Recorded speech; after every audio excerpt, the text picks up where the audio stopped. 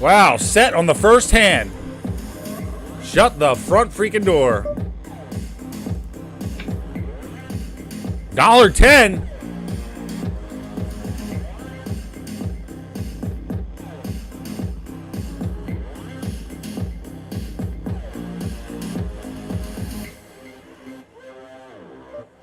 $1.10. Try $3.90.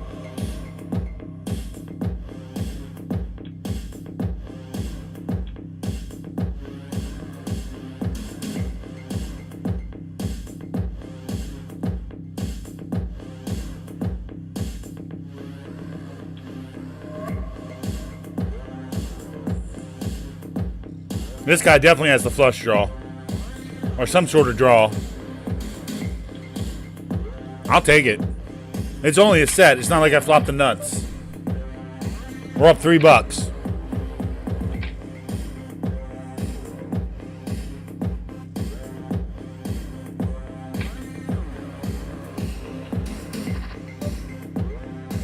Good flop for jacks. Wow, caller.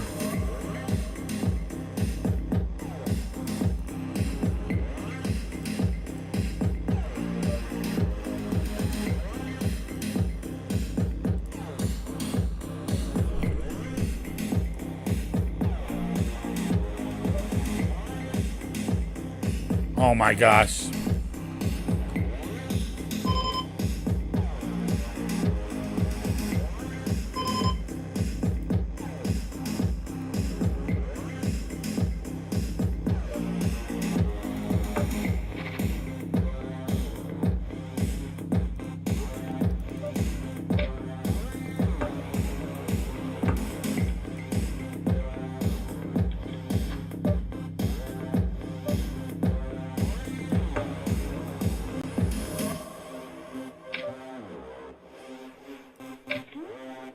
Chip it! Let's go! I ain't falling for that shit.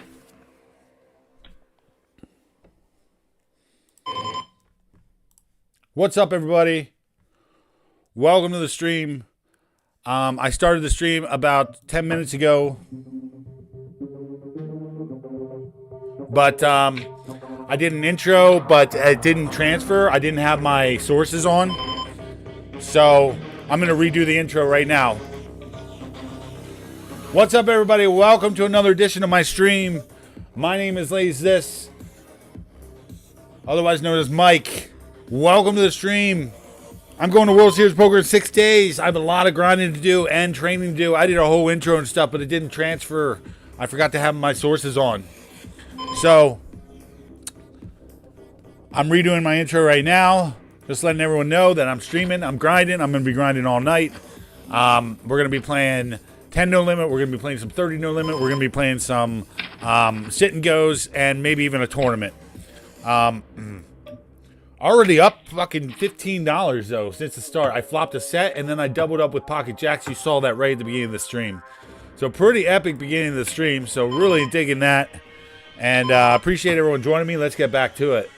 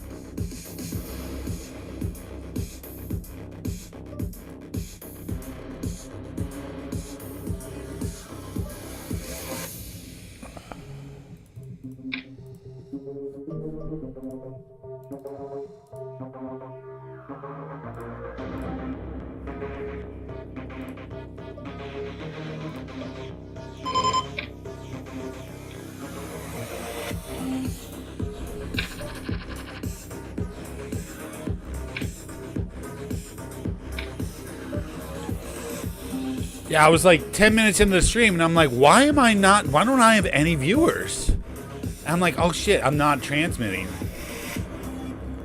I was streaming like from my OBS, but I was only streaming to Restream. Restream wasn't sending out. So I fixed that. And I was like, fuck, man, I totally screwed up my intro, but whatever. The intro was pretty epic, actually, the way I did it, because I had the Pocket Jackson, and I called off on that right at the beginning, so that was pretty cool.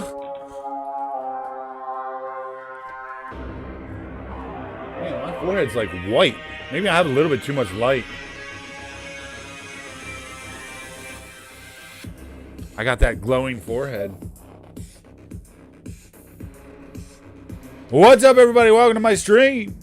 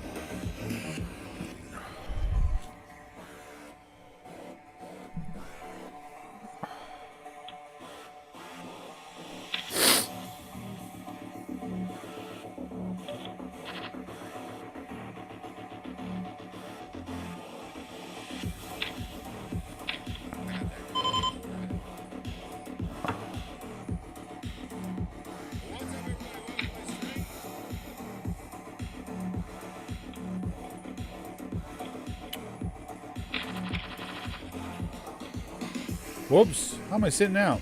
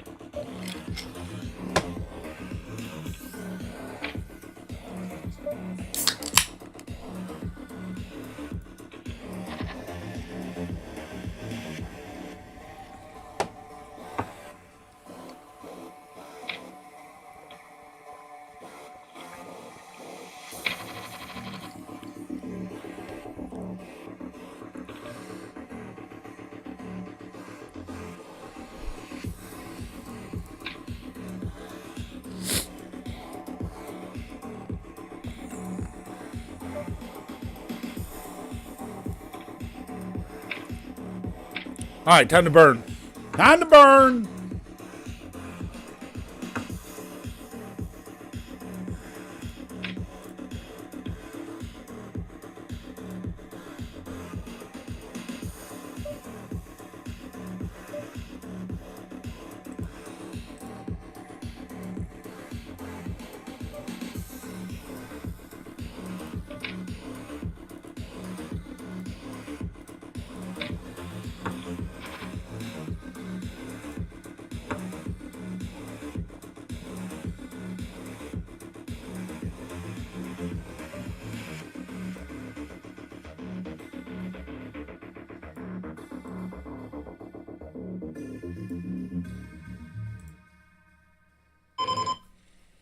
Compare. Polarize. Polarize. Getting called. Shitty River. Check back. Ship.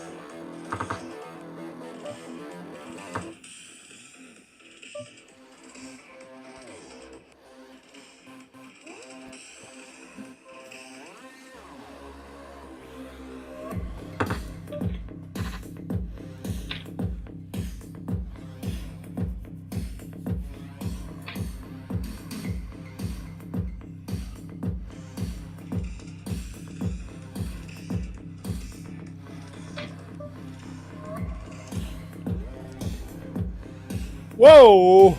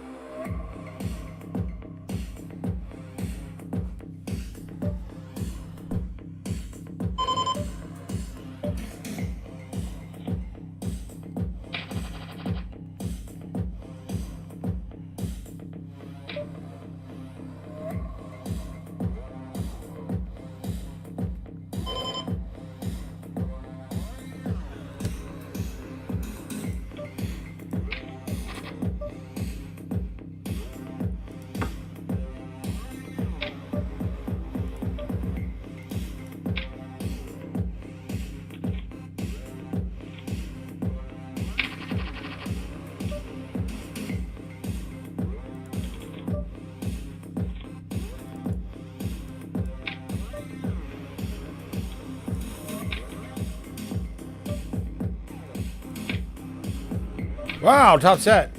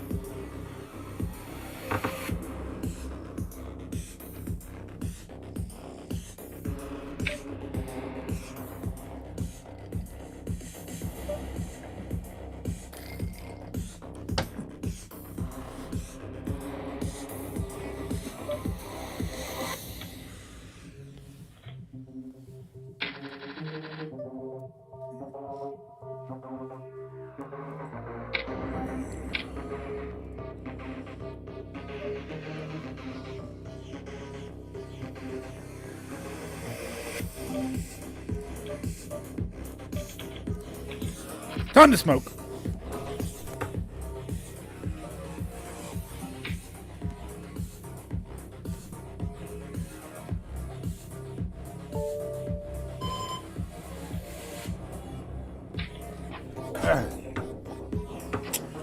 Hey, buddy.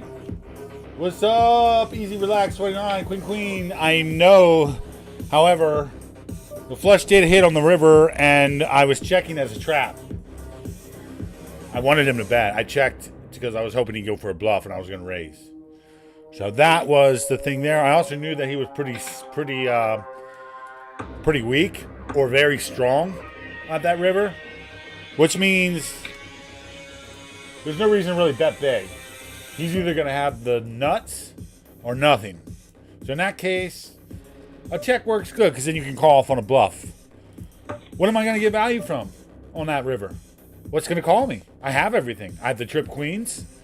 Literally, what's going to call me, dude? If I value bet the trip queens. You tell me. We'll go back to that board. Let's go back to it once. So think about it, boss. Let me bring it up.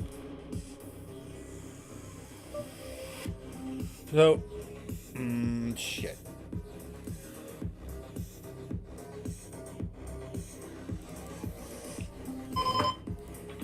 My bad. Trying to get the hand history thing to come up.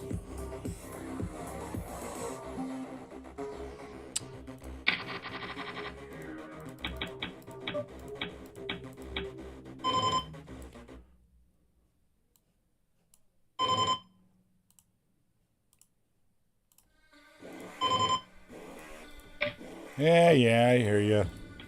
All right, there it is. So yeah, think about it, man. On the river, what am I betting against for value? You tell me. What am I going to get called by? A 6? He's got ace 6. You know? There's nothing that's going to call me, dude. So if there's nothing that's going to call me for value, there's no reason to bet. It's better to check and pick off somebody's bluff. Get some value out of nothing. And if you notice, he only had a pair of 7s. He had 7s on the river. So, I mean, I think it's a check, bud. I mean, in a vacuum, maybe not. But I'm telling you, dude, there's no reason to bet that river. All right, moving on. Appreciate the comment, though. Appreciate it.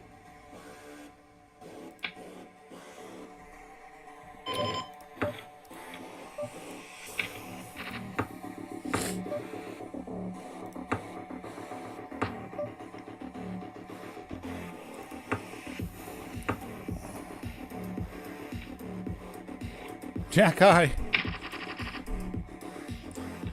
Welcome to the stream, sir. Appreciate it. Easy Relax 29. Welcome.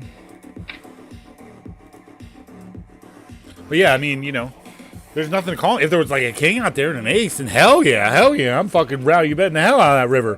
But if there's nothing to call me, then what am I value betting for? I'm value betting only in a prayer to get called by some fucking hand that's never gonna call, and then all the other times I'm gonna get raised all in and lose. So what's the point in betting?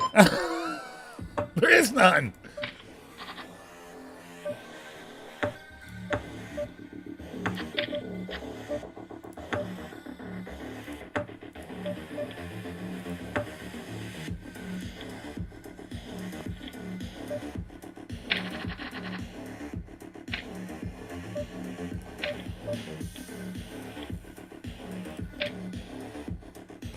Dollar tenner.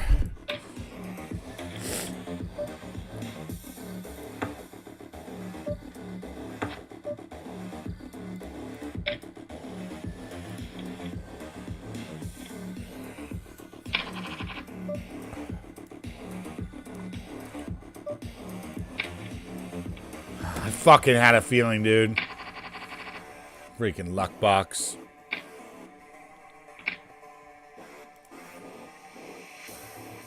I had a feeling he might have hit the straight there. What are you gonna do?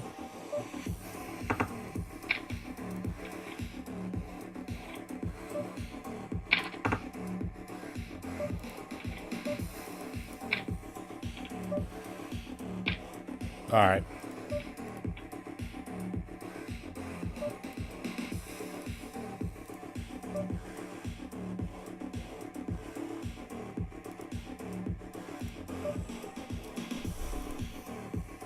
All right, we're bowing out of that table. We're going to find a new one. And in the meantime, I'm going to smoke real quick. I'm going to sit out on this hand since I'm about to be biggie. Sit out here, and then this table's dying, so we're just going to leave this game. All right, y'all. I'll be right back. I got to go burn one, man. I haven't burned one since I woke up yet. And that hand when the guy hit the straight on the river, I fucking had a feeling Luckbox might have had that.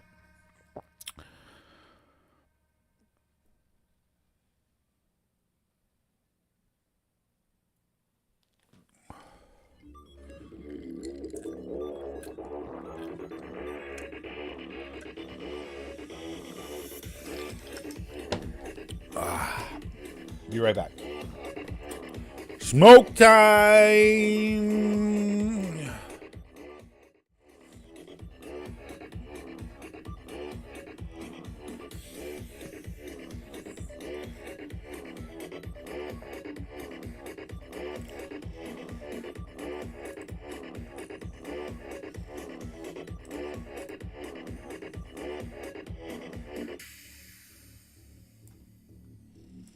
All right. I'm obsessed with my camera. It never looks the way I want it.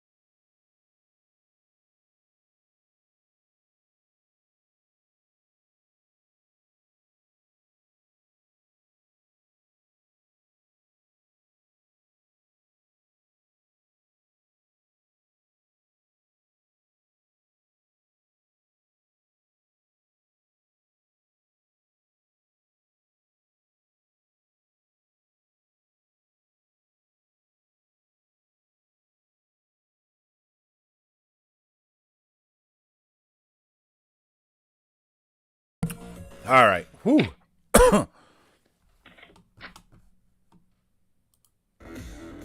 Ah.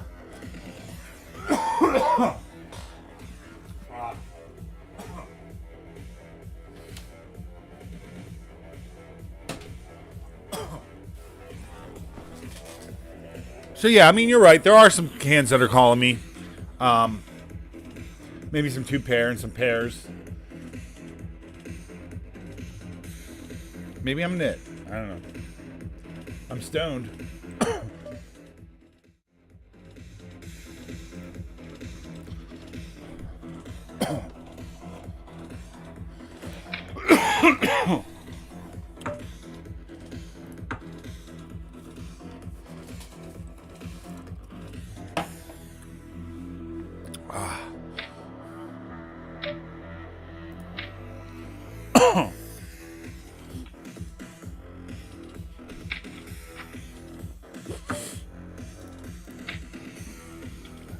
Let's go.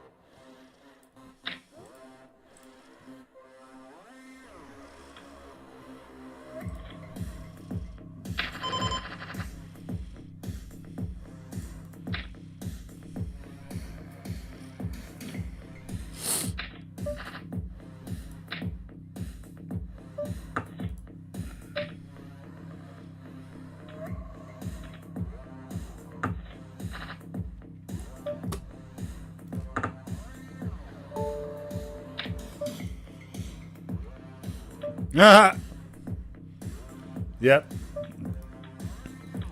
Go ahead. That's probably exactly what I am.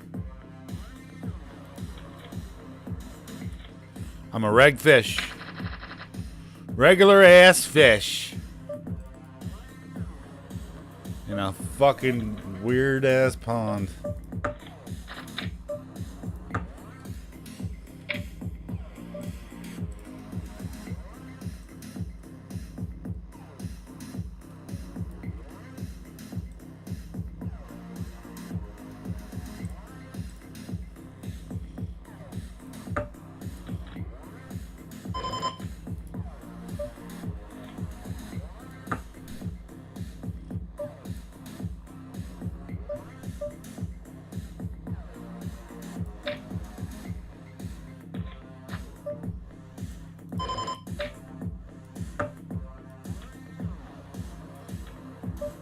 Set of jacks.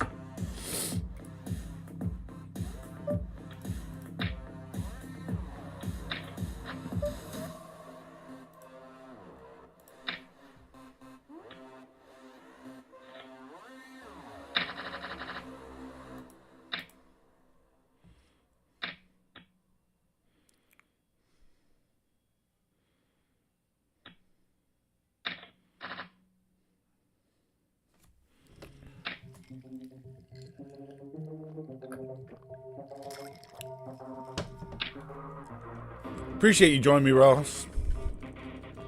Where you from, Easy?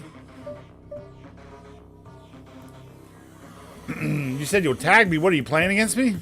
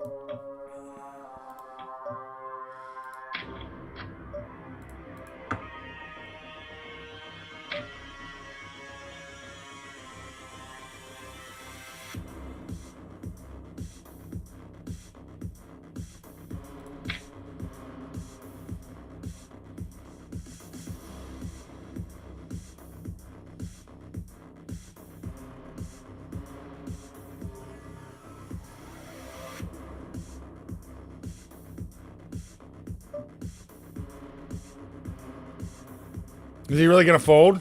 I had a feeling he would fold to a raise. That's why I did it. Yes! That's why I raised him. You guys see that? You guys see that?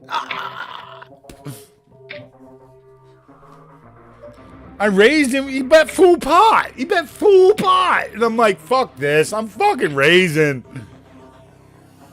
Oh my God, it worked like a fucking charm. Like Jedi mind tricked his ass into folding.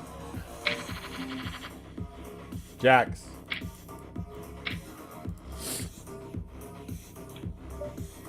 Yeah.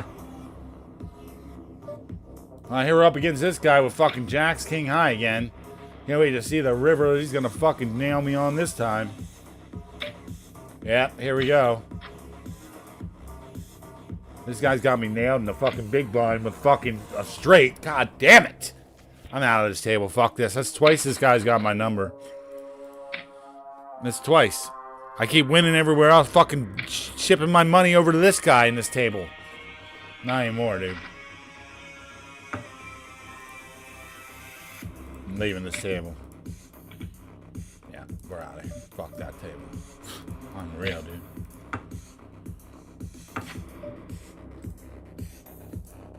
Twice that guy got me.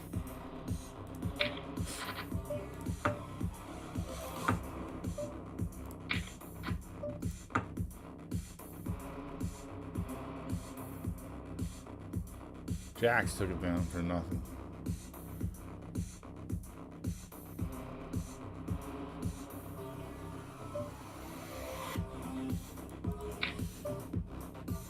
Check. Well, I gotta bet something then.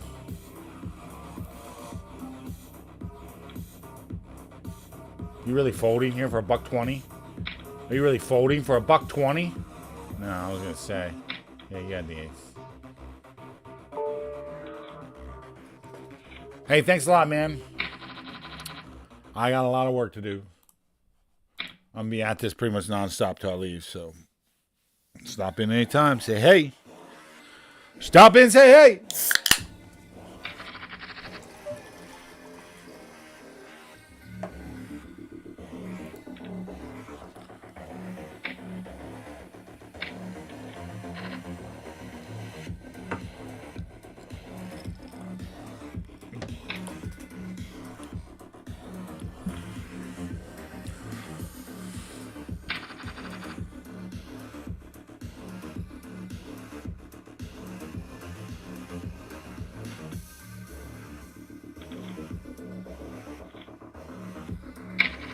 Oh yeah, I only have 2 tables now.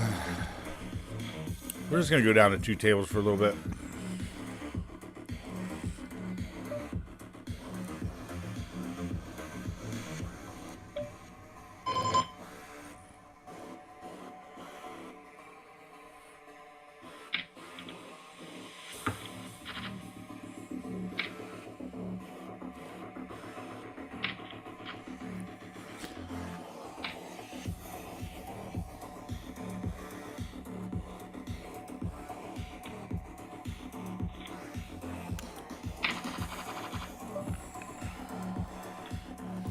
Be right back.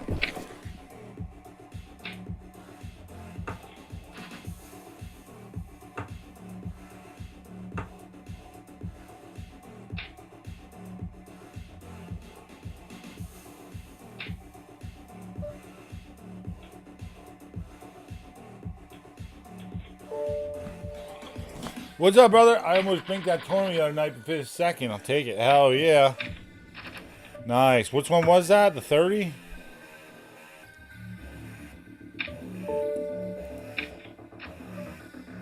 Nice. To the Mohegan Sun?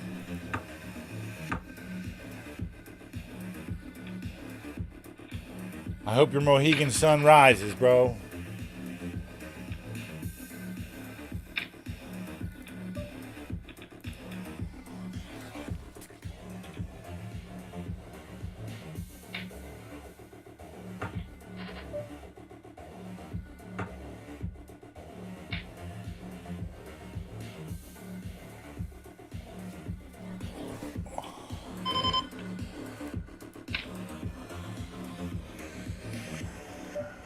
Give me a second, y'all.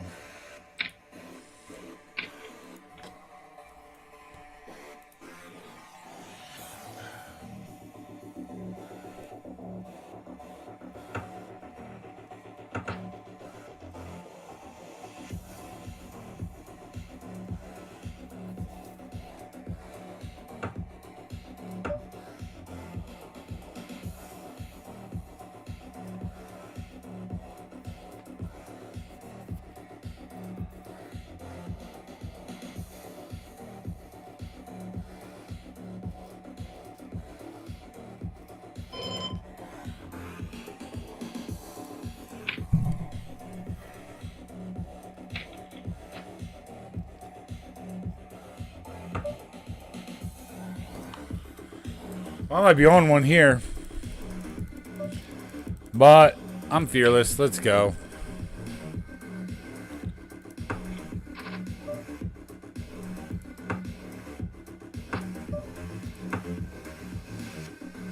Oh my god, I took it down with the overbetting in the barrel.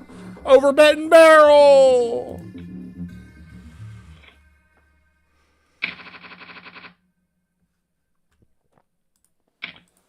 Overbet and barrel. Sorry about that. I was just moisturizing my elbows and figured I'd turn the camera off. Fucking elbows get so dry, man.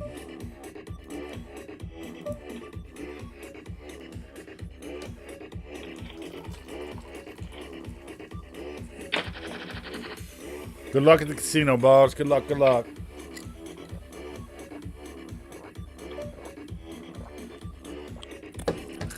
Pocket jerks.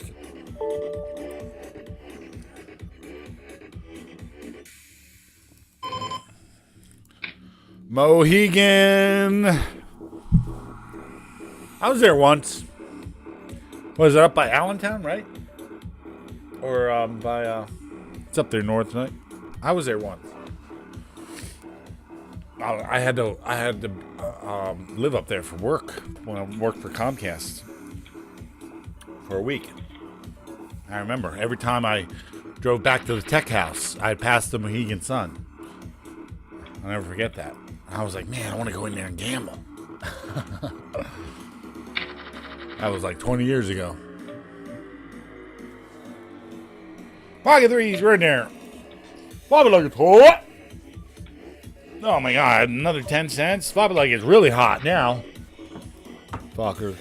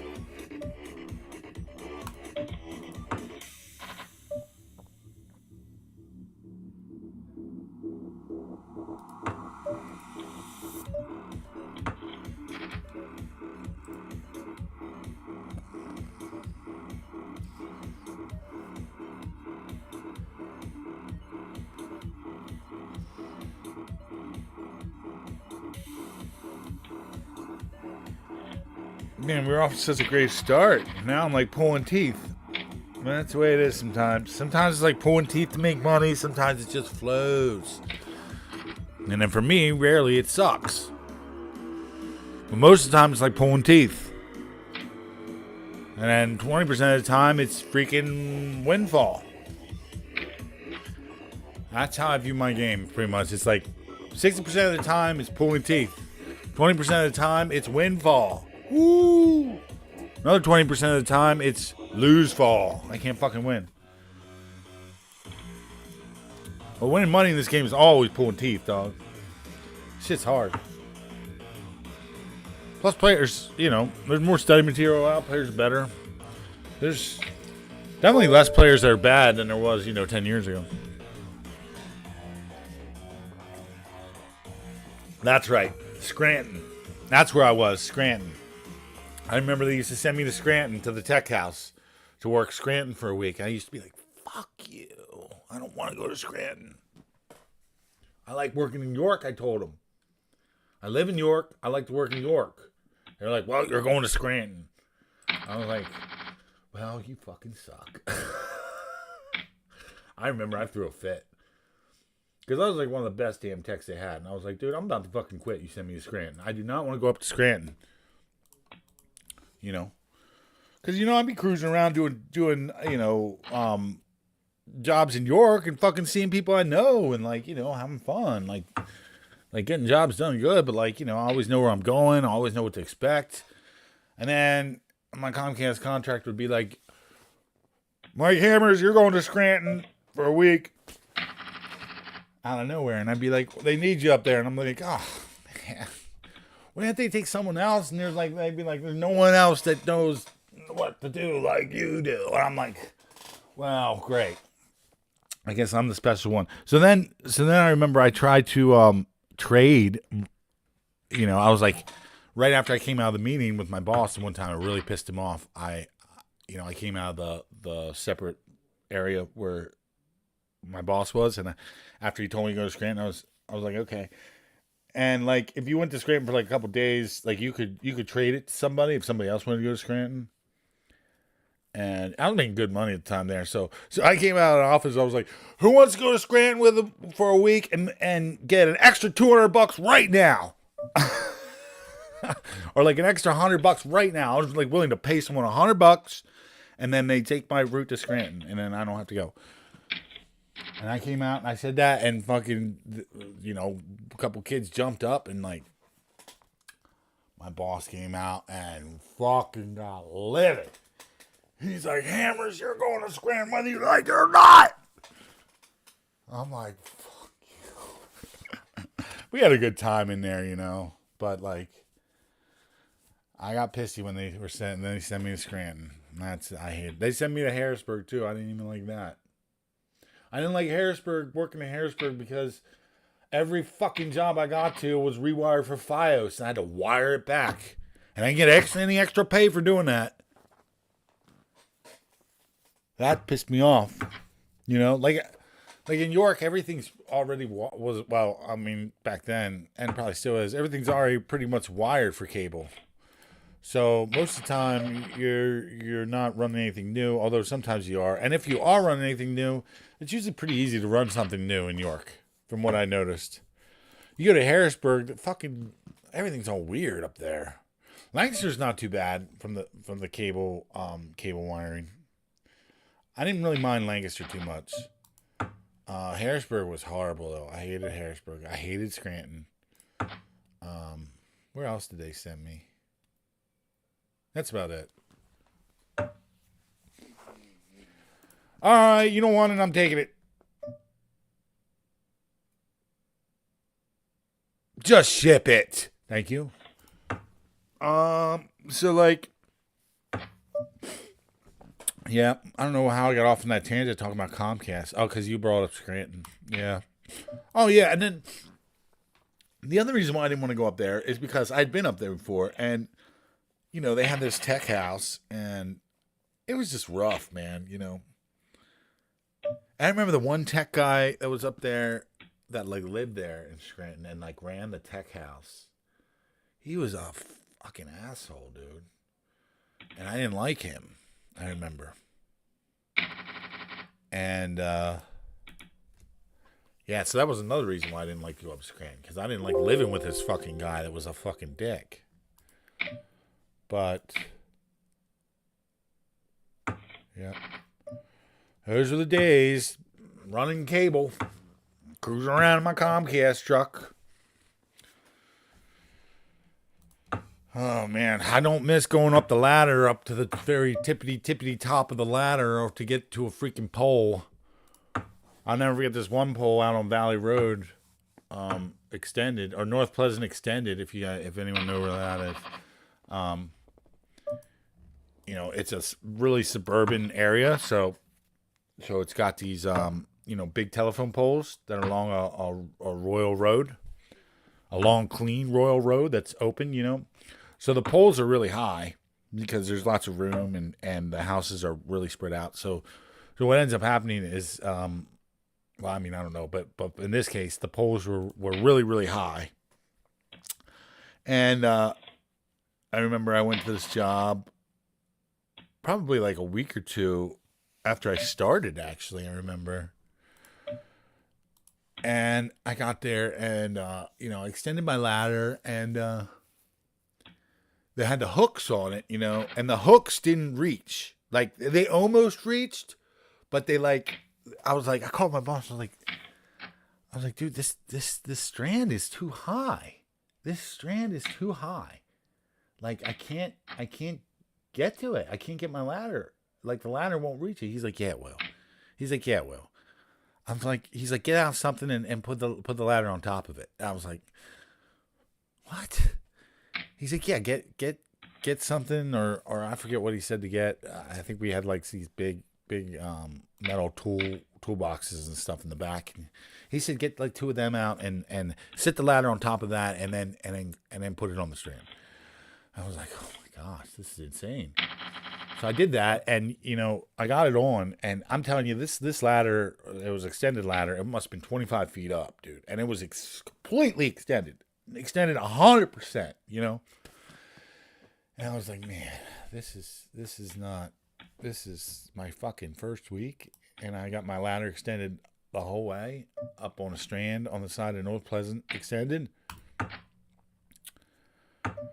I remember, I don't mind climbing ladders, but when they're up to 20 feet, 25 feet, and you're just hooked to a strand, That shit's a little scary.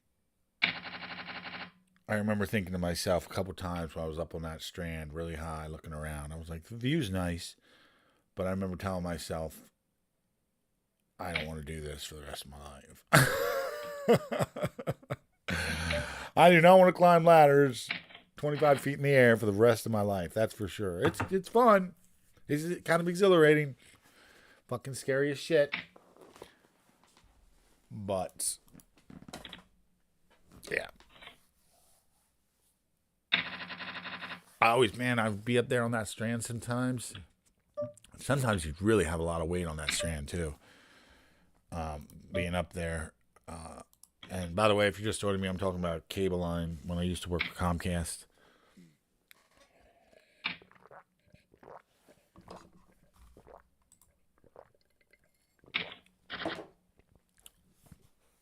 But any hoot nanny.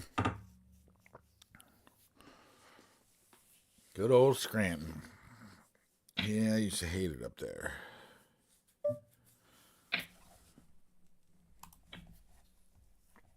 Used to hate it.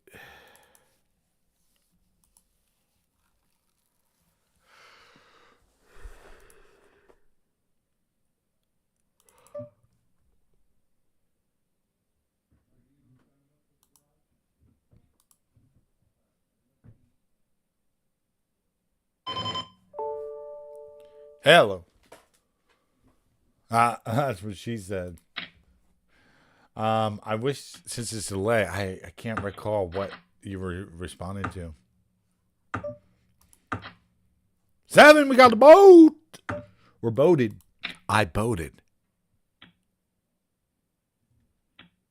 That's right. I fucking boated. You didn't.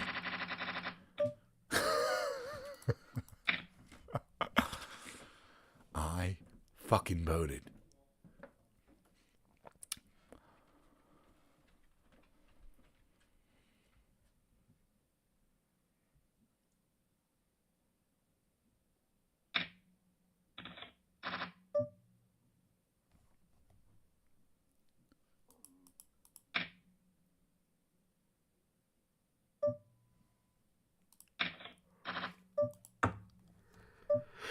Oh, got it.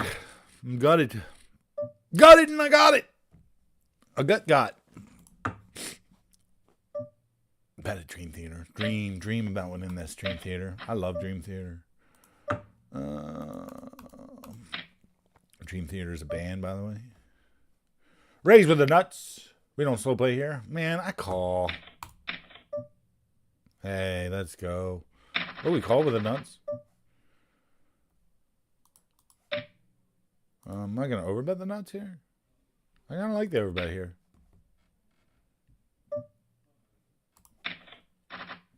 There, we got the overbet call.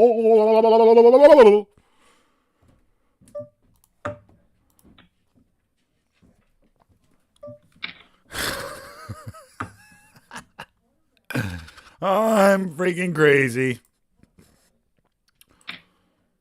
I'm crazy.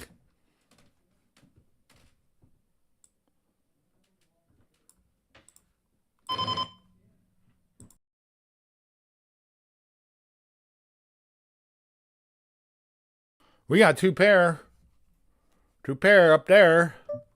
Whoa, buddy. That's a pretty strong bet. It's tough for me to believe you have King 10 here. It really is tough. You're putting me in a spot. And I got top 2, bud. I mean, I'm not calling. I'm shipping. Good luck to me. Let's go, baby! Let's go, baby! That's what I'm talking about!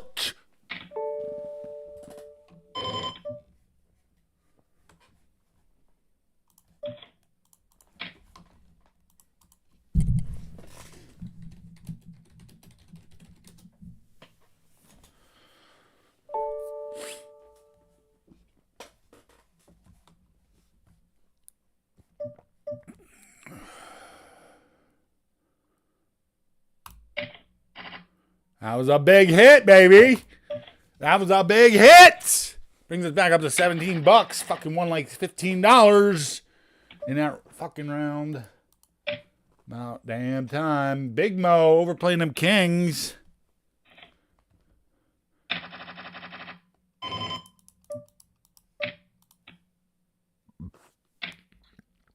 Excuse-moi. I drink a lot of soda, so I fucking burp a lot.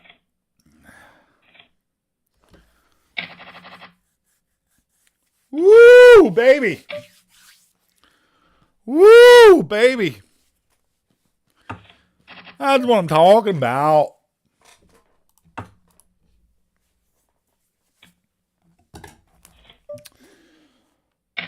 Ryan Pulver? Who the fuck is this? Huh?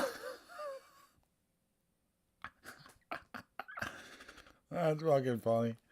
Who had the reason to fucking write that? Somebody just replied to some comment on some stupid post on Facebook. I'm trying to see. Do I know this guy? No. I think he's just trying to be funny.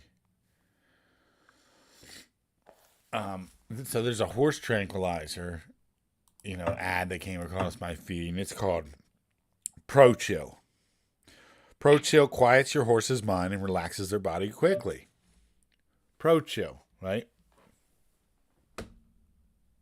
Pro Chill. So I commented and I said they need a humans version called Bro Chill.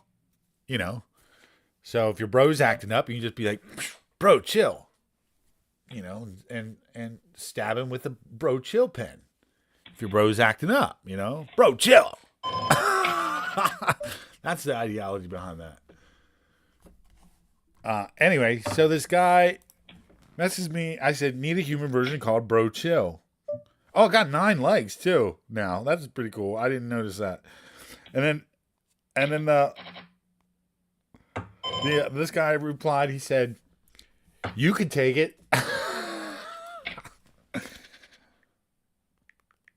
I'm gonna say I would every day.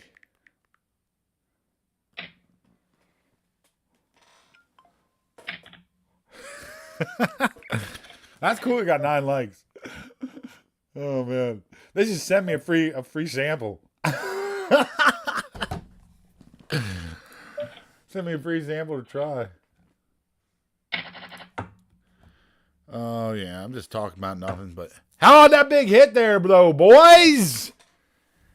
I like how that shit works. Fucking love seeing that for some reason.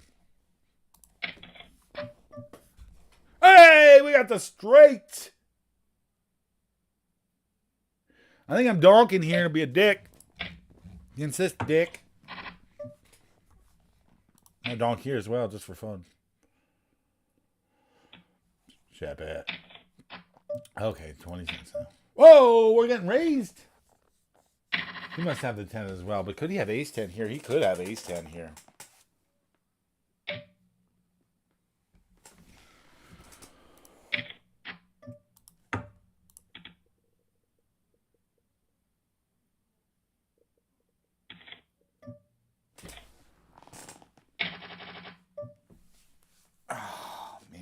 Why do I feel like this guy's ace 10, dude? I feel like he has ace 10. It just feels like ace 10 so much. It feels like ace 10 so much. Oh, man, it feels like ace 10 so much, but I call. I knew it was ace 10! I fucking knew it!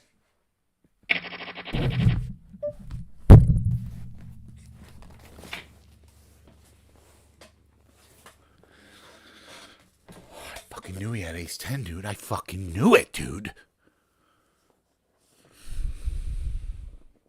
Fucking says bullshit.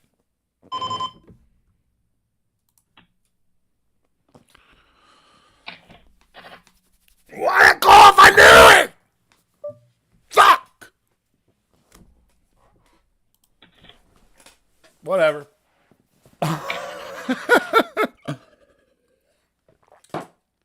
It's so funny, though, how I knew it. I fucking almost folded, but I think I could fold. Oh, why do I keep fucking winning and getting bad beaten? Roller coaster.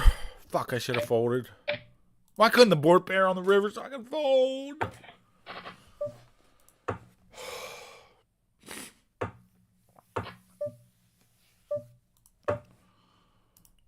Dream Theater.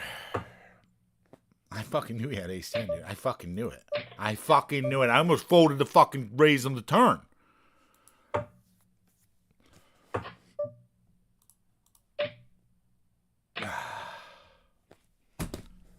This guy still plays Jack 3. It's just unreal, dude.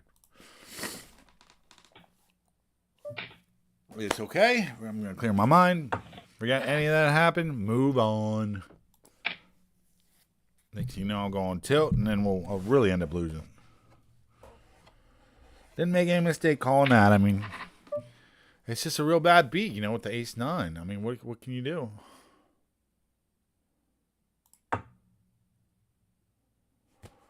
I mean, with the ace 9, with the 10 jack.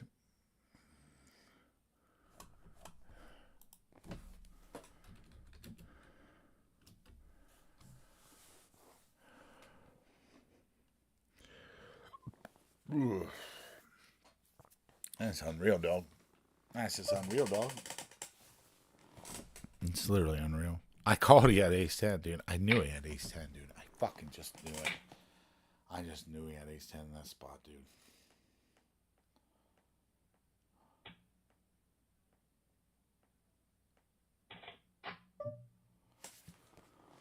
Oh, yeah. It's kind of a shit river. I check.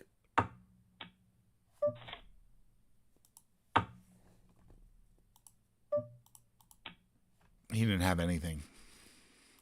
So it was a good check. I mean, in a vacuum. Probably a bad check overall. But that was just fucking unreal, dude.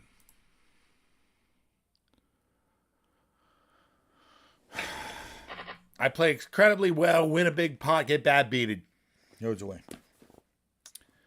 But that's the way it goes sometimes. Like I said, sometimes it's like pulling teeth. I think it's time for me to smoke, though, after that one. Whew.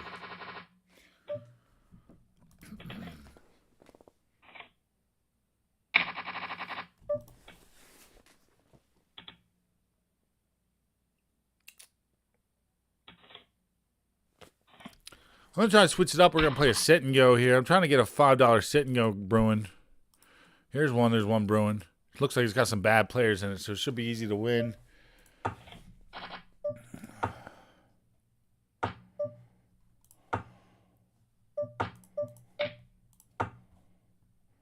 It looks like he's about to start, so I'm going to quit cash for a minute. Because that kind of pissed me off. I mean, it's just, I don't know. It just kind of really ticked me off, to be honest. So I'm going to take a quick break and smoke, and we're going to play this $5 sit and go. Aight.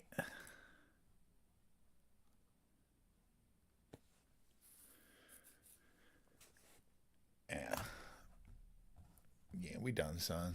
For cash for mid. That was just too much of a roller coaster. I should have left before that hand, but whatever. We'd be up $17, but whatever. We're up like $3. I'll take it after that fucking coaster. Alright, tournament's starting, so I'm just gonna leave these hands, whatever. Let's just leave them.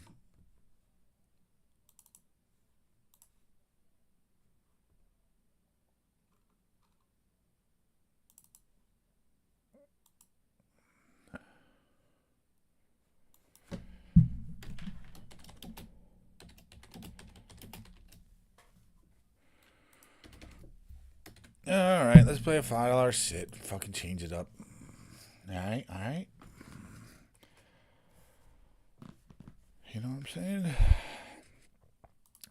I'll switch it up, man. Especially after that, dude. Like, I just don't even want to play cash for a minute after that, dude. Like, that kind of shit pisses me off. It's probably the worst. I'd rather lose, be on a losing streak than be on a win-lose streak. You know what I'm saying? Because then at least I'll know I can quit. If I don't want to win, lose, I'll be fucking grinding forever for nothing. Fucking hate that. What was I looking to do, dude? I was looking to do something. Totally forgot.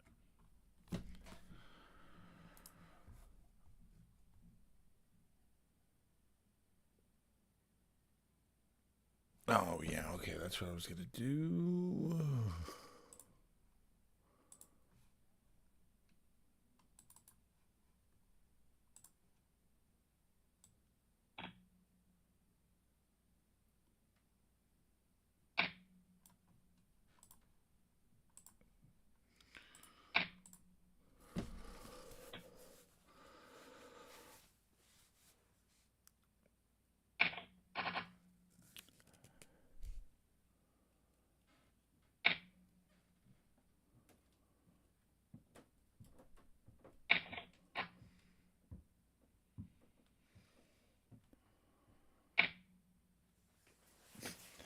You know what I was thinking?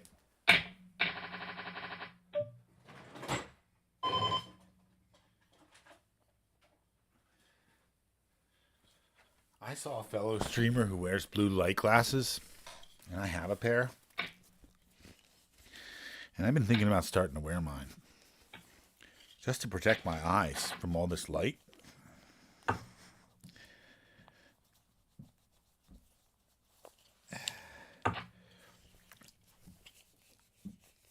So I'm cleaning them right now. We're going to see how freaking goofy they look. On me, anyway. I haven't worn them in forever, so they've been cleaned really bad.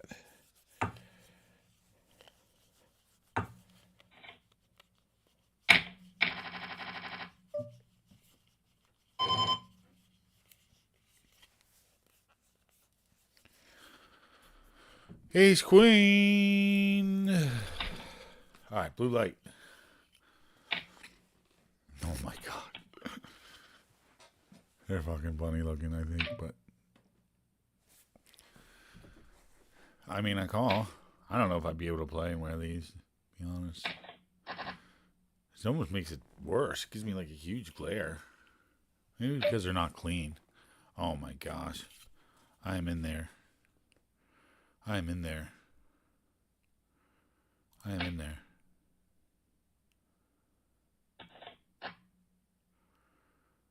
Could this guy actually have nothing, though? Yeah, he might not have nothing. He might have nothing. We'll go with 10. Ship it! Yeah, I don't know. I mean, I would wear them because I want to protect my eyes, of course, but like, I don't know. I feel like they kind of look bad on the stream, and they kind of make things harder to see, not easier to see. But maybe that's because they're glared up.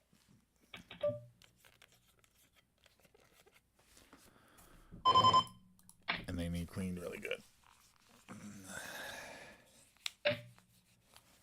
All right, fuck that parabola up. That was a limp, not a raise.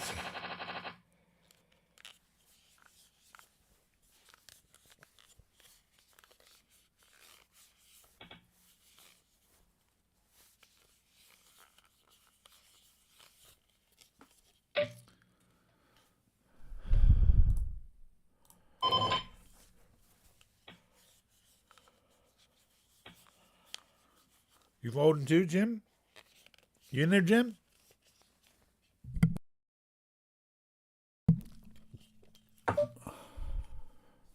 They're a little bit better.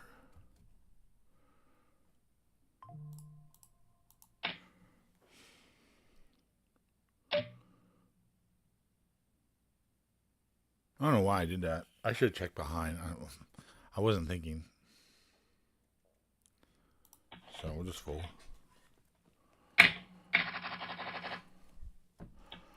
I was thinking about these glasses that I'm wearing and how they are actually getting a little bit better to look out of now that I'm cleaning them more.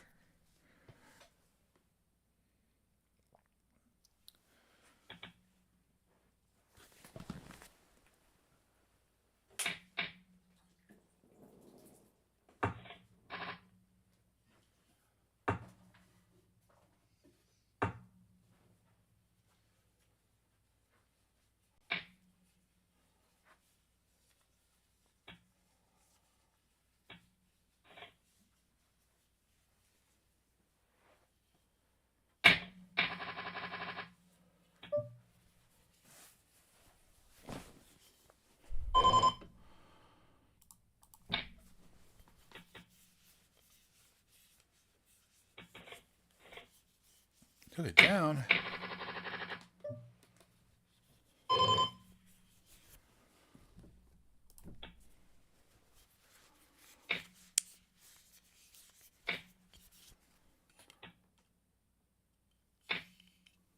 Well, that's actually not too bad. Now they're all cleaned up.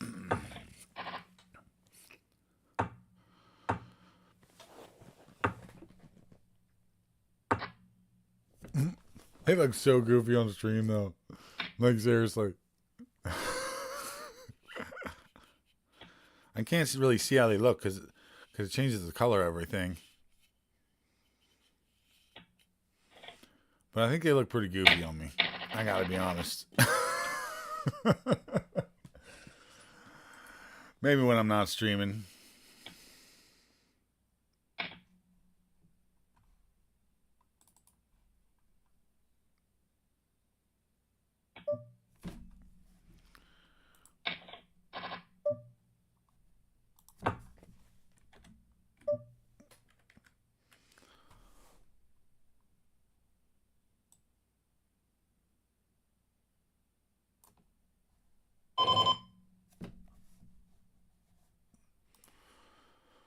I'm in there.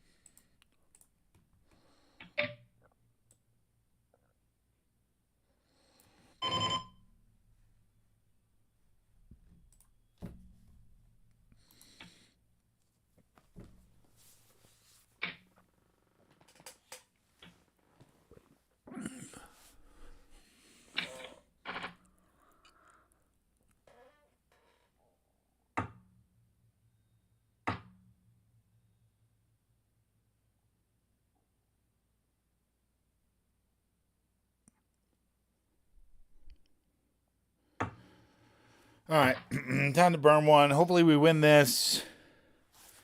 I have to take a break from cash, dude. I can't handle the roller coaster. I got to take a break when roller coasters happen. It just irks me going up and down. I'd rather go down or go up. I hate going up and down, but I mean, not really. I mean, I'm just really saying that as an excuse to change. Obviously, I don't have that problem. Like, it doesn't really tilt me. I can continue playing, but I just decided to switch it up. So I just don't want anyone to get confused. Like, I'm really just being kind of facetious about that. Like, I just decided to change. It's not like I can't deal with the swings. I most certainly can and have for quite a long time. And part of the way I deal with it is taking a break, you know?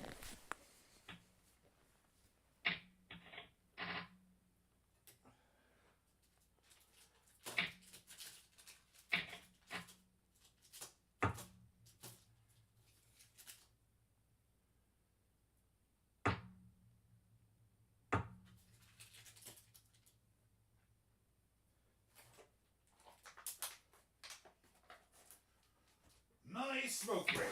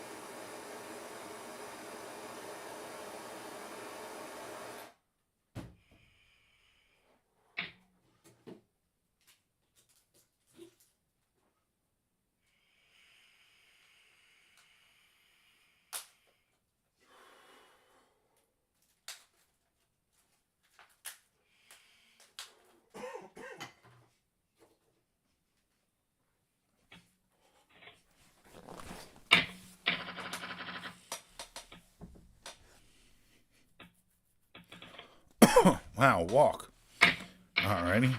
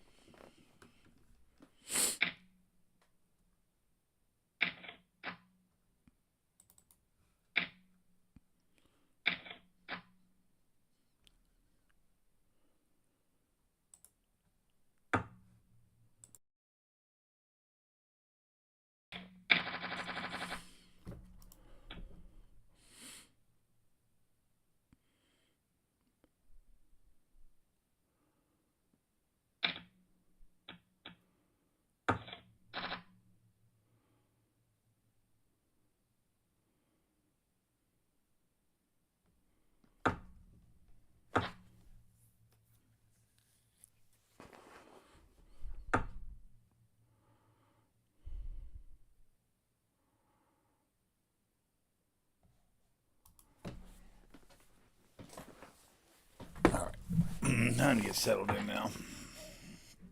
It's going to be a long stream, y'all. Maybe I'm shooting for 24 hours, honestly.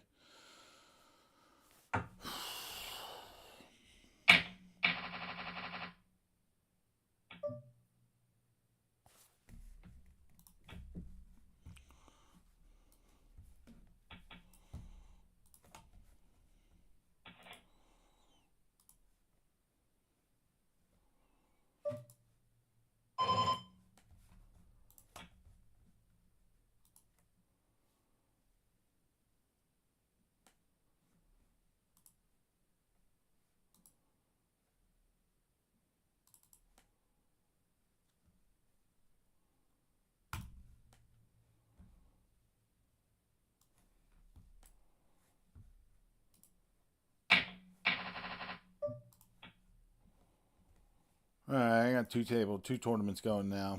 Let me bring them up. 10 Pocket Kings and 10 Bigs.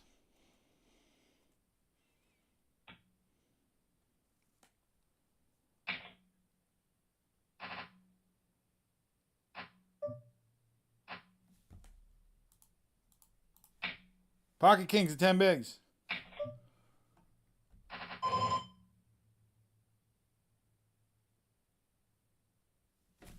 My gosh, dude. I'm telling you, bro. I'm telling you, bro. You gotta love the game, man. You gotta love the game. Don't hate the player, hate the game. Don't hate the player, hate the game.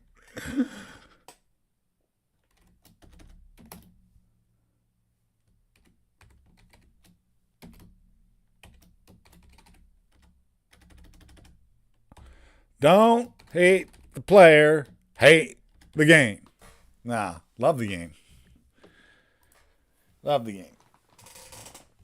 Just hate how I'm running tonight, kinda. I love how I'm playing, hate how I'm running. Ugh. Oh man, what are we, an hour in? I'm already yawning? That's not a good sign. I'm just kidding, man. Literally, I'm about to set up the fucking World Series of Poker countdown, dude, because I'm literally not gonna stop streaming until it's time to leave. But I mean, I'm probably have to shut down the stream at some point. But for the most part, it's nothing but this and prep, this and prep, this and prep, building and prep.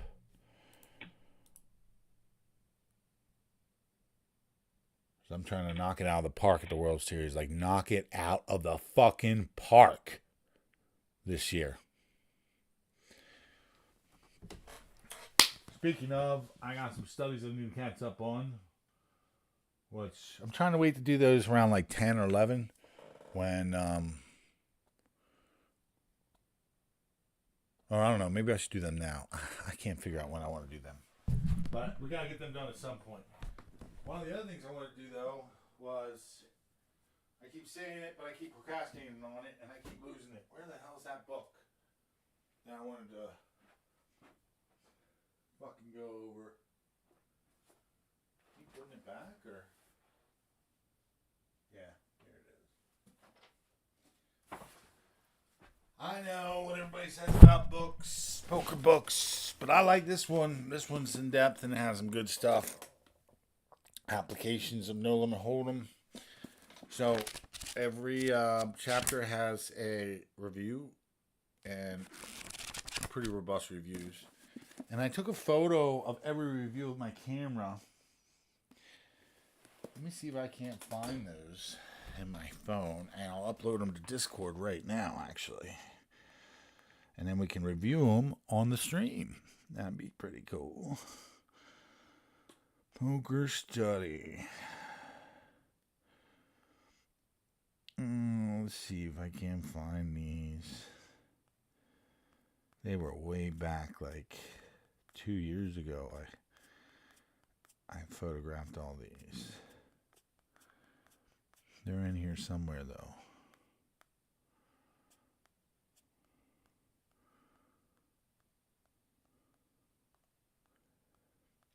They should stand out because it'll just be like a bunch of white.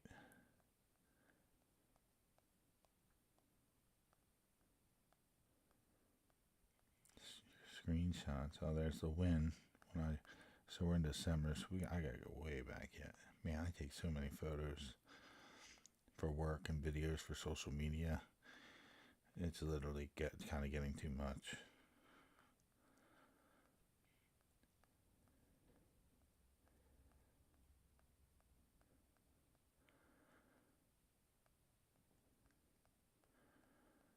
Let's see here. It's gonna take me forever to find this, maybe. But anyway, they got these reviews and they're really good. Come on, where are they?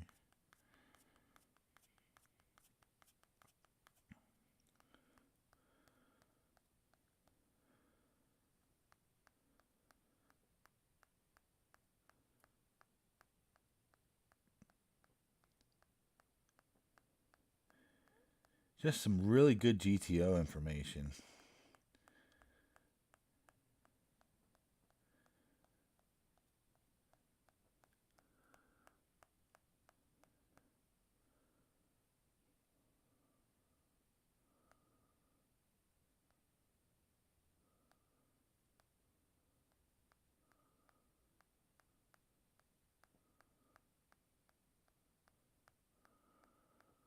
Oh man, wish I could zoom out and show more photos.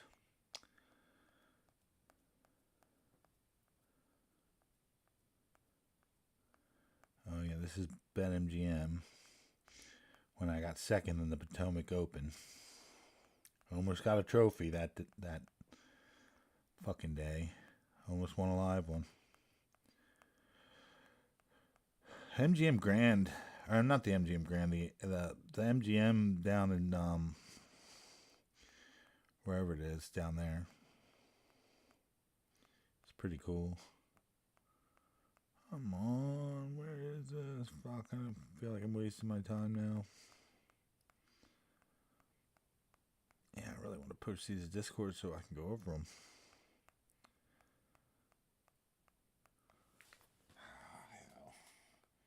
Well, whatever.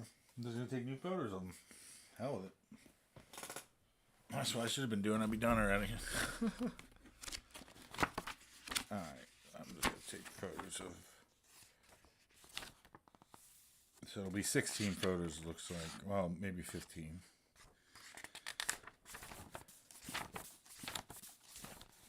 So part one. Part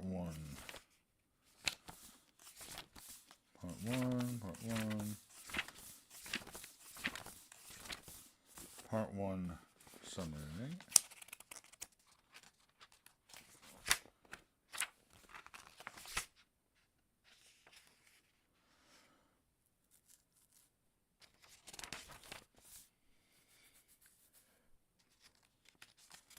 Alright, so like... Alright, so here we go. I'm just going to post these to Discord just one by one. There's something to do while I'm playing. Hopefully win this fucking tournament.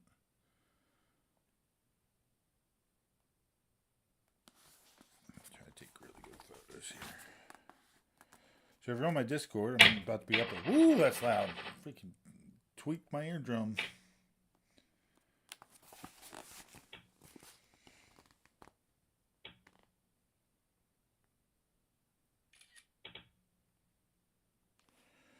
Alright, that's pretty good.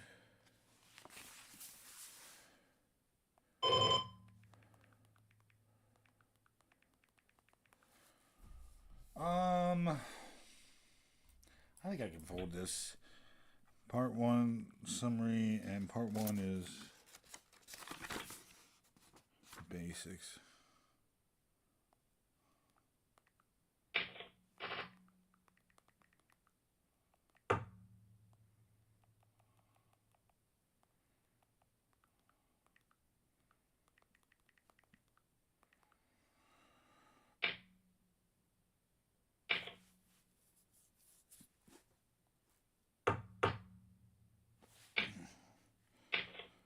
Applications of No Limit Hold'em. Matthew Jonda. Matthew. Matthew.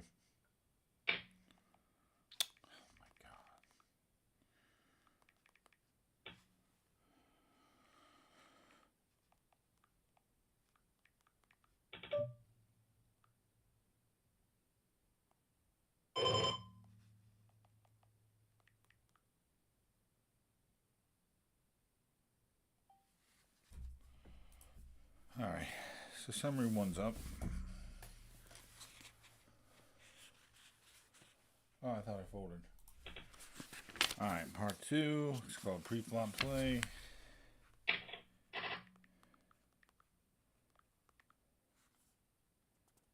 I don't care who you are. I think this is good stuff, so I'm putting it up, and we're going to go over it on stream.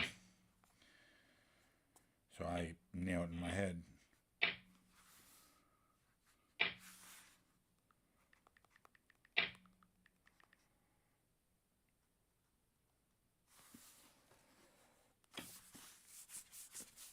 Something to do while I'm taking this small downtime here. And there was something else I needed to do too.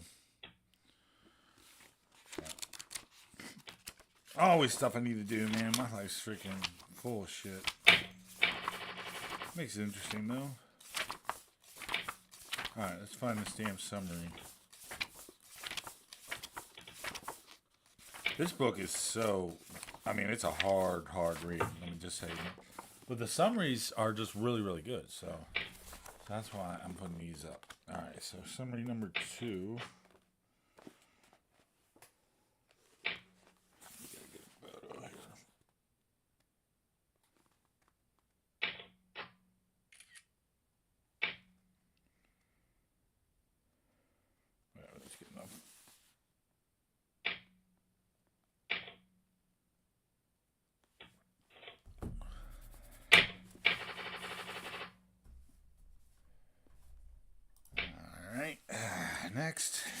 Next chapter is post-flop bet sizing.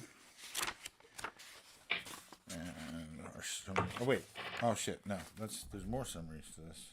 I keep forgetting the second page.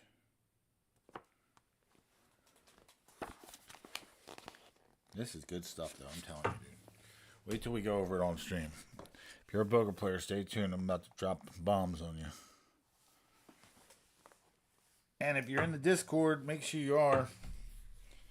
Try and get a non-shattered fucking photo of this. Oh, you know what? I don't have my overhead light on.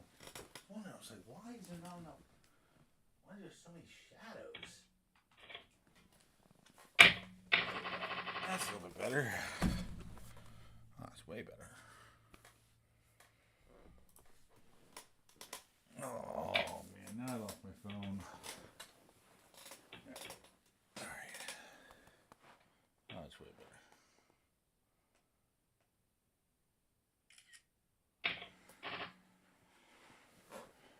Alright. Part 3 is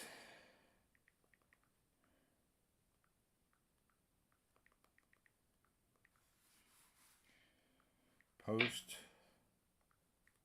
flop bet sizing. Right? This summary, this might actually take a while, but whatever. I want these freaking summaries to study before World Series, so. Gotta do the work. We want to win the game. I need to, and then after I study these good, we're going to do some training on the GTO. I'm hoping it's going to help my GTO percentage in the trainer, because this will just help me kind of remember my whole, more of my GTO ideology. All right, this one has a short summary. Cool. Ace Queen versus Ace Jack.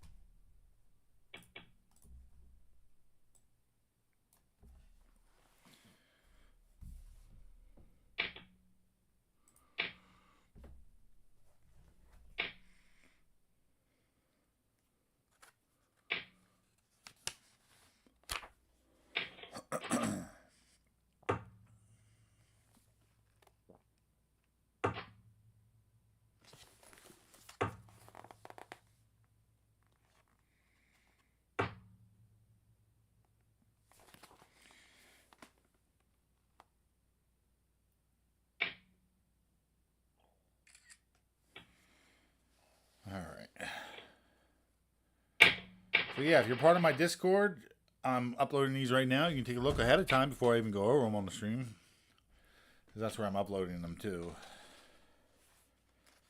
Part 4 is facing the flop bet in position.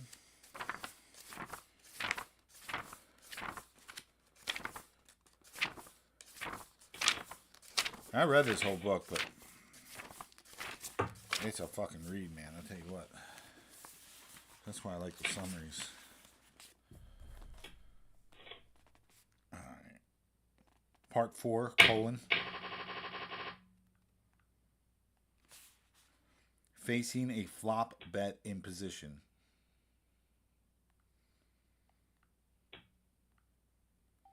Dictator always has trouble with poker lingo. Isn't that always the case? Ace 8.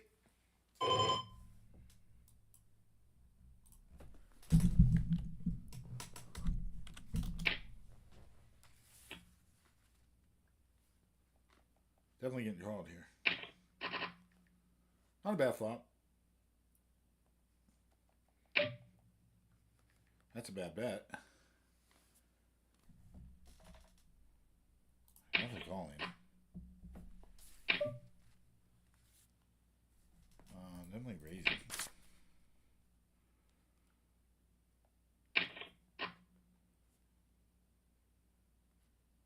He called me? Seems odd. I hate that 5. He has more 3s than me. I like to check though. We'll go 4.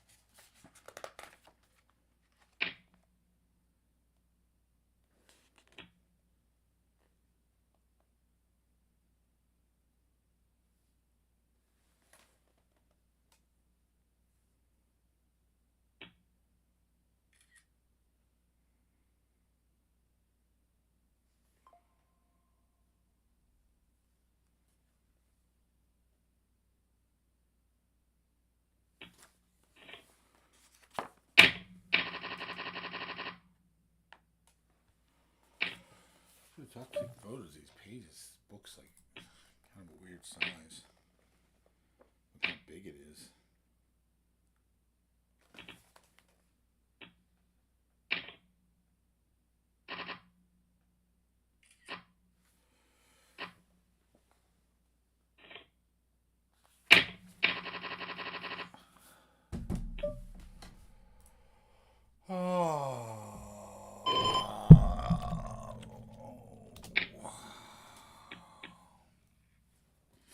Come on, 10 Jack.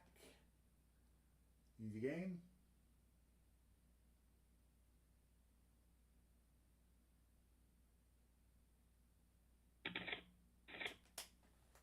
That works for me, I guess.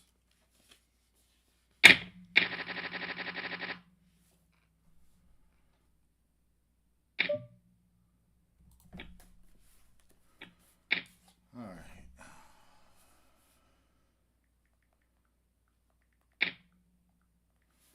Part 5.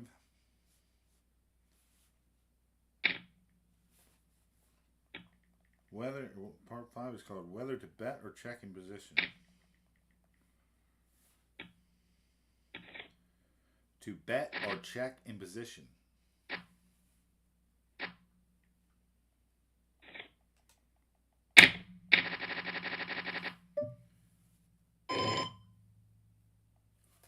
Ace Jack. Raise it up.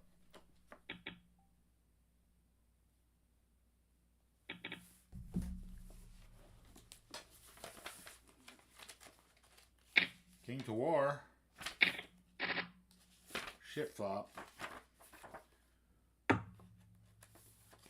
Bum flop. Bum flop. Who's the bum? I'm not the bum. I'm the winner.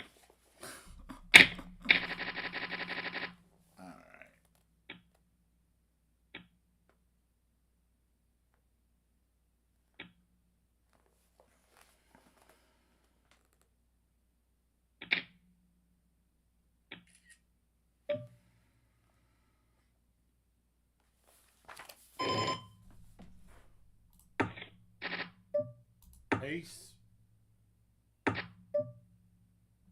Small.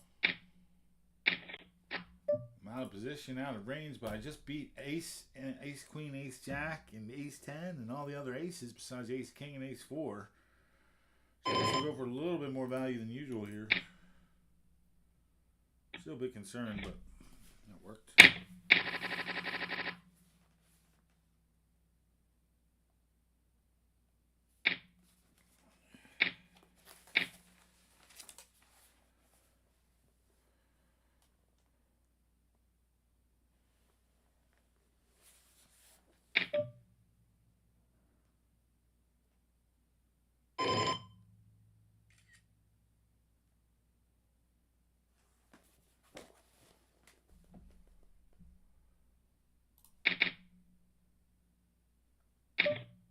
Fiver! Fiver! That's looking juicier.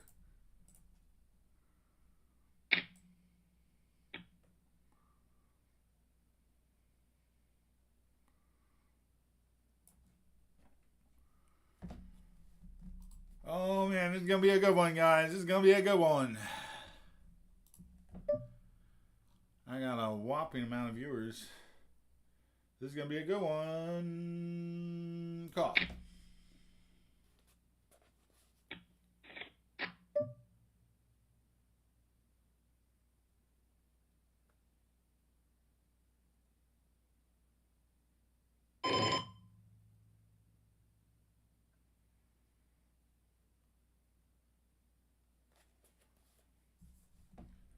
Oh man. Guess I check.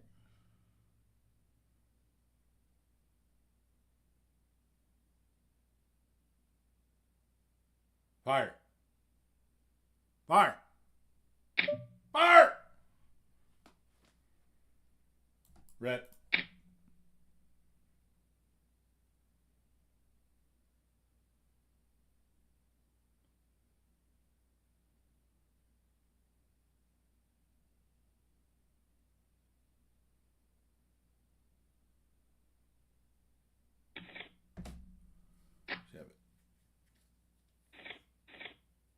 That's a meaty ass pot right there.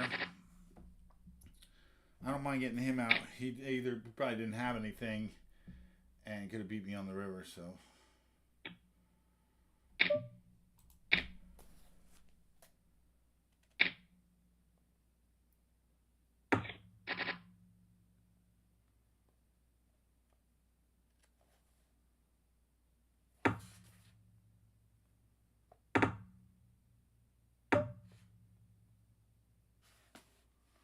Wait, what the hell did I do here? Oh, okay. Oh, I accidentally put that one. Okay, there we go. Whoa, that's a good looking flop. Bet low, protect our equity. Bet low, protect equity.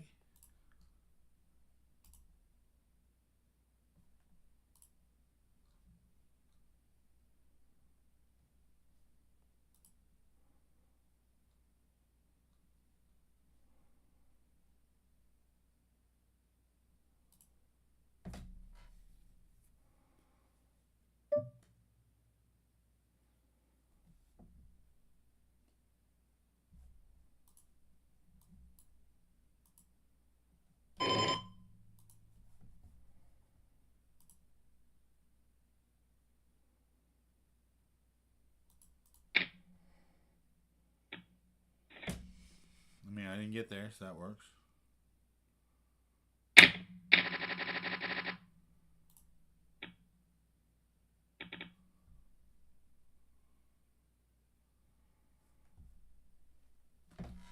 All right. Next one is part 6.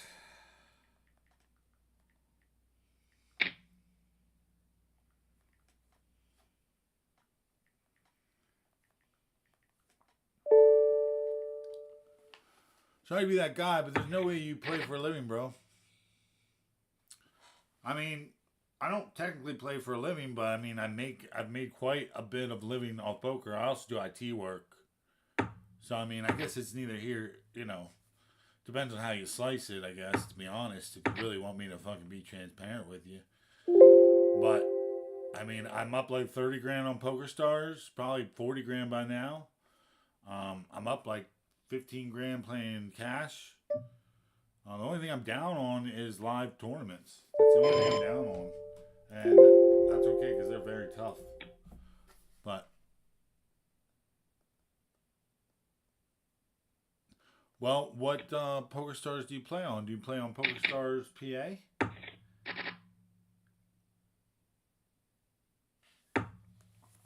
All right, part 6, out of position flop play.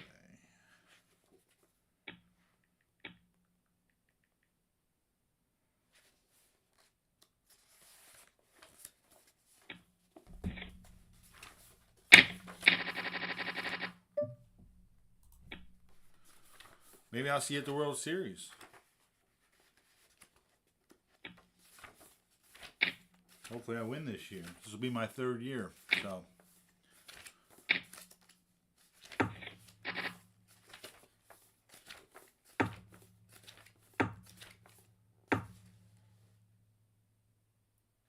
Alright, so here's my summary. Part 6, out of position flop play.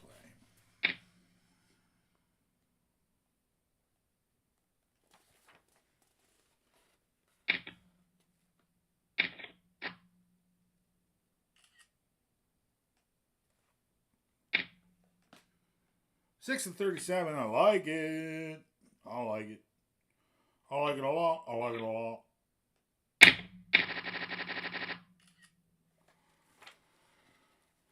I like it a lot.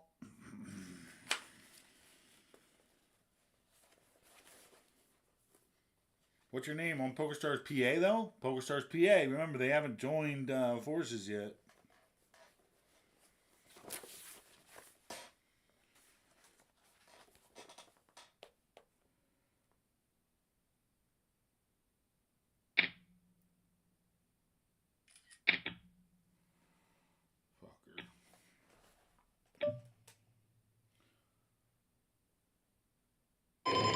Y'all can wait.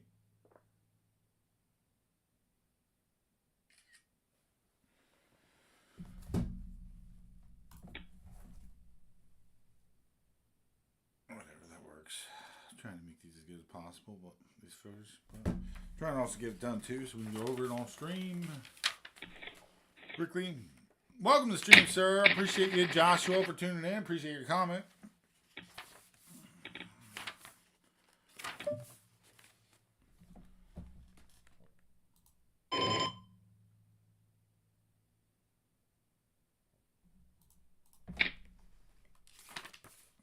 Just shove it and fucking move on.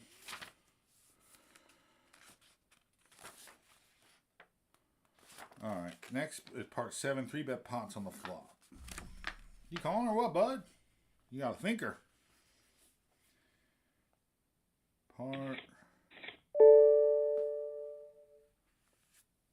Yeah, I know. Go ahead. Check my shark scope. I'm up 23 grand. What are you saying, bro? And the rest of my winnings are on World Series of Poker PA, which you can check that too. I'm up like 15 grand on there.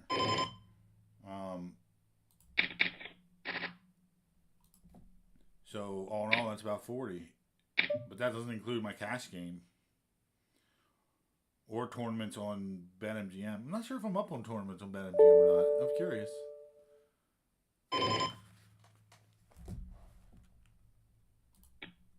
I play in the Michigan, PA, New Jersey. Okay, well, PokerStars isn't joined yet. And I know about SharkScope. And feel free to look me up. Just make sure you put in the dollar sign. Alright. Oh, flop beds. Yeah, where were we? Part 6. Part 7. 3 bets on the flop. That's right. Part 7.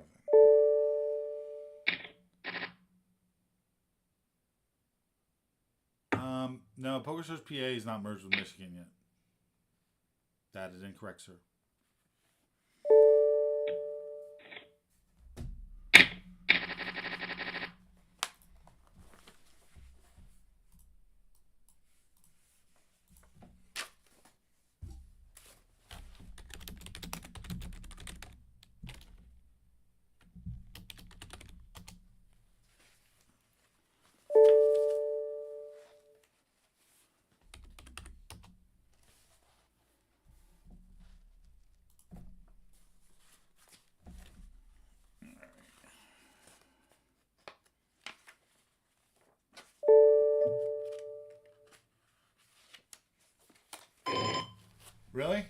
It's merged, right?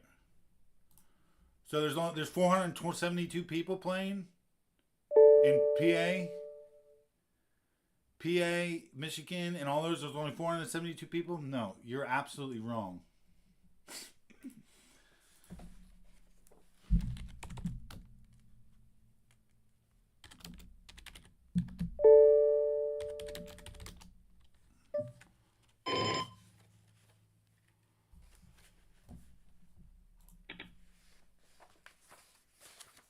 I'm sorry, bud, but you're wrong. I'm looking at it. There's only 469 players in Michigan, PA, and all those. Yeah. No. All right. You're holding me up with this bullshit, brother. Come on now. All right. Part 7.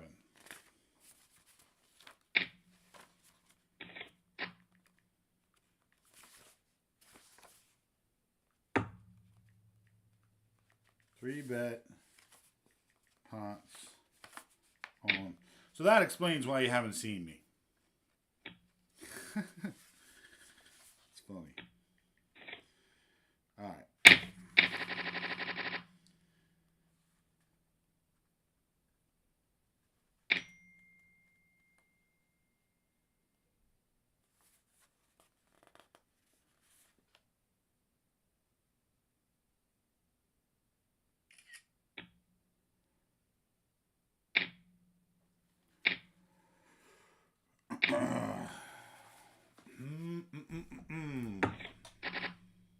Open ended.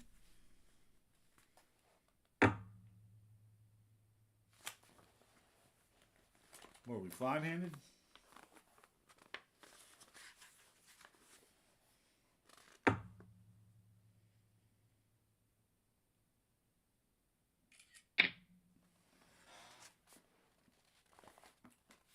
I'm in there. Well, I wish the guy had more behind, to be honest.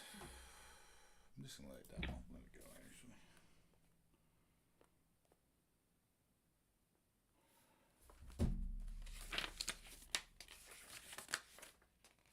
Ow. Something fucking hurting my eye. Almost time to smoke some more weed.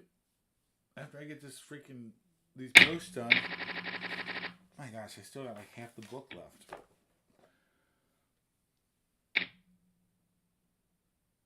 This is some good info, though, that I want to study before I get to the World Series. Help me make sure that I know my equilibrium. That, we're going to be doing fucking 5,000 hands. Shit, I should have limped there, but oh well. That, and I'm going to do about 5,000 hands of the trainer after I study this shit, so. We're going to be at this all week. All week long. Starting to become a freaking poker geek. I'm going to get super poker geeky. Super poker geek time. I mean, it's super freaking serious with this shit. Alright. Part 8, playing the turn in position is what it's called.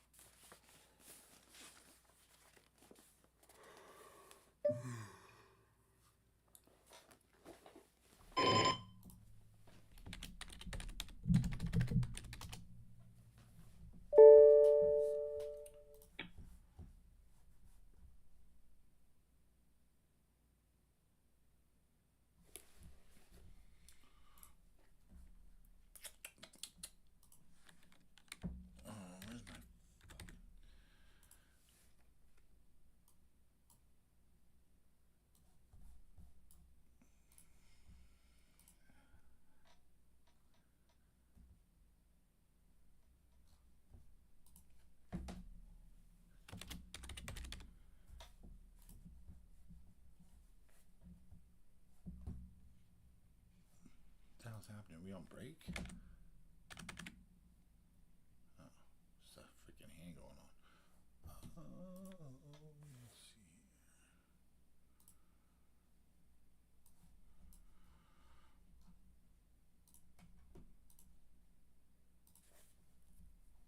Ace 10. The trainer. Oh, I didn't realize my mic's all the way over there. Sorry about that, guys.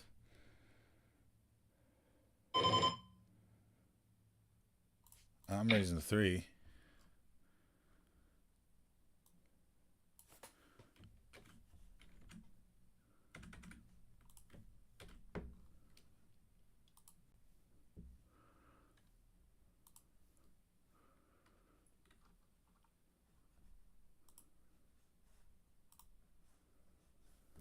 All right.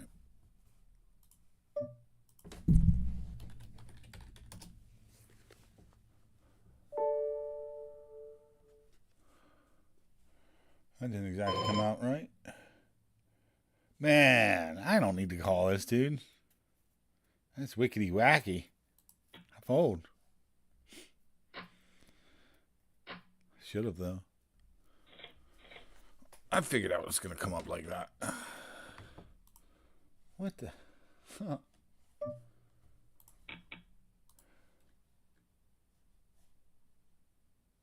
What the fuck?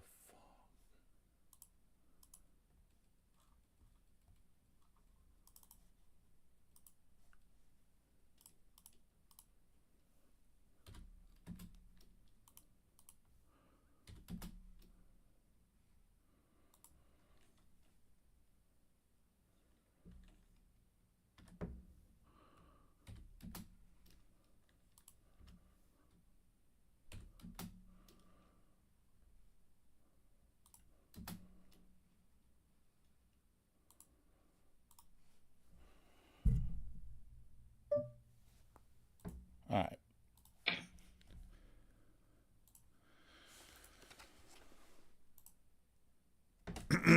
All right, back to this. I just wanted to get that rules things up. Not against anybody today, just to be clear, but there was a guy that was in here yesterday that was like talking all sorts of smackaroony. And I was like, dude, I put him on 24-hour timeout, but I don't know if he's back or not or whatever. But I wanted to get it up there just so I can post the rules, just so everybody knows. I mean, I'm not like super fucking rule maker, rule enforcer guy, but there are some rules for the channel, and I just want to make sure that there's people are aware of them. In either case, moving on here to posting more things in the Discord and hopefully winning this tournament. Probably should have called with that ace 10 there, but I mean, all in. That's a little tricky. A little tricky to call off all in there for like my whole fucking stack. All right, part 8.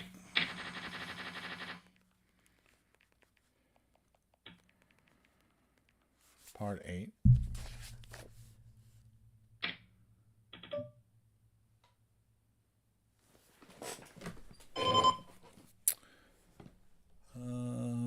Yeah, no.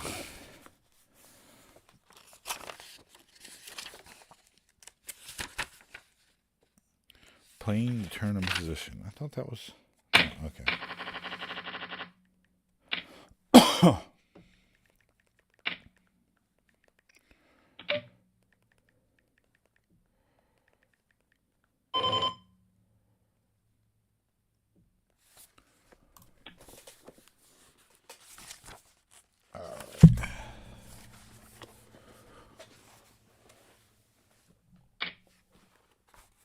Always seem to get better lighting when I turn this way.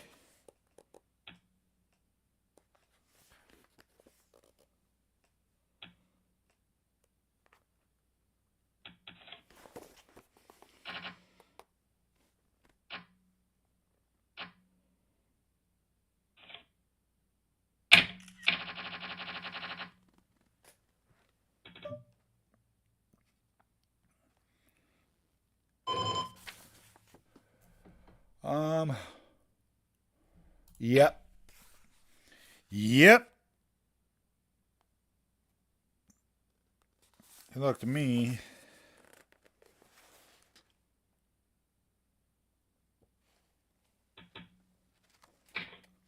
Heads. Oh, I fucking hate that call. Take it back. Shove it! Woo! Living life on the edge.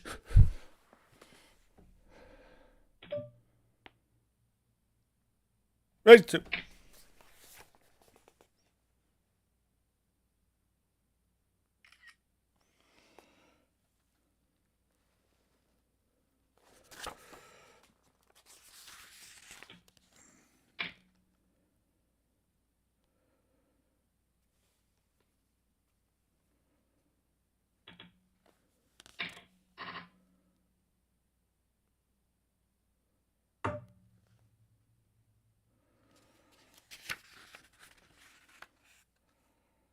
Oh, my God.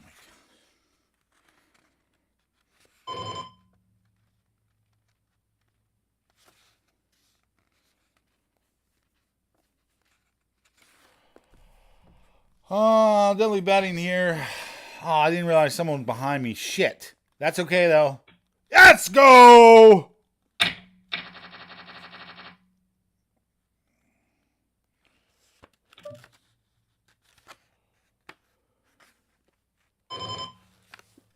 Who's with me? Who's with me? Sound off if you got a pair. Sound off if you got a pair. All right. By the way, I'm posting these in my Discord. We're going to go over these here soon.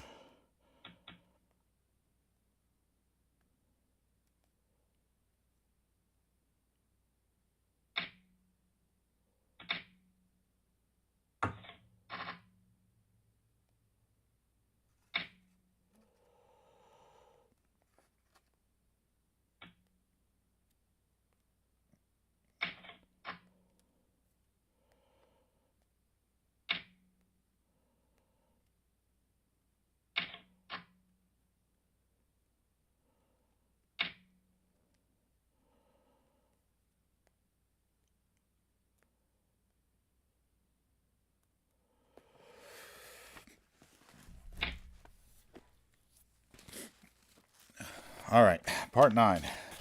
Playing the turn out of position. What, we're 5th out of 29. Bubbles on 11. It's getting juicy.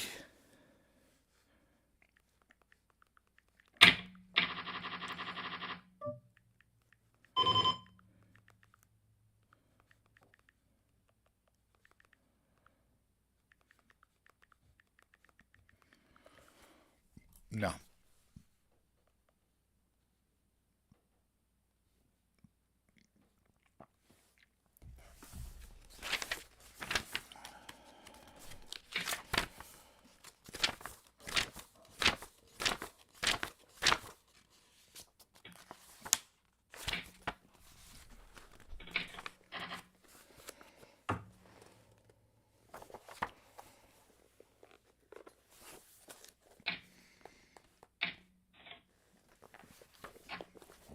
As far as I go through this. Whoa, big hand, big hand, big hand. Ace 10 stomps it. Ace 10 stomps it. Unusual. Tougher and tougher to get a photo of these pages.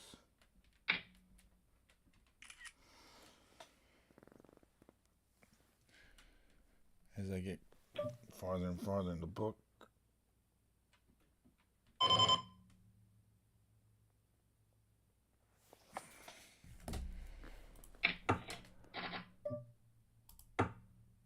These guys have no chips. If they check, I might have a bluff opportunity on the turn, but it's pretty thin.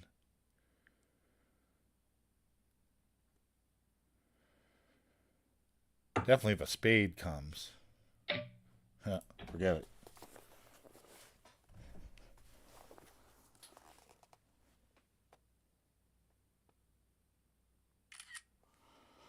Oh my gosh, that's the wrong way. Come on, man, give me a break.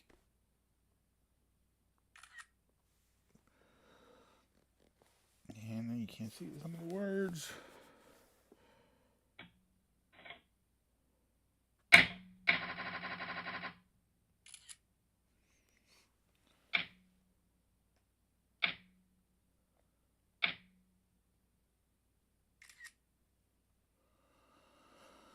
All right, that's good enough.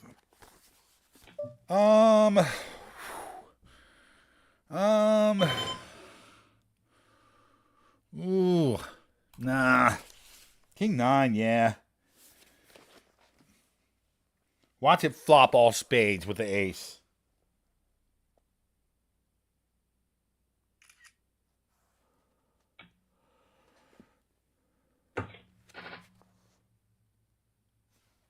I didn't miss much. Just a gutter. Just a gutter. All right, part 10. 3-bet pots on the turn.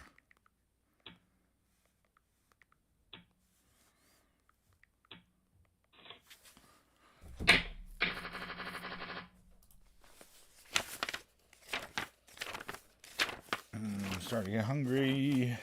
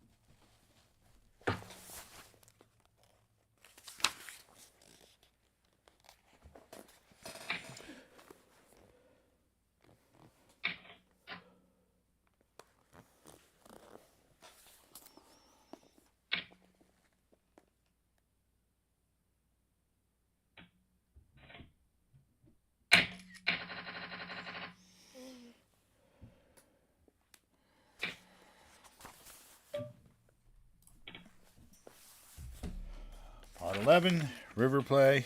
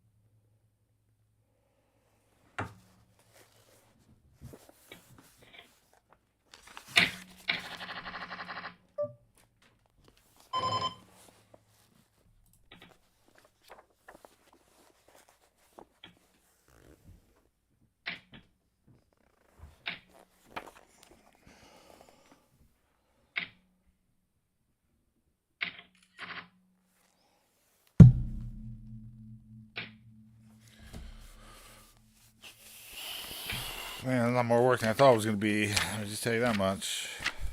But at least I'll have them up there then. Part 12, multi-way pots.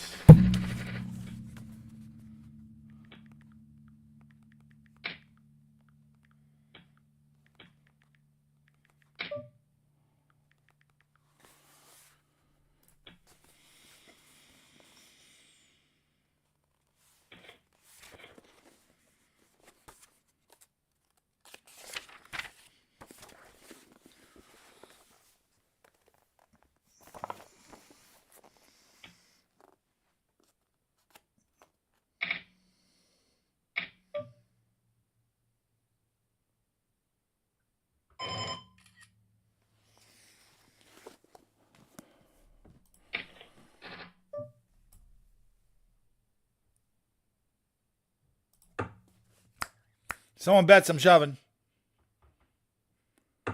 You bet I'm shoving. You bet I'm shoving. Oh, that's a dirty fucking river.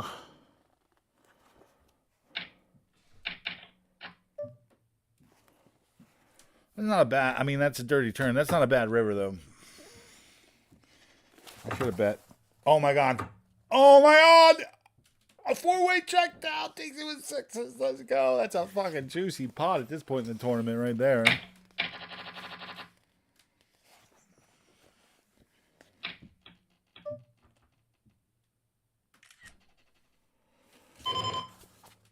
Boom. I'm slowly getting better at this. Of course, I'm almost done with this, but... Part 13, shallow and deep stack play.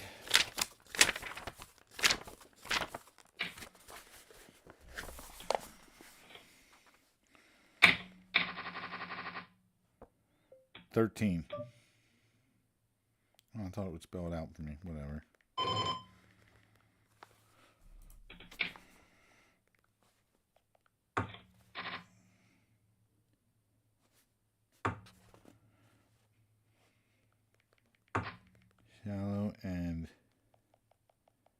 Shallow and deep stack play.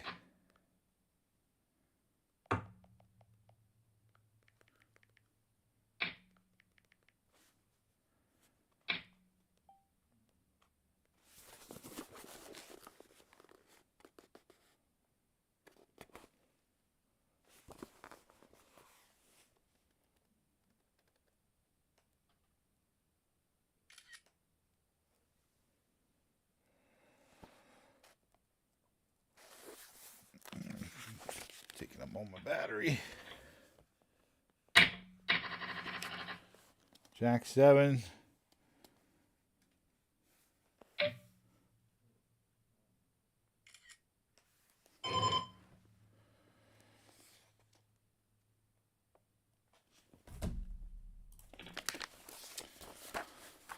And part 14, almost there.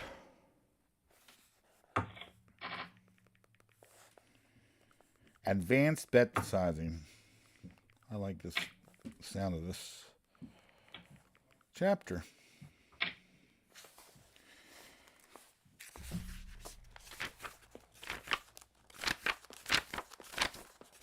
All right.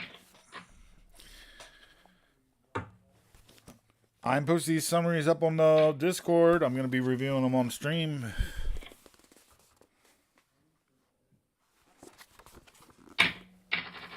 Get good photos here. Hopefully win this tournament too. I'm going to review them after this tournament.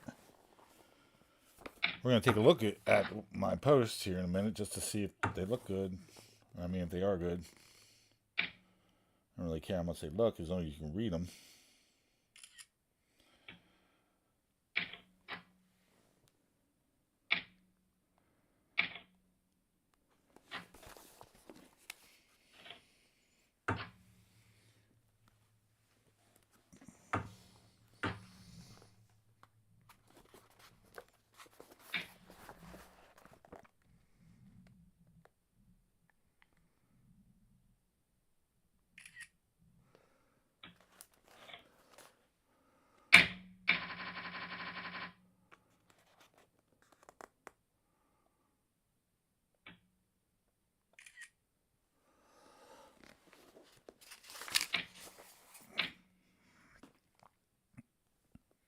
A7 suited.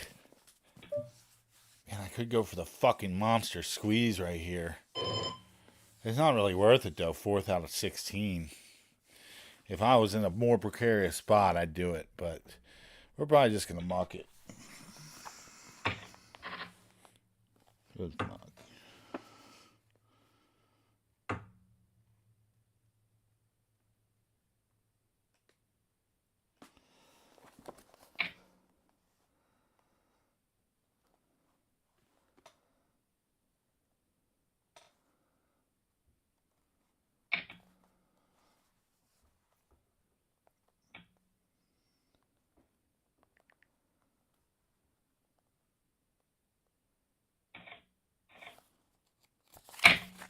Oh.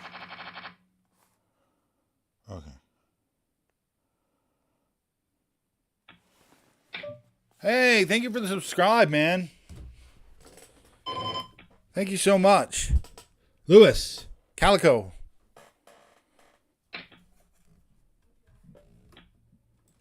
Appreciate the subscription, my friend.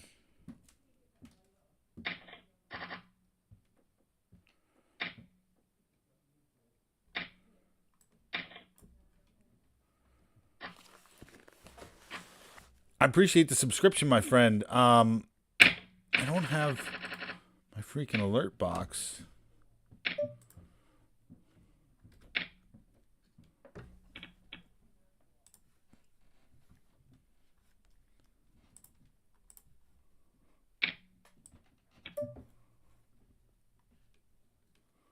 Yeah, I know I have a hand.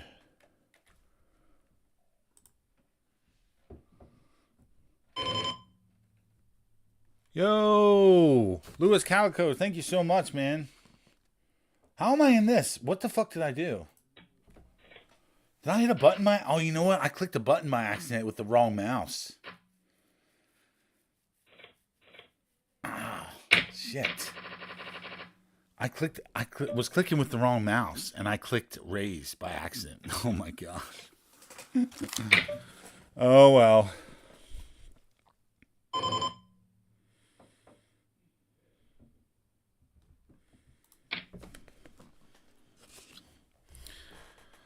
Louis Calico, thank you so much for the subscription, bud.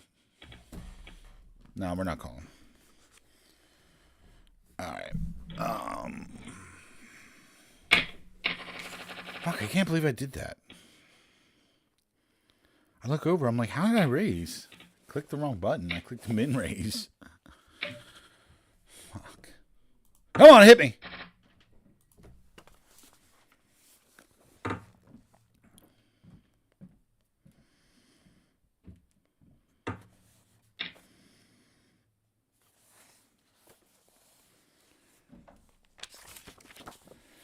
And part 15. So we're 3 to the money here.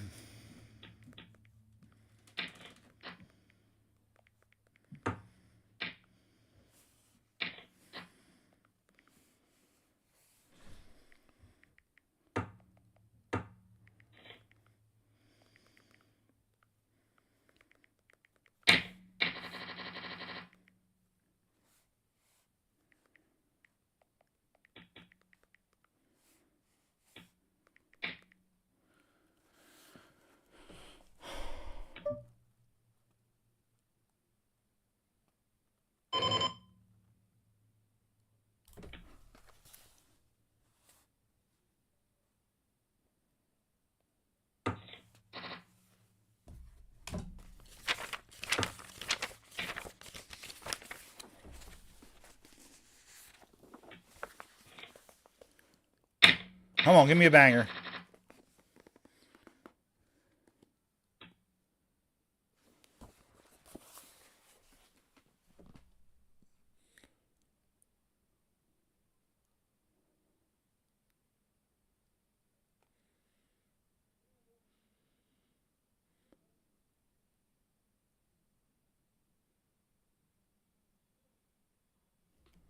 I think I'm mucking.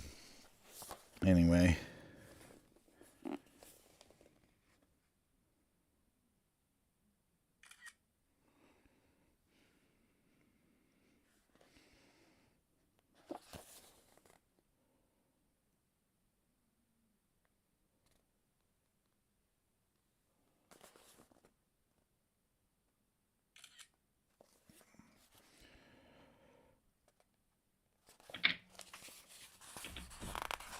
Is there a part 16? Oh, yeah. Part 16 is a sample hand, so I don't really need that. But these sample hands might be...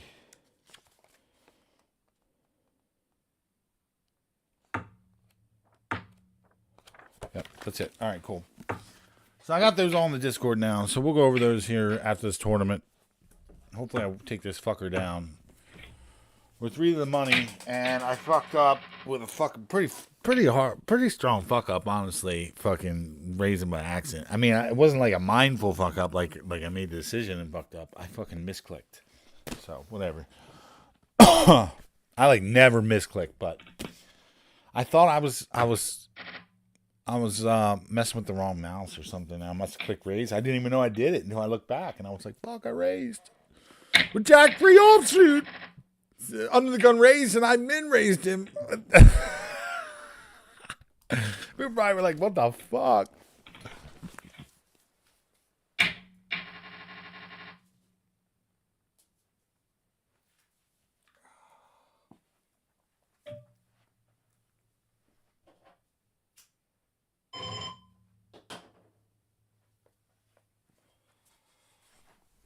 Oh, man. We just moved up to 6. I think I'm folding it.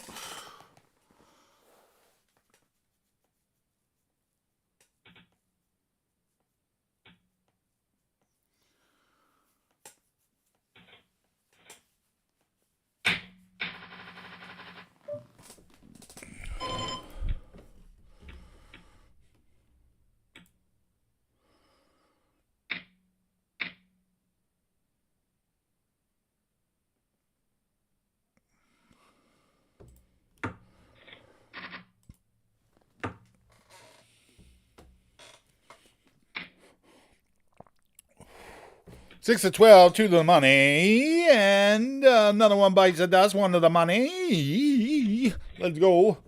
Hey, we're in the money. Let's go even better. And we're on break.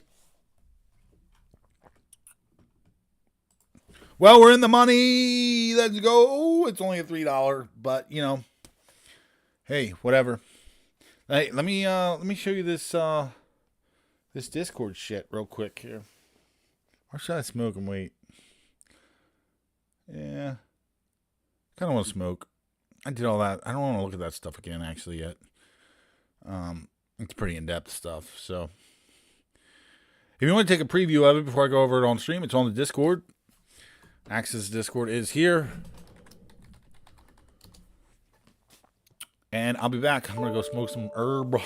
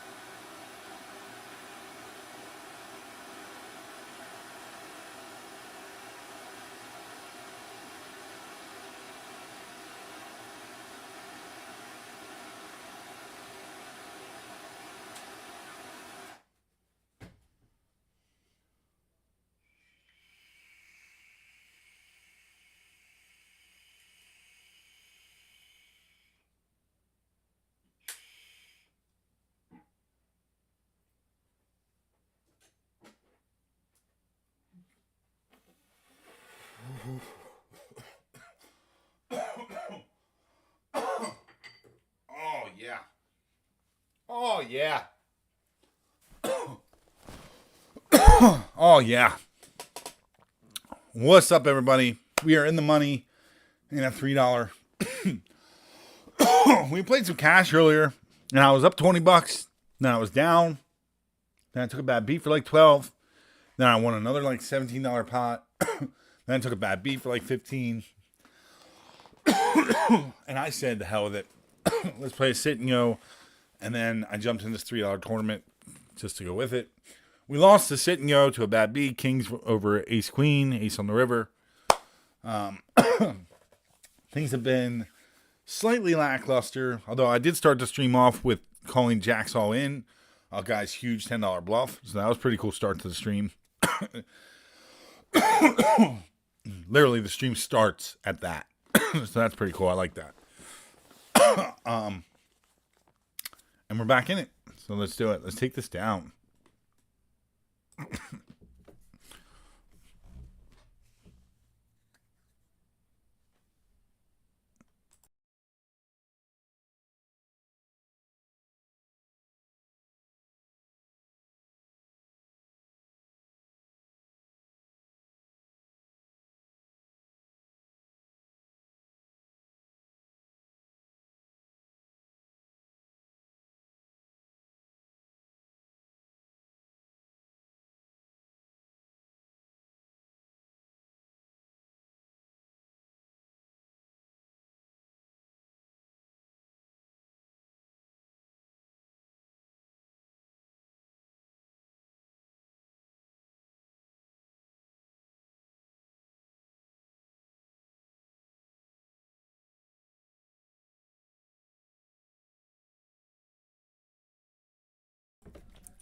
All right, let's get some music going.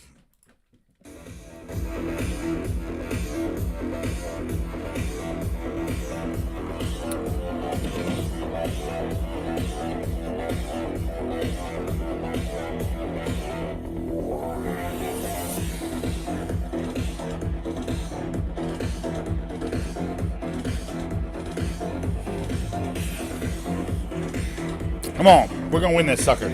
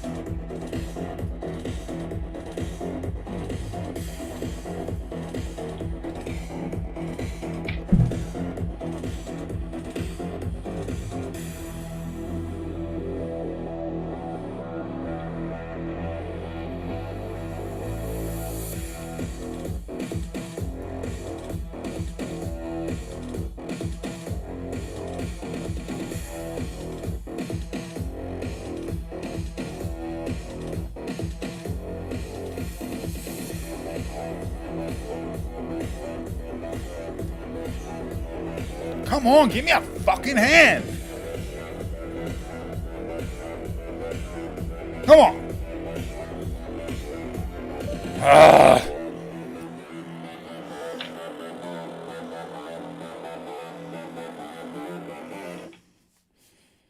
Could really use that one big blind that I fucked up. This is let's do it.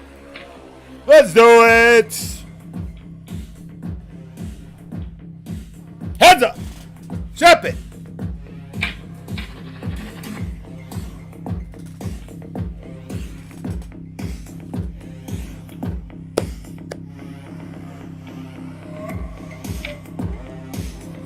Nah. All of it.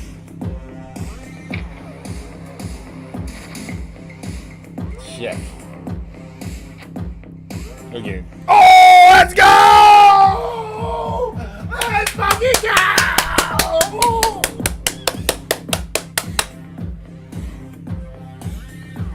Shit, this motherfucker! Let's go! Woo!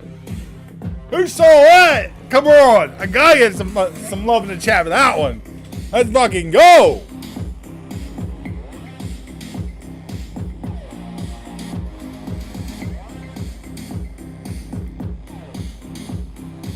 Final table!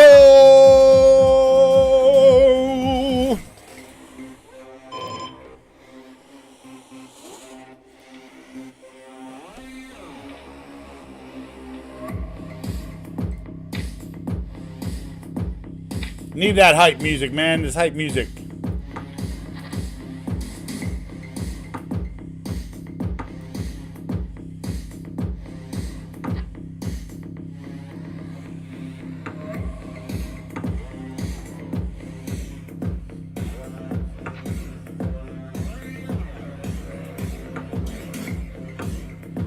Come on. What is it? 56 for first? I'll take it off a $3 tournament. 56. Woo! I can use that 50 bucks.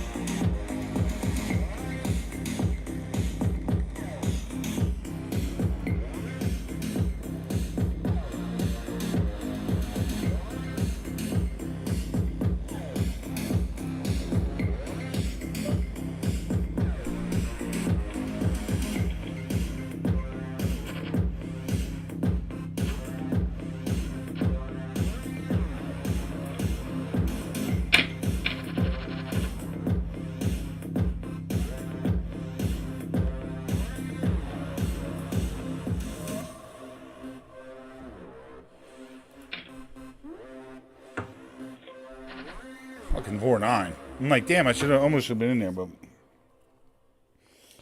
that's okay. It's okay. It's okay.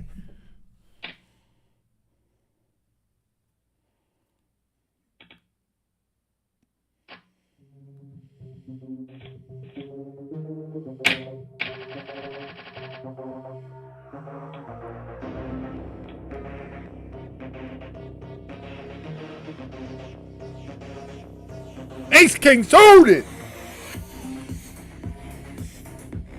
Now this is a fucking real one.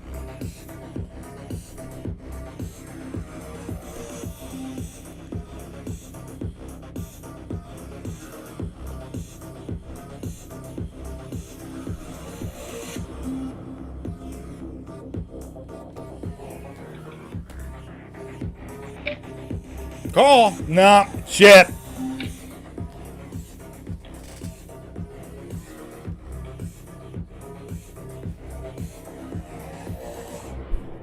Come on.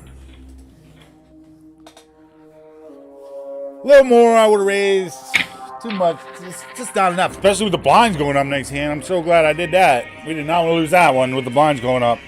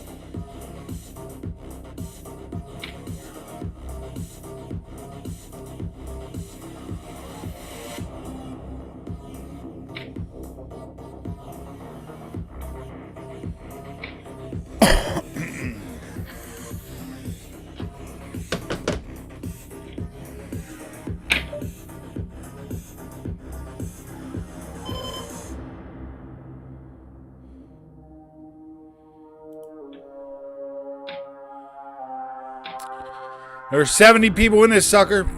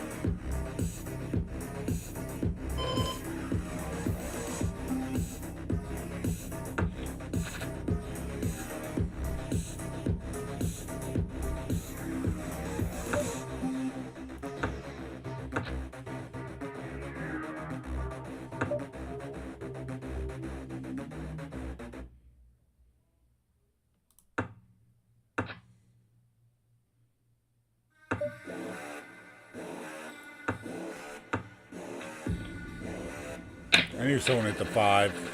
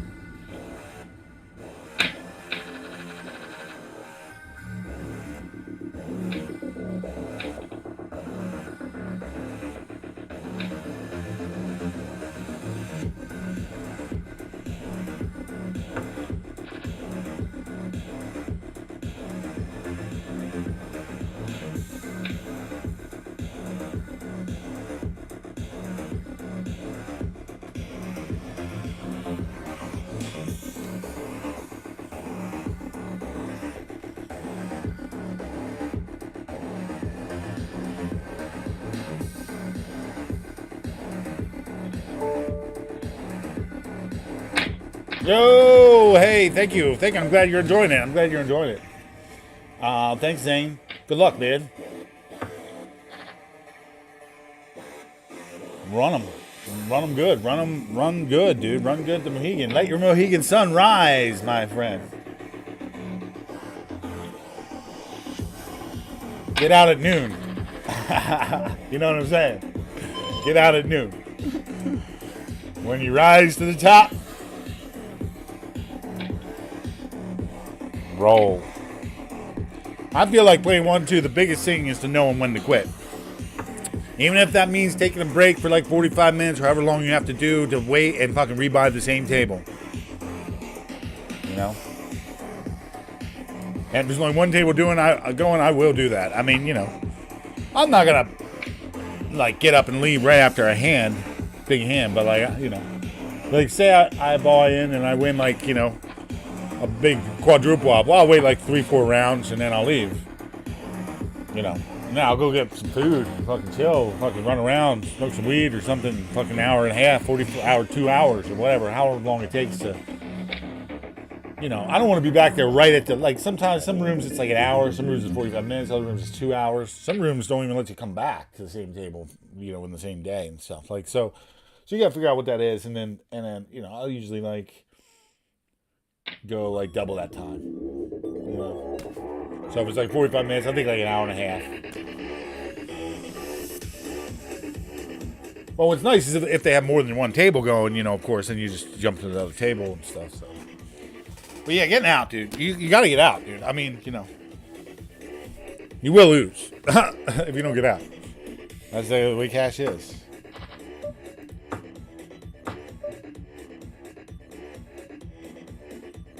I mean, I got one on it. Fuck. Check. I got one on it, baby.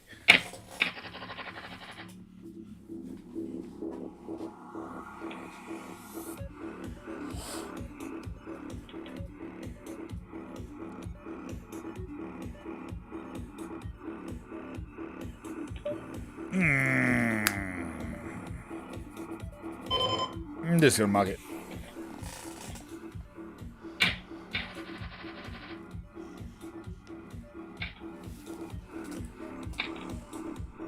This ain't gonna be it.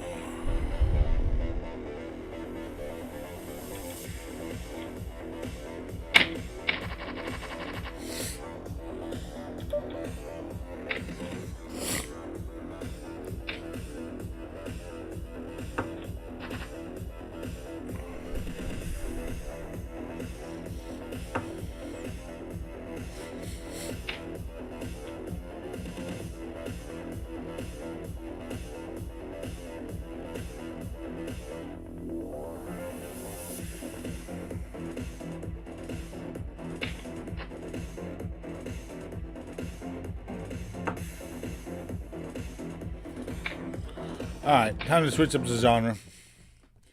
Switch it up! Enough thumping. That's my most favorite chill song.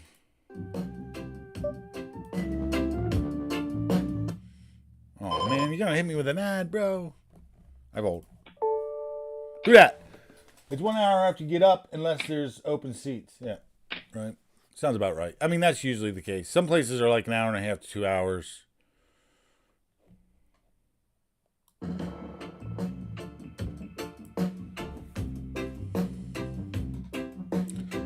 Wish I could play some Treehouse. This band's fucking awesome.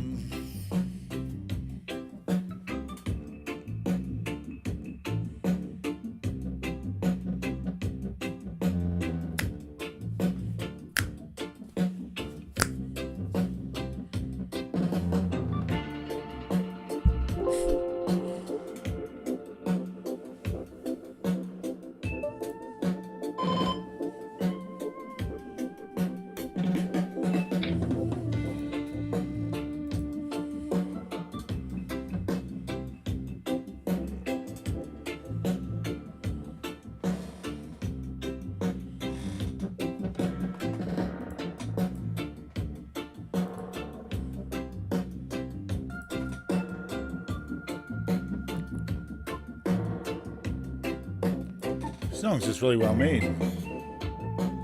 There it is. This is going in. Oh, you limp? It's going in, baby. It's going in like a fucking nuclear fucking bomb.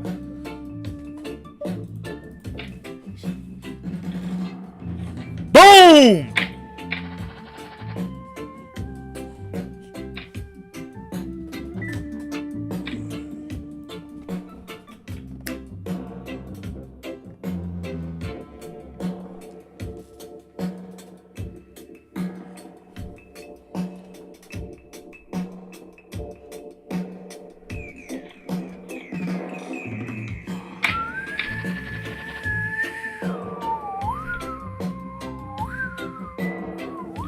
We're in last place, so I'm shoving. Ship it. And we're still in last place, so I'm shoving again. Ship it. Those are two good hands. Now we're not last anymore.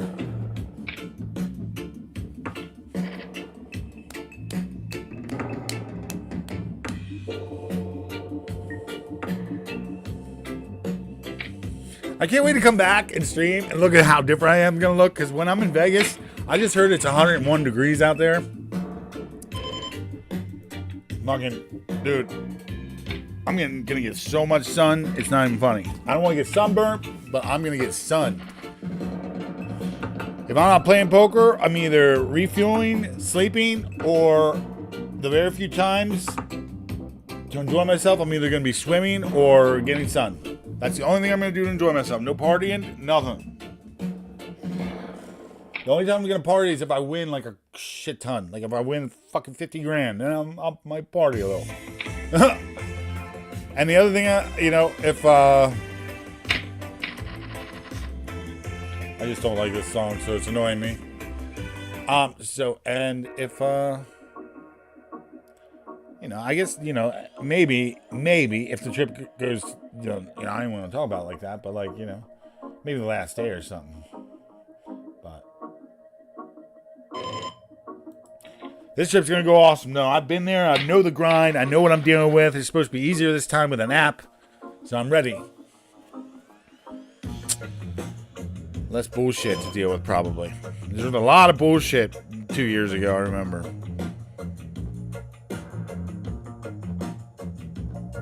This guy likes to call a lot. He's got high VPIP, so I'm just going to bow out. Bow out. I don't know when to bow out. Hey, what's going on, everybody? Welcome to the stream. If you're just joining me from YouTube, appreciate the viewership. I'm on a bankroll. Excuse my slip. I'm on a bankroll challenge. Hopefully I get there. I kind of slacked off for like 2 days. Maybe kind of. I had some work things I had to wrap up, though. I had some routers I had to swap here at the end. And they were kind of a pain in my butt. Raise due. Oh, I'm shoving it. Shove it, love it. Nuclear bomb.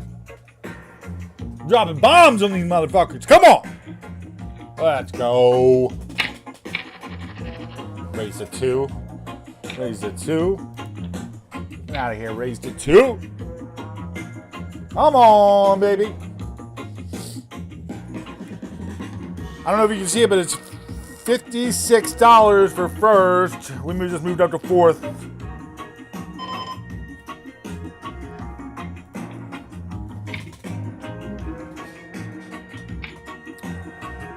There were 70 people in this.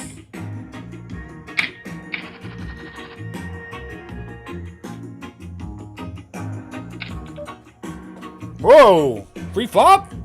Freebie? See it. Oh my gosh. You bet I'm shoving, dude. I mean, almost. Unless it's one. One I call. Oh my gosh. If he bets here, I have to shove.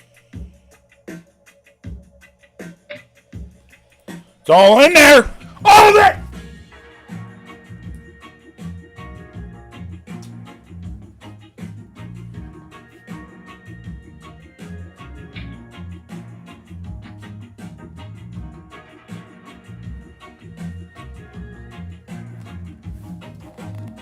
Oh my gosh. Wow. Wow. All right. We're going to move on. Back to some cash. Or actually, I mean, I don't know if that was the right shove, but it felt good. We were open-ended with a flush draw. I mean, I know that's a right move. Too much equity. And our stack's just too low to call. So I shoved it. I mean, he just happened to have more of a hand than I expected him to have, and we didn't hit. Of course, he had the higher flush draw, so that kind of sucked. I don't know. Comments in the chat. Anyway, we won a little bit. We won $5. Whew. Man, like I said, it's like pulling teeth sometimes, dude. It's like pulling teeth. All right? You watch this stream, I rarely lose. But it's like pulling teeth like all the time. Like I told you, 80% of the time, it's pulling teeth.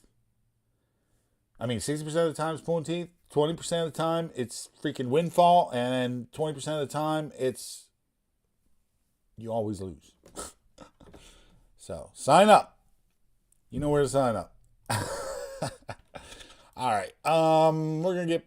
I know what we're going to do. I'm going to bring up the Discord. Hang 10.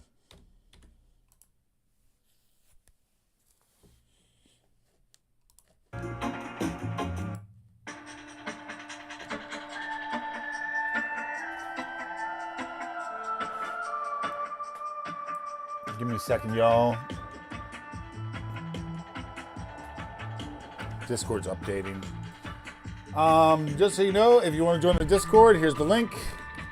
I appreciate everyone joining the stream. Sorry that last table didn't work out. I mean, it was only $3, so I'm not really like too worried about it. You know, I'm keeping the stakes low, keeping the pressure off as we progress into Sunday, because we're gonna be playing a ton today and into the night. I mean, I'm not stopping this for a while. So, I mean, probably till I leave, honestly. So, let's focus on these uploads I did. I'm going to turn the music off. We're going to get serious here with a little study sesh.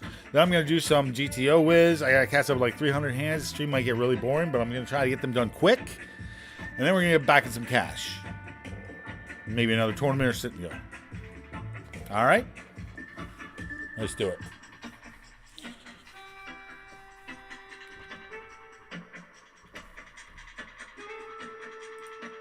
Appreciate everyone. Thanks for joining me. If you're enjoying the show, drop a like, follow, subscribe on whatever channel you're watching.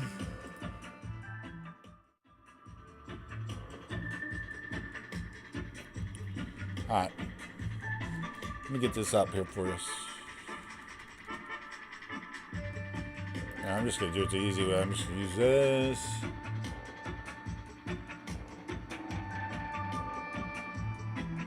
Wait. Where is Discord? Yeah, I want streamer mode enabled. Ah, there it is.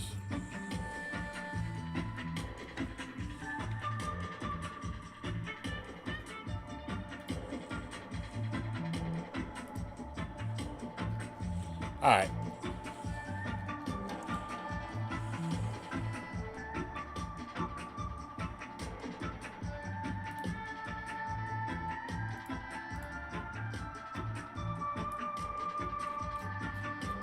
Hey, the inchworm.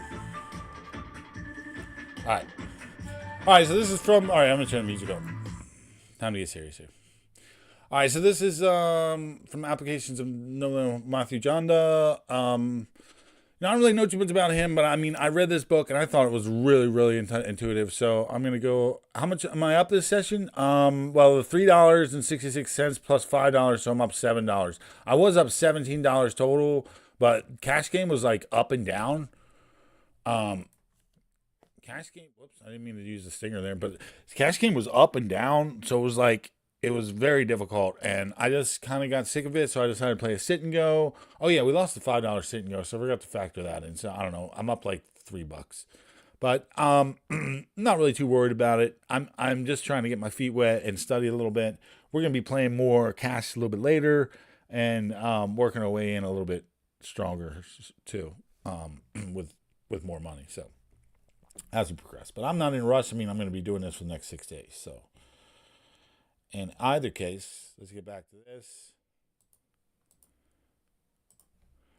All right, so part one, the basics. Pot odds are the ratio of the current size of the pot to the cost of potential call. Right. They are critical for determining how often we need to expect to win to justify a call. Equity tells us the odds a hand will be the best hand by the river against an opponent's hand or range. The expected value of a hand tells us how much money we expect to win when we take a certain line. It considers all money invested in the pot as dead money up to the current decision. Right. Hands with more equity are not necessarily better than hands with less equity. It's important our hand retain its equity against our opponent's raising and calling ranges. That's why hands like 8-9 8 suited are almost always better than hands like Ace-7.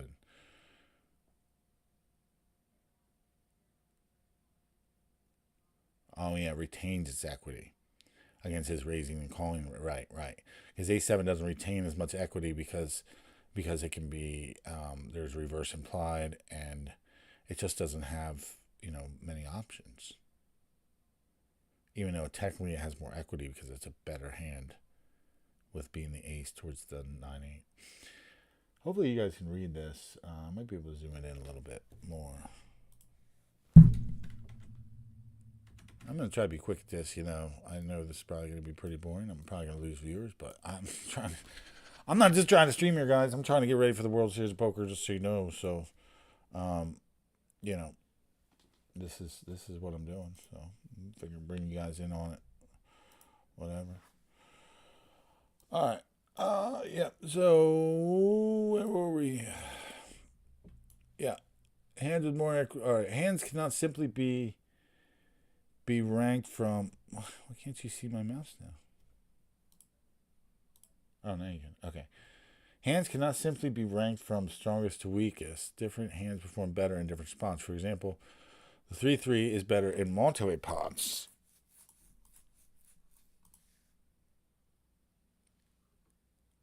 Wait, did I fuck this summary up? This is summary 1. Whatever. Oh, okay. That's it for that one. Oh, wait. No, I missed the second page of this one. I'm an idiot. Whatever. I'll add that in later. That's just basics, so whatever. Summary. So, okay, so this one is pre-flop play, so keep that in mind. Let's see, how many viewers did I lose? All right. When designing optimal pre-flop defending ranges, our main goal is to prevent the pre-flop raiser. Wait, I got to internalize this. I'm just reading it. All right. When designing optimal pre-flop defending ranges, right. Our main goal is to prevent the pre-flop raiser from being able to open wider than he should theoretically be able to, right? We should be likely to defend our hands by calling in position and re-raising out of position. 3-bet bluffs need folds around 67-70% of the time, right? To show an immediate profit. And our player should defend around 40 to 50% of his 3-bets when facing a 4-bet. 4-bet bluffs need to fold around 50 to 60% of the time to yield an immediate profit and should call between 50 to 60% of the time when facing a 5-bet jam. 5-bet bluffs usually only need to succeed around 40 to 50% of the time to be profitable if they are randomized with the right bluffing hands. Usually hands like ace-rag suited and low pocket pairs work best as 5-bet bluffs. 3-bets on average punish the worst hands in our opponent's opening range. 3-bets on average punish the worst hands in our opponent's opening range more severely than calling does, since calling allows him to see a flop. Right. The expected value of 3-betting and 4-betting strong, but not super premium hands like ace-king and queens in position, but not super premium hands like ace-king and queens. So hands not like ace-king and queens. So the expected value of 3-betting hands worse than ace-king and queens in position is probably much lower against an optimal opponent than players expect. Right. That makes sense. With these hands, many players are making a mistake by re-raising when they should call instead. This is strong stuff. But not super premium hands, right? Right, much lower than optimal opponent expect, right? So if you think a player's opening wider than they should, then feel free to start 3-betting under, strong but not premium hands. But if you think they're playing equity, even though you might feel like you're bullying them, the expected value is much lower against somebody who knows how to play, GTO opening. With these hands, many players are making a mistake by re-raising when they should call instead, right? Yep, and that's what I'm really learning about in the GTO solver. I'm seeing some calls on the button and even on the cutoff, and sometimes even in middle position, where they're calling instead of re-raising, especially at mid stake level and deep. So,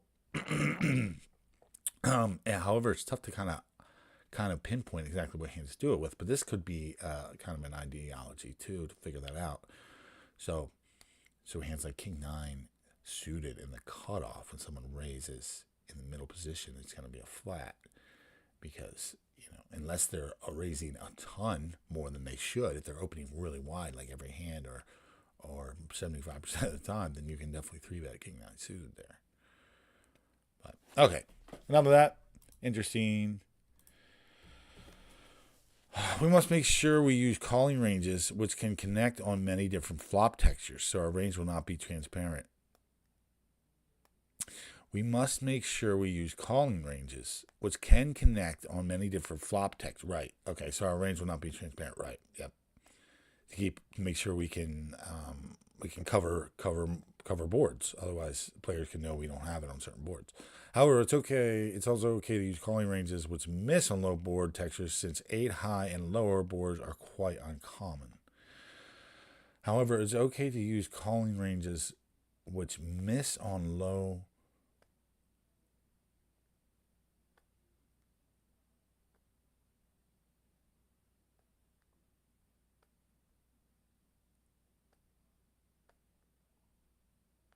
Okay. Not sure where it's going with that, but hand values can change drastically based on what range they are facing. For example, hand values can change drastically based on what range they're facing. Okay. For example, King 9 offsuit may do well as a cold call in the big blind against a button open, since the opening range includes many weaker kings and 9x hands. But it may work poorly as a 3-bet, since 3-betting makes many dominant hands fold and out of position.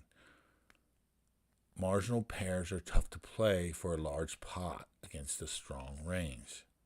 Right. Keep the pot small. Is what it's saying there. So King 9 would work poorly as a 3-bet. Because 3-bet, you want to get some hands out that are bluffs. So you're looking at 3-bet like,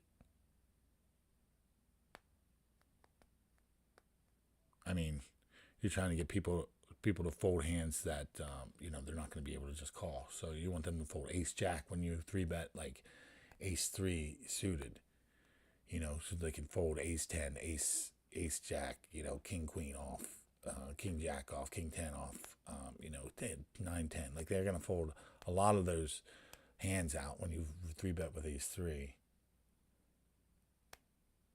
But I don't know. I mean, but with king 9, I guess.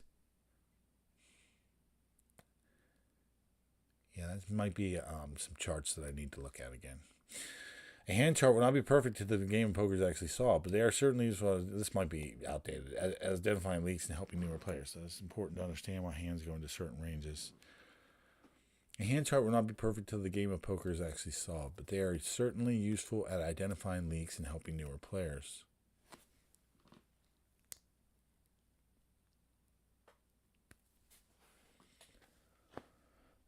That is, it's more important to understand why hands go into certain ranges than to memorize a chart.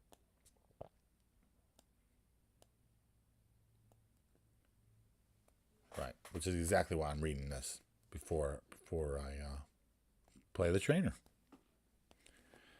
So sorry about that. I'm slowing down, but whatever. All right, although excellent best. This is okay. Next one is post flop bet sizing, part 3. Although excellent bet sizing is one of the most difficult skills to master, it's critical for success against tough opponents. Specifically, betting the right size manipulates our opponent's calling range to get calls from weaker hands, right? But it still makes some high equity hands fold. While we have only scratched the surface of this up, I understand who has the polarized range and what our bets are designed to accomplish. The foundation has been laid for developing precise bets in future chapters. Here are some of the important points. Betting equal fractions of the pot on all 3 streets in order to get all the money in on the river maximize our winnings when our range consists of pure nuts and pure air. Right. Yep. The far end of equilibrium. Small bets are often effective against polarized ranges. They prevent our opponent from getting to see free cards with his weak hands while minimizing the effectiveness of his raises. Small bets are often effective against polarized ranges. They prevent our opponent from getting to see free cards with his weak hands. Well, right.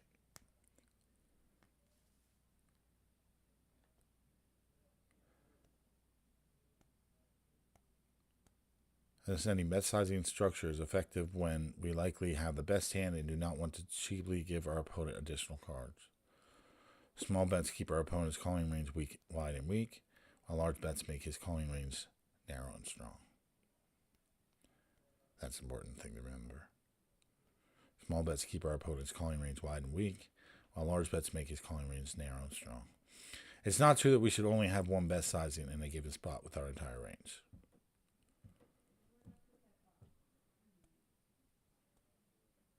Right. Moving on. Part 4, facing a flop bet in position. Although they're in position, so we're in position facing a flop bet, which seems a little weird. Why would we face a flop bet in position? I guess there are multiple people in the hand, but most of the time the small blind's got to check. So, although there are 1,000 different possible flops, by understanding some general rules and frequencies, we can design balanced range in position. While quickness and precision can improve only with practice, it should now be apparent how to approach most flop textures when facing a bet. The process of raising our strong yet vulnerable hands and some bluffs which retain their equity occurs on every street. The process of raising our strong yet vulnerable hands and some bluffs which retain their equity occurs on every street.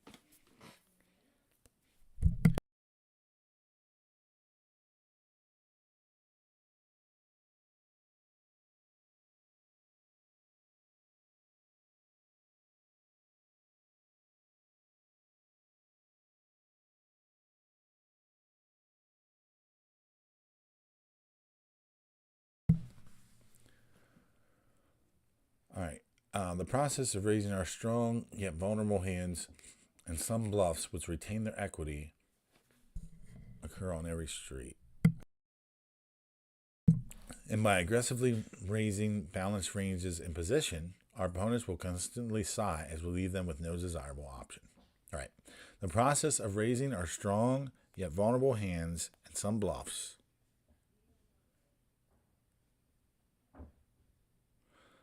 which retain their equity occurs on every street, and by aggressively raising balanced ranges in position, our opponent. Yeah, okay, I get it. Our board textures where our opponent should not be able to profitably bet any two cards. On board textures where our opponent should not be able to profitably bet any two cards, we usually need to defend against a flop bet around 60 to 70% of the time in position. Yes, we'll still give him an incentive to bluff with the right types of hands, but it will also limit the amount of value for his value betting hands. But the exact percentage needed to defend against a flop bet is unsolvable and will depend on how frequently we are raising and calling, as well as the board texture. Calling allows our opponents to see a turn card with his entire betting range, whereas raising requires him to fold the majority of his bluffs. Since our opponent's bluffs can improve to beat hands in our calling range on the turn, it becomes necessary to defend with extra hand combinations if we are defending by calling rather than raising. Oh my freaking God, that is such a freaking paragraph. There's poker in a nutshell. Let's read that paragraph again. Who's with me? I'm talking about the middle paragraph, number 2 right here. This is the paragraph from hell. Look, I'm losing viewers. That's cool though. Whatever. I gotta go over this. I like this though. I enjoy this shit. Calling allows our opponent to see a turn card with his entire betting range, whereas raising requires him to fold the majority of his bluffs. Right, that makes sense. Since our opponent's bluffs can improve to beat hands in our calling range on the turn, it becomes necessary to defend with extra hand combinations. Right, if we're defending by calling rather than raising. Right, so if you decide to call, then you can defend with more than raising. Right, okay, that makes sense. Okay, interesting way to kind of slice that up. I like it. Okay, in our model with perfectly polarized flop raising range, the proper betting frequency on both the turn.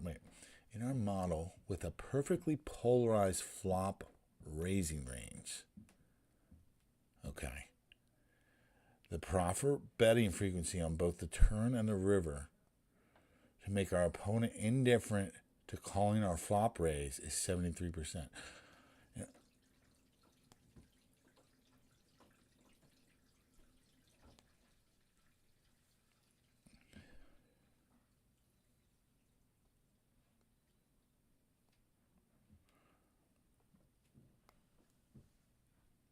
Okay. All right. If we have a perfectly polarized flop raising range, which means we raise and he calls, the proper betting frequency on both the turn and the river afterwards to make our opponent indifferent to calling our flop raises, meaning like some people will re-raise the flop and get called and then clam up.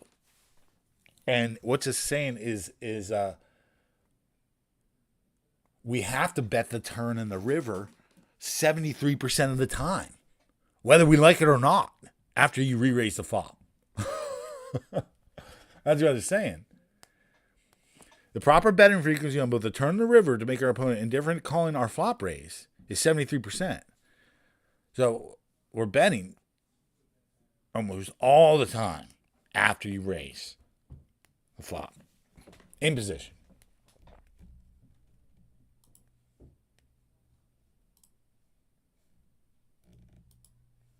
Okay, also, wait.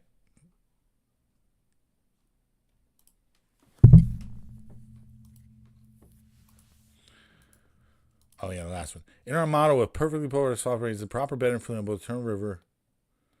In addition, 73% of our river bets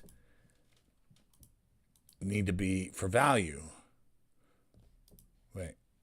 Our river bets need to be for value. This means that 39% of our flop raises need to be for value. Interesting. Our next model suggested we usually want approximately 2 bluff raises for every value raise on the flop, where our value raises and bluff raises have 80 and 20% equity, respectively.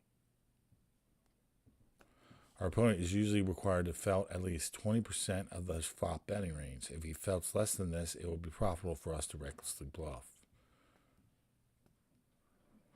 When our opponent 3-bets the flop, he takes away our ability to see the turn and river card cheaply with our bluff raises.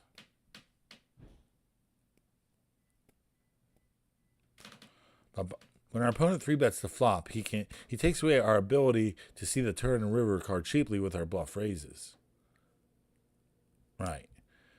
But by doing this, our felting river range will be stronger with no bluffs. Right. Our calling range should be designed so some hands improve on the vast majority of turn cards to prevent our opponents from being able to recklessly overbet the turn.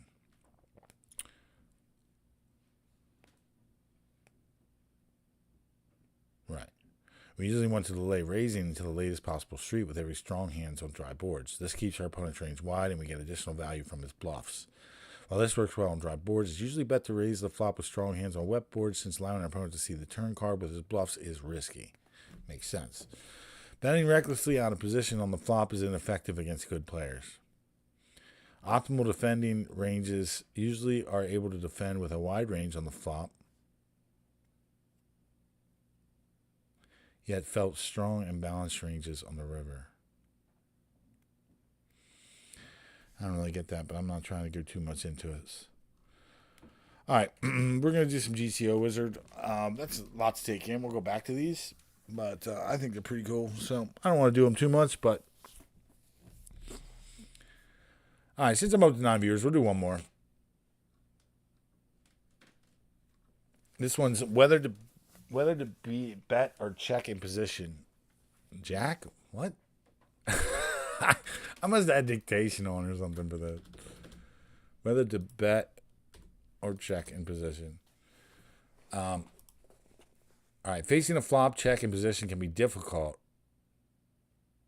since there is no clear starting point. Therefore, it's crucial to understand what a value betting hand is designed to accomplish. Whether it makes high equity hands fold, gets value from worse hands, or both. Moreover, recklessly betting hands simply because they can be called by worse hands will result in our opponent's check raises being too effectively. Recklessly betting hands simply because they can be called by worse hands will result in our opponent's check raises being too effective and our checking range being too weak. Right, you have to protect your checking range sometimes, right, to be balanced. Consequently, it's important to not always bluff on the flop just because betting any 2 cards is profitable. I know that I get into that too much, especially in the low stakes. In other words, some weak hands must be checked and used as bluffs on later streets. More specifically, bluffs which retain their equity should be bluffed on earlier streets. More specifically, bluffs which retain their equity well, bluffs which retain their equity well should be bluffed on earlier streets. Right, to build up the pot because they retain their equity and you're going to win. While checks should be considered with hands which have some showdown value, right, like king high. And to finish this chapter, here are some few points summarizing the important ideas in whether to bet or check in position. In position, our flop value bets should usually be able to bet 2 or 3 streets for value, right? Right, you never want to bet the flop planning to only bet the flop. Really. I mean, really. There are some times where you have to, when the fucking turn just comes a fucking nuclear bomb against your hand. But in position, we need to always bet to be able to bet 2 or 3 streets. Now remember, this is in position, so this is not out of position. Out of position, that might be different. But in position, if we're betting the flop, we're betting the turn. Like 92% of the time. I mean, I don't know the exact percentage, but I'm just saying, we have to be able to have a 2 double barrel or triple barrel in mind. We usually want to bluff with hands which have little showdown value, but retain their equity against their opponent's calling range. Right, like low cards with like low straights that aren't gonna, hit a straight that's gonna be beat by a higher straight and stuff like that. In position, it's often profitable to bet with any 2 cards on the flop. That's true. However, recklessly betting a hand simply because it has a positive expectation is not necessarily the most profitable way to play. And that's I feel like I fall into that trap. All right, we got one more, and then we're gonna get back to some. Actually, what time is it? Let me see. Is there another tournament we can jump in?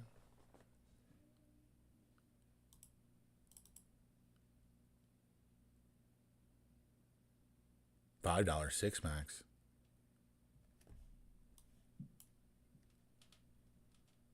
I know we're gonna do the hot 5. Hot 5. Yeah, it's coming up in 21 minutes. That's going to be our next hit. All right, we're going to play that Hot 5. Appreciate you guys joining me.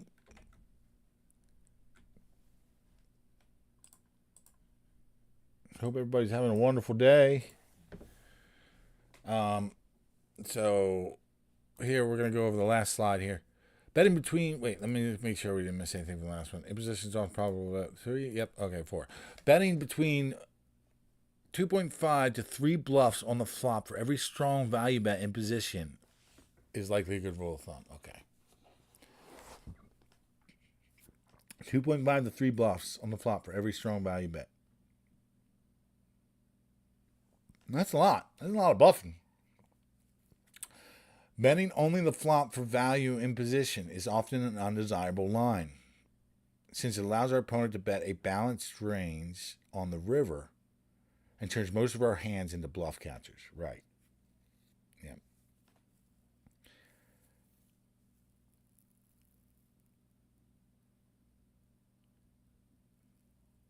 Because by betting the turn, you can essentially buy the showdown. So you almost always want to do that in position.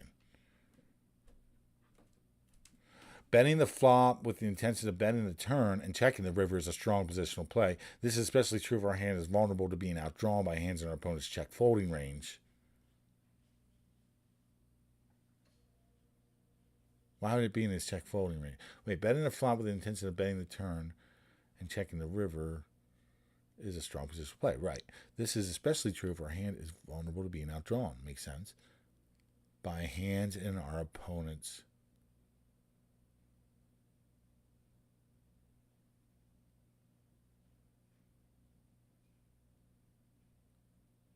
oh, right. Because it would be in the check folding range and he could get lucky. So you would definitely want to continue betting to get those hands out, right? But if our hand is not vulnerable to being outdrawn, right, like you have top set or something, or flop the boat, it's frequently best to check the flop and bet later streets, right? Although still playing is dead. So keep that in mind. A reasonable opponent will usually call down at least 16% of his flop checking range if he faces 75% pot size bet on each street and only defends by calling. And if we only bet 2 streets for value, he'll usually defend at least 29% of his flop checking range. We are able to fold around 50% of the time to our opponent's flop check raise. Defending by calling is usually most effective since this keeps his range wide and requires him to frequently bet the turn. Right.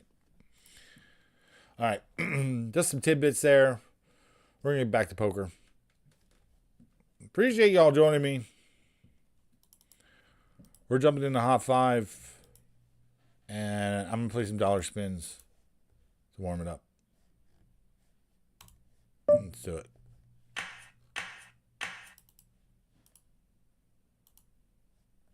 Big money, big money, big money. $2, come on.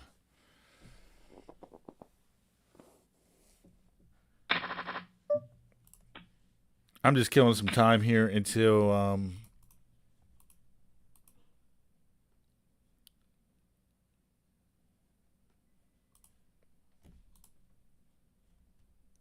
hold on a second here. I'm just I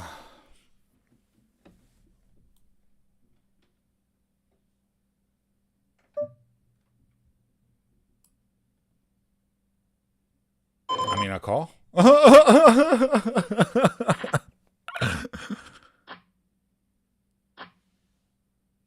was like, man, if this guy beats me. Yeah, we're playing poker now, though, dog. But yeah, I mean, I just took a little break there. We're going to play the Hot 5. Hot 5 coming up.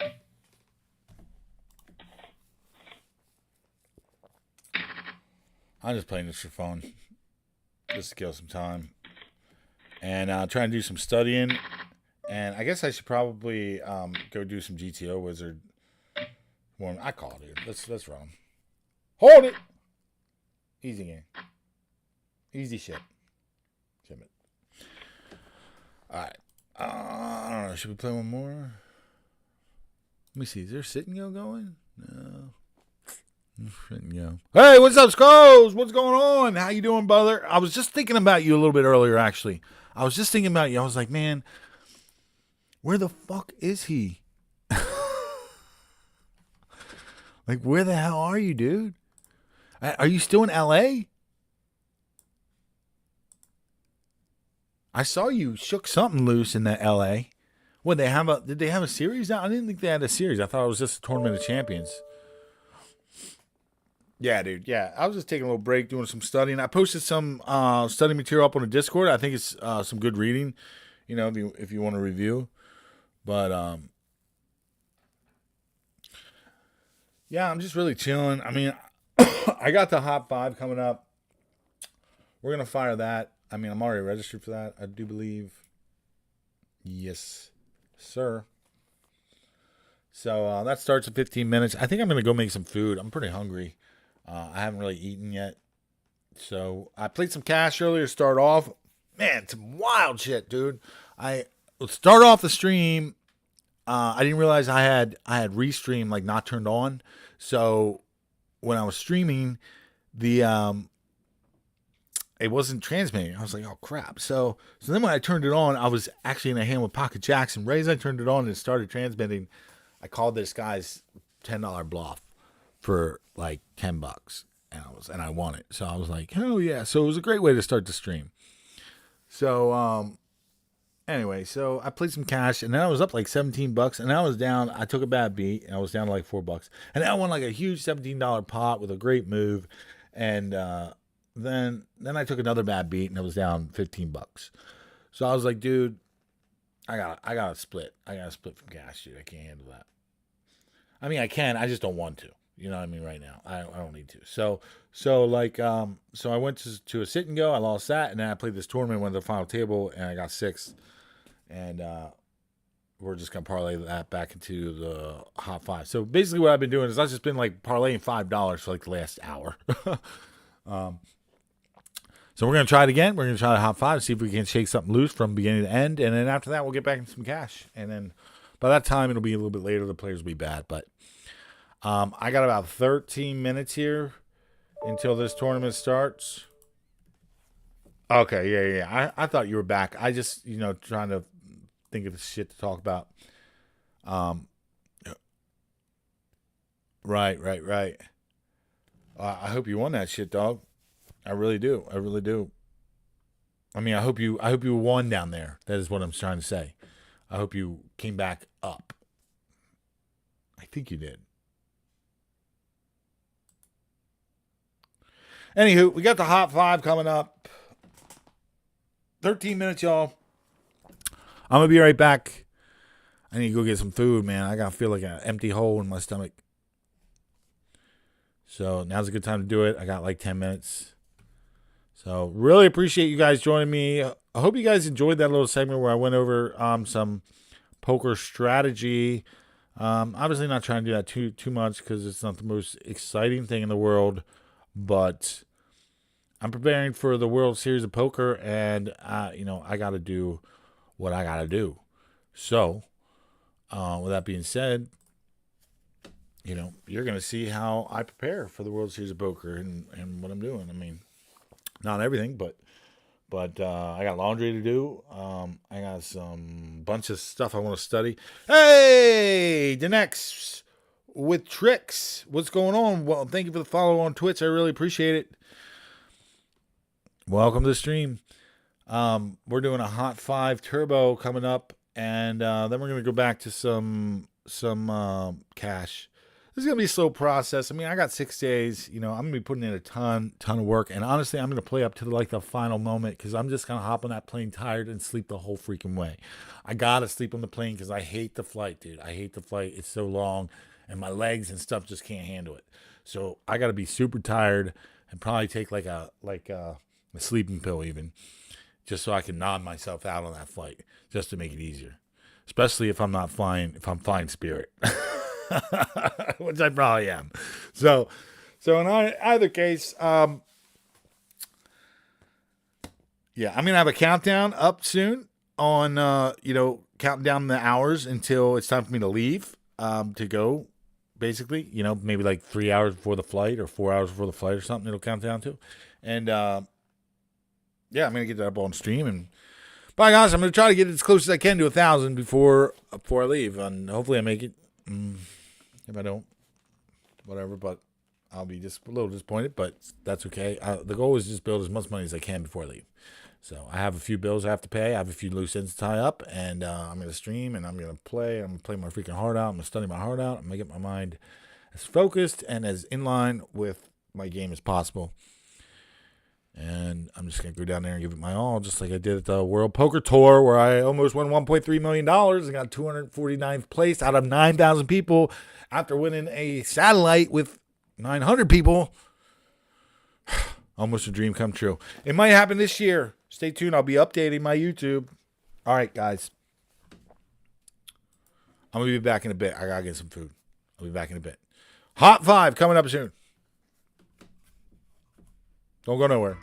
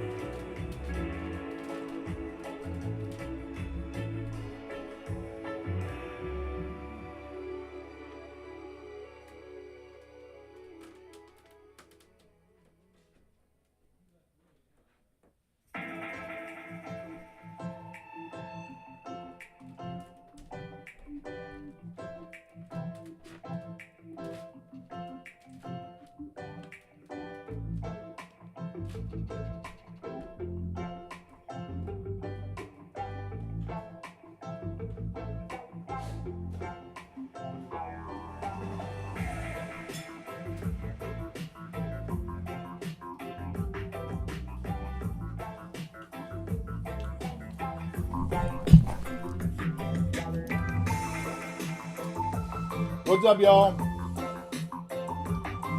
Hope I didn't lose anybody. I'm back with some food. I'm gonna mute my mic, or I'm gonna put my mic over here though while I eat. Turn the music down a little.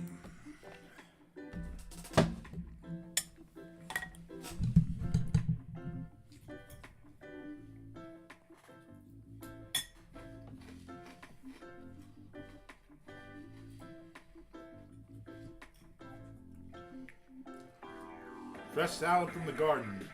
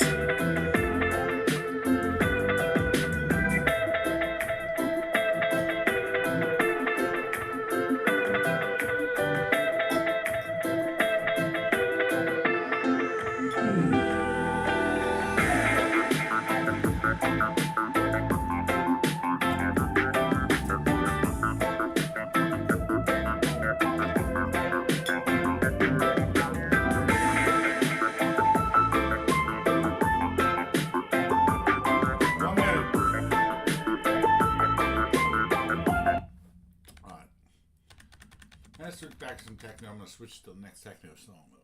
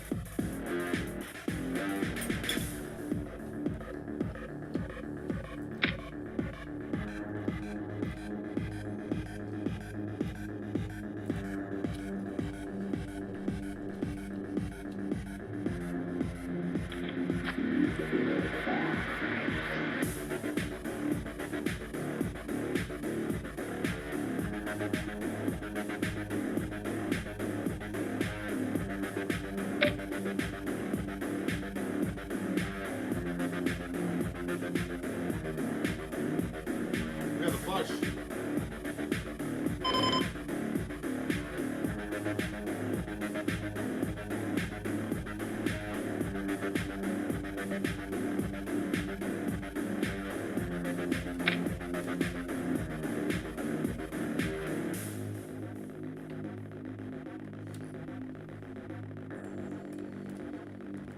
More flush.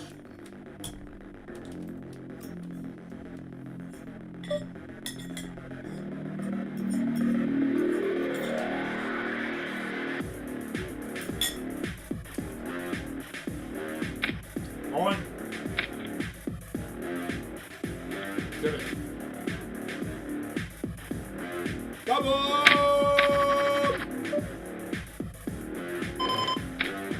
Bad luck to that guy. He had trip 10s and a second on flush. I might have lost my mind too with this thing.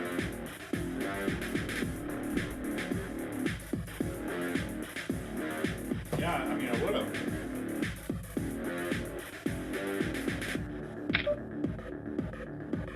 Although I wouldn't have bet the river like he did. I would have checked the river, obviously.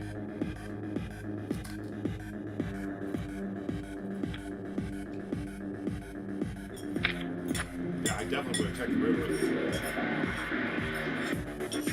I don't mind how he played, you know, up until the river. He definitely should have checked the river, though. If I'm him, I'm still calling mine all in, probably. I might not bet all in if he checks the river, you know. It's tough to get all that money in. He helped me fry himself. You know what I'm saying?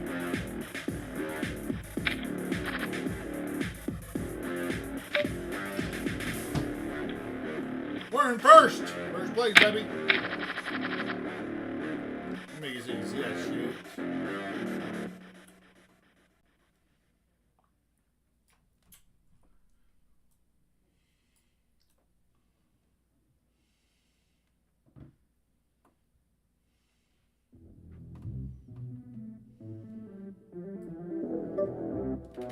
Pocket King.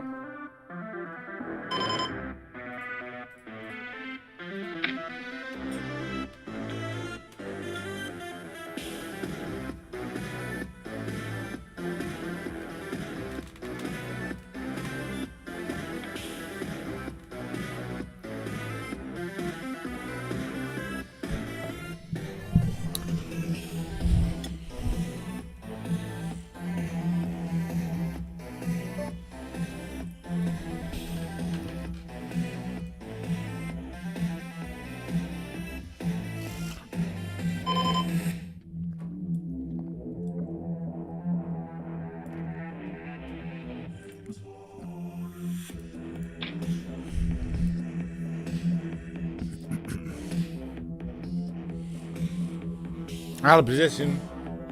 Deep. Bet pretty big here.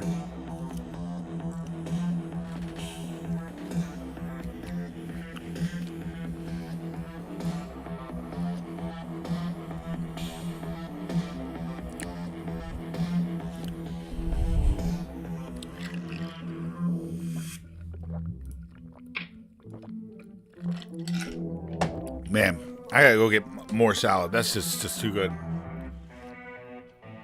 Hopefully I don't miss a hand. I'll be right back.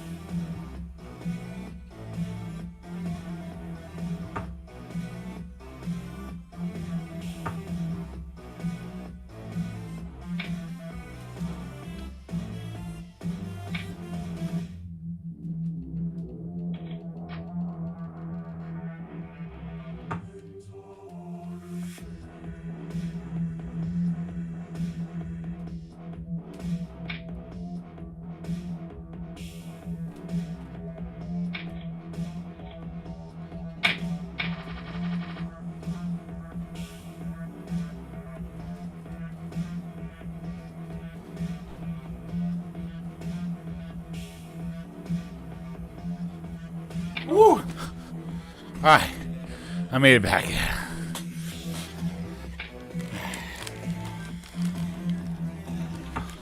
It's getting a little chilly up in here.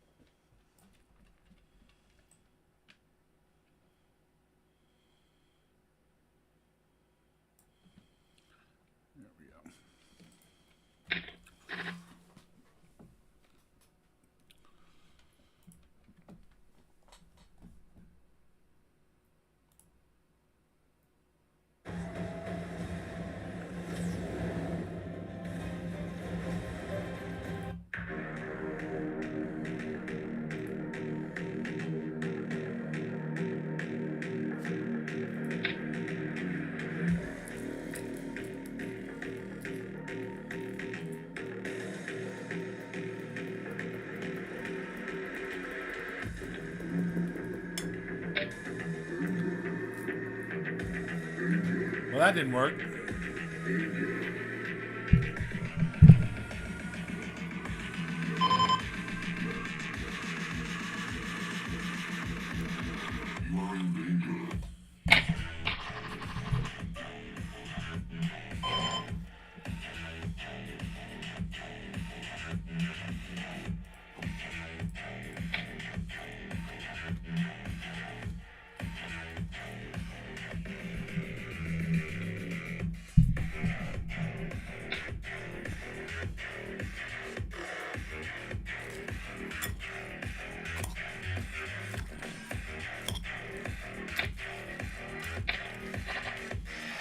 Holy shit, yo! That's a second nut. That's a second nut. Nut number 2.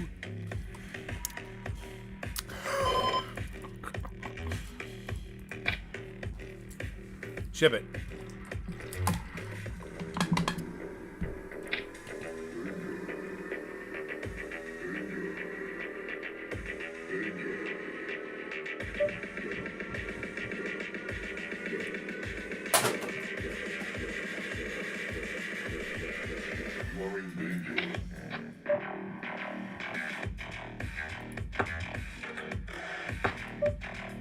Bastard!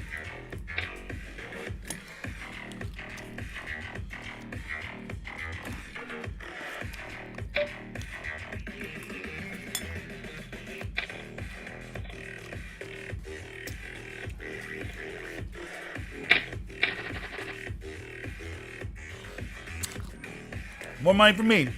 I should have just got it all in.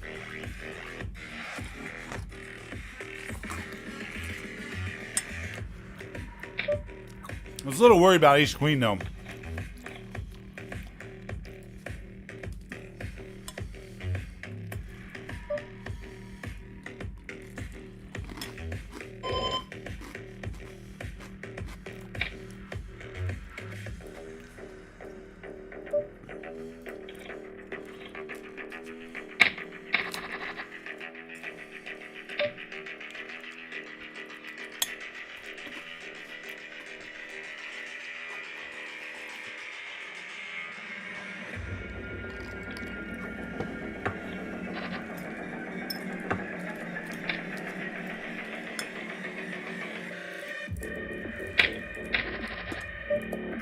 What's up, everybody? Welcome to the stream. We're cooking. We're cooking in a hot pot. First out of 14. Let's go, let's go, let's go. And I'm eating salad. And listening to techno.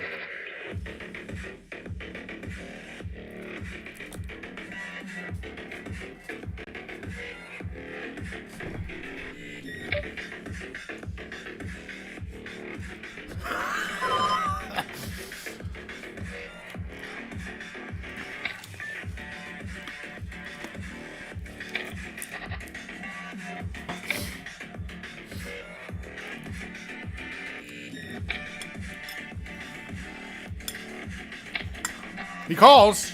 Uh-oh, that's not a good card. He could be fuxing with the 2. He could be fuxing around with the 2. I'm not checking no 6. He calls, and we're going to check it back on the river. I think. Yeah, check back. I could go for value there, but, I mean, it doesn't really matter that much. No, I'm not going to get that much in the general scheme of things, but I guess I probably should have went for another bet. For sure. I just didn't want to get jammed on.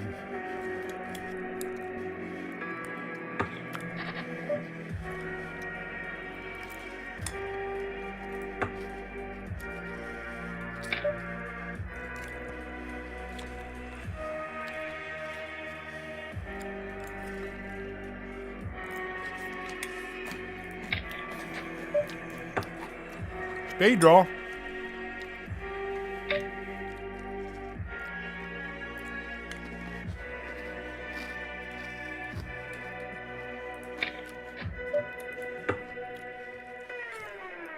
Looks like I lost this one.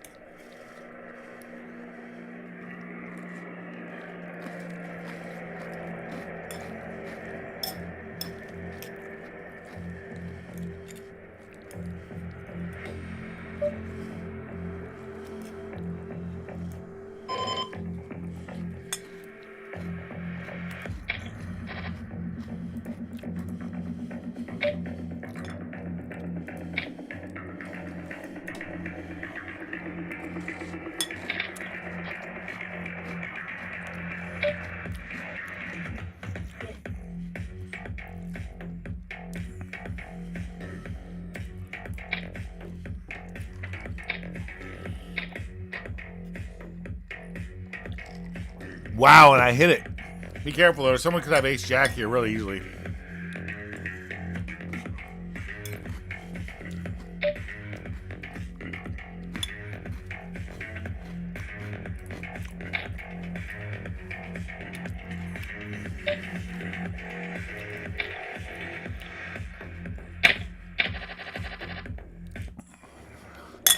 Wacky.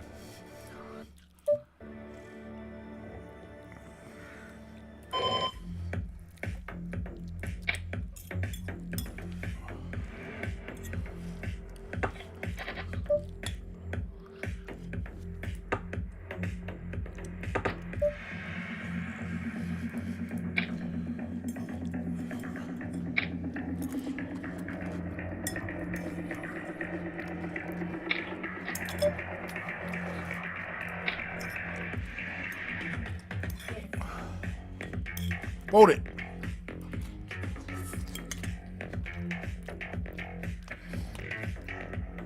If I get the fold chair, I'm a fucking genius. Nope. Not a genius yet. I get 2 colors. Jacks.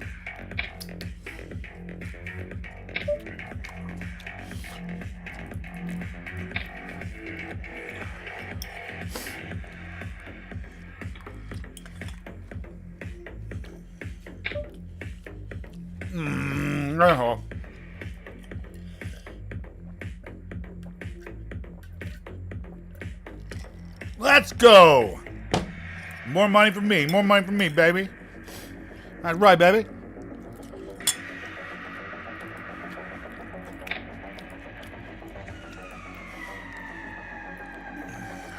No, I'm way out in front. Starting out.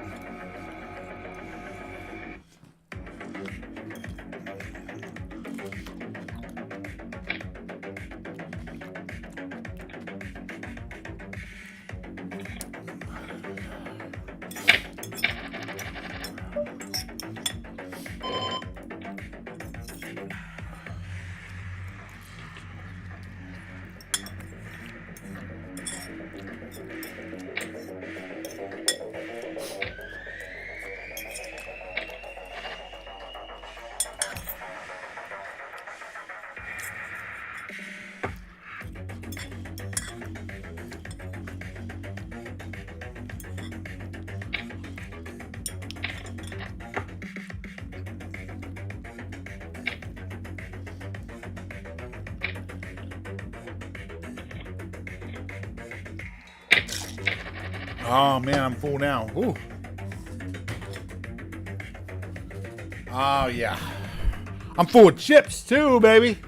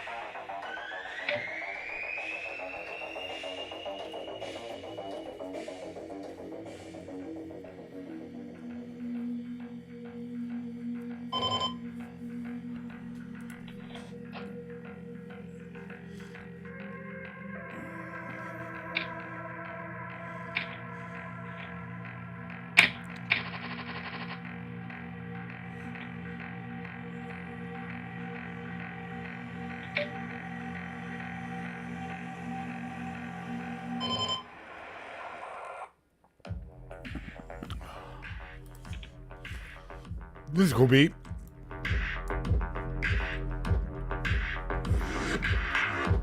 This beat's dope. I'm loving this.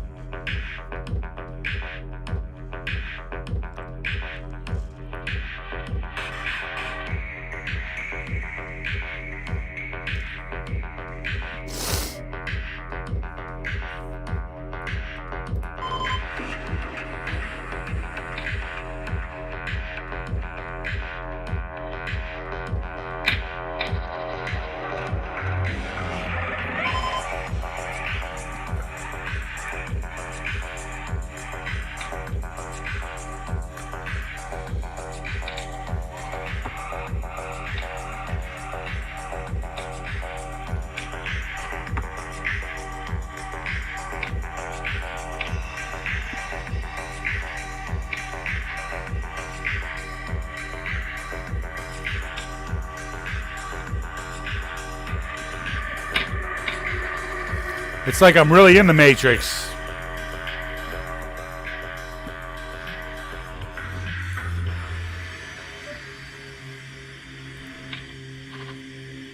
King.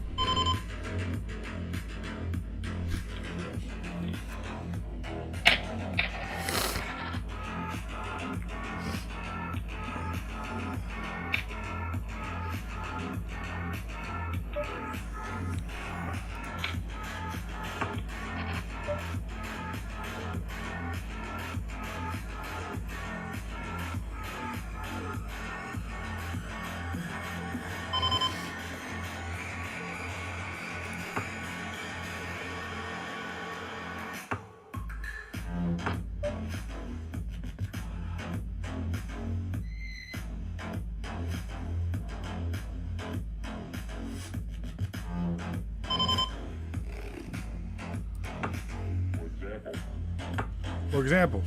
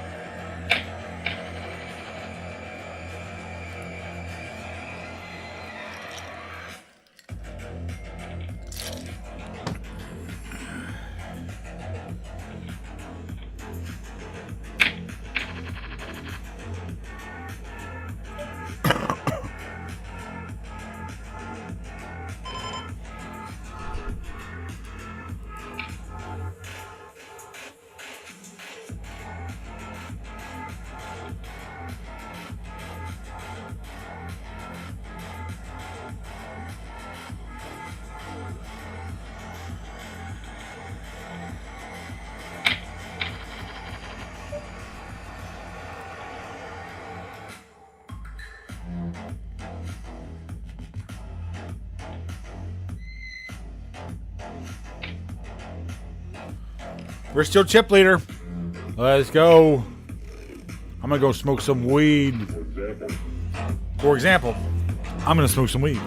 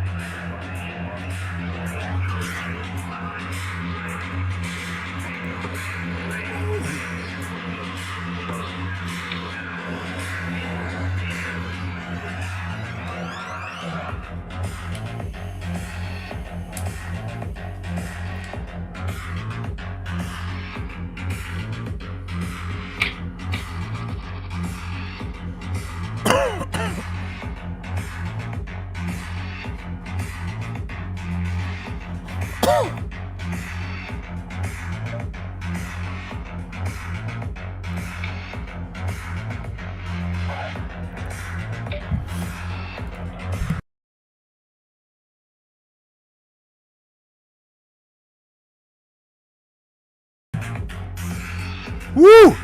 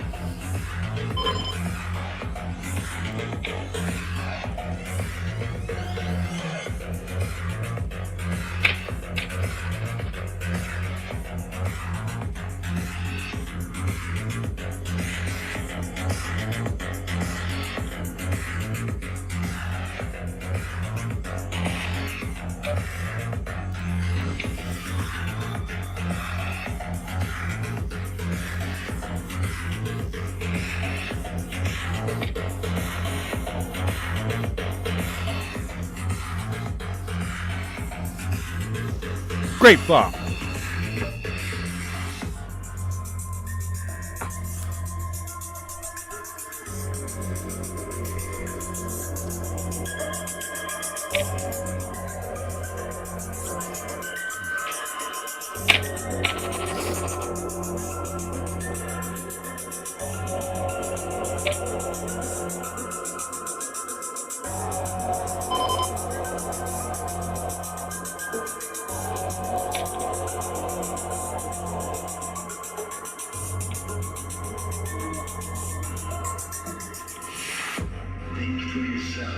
That's a pretty good flop.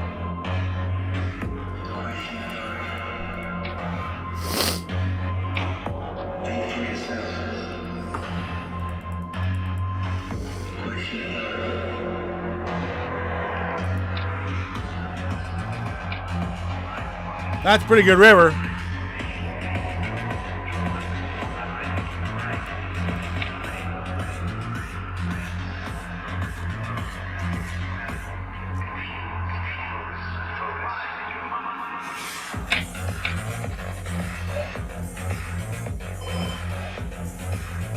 Let's go, chip leader forever from the fucking hand one, baby.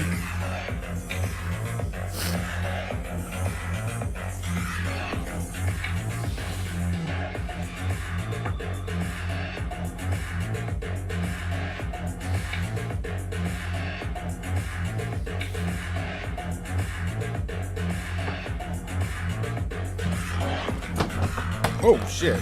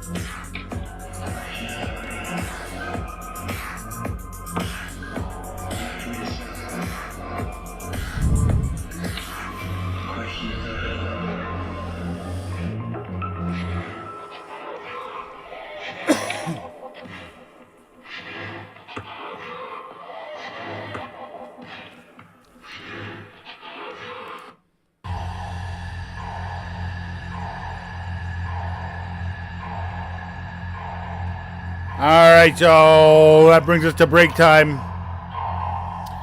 So far, so good in this tournament. Cooking really good. Hope you're all enjoying the stream. If you're enjoying the stream, make sure you drop a like, follow, subscribe on whatever channel you are watching. And I appreciate your viewership.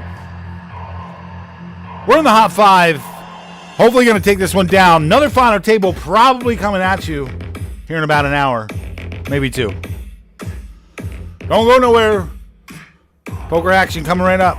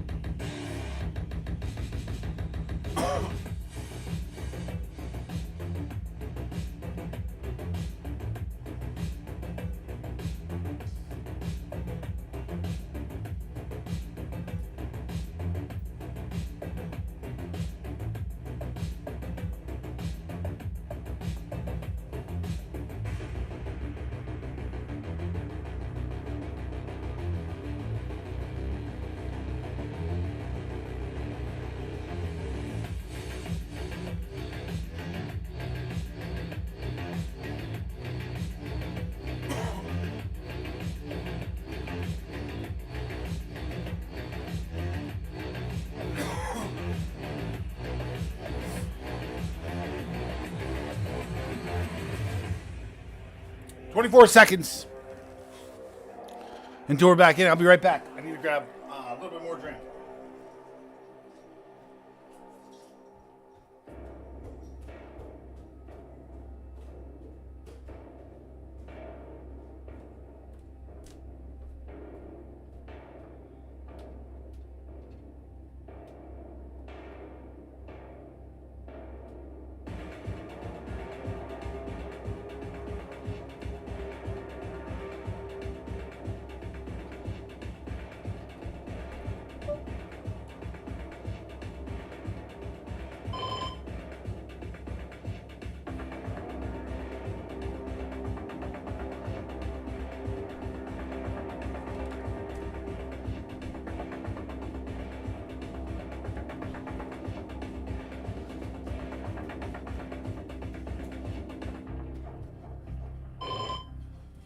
Oh, shit.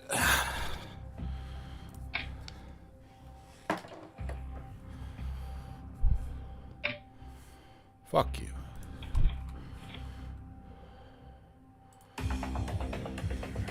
All right, here we go.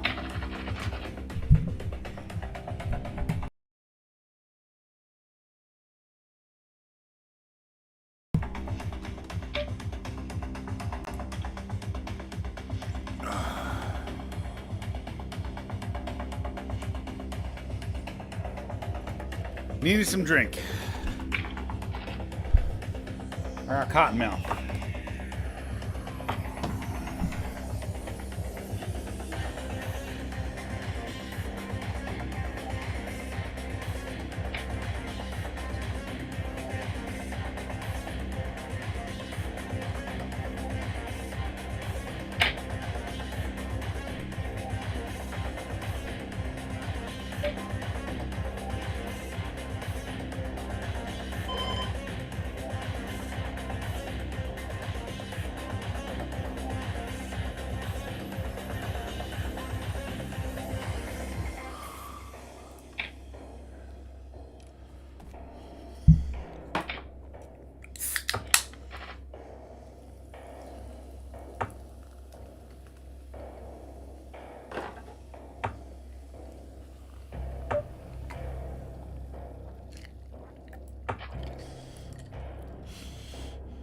What the fuck is burning?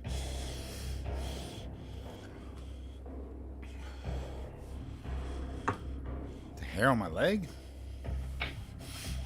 Oh, I smelled hair burning.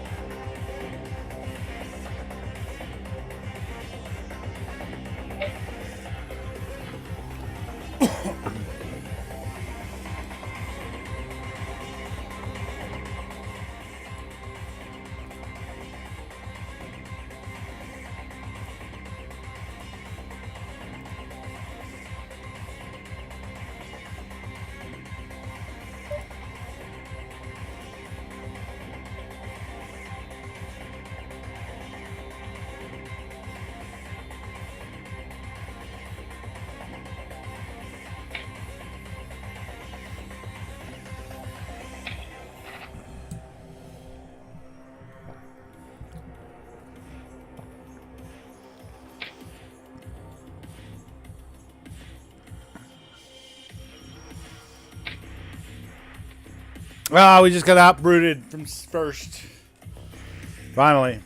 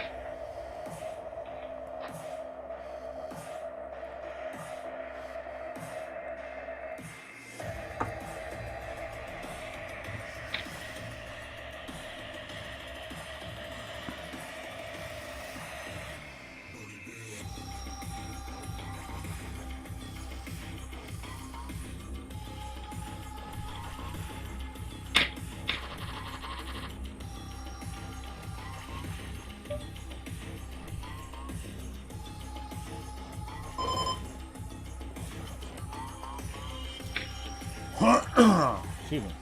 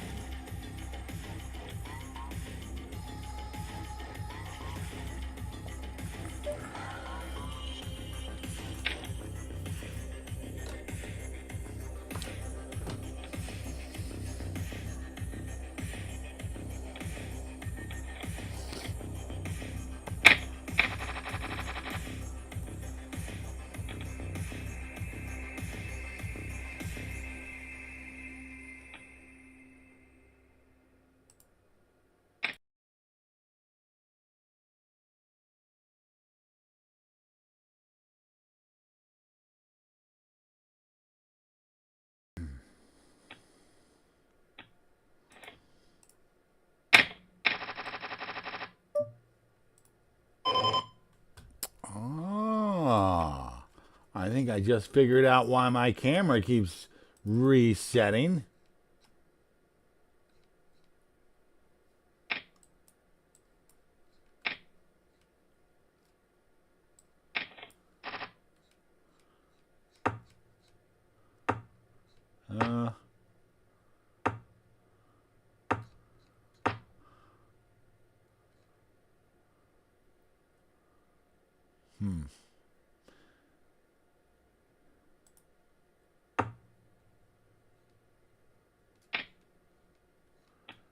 Uh, maybe not.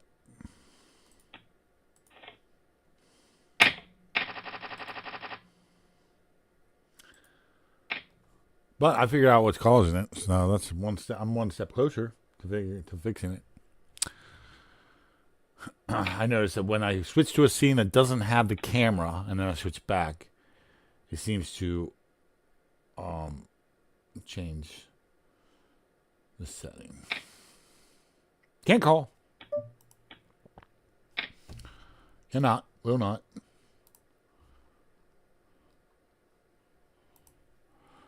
Hey, if you're just joining me, welcome to the stream. I'm actually a little tired of talking. I was going to talk a lot, but then I decided not to. So, welcome to the stream. That's all I got for you. I was going to say a whole bunch, but I'm just fucking, I've done it a few times, so I'm going to forgo this time. Notice the viewership jump, so welcome.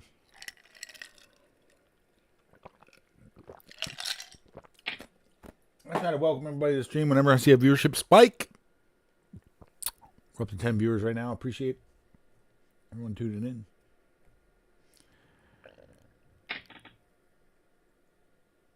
This is probably our best chance to shake something decent loose. Probably going to be about 100 for first. I'm hoping. I really want to take down the tournament.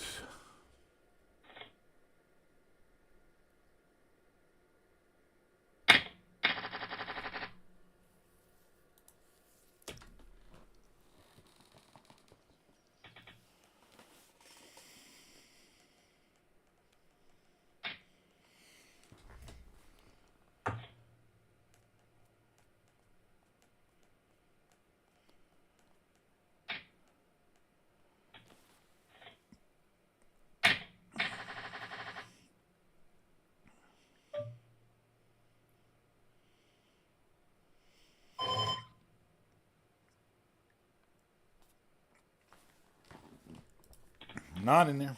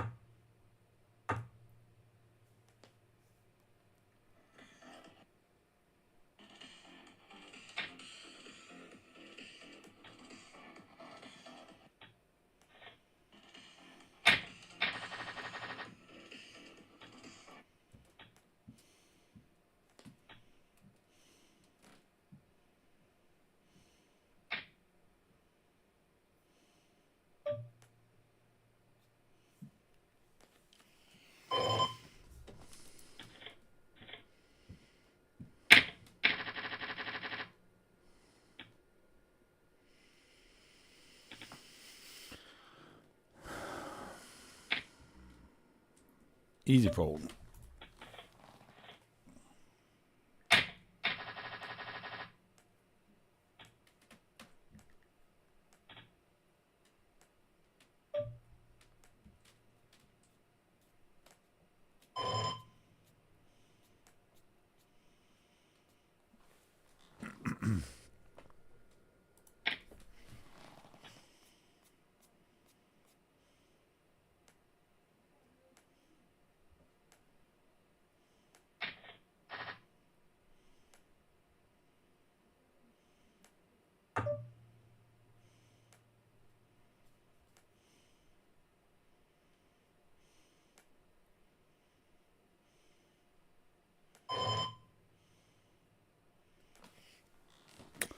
That's decent. I'll go with the full bet.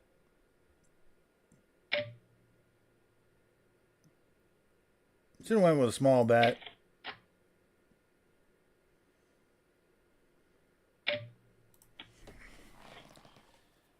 Shit, the bad.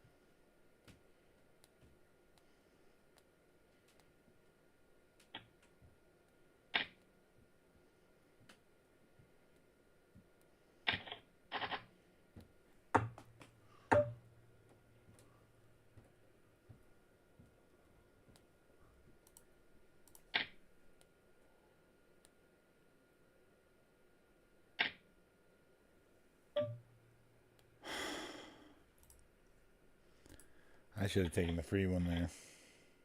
I almost did.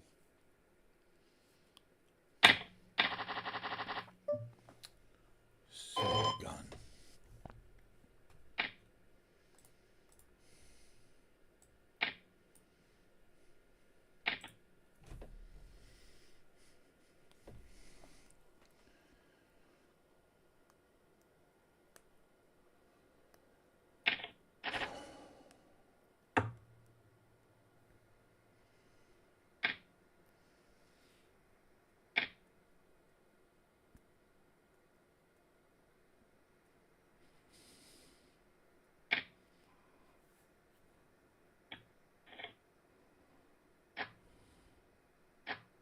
Wow, all three of them have ace queen. That's wild.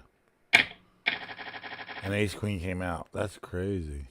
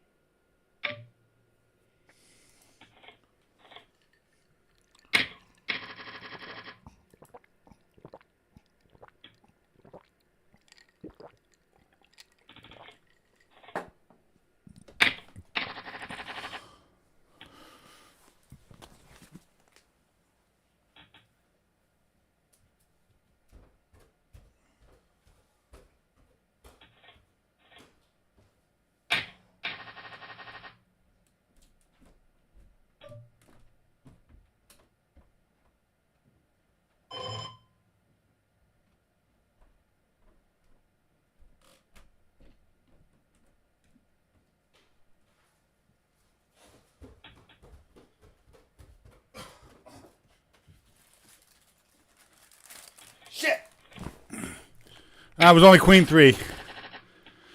And 10-7.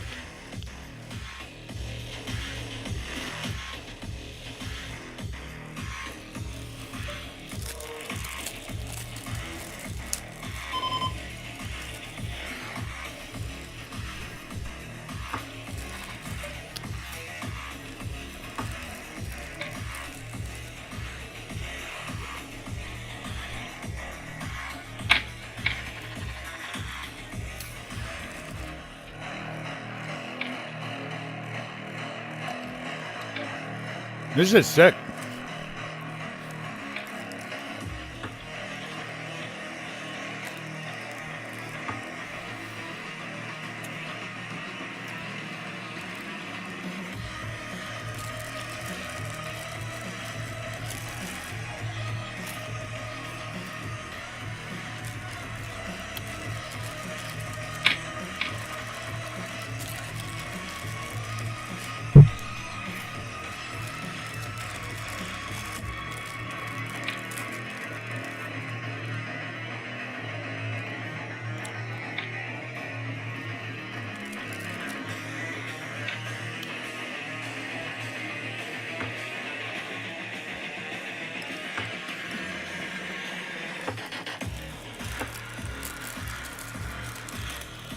I love shit like this.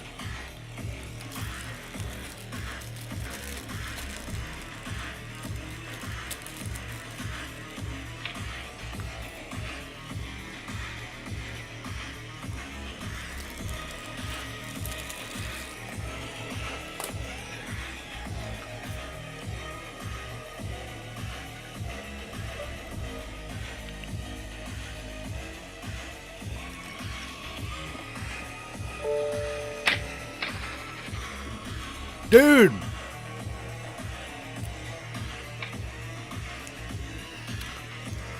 Dude.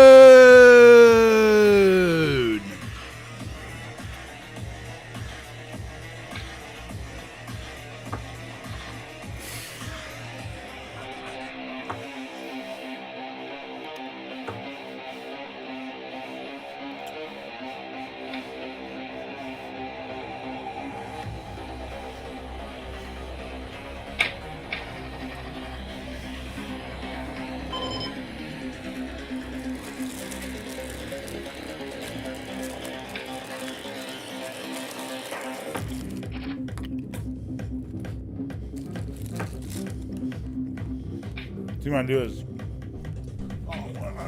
it's way too high. These are way too big.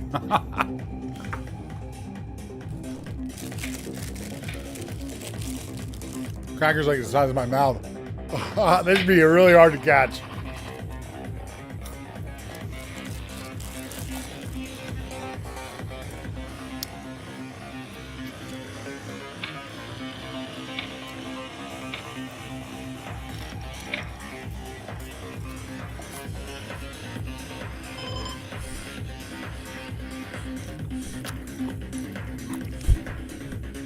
Think about stubbing on these guys.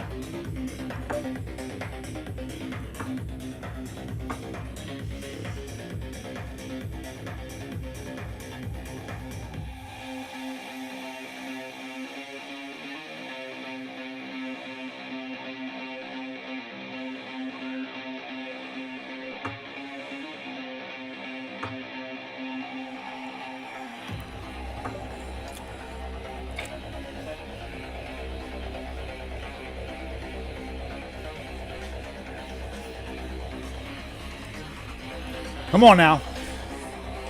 Don't screw me.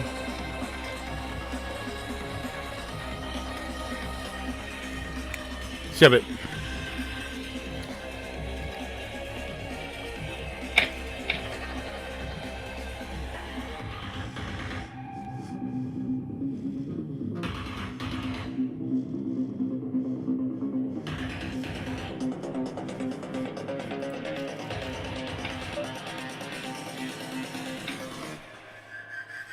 Hit me.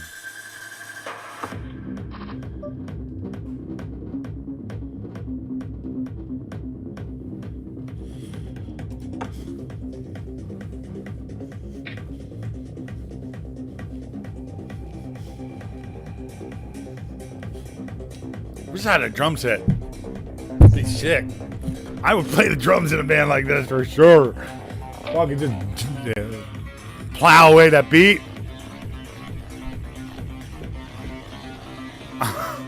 That'd be me.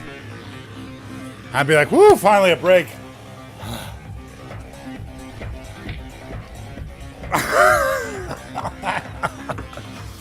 Put me a drummer in a EDM fucking dark techno band any day of the week, please. Thank you. I'll kill that shit. Now this be pretty tough. Sounds like you're doing something on the toms there, or some extra stuff. You probably ought to be a hell of a drummer to be an EDM drummer. I mean, half the stuff's probably done computerized anyway, but still, it'd be fun to play this stuff live.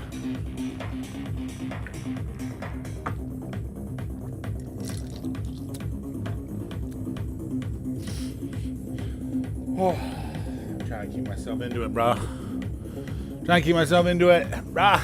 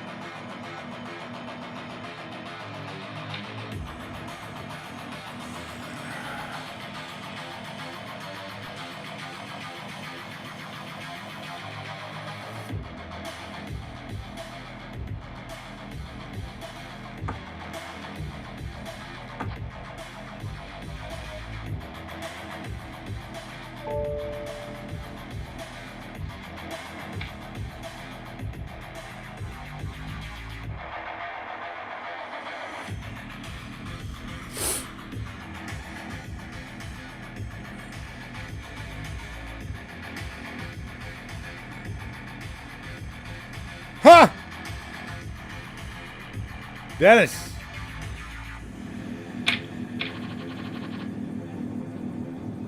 If you're talking about the good games, they're right here, bro. Right on PokerStars PA. If you're talking about good drugs, I got no fucking clue.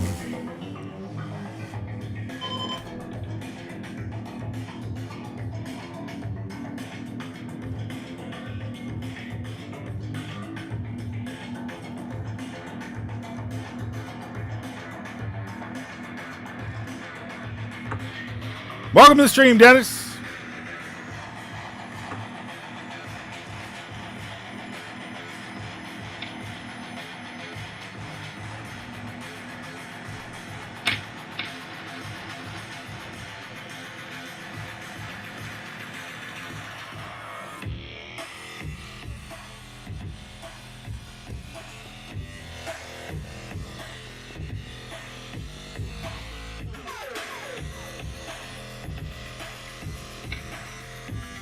Appreciate your enthusiasm, Dennis.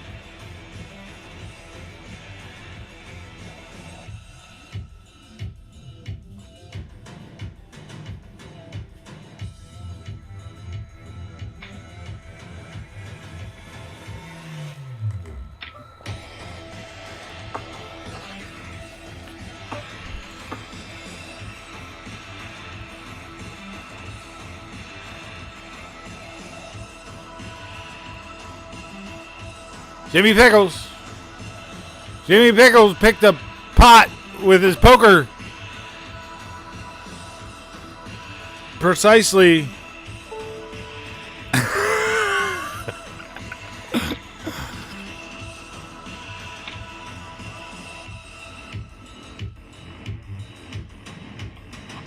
Hey, we got another night check.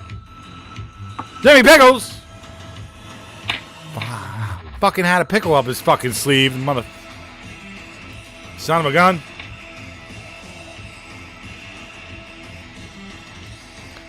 Son of a gun had a pickle up his sleeve. Jimmy Pickles. No limpy. No limpy on my eye, Stimpy. Nah. Ship it all. Space Poke's calling. I don't know yet. Probably about 100. Oh, we're behind. Fuck me. Great limp call off, bud. Great limp call off. This is going great. We were fucking cooking, and now we're freaking cracking. And by cracking, I mean we're getting cracked.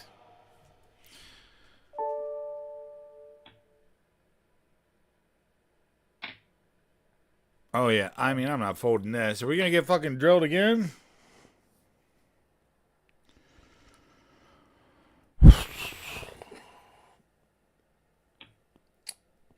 Ran. Okay. I mean, I can turn it down. I got to keep something going. Otherwise, I'm going to fall asleep. I'm way ahead. I'm way ahead. Come on, man. Dude.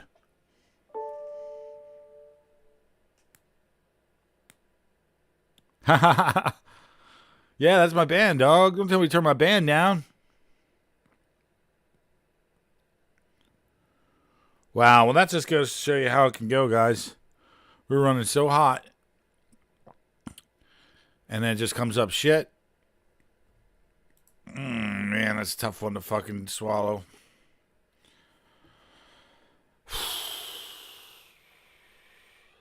Hard knock life out here. Start off.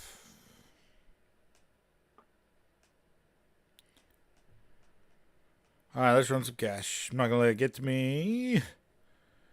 We'll run some cash. Actually, I don't want this table. Actually, let's see if there's a $5. Oh, there's a $5. We're going to play a $5 spin.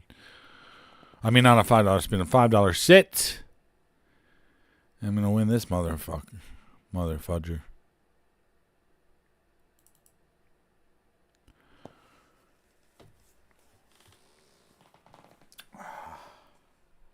My bad if the music's bothering you. I can turn it off. I got to keep something on. Maybe I'll turn that reggae back on. Well, I'll just keep it low.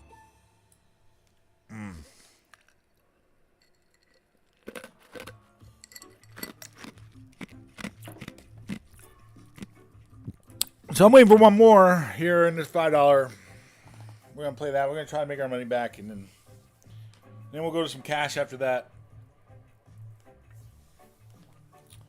Oh, man, that hurts so bad, dude. It's just it takes a lot of life out of me, I'm going to be honest, but whatever. We got to keep at it. I don't think I did anything wrong there. We just came up short. We came up short, and then we came up short, and then freaking I had a huge pot right there that fucking put me like back in second place, and the guy fucking hit us straight with some junk ass hand. Wicked. That's why I play those hot fives, because the vibe's alive, you know what I mean? I had all my money in fucking good. River, I mean. Tournaments like that are gold mine. It just didn't go my way. That's why I play that hot five, dude. That's fucking, I mean, I win that pot, I'm probably going to at least get in the final table. No, that's not my band, though. You probably know what my band is, though, don't you, Dennis?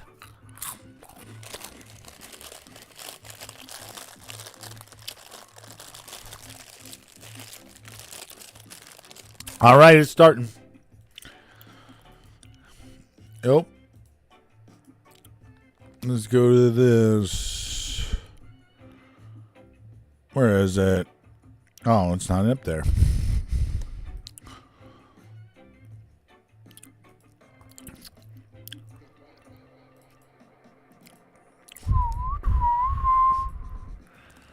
There it goes.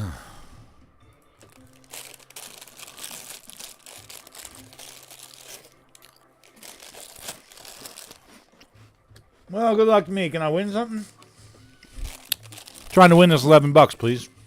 $13. Please.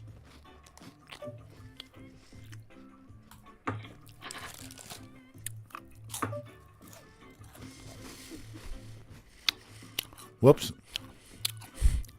I clicked on something that's all over my screen now. What the hell? All right. Oh, I'm in here.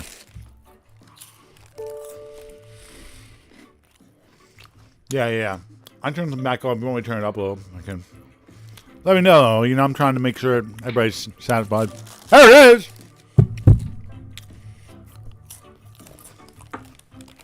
I'm gonna let you know somebody has it.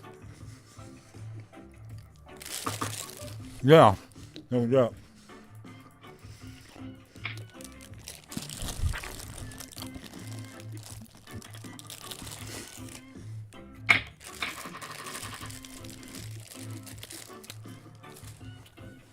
Should just don't let it.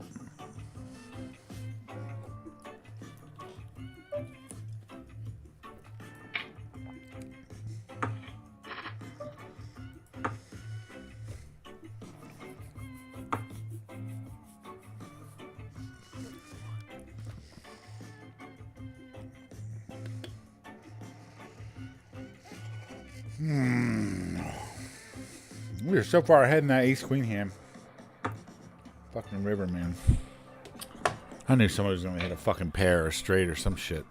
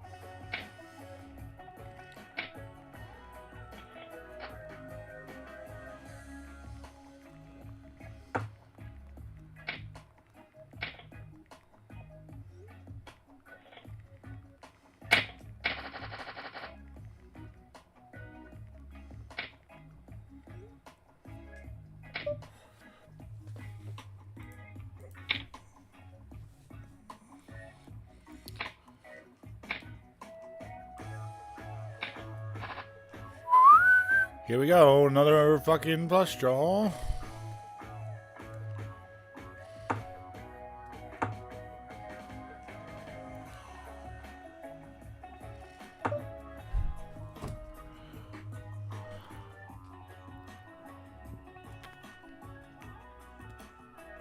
I can't call raise, so I'm gonna bet small.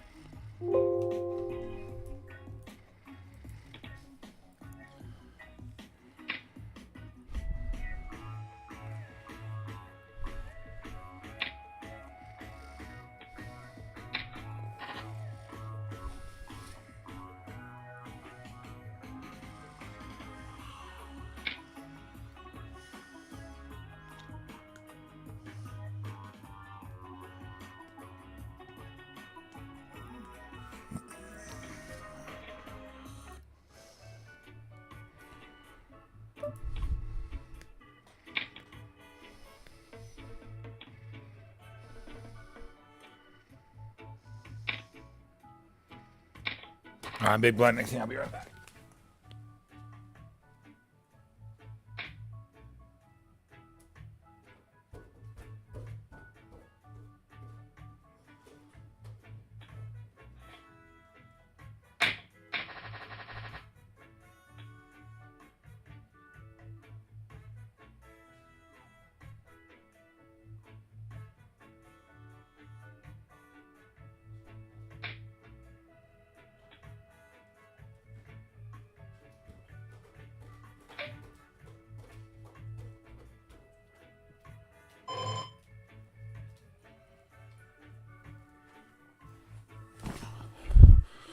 Great hand.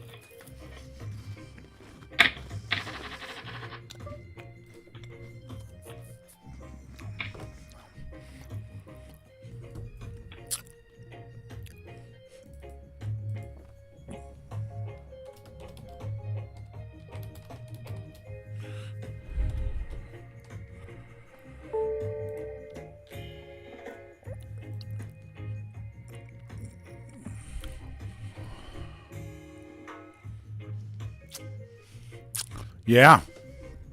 Yeah, I heard about it once or twice. It's mythical. It never happens.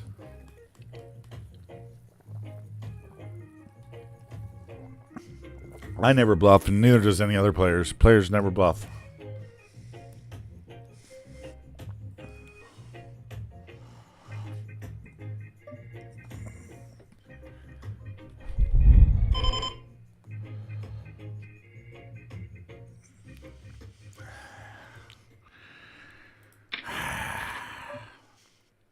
Should fold.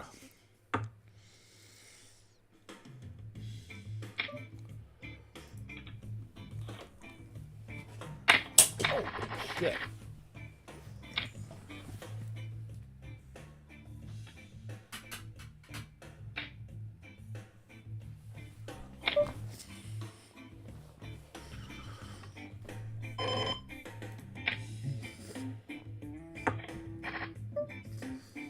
That's pretty good.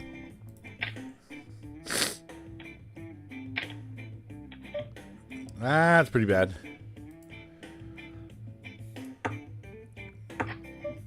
That's pretty good.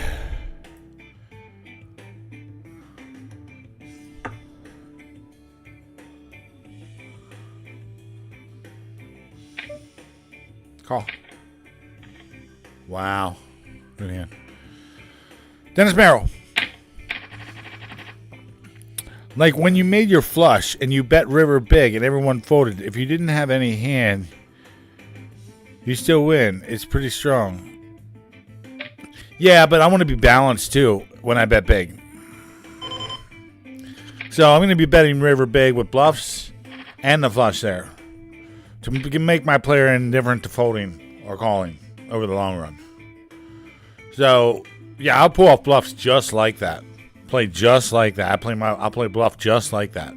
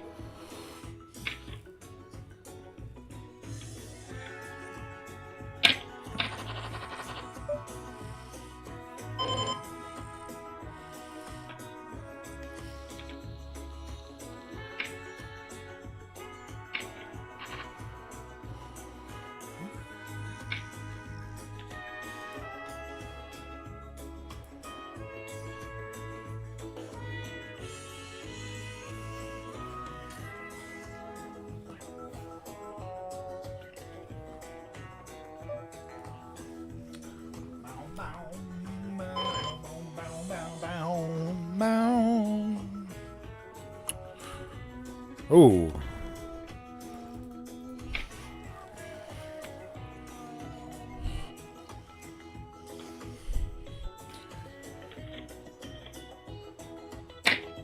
I like this part. This part's cool. So it's a cool solo.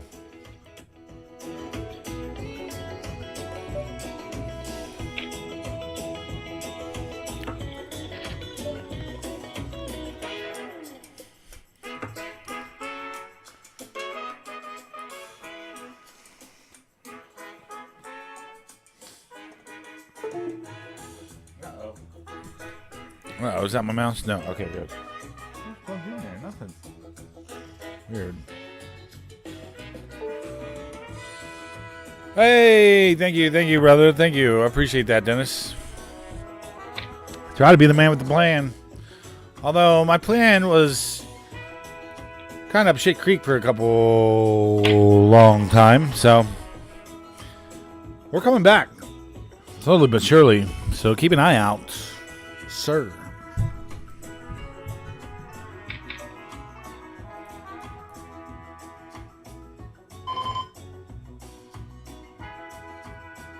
Nah, I'm going 7, brother. I'm going 7. I gotta hedge these guys towards an all-in with this hand.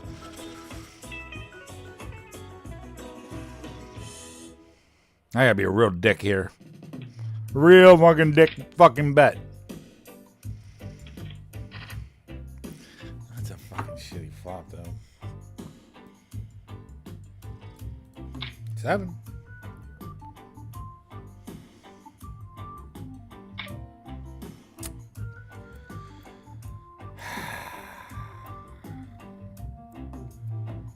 I could have probably checked it back here.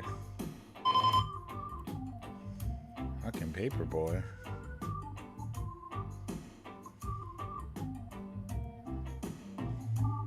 Could he be raising me with nothing? Like a 10 jack?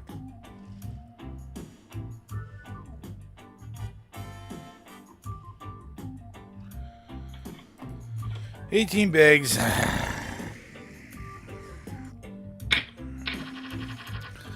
Let him call off there and then re-raise. Must have got real lucky. All right, I'm all in. How'd the blinds go up? I didn't realize the blinds went up. Whatever. I'm rolling like shit. Maybe I'm playing like shit. I don't fucking know anymore. Just let me win!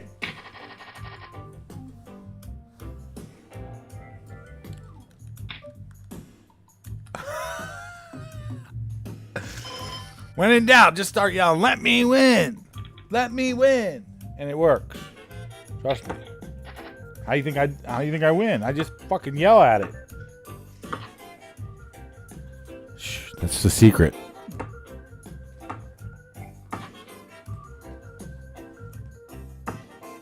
Where'd my babe go?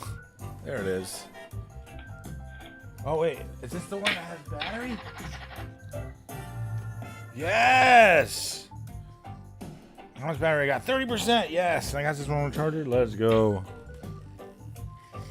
I got nicotine.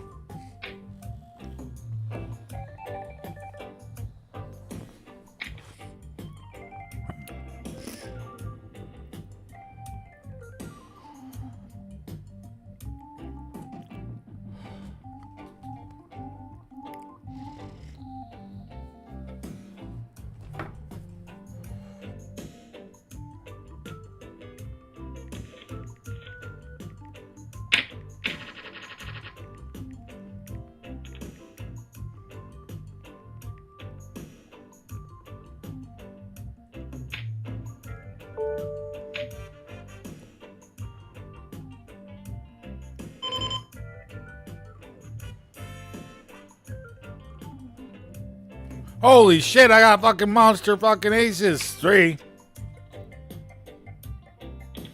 Oh my god. Are you serious? They both folded? Whatever. I keep forgetting that I'm playing a sit and go too. Actually. Hey, thank you, man. I appreciate that. You know, I'll be honest, I try to bring a little bit of comedic relief to the table here. I'm not trying to sit here and be like, raise, call, straight, flush, call. You know what I mean? So,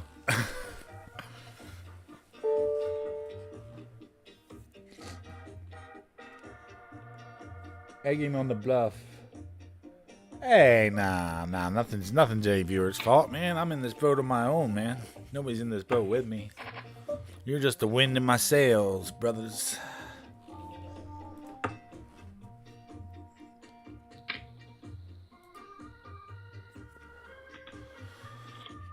And sometimes I toss some money up there in the wind.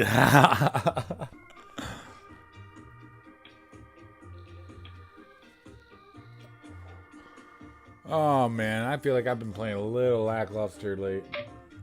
But maybe not. Maybe it's just I've been running a little rough too.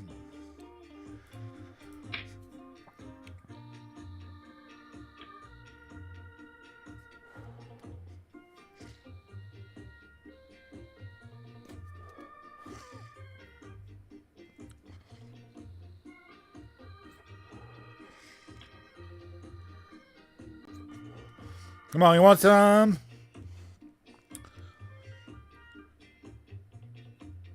QT Smooth. A little bit older than me. A little bit older than me. Hold it.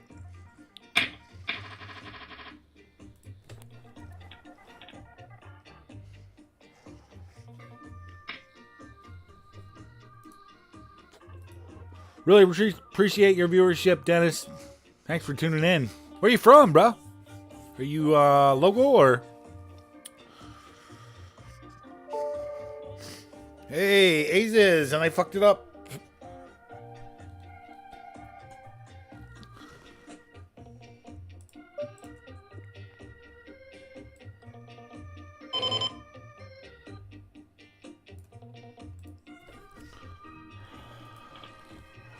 I should have made it 2 there, maybe, I guess. I don't know. I don't like making it 2 out of position, though. You know, I'm still out of position, even though I have aces. Like, you know, out of position sucks. I don't care if I have aces. Like, it's out of position sucks. That's how bad it sucks.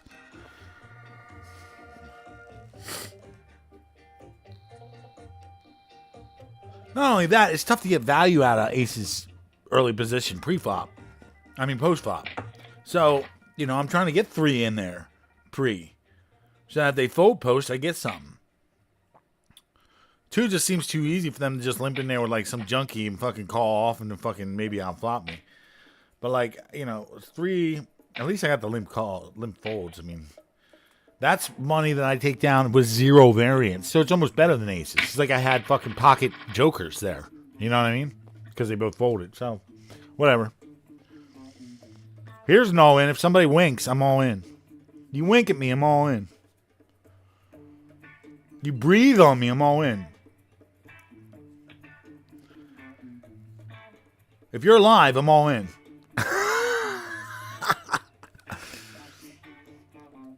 If you have blood pumping through your body, I am all in. How about that?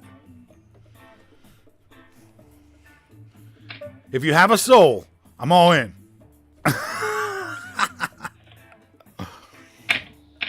If you don't have a soul, you would have called. Damn it.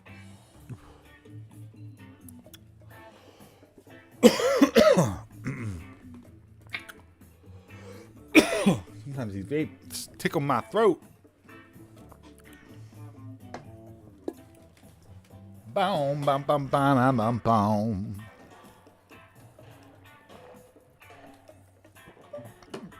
Come on, this game's already taking way too long.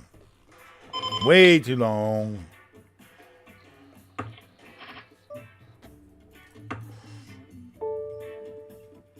Oh, that's what's up. Damn, man, you must be rich. Ain't nobody live up there except rich people and mountain people.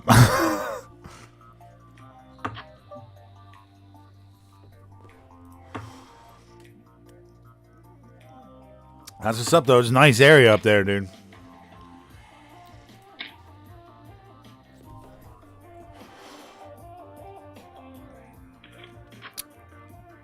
Can't say I've been, but I've read.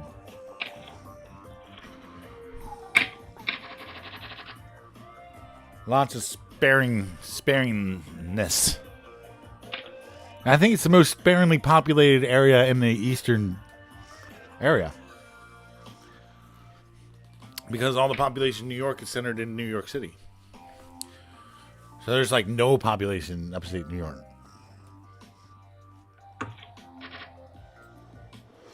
So I read that it's surprisingly pleasant. I mean, I don't know about surprisingly. Maybe that's a word that shouldn't be used, but...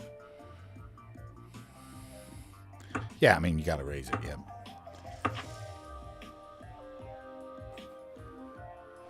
I'll be beating myself up over nothing. Over nothing, my back's starting to hurt. We're definitely gonna be hitting up the lazy chair. We're definitely gonna be switching to this chair at some point. Probably have to... ah, man, I can't believe I'm 5.5 hours in this stream already. Feels like I've been streaming for like an hour.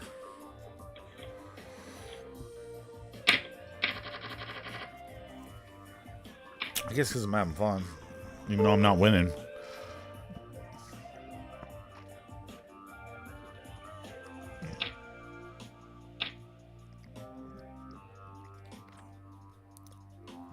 Low standards are a good thing.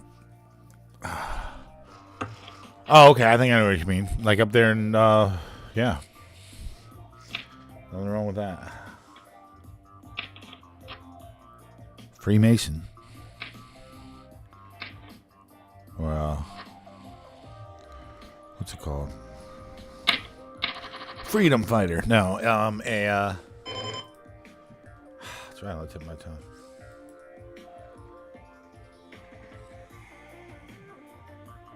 Ah, raise it. That's probably a fold, honestly.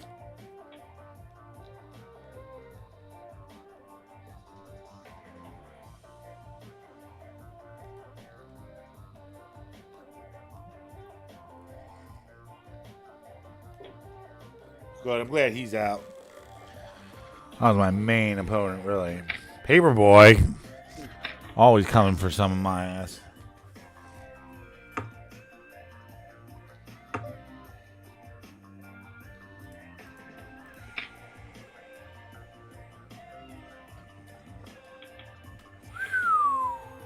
Woo! Talk about the bluff right there, baby.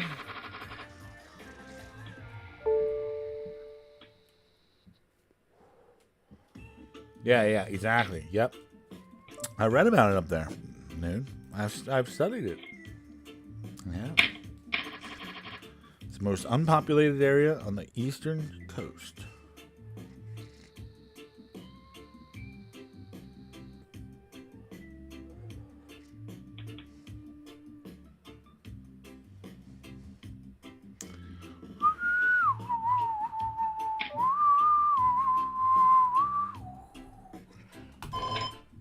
Rip it! Oh shit, we're gonna play a pot. We're gonna play a pot.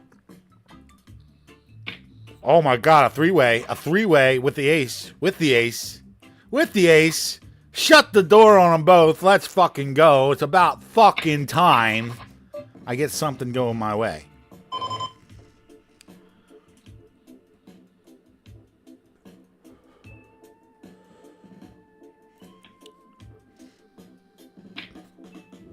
Booyah!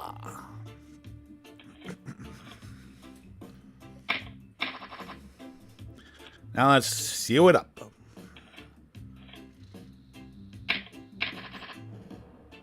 Not gonna be talking much here. I'm trying to win this.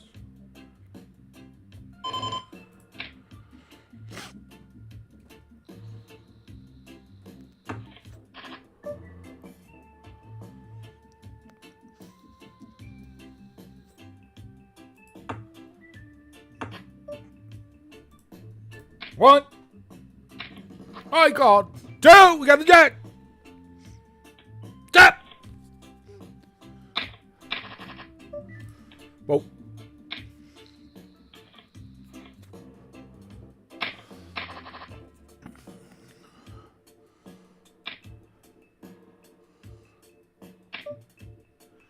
Nah. I'm out of there.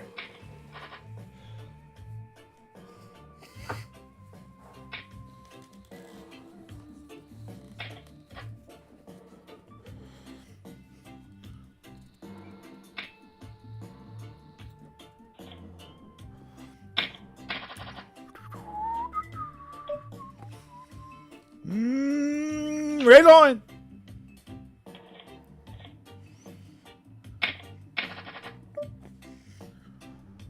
Raise it up.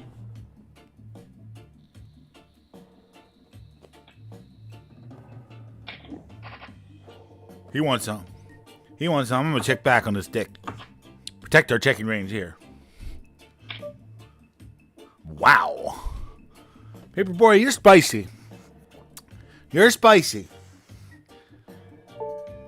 I can't call.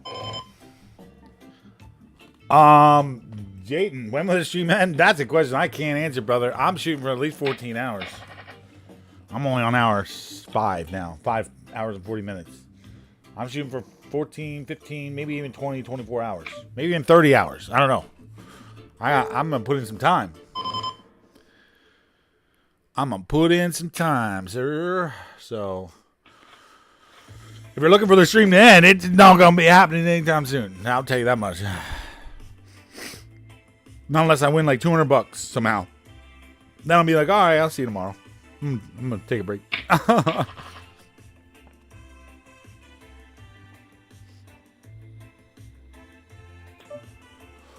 Trying to think of what my goal is for the stream. Probably like $150 be nice. Limber. Definitely bet. You gonna call? No, we don't got took it. We got sit. We got sit. We got sit. All right, we're gonna do some cash after this. We're gonna hit the cash game again because we're finally gonna be up a little bit after we win this, which I feel like we're going to. But I'm not trying to jinx it. Knock on wood. Let's go.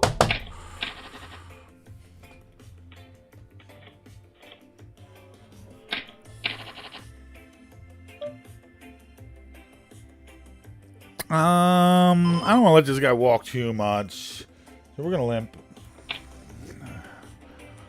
Limp it up, limp it up, limp it up.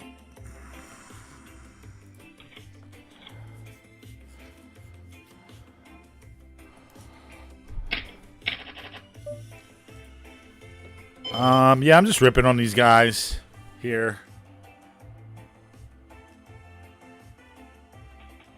There we go.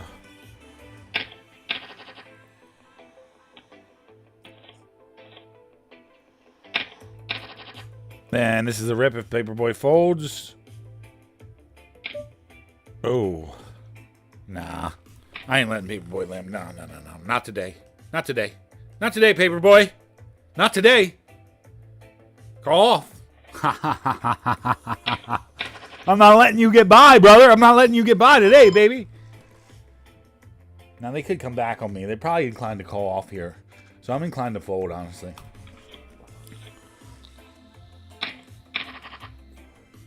ICM. Can't really call there.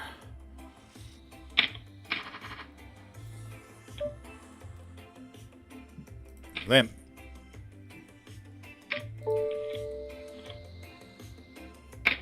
Yo, that's what's up, Dennis. All right.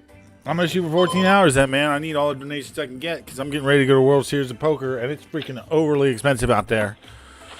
I'm trying to build up as much money as I can before I leave.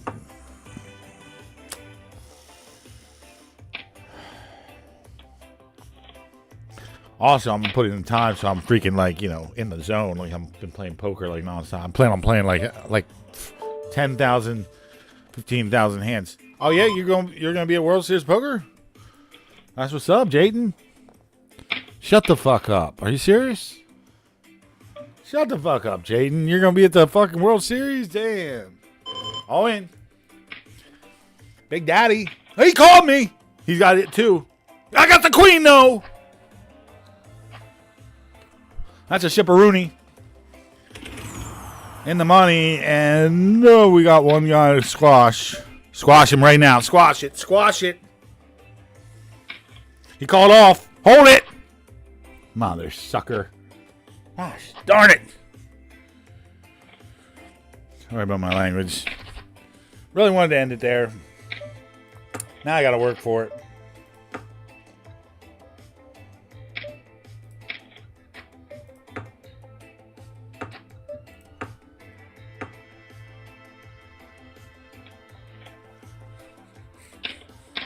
All right. Hit me. There it is. There it is. Do something. 3. Call, go, all in, I call. All in, I call. All in, I call. Oh, my God. Oh, yes, we chopped it. Yes. Holy hell in a hand basket.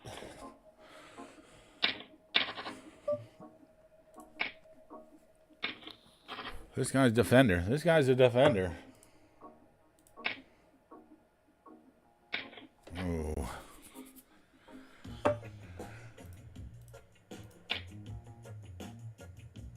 Yes! Gotta bet the turn if you bet the flop. Gotta bet the turn if you bet the flop. Gotta bet the turn if you bet the flop. Damn it. I wanted something a little bit better than that.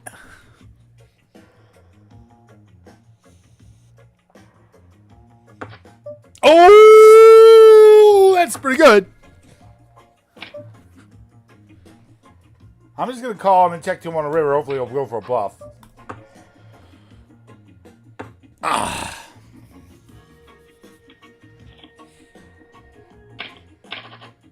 Couldn't squash him. Come on, shove it and take it. Go ahead. Shove it, Paperboy. You got it. Go ahead.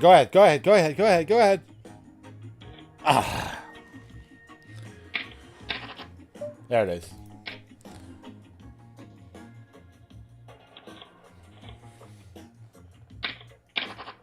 There it is. Get it in. Hold it. There it is. We got a lock. 98%.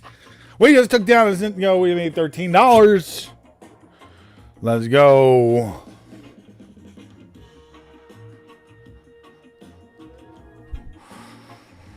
Let's freaking go. Man, I just want to play another one of those.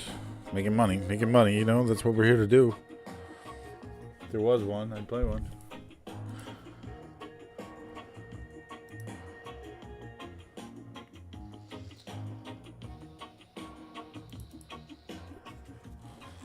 Alright, looks like we're going to play the $3 Deep Hyper Turbo coming up in 20 minutes, but we'll jump into some cash here for a little.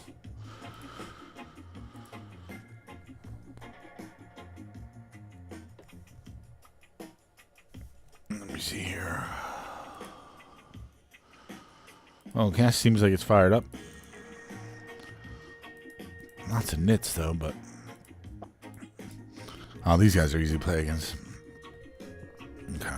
Probably just play like one table for a little bit. I'm not really trying. I'm trying to take a break a little bit. Pull back a little right now because I was pretty mentally intensive. I was really trying to win that one, so I was putting a lot of energy into that. And now I'm just trying to relax for a little.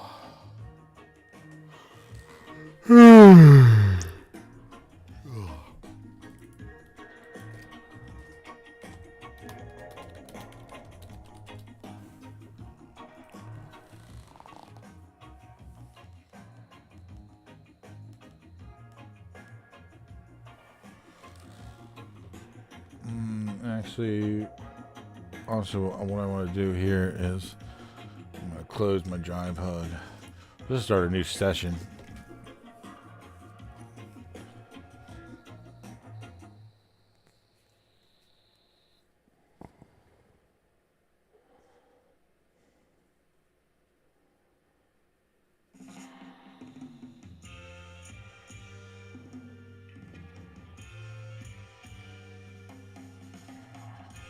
I can get my HUD to reload.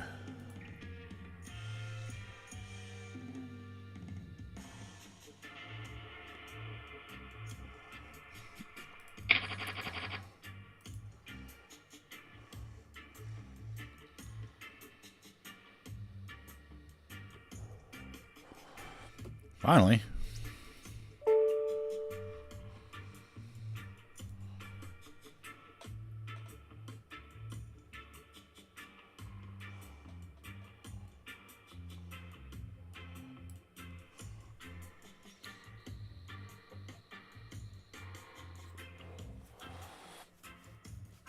All right.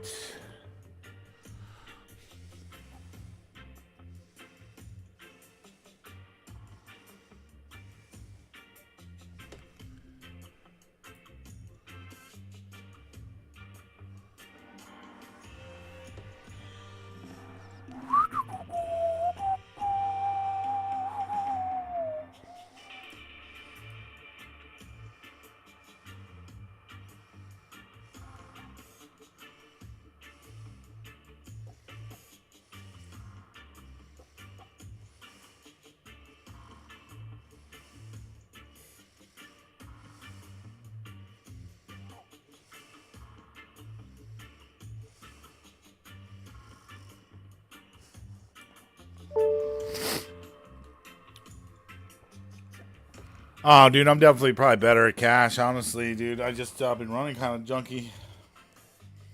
Thank you. Like I said, we're just playing this for a little bit until the $3 Hyper Turbo starts. We're going to play that. And then, yeah, we're just going to keep running. I'm going to go into some intensive cash, though, later around like 12 midnight, 1 o'clock, 2 o'clock, 3 o'clock, especially 4 a.m., 5 a.m. Things get really, really wild. And especially probably will tonight since it's Saturday night. So I'm going to try to pick off some wildfires later.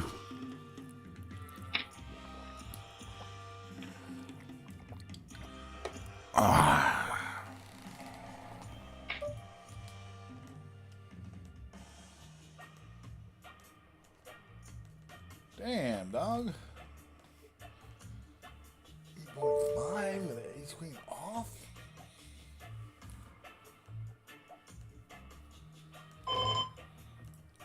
I just don't know what I'm getting into, so I'm just gonna fold it. I don't know what I'm getting into with this guy. My HUD's not even up yet.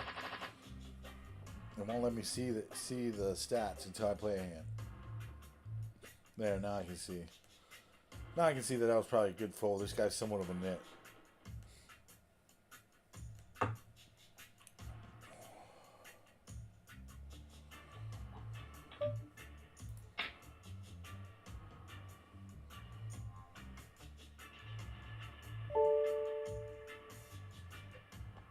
Hell yeah. Let's go. I ain't going nowhere. I might be switching chairs soon.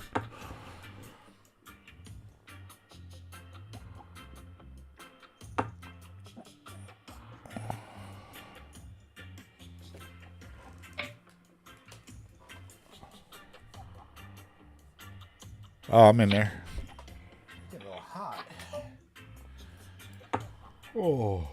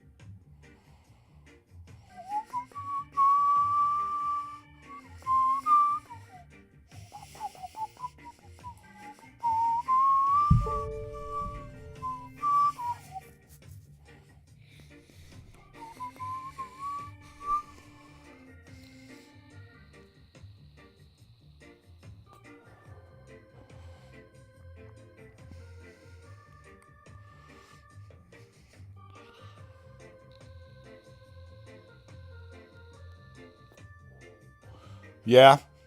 Yeah, I've been meaning to get on there.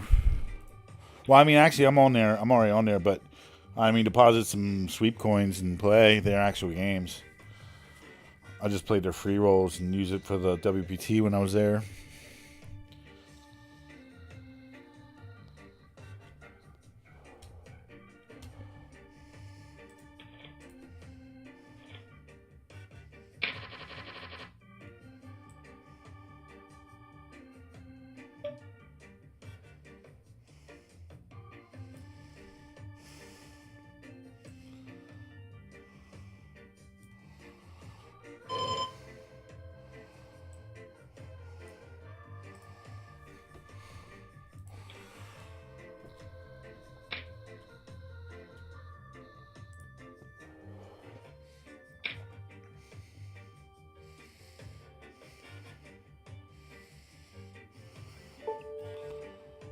Huh?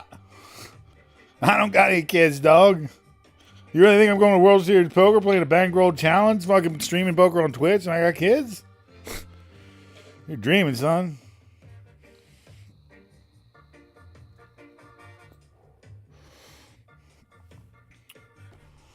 I just got out of a 7-year relationship, so yeah, and I didn't have any kids in that one, so it's a good thing.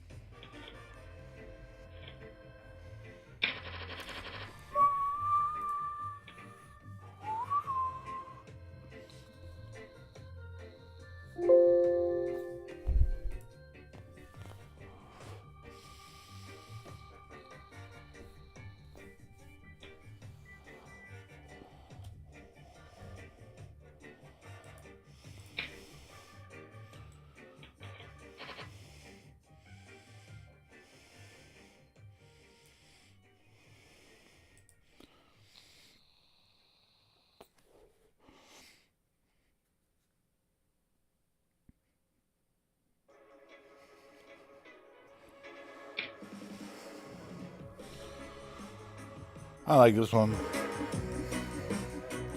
This one makes me relax.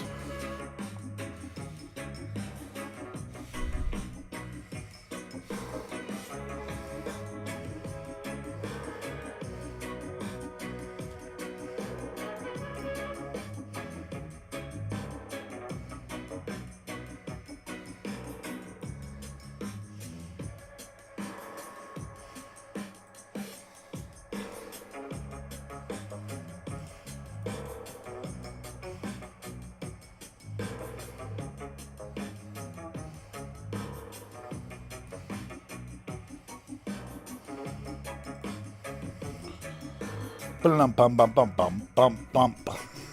Bum bum bum na na na na na. Ba-dum-bum-ba-dum-bum-bum.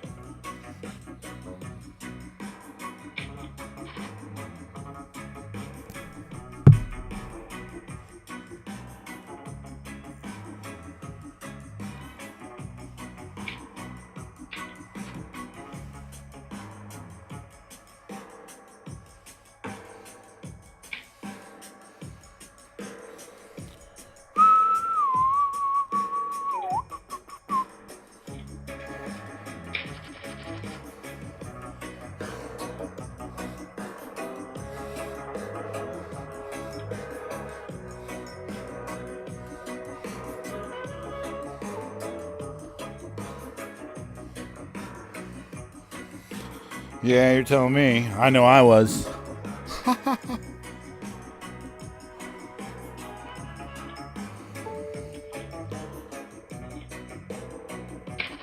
Yeah, I won that. I won it.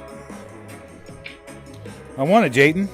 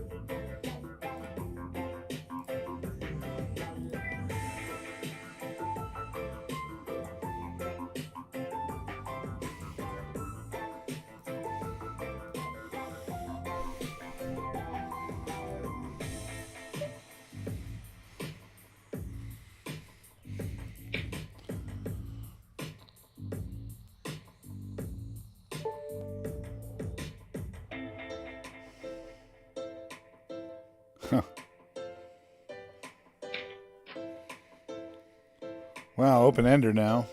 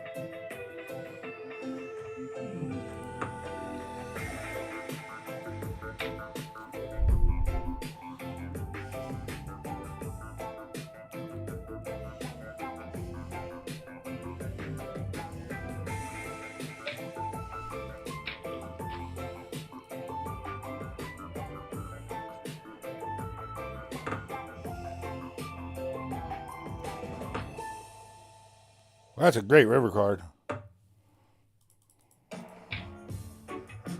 Great folder here.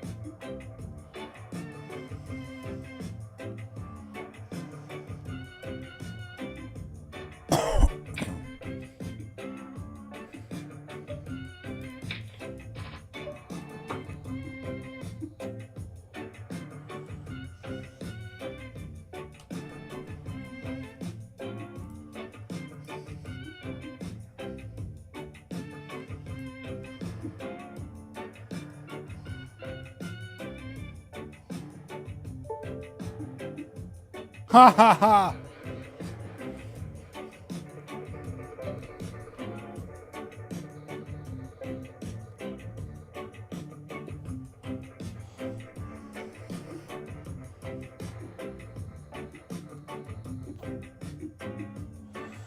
Nothing wrong with that.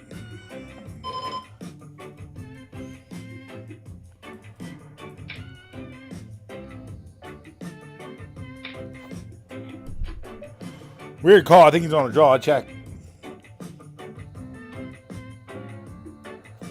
Did he get there? Nope. Was he on a draw? Pretty much.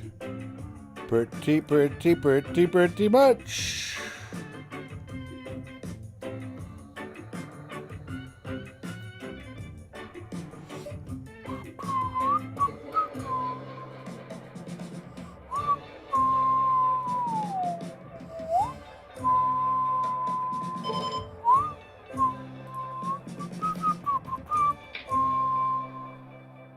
Yeah. That's hard to pull off, right?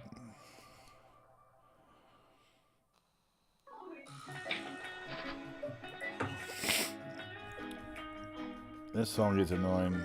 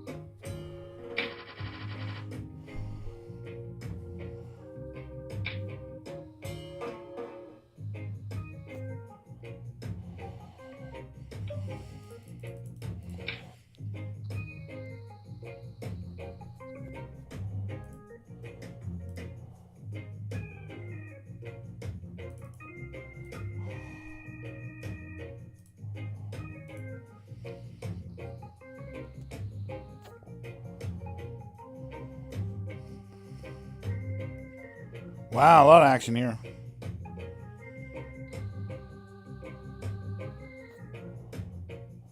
Wow.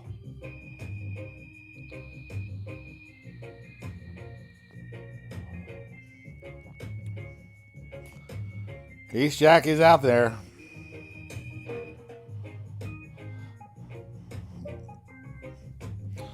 Can't fold yet. Oh my gosh, what a turn. I think I'm just ripping here. If they got the Ace Jack, they got the Ace Jack. If I bet here, pretty much pot commits them, so I'm just going to rip it. Fuck, this guy's got Ace Jack. I'm fucked. Oh, he's got King Queen. Oh, he's got King Queen. Yeah, it wins. Fuck.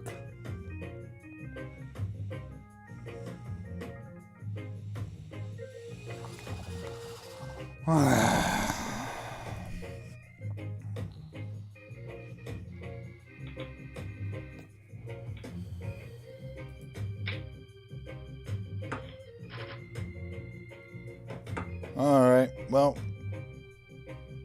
on that note, maybe we will jump out of cash and go into the $3 fucking tournament. Which started already. Yeah. That took the wind down my sails a little bit.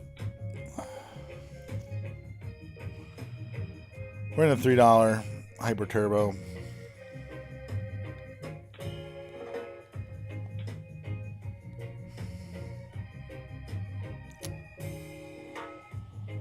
Oh, man, that pissed me off. Oh, well.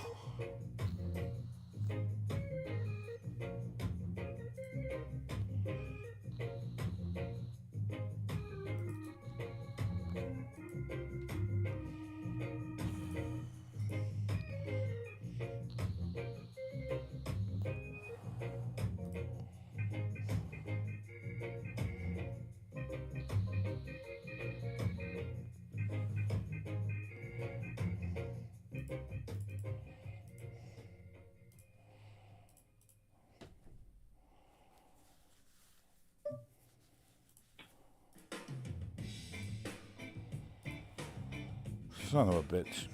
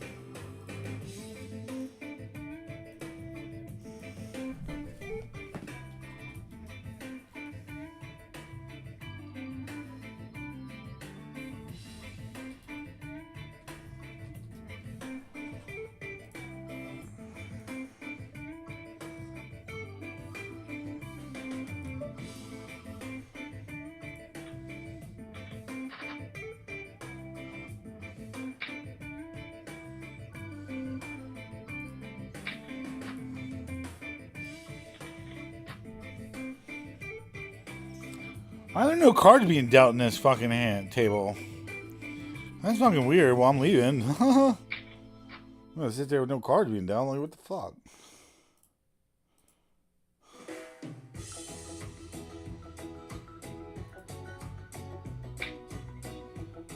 So weird.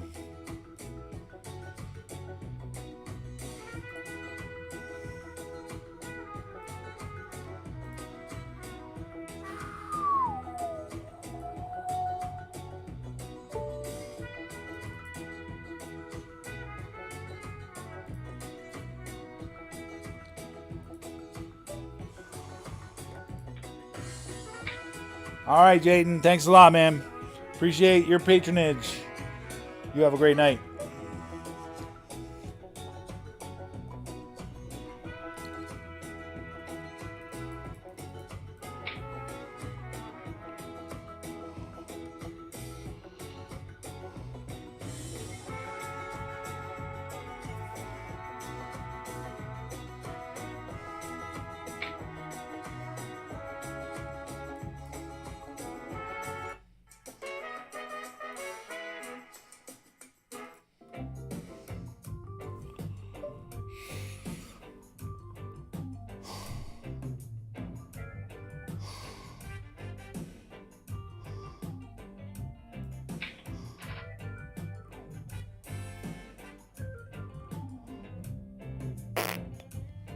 Poop.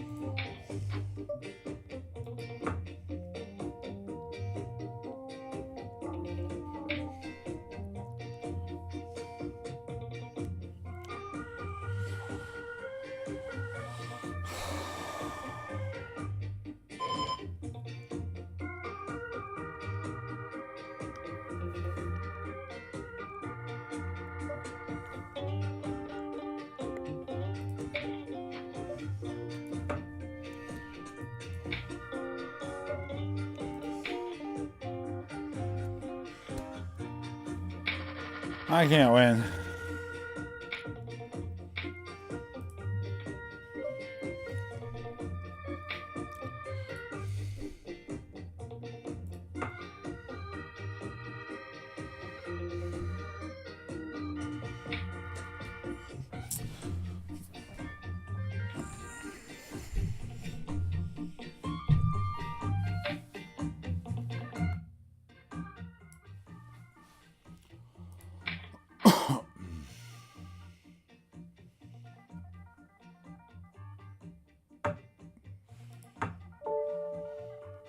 Yo, what's up, Cheesy Felon? Yo! How's it going, my friend? How's the music biz?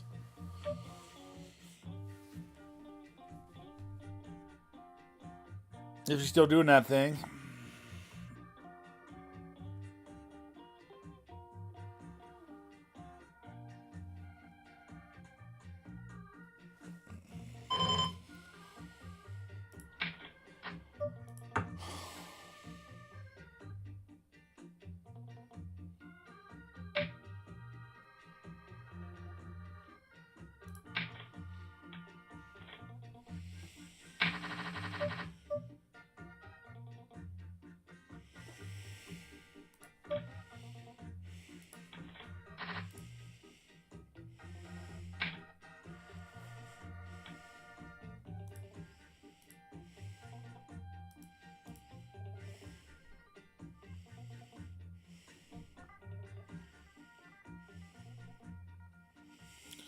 I'd be talking more, Cheesy. I'm just,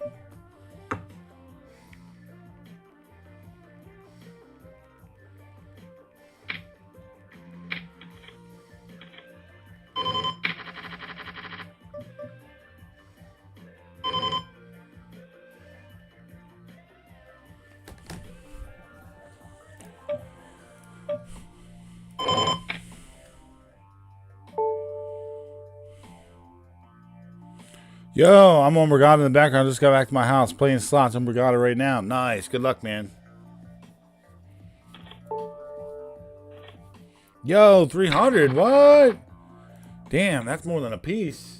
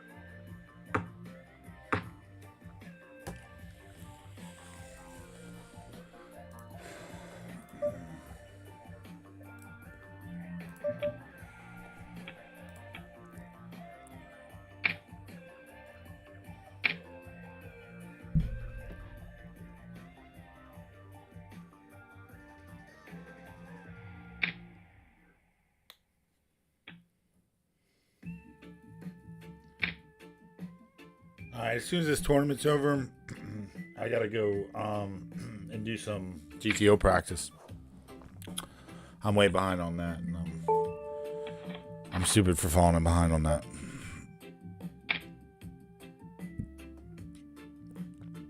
Oh shit! Damn. Well, I'm glad you came up. I'm glad you hit something today. Maybe I'm bringing you good luck. I hope so.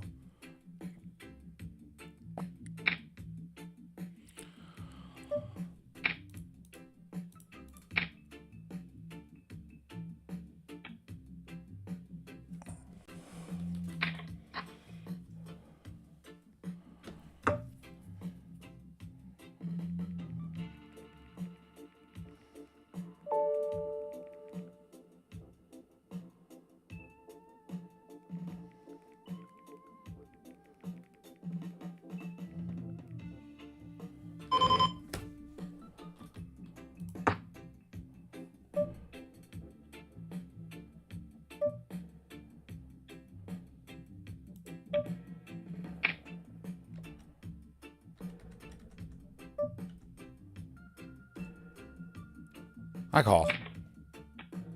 Oh my god, the guy has quads. I swear.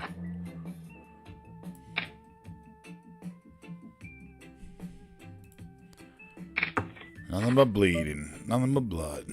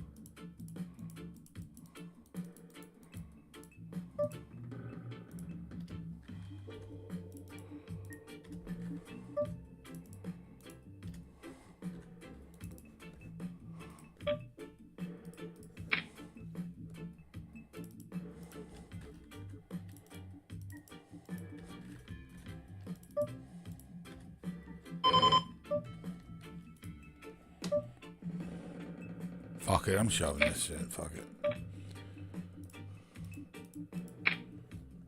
We're so far behind this tournament. Yeah, I gotta get started on this training. So it is what it is, guys. Hey, we got an 8. 8 is great. 8 is great. 8 is great. 8 and queen. Take it. Takes it. All right, we're sticking around. We're sticking around. You still in Central PA? I haven't been back in almost 2 years. Moved to Shippensburg. Oh, shit, dog. Yeah. I'm still in Central PA. Oh, right on. You're up in Ship now. That's cool. It's not a bad area.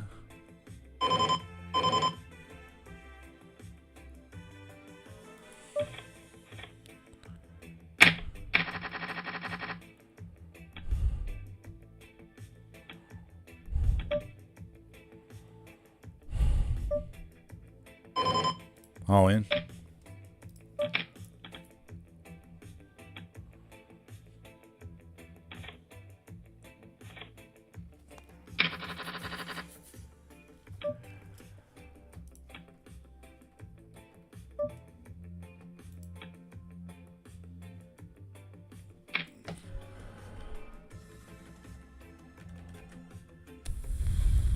Please me to do this. But we're down $25.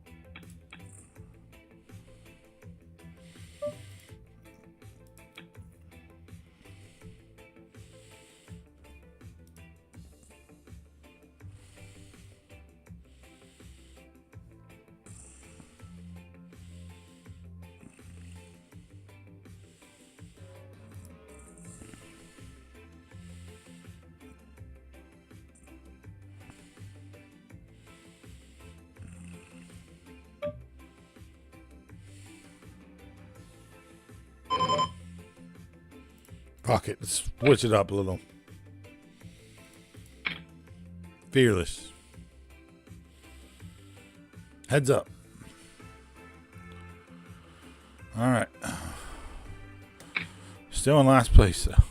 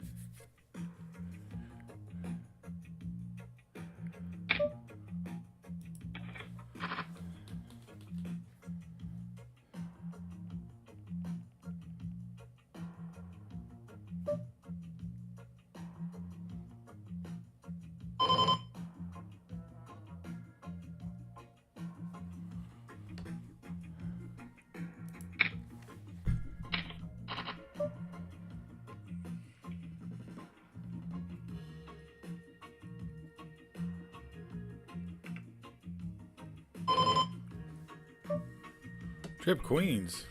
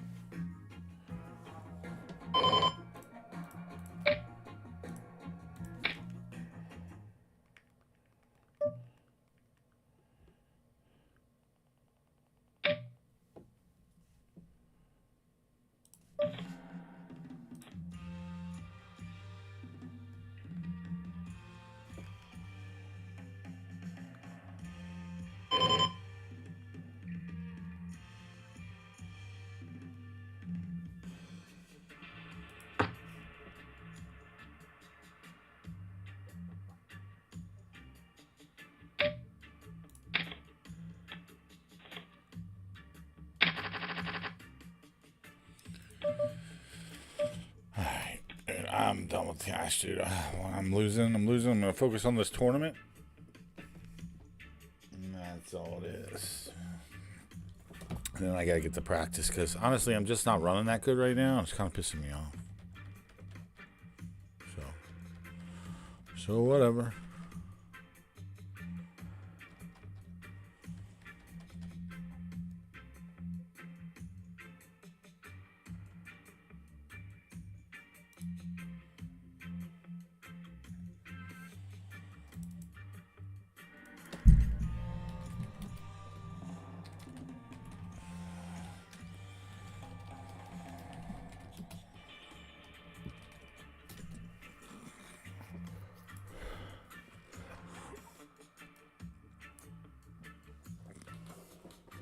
Alright, I'm going to take a quick break. And like I said, after this, I'm going to wind down and go deep into study mode. So I'm going to keep the stream on, but it'll probably get really boring. But it's time for me to go into the study tank here a little bit. I appreciate everyone's viewership.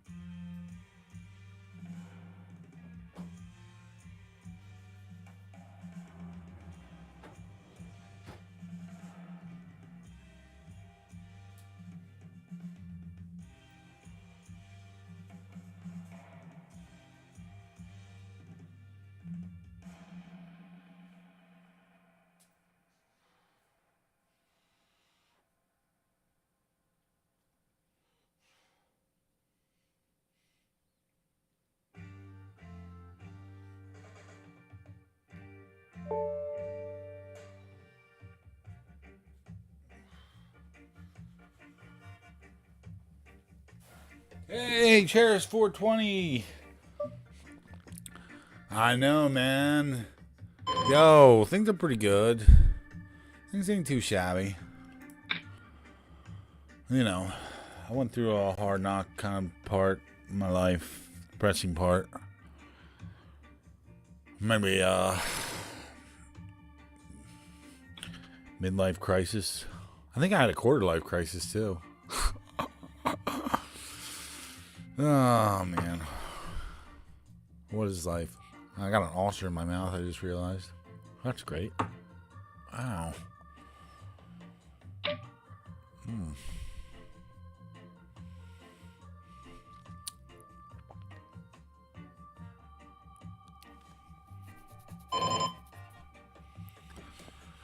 Not the flop I was looking for.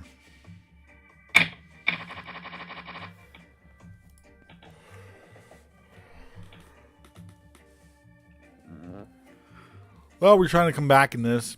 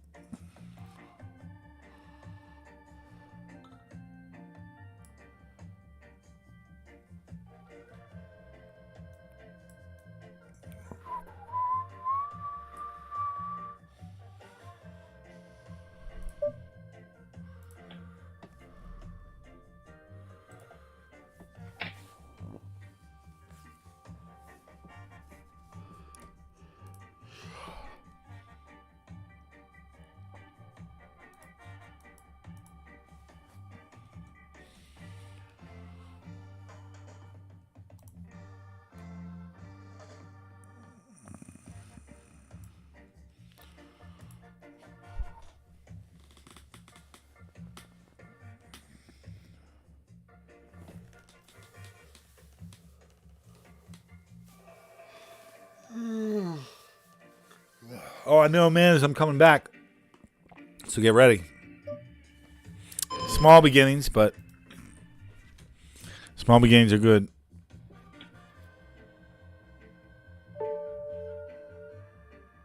I did. I lost a ton, like 80 pounds, bro.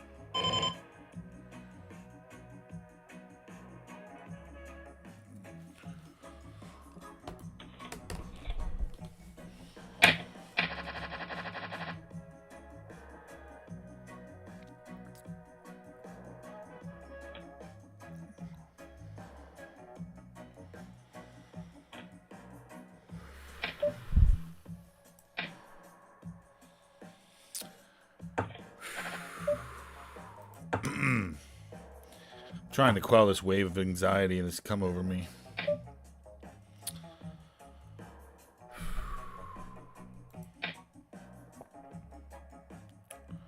Give me a diamond. That's nice.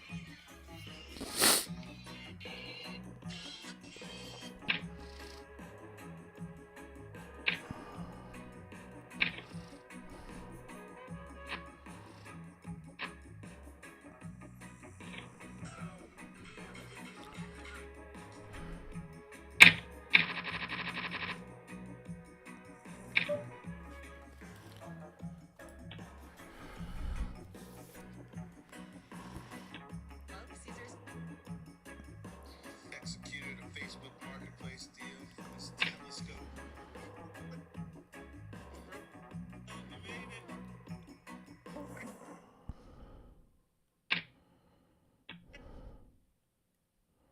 Your workflow is important to us. Please wait indefinitely. With Monday.com's intuitive work management platform, you have the power.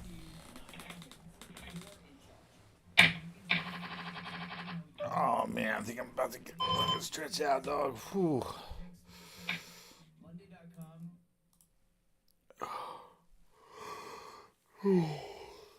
Oh shit. We got a lot of work to do yet tonight. A lot of work to do yet.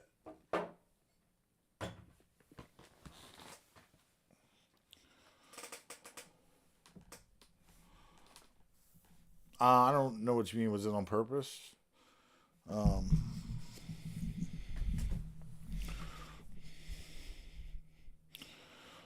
I do everything on purpose.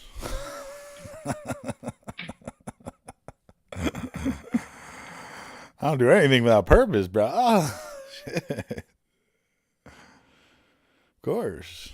Of course I had purpose, man.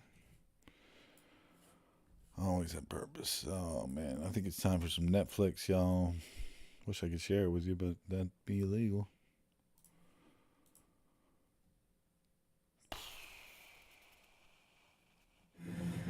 Well, now the guys aren't in. Some believe that Machu Picchu's true purpose may be connected to the great ruler who ordered its construction, Emperor Pachacuti. Machu Picchu was built by the Emperor Pachacuti, who's known as really the founder of the imperial phase of the Inca state. One thing to remember is that in the Inca Empire, the emperors were considered divine. They were considered like gods. And when an emperor died, his body was mummified, and it was treated as if he was still alive, so that their worship could continue. And so after Pachacuti's death, his family would still go and use Machu Picchu, and we believe that when they did so, they brought the mummified body of the emperor with them. Did Emperor Pachacuti build Machu Picchu to be a sacred site in the mountains where his mummy could rest for all eternity? It seems like a reasonable theory, but there's just one problem. Pachacuti's remains have never been found. However, in recent years, some have suggested that the emperor's mummy King! may be hidden in a secret chamber at Machu Picchu. In 2010, a French engineer by the name of David Crespi was doing some measuring work within the city of Machu Picchu. And he noticed what was quite clearly a doorway blocked up by stones, and it clearly was blocking the entrance into some kind of chamber. He reported it immediately. All right, I guess we're back in it. We're back in it, baby. Has suggested that this might well be the entrance into some kind of tomb. We could be looking at a royal burial. So, is it the tomb of Pachacuti? Now, they did more tests, more scans. Oh, yeah, dude. I wanted to lose weight, man. Because, I mean, I just broke up with my girlfriend and fucking I thought I was fat. It's probably half the reason she dumped me. Excavate this because this would have been, without doubt, most important discovery ever found at Machu Picchu. But then, apparently, the Peruvian government kind of put a block on it and stopped the progression of this because they were concerned if it was dug into, it may collapse. Are Pachacuti's mummified remains, and with them the secrets of Machu Picchu, concealed in its chamber? The answers may lie sealed behind a stone wall. But perhaps there's another way. What the fuck was I going to do? I had something I was going to do. Although the Inca did not leave Totally forget now. any written records, they did Oh, well. include It'll come back to me. in strange threads that are known as quipus. Quipus are twisted cords that redefine what writing is, because some of them are incredibly complex, Yeah, I mean, colors, and absolutely, dude. dots that represented words. I stopped eating so much. By syllable. If you're in an empire like the Incas, where people spoke many, many, many different languages, if you have a writing system or a communication system that is not tied to speech, but uses symbols, uses ideas, then people who speak different languages can come together and understand those records. And what's really mysterious is that there were narrative keepers. And supposedly, these narrative keepers had biographies, they had poems, they had histories, they served as letters. The Incas would have used quipus during the construction of Machu Picchu. If we could decipher them, quipus could give us insights into that whole process. That could really unlock the mysteries of the Incas for us. Could untangling messages encoded in intricate roadcasts reveal the true purpose of Machu Picchu? For now, the quest for answers about this mountain kingdom continues. But there's a Native American structure that stands in New Mexico, which experts believe may be even more baffling because its secrets were written in the stars. In the stifling deserts of northwest New Mexico lies a 10-mile-long rugged expanse called Chaco Canyon. The landscape consists of high mesas, sandstone cliffs, and arid flatlands, giving the impression that humans would never inhabit this remote area.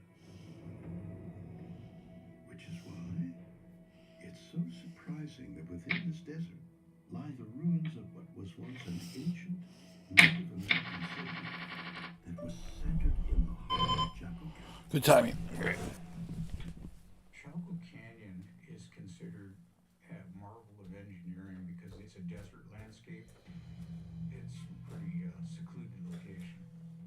Materials had to come from a long way off. We really don't know why they decided to build there. The time period for the occupation of Chaco Canyon starts around 500 AD and it goes all the way up to, we're told, 1070 AD. And Chaco Canyon is one of the largest structures of the ancient people that were put on the planet. The builders of Chaco Canyon were the ancestral Pueblos, a prehistoric Native American group centered around the southwestern United States. Unlike many of their Native American neighbors who maintained a traditional nomadic lifestyle, the Pueblo people built an astonishing spot-sized urban settlement centered around Chaco Canyon in a set of 75 or more sites, housing up to 5,000 people. So why choose this location so specifically? It's hard to imagine why the ancient Puebloans decided to build a grand city in the middle of the desert. But some believe that a clue lies in the fact that the structures in Chaco Canyon were painstakingly and perfectly oriented with the cosmos. The celestial alignments at Chaco Canyon are absolutely amazing. These guys built structures aligned with the stars, with the sun and the moon. And we don't understand a lot of it, but that tells me that there was a very religious significance to these structures. Was Chaco Canyon built in a harsh desert for spiritual instead of pragmatic reasons? It's a fascinating theory. But perhaps the bigger mystery of this ancient city is not why it was built, but rather why it was abandoned. Because in the 12th century AD, the people of Chaco Canyon just disappeared. This whole area of the ancestral Pueblo groups is grounded in these great big structures. And yet, suddenly they are all abandoned. And this happened very, very quickly. A big question is why. We don't know, but whatever it was dramatic, it was drastic, in some cases almost overnight. people sort of leaving Gamble. and getting out. And so we know that the very city-state was abandoned. There it is. What we do not have is sort of a written record of what the people are feeling or believing. What happens to these we know we have to find some incredible numbers. What we also know is that this whole area is actually a state of paranormal phenomena. Mysterious lights have been seen there. Other types of electromagnetic energy have been reported. And is it possible, therefore, that these energies are something that the Chaco Canyon people actually experienced? Was the abandonment of Chaco Canyon somehow connected with paranormal phenomena? It may sound far-fetched to some, but according to former U.S. Special Operations Officer David Moore, the government actually studied bizarre anomalies in Chaco Canyon during the 1980s. I was the only Special Operations Combat Arms officer ever assigned to a CIA, DIA Directorate of Science and Technology Special Access Program. It was codenamed Sunscreen. The United States government orchestrated the program in 1987 to investigate the source of anomalous phenomena, which was ascending and descending over the Chaco Canyon area. So we decided to keep a vigil over the night sky. And one night at exactly 0100 in the morning, directly above Pueblo Alto, something was happening in the night sky. It was like looking at the translucent surface of water, but hanging in the sky in an oval shape. It seemed to bend the light of the stars behind it. And then, after a short time, approximately 18 to 20 minutes, it was just gone.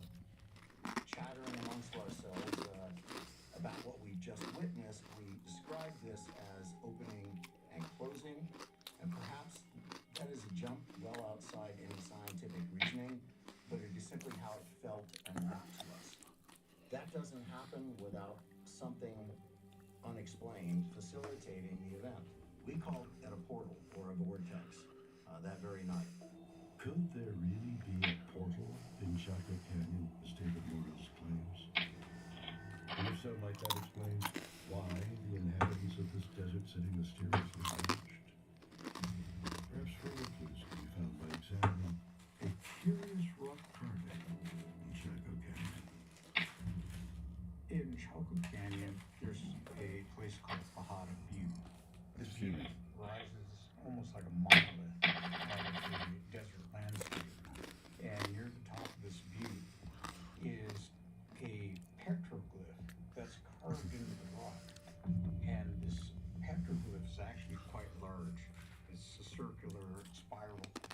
The spiral itself actually is a sign of migration into a different dimension.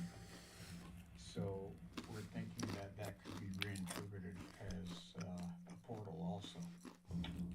It's very possible that the builders of Chaco Canyon may have traveled through a portal to a different dimension because they disappeared mysteriously. There was something unique about this place. And there had to be some sort of an interaction with something. Enough to draw an entire civilization of people there. Enough to cause these people to draw spirals into rocks. Based on my observations, my interpretation is that a portal exists in Chaco Canyon. Woo! Is there an interdimensional portal in Chaco Canyon? To understand both the site's mysterious origins and strange modern-day phenomena, we still need to dig deeper for the truth. And the same can be said about a structure in the jungles of Indonesia that looks like an ordinary mountain peak, but is actually the ruins of a giant pyramid. Java, Indonesia. In the countryside of this lush I'm in there. located in the Indian Ocean, lies a mountain that from a distance looks no different from any other peak in the region.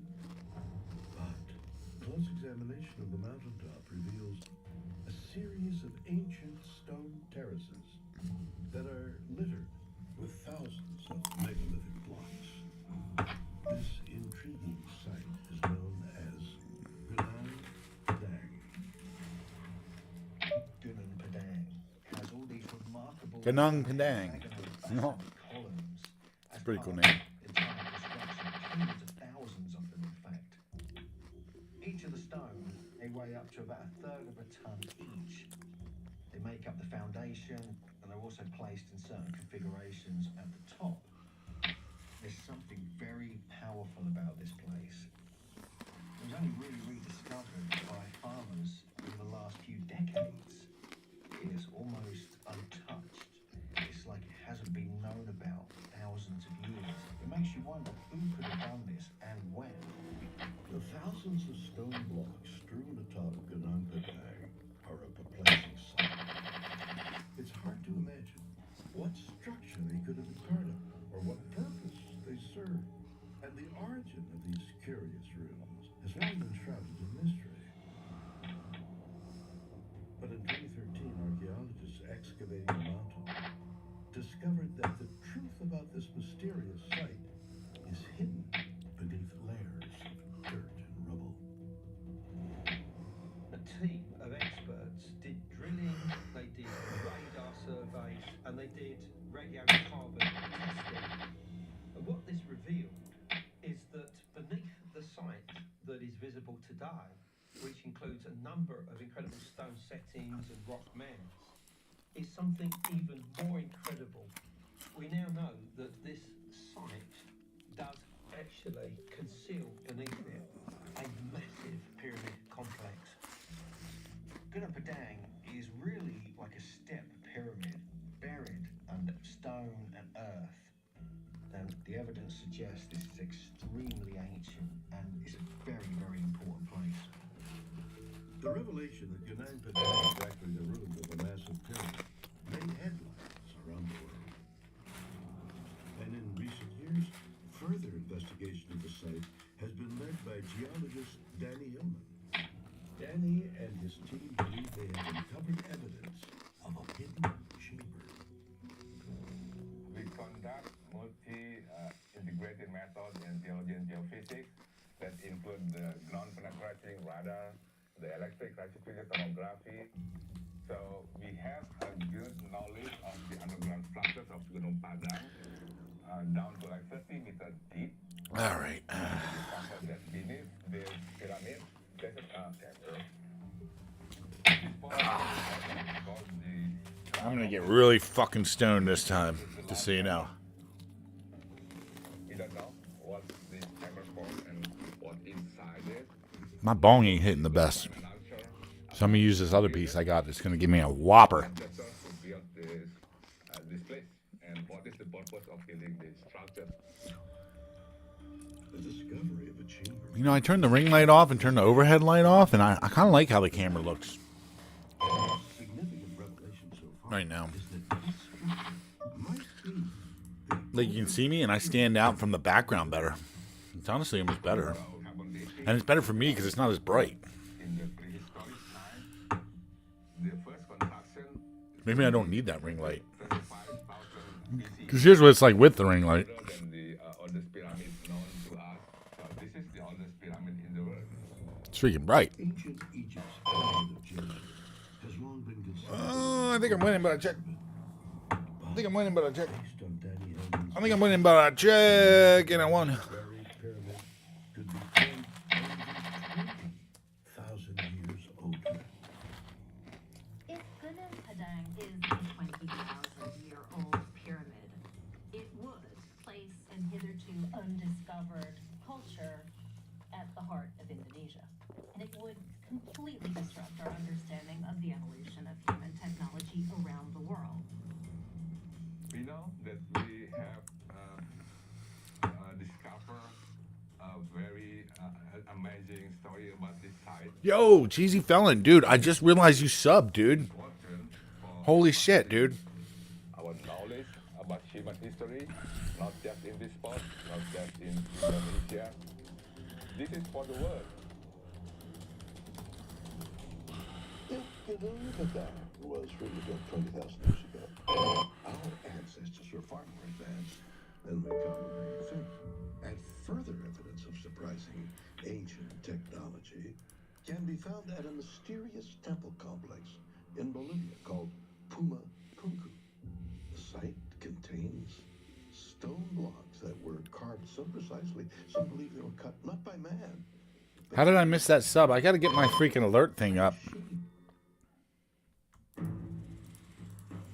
Western Bolivia, 1549.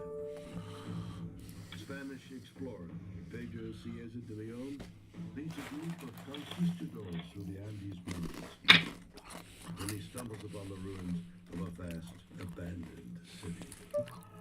The astonishing site contains numerous temples made out of massive stones. Though its builders disappeared, No, dude. Thanks for subbing, bro. locals call the city. I got 2 subscribers now, man. Thank you so much. Tiwanaku's an elaborate example of skill in stonework.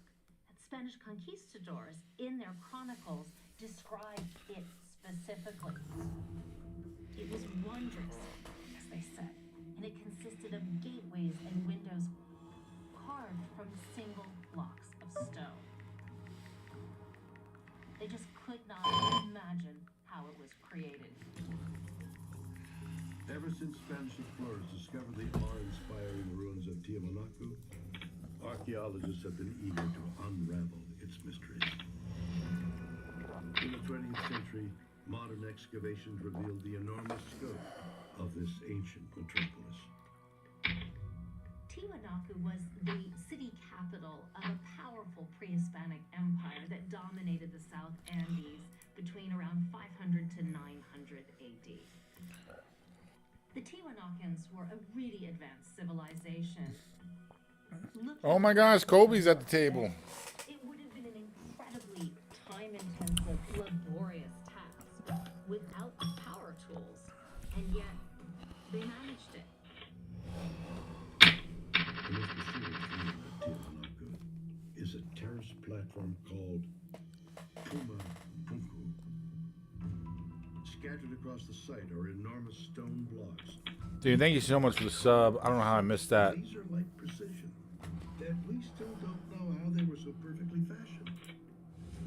There are places all around the world that have megaliths, giant stones, but Puma Punku in particular has stones that are not just multi-ton stones, but they are carved in such a way where you couldn't even slip a piece of paper between the stones. And it's a mystery how exactly they were able to put these stones together like they were little Lego blocks. The craftsmanship is really far superior. All right, time to burn one. Than we had seen before. How did they stack them up? How did they work with them? They had something that we no longer have.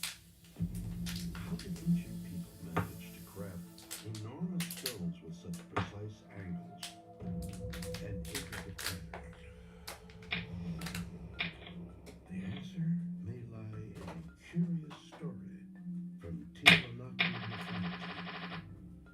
In the traditional creation stories of Puma Punku, it's said that the great god Viracocha created a race of giants from the mud of earth that then controlled them and gave them consciousness, and they created and built the sites in that area. If you go to the museum of Puma Punku and museums in the area, you see these gigantic elongated skulls on display, and it makes you wonder if these were classed as giants by the native inhabitants.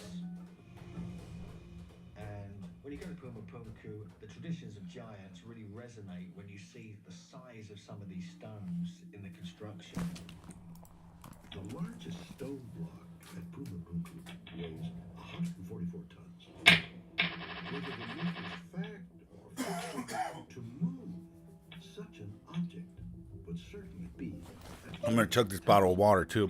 I'm trying to drink more water. Legend, giants also had a part to play in the destruction of Puma Punku.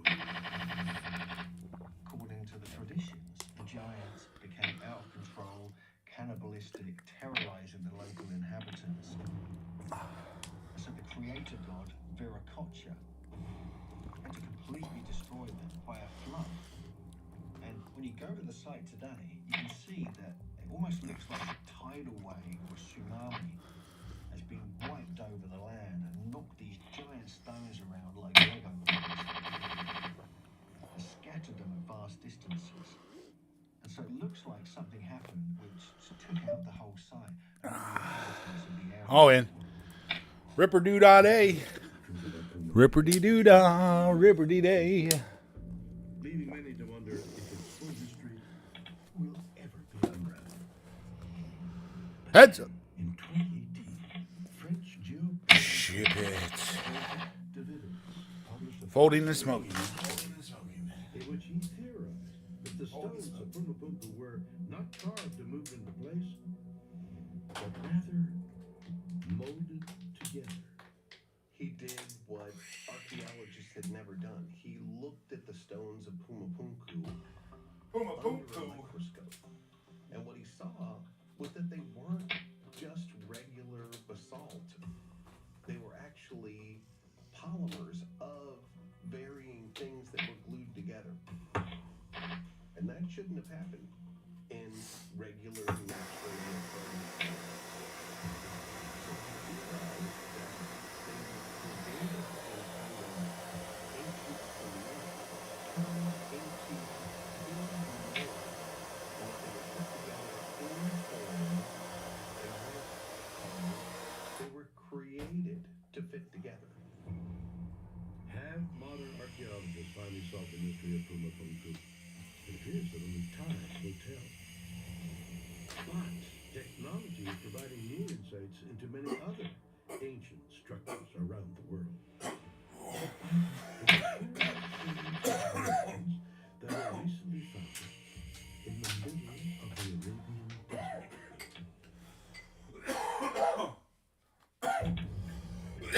That one was a nice size. Perfect. It wasn't too big. I don't feel like it's fucking killing me. But, I'm all in. Summer temperatures average more than 100 degrees Fahrenheit. Oh my gosh, I can't believe he called. Wow. And smoldering volcano fields. All right. Well, that's the end of that.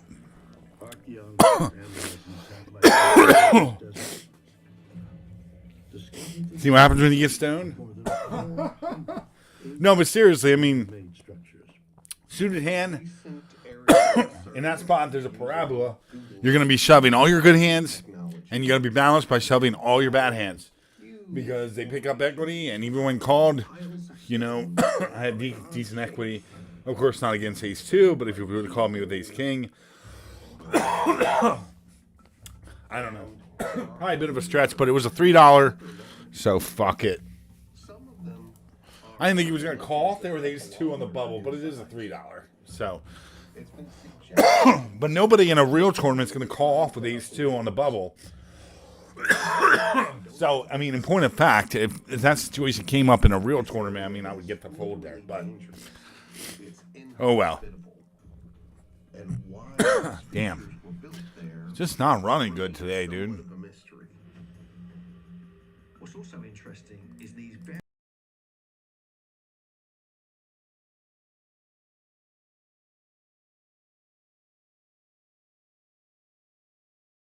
be explained. All right.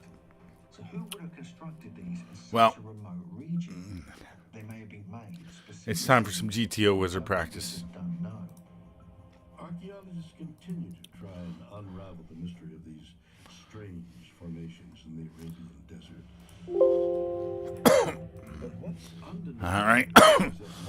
is that modern We're going to be doing this for a while, so ancient structures and provide I'm probably going to be the most boring part of the stream, but that's okay. shed light on the secrets they have held for centuries.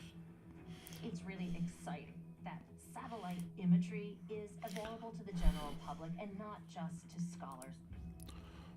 This whole new generation of archaeologists can sit at home and do the same kind of reconnaissance that experts can do over a site. It's a game changer. Another big technology is LiDAR. LiDAR is a way you can map the ground and the terrain, and it can peer through the vegetation. So in places where there's a heavy overgrowth of vegetation, it has uncovered vastly more archaeological monuments than we knew was there. So we're absolutely on the verge of a huge opening up of archaeological discoveries. Huh. This is really going to help us to understand the vast complexity of human civilization and our story here on Earth. Was the Eye of the Sun All right. the location of Atlantis? Time to dial in now. Is human Medan the oldest pyramid ever built?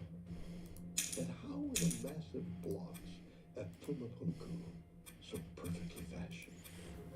Perhaps further examination of these ruins with new cutting-edge technology will one day reveal the answer. But until then, the mystery of both wondrous ancient structures and the civilizations who built them will remain unexplained.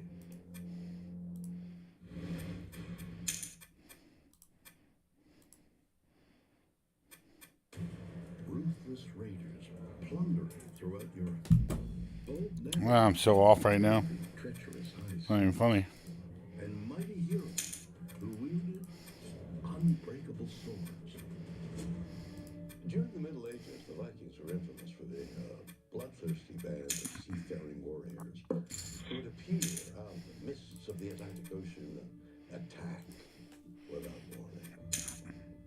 But while we're all aware of the Vikings' notorious reputation, is it possible that they were not merely the savage brutes we think of today, but rather a highly advanced civilization? Well, that is what we'll try and find out.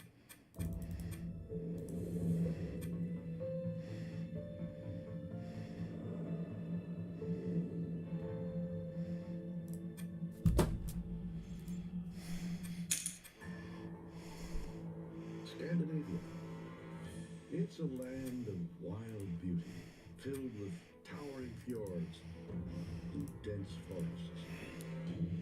This region in northern Europe, that includes Norway, Sweden, and Denmark, is a place of spectacular vistas, where vast sheets of ice lie beneath night skies that are illuminated by the northern lights. And over 1,000 years ago, this untamed region gave birth to a legendary and mysterious people who fascinate us to this day. We call them Vikings. The Vikings are embedded in our consciousness. When we think of the archetypal warrior, we think of the Viking. The Vikings are the quintessential fighting race. We love the idea of the Vikings being these superheroes, and we've embellished them a little bit. We've made them blood-curdling savages. It's just because these characters really appeal to us. What we term a Viking today is a Scandinavian person who lived between 793 and 1066. And that is a period when Scandinavians were raiding and pillaging. They were known throughout Europe for specifically brutal Viking culture. This is a maritime culture focused around boats and all based on waterway. The Vikings poured in with sort of brute strength, with fury. They ransacked sacred monasteries and completely upset the balance of power throughout Europe. The Viking Age goes through phases. At the start, the raids are just raiding. And then armies land, and they're there to take land and conquer. And then Viking kingdoms come together. At one point, the Vikings had conquered all of England. And so the impact of the Viking Age is extraordinary. What is interesting is they seem to have achieved so much while being functionally illiterate. Some historians have tended to assume that because the Vikings were illiterate, their technology must have been primitive. But in fact, their achievements in technology are considerable. They were great shipbuilders, they were great sword makers, and great metalsmiths. It was simply that they weren't at a stage where they could write down what they were doing. Trade routes established by the Vikings would change the course of world history, and their impact on medieval Europe can still be seen today. Yet the lack of I meant to go hit all in. Ah, darn it. Obviously, it's not a call. details of their life and times. I meant to select all in. That's what I would have nailed it. We have Darn it. archaeological I'm going to misclick. excavations which tell us about where the Vikings settled and where they went. But what we lack is long, epic descriptions of the lives of the Vikings. That is, long stories in the words of the Vikings themselves. What I find Just a fascinating call. the Viking age is how little we know. You can come across wonderful material finds, buildings, forts, and whatnot, but you don't know anything about really the story of the people themselves.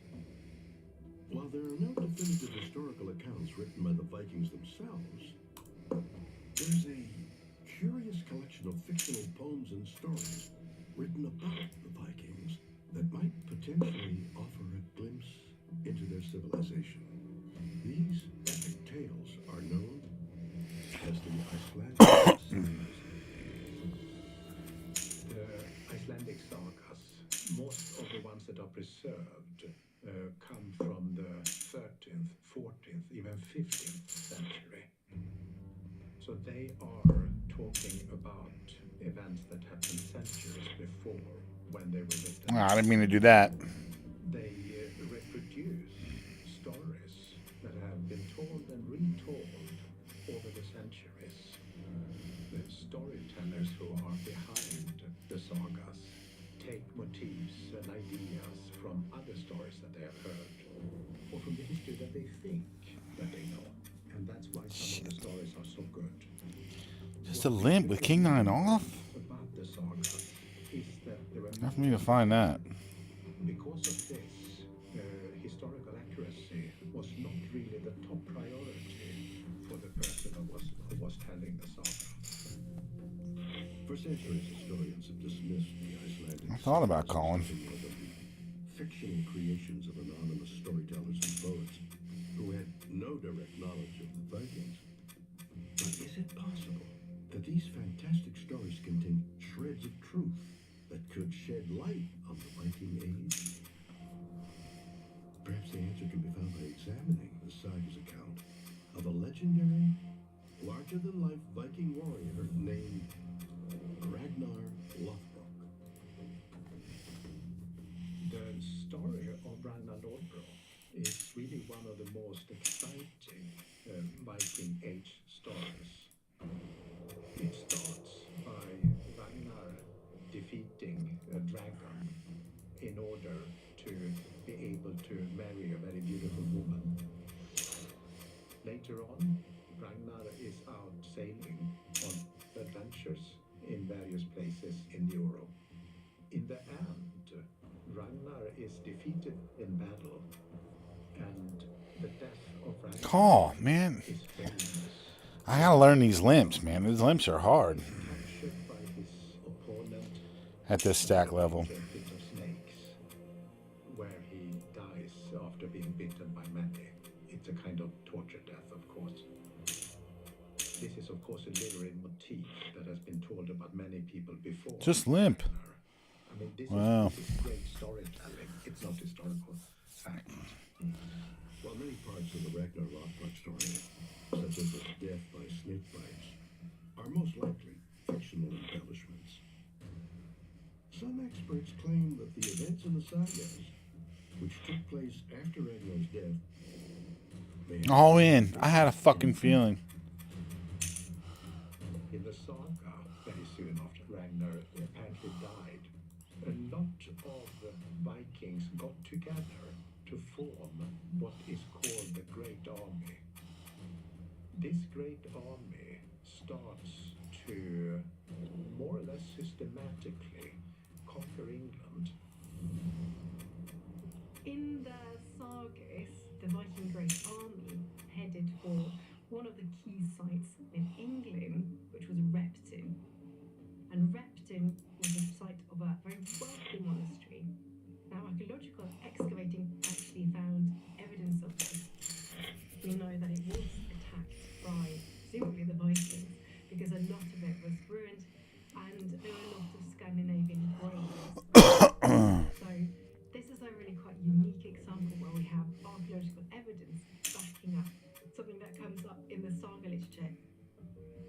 The sagas are written by people who wanted to preserve a great deal of information about the past.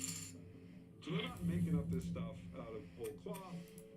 Are they changing the story slightly in their rendition? Yes, but they're relating a story that was very, very influential to them and have been for hundreds of years. Do the Icelandic sagas contain important information about the Vikings that has been overlooked for centuries? Perhaps the answer can be found by examining a number of mysterious Viking swords that were so exceptionally strong, we still don't know how they were made.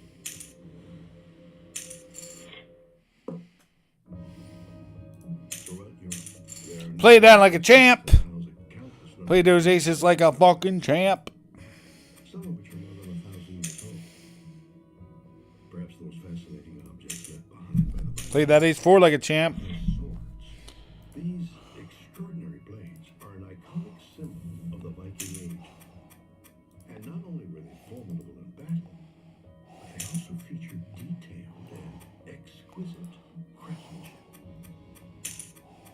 The thing about the Viking swords in particular is Quad tens, you know. these hilts of the Viking era repeating geometric symbols. Oftentimes these hilts were further decorated largely with silver, or perhaps copper or gold inlaid into the hilt. And some were incredibly advanced in their techniques, quite beautiful, and hard to produce even today in a modern shop. The sophistication of Viking swords shows how important these blades were to their warrior culture. And in fact, powerful weapons feature prominently in Viking mythology.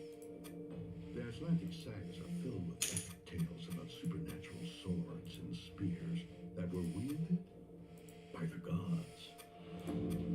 The god Odin is Wow, I'm on a 26 streak. Isn't that something?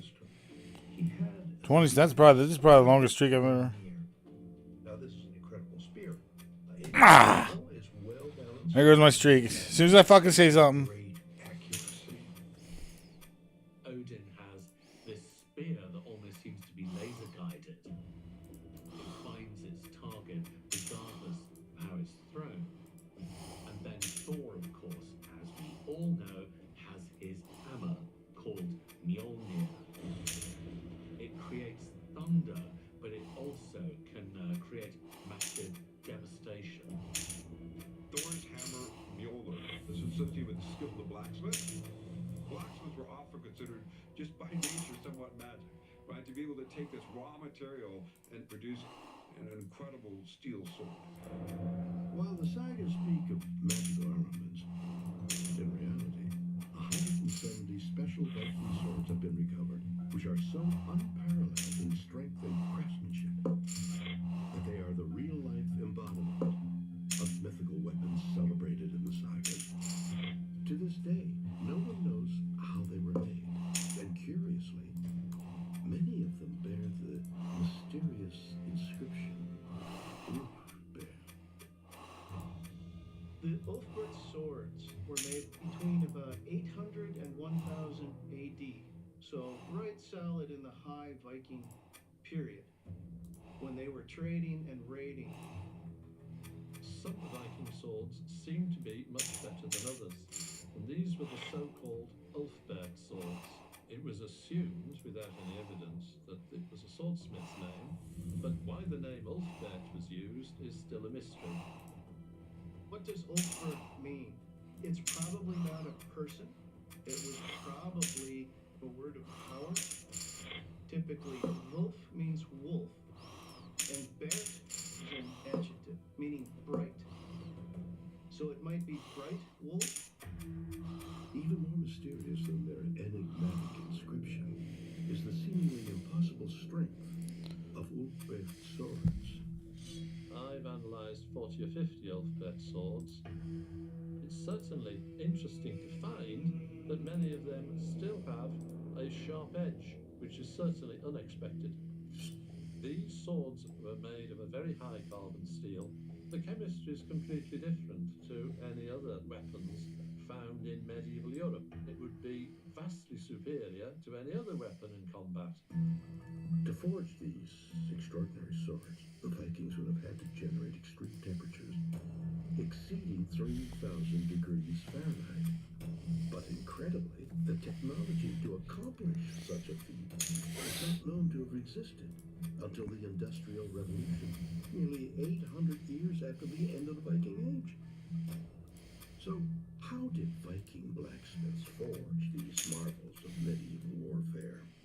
The search for answers leads far from Scandinavia to Sturgeon Bay, Wisconsin. Here in his workshop, blacksmith Rick Furrer is committed to forging swords that closely resemble. What, you telling me I can just cheat like that? How I reproduce an Ulfberg blade is prepare the raw materials. That's so funny. That's so funny. The chemistry of some of the blades that have been found. So you crush that, put it into a ceramic cup, a crucible, fill it completely. Oh, wait, no. Because this is full 79%. So we need a little bit of glass. And that's not true. Glass acts as a flux and a protective coating. And then Oh, shit, I blundered because I'm messing around. that material gets brought up to about 3,000 degrees Fahrenheit. Whatever. It's very hot. Hotter than a typical blacksmith fire would be allowed to get. In the sagas, heat control in the fire was very important. It was even mentioned as being important when the two dwarf brothers made Thor's hammer. And we've got a nice temperature here. After heating the metal with temperatures that, as far as we know, were supposedly impossible to achieve during the Viking Age, the raw material becomes molten liquid. And when the liquid cools down, it hardens into a purified chunk of metal called an ingot. And you would take this steel ingot and then start forging it. So you change it. Trying to find those calls and you never fucking find them. More bar-like as you go. Ready? 3 hits. 1 hit. Hit. And that's it. That looks really good. So if you look here, we have the finished blade. How did Viking blacksmiths, working with comparatively primitive tools, complete this process with such precision and expertise? It's a fascinating question that, despite his extensive understanding of metallurgy and years of intense study, even Rick cannot answer. I don't think anyone has produced an Ulfbert using completely traditional methods because we don't know what those methods were. The Vikings had these mythological stories that involve weapons in the hands of a god. And it isn't a far stretch to say that some of the swords that they actually had could also do miraculous things. There's still a huge mystery in steel. Were the Ulfberht swords really infused with mystical powers? It may sound incredible, but then again, we still don't know how the Vikings were able to forge such exceptionally strong blades. And there's another artifact that's just as astonishing. It's a small, seemingly ordinary piece of crystal that Viking sailors used to navigate beyond the edge of the known world. For centuries, the Vikings were masters of the high seas. Employing the era's most sophisticated techniques, Viking shipbuilders created iconic vessels that are referred to as longships. Incredibly, numerous longships from the Viking Age have actually survived, the ravages of time, and can be seen today in museums. When you think about our image of the Viking, of course, we all know the iconic ship and how that's part of the mythos of Vikings today. However, people don't realize that the Viking ships were fairly large, sometimes 100 feet long. Boats were arguably the most important component of Viking life. And they were very good at building them. Their technology was so much more advanced in shipbuilding than anyone else's. The typical Viking ship is long and slender. When you build the ship, they always make the hull first. And the hull is made of oak. They found a way to build up a flexible hull. It's not fighting against the wind and sea. These boats were made to flex with the waves. That's why they often refer to them as the sea snakes, because they could sort of snake through the waves. So a lot of it was the prowess of their boat building skill that really defined the achievements of the Vikings and enabled them to do so much. Without the Viking longship, there wouldn't have been a Viking Age. The longship, of course, was the tool that you could use to project power. You could transport soldiers, warriors, over long distances quickly. And you could ride far up rivers, and you could get across oceans, making these long expeditions that takes you all the way to far away lands. Many of the ships could actually go really fast with hundreds of soldiers, and suddenly the Scandinavians move out. They go to England, they go to France, and moves out to the Atlantic Islands. And this couldn't have been done without the Viking ships. While the incredible shipbuilding prowess of the Vikings is well known, another very important key to their success on the high seas remains shrouded in mystery. When talking about the Vikings, you're faced with a mystery. How did the Vikings navigate? They were able to navigate with tremendous accuracy, yet, for all we know, they had no compass. The compass was a Chinese invention, and without a compass, how could they navigate? Well, the stars, you say, but actually, if you ever been there to the northern Atlantic, you realize how cloudy it is. On a cloudy day, you cannot see the sun. You cannot see the stars. And yet, here they were, navigating throughout northern Europe. And the question is, how did they do it? Some researchers believe the mystery of Viking navigation. Jaden, this is called GTO Wizard. And this is basically, it allows you to run hands and study hands and build ranges and check study. It's basically like a solver. It's the most robust training system out there. So this is how I'm prepping. And this is a kind of translucent stone that has special magical powers. The Viking sagas tell us about how this great sunstone was held by the captain of a Viking warship up to a cloudy sky in order to be able to make out where the sun was located in order to be able to navigate. It's long rumored from little glimpses in the sagas that the sunstone may have been a major part. How you doing, boss? How you doing? Of the Vikings, giving them an edge that other people. Oh man, I'm supposed to call off there. That's wild. That's wild. Was the magical sunstone just a fiction? Good to know, but that's wild. Or could it have actually been a real-life tool that allowed the Vikings to become extraordinary navigators? The English Channel, March 2013. While investigating I'm gonna be doing about probably like 3,000 hands of this shit tonight. archaeologists uncovered an unusual crystal.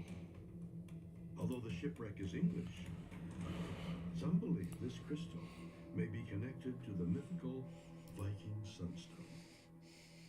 There was a find from an Elizabethan Donk on the turn? Channel Islands, where they actually have picked up a piece of Wow, small donk on the turn. to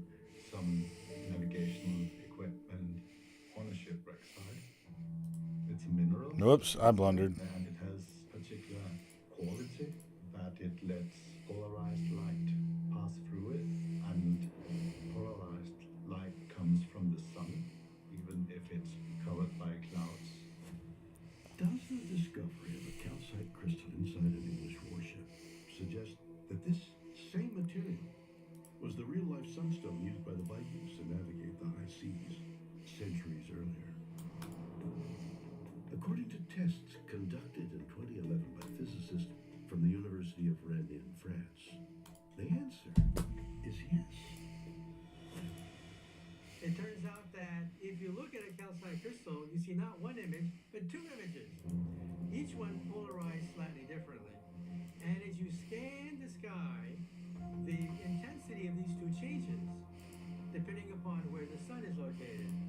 But when you lock onto the sun, the two images are equally bright. Bingo! That's where the sun is located. And that's how the Vikings could do it without a compass, without superior navigational equipment, without elaborate maps. No, they simply Found that all in on the river. Found that donk all in on the river. I mean, not a donk all in, but all in bluff on the river. Can't check that river. I knew that. I knew you couldn't check that river. Before the invention of the compass. It's intriguing, and it begs the question, how far did they sail?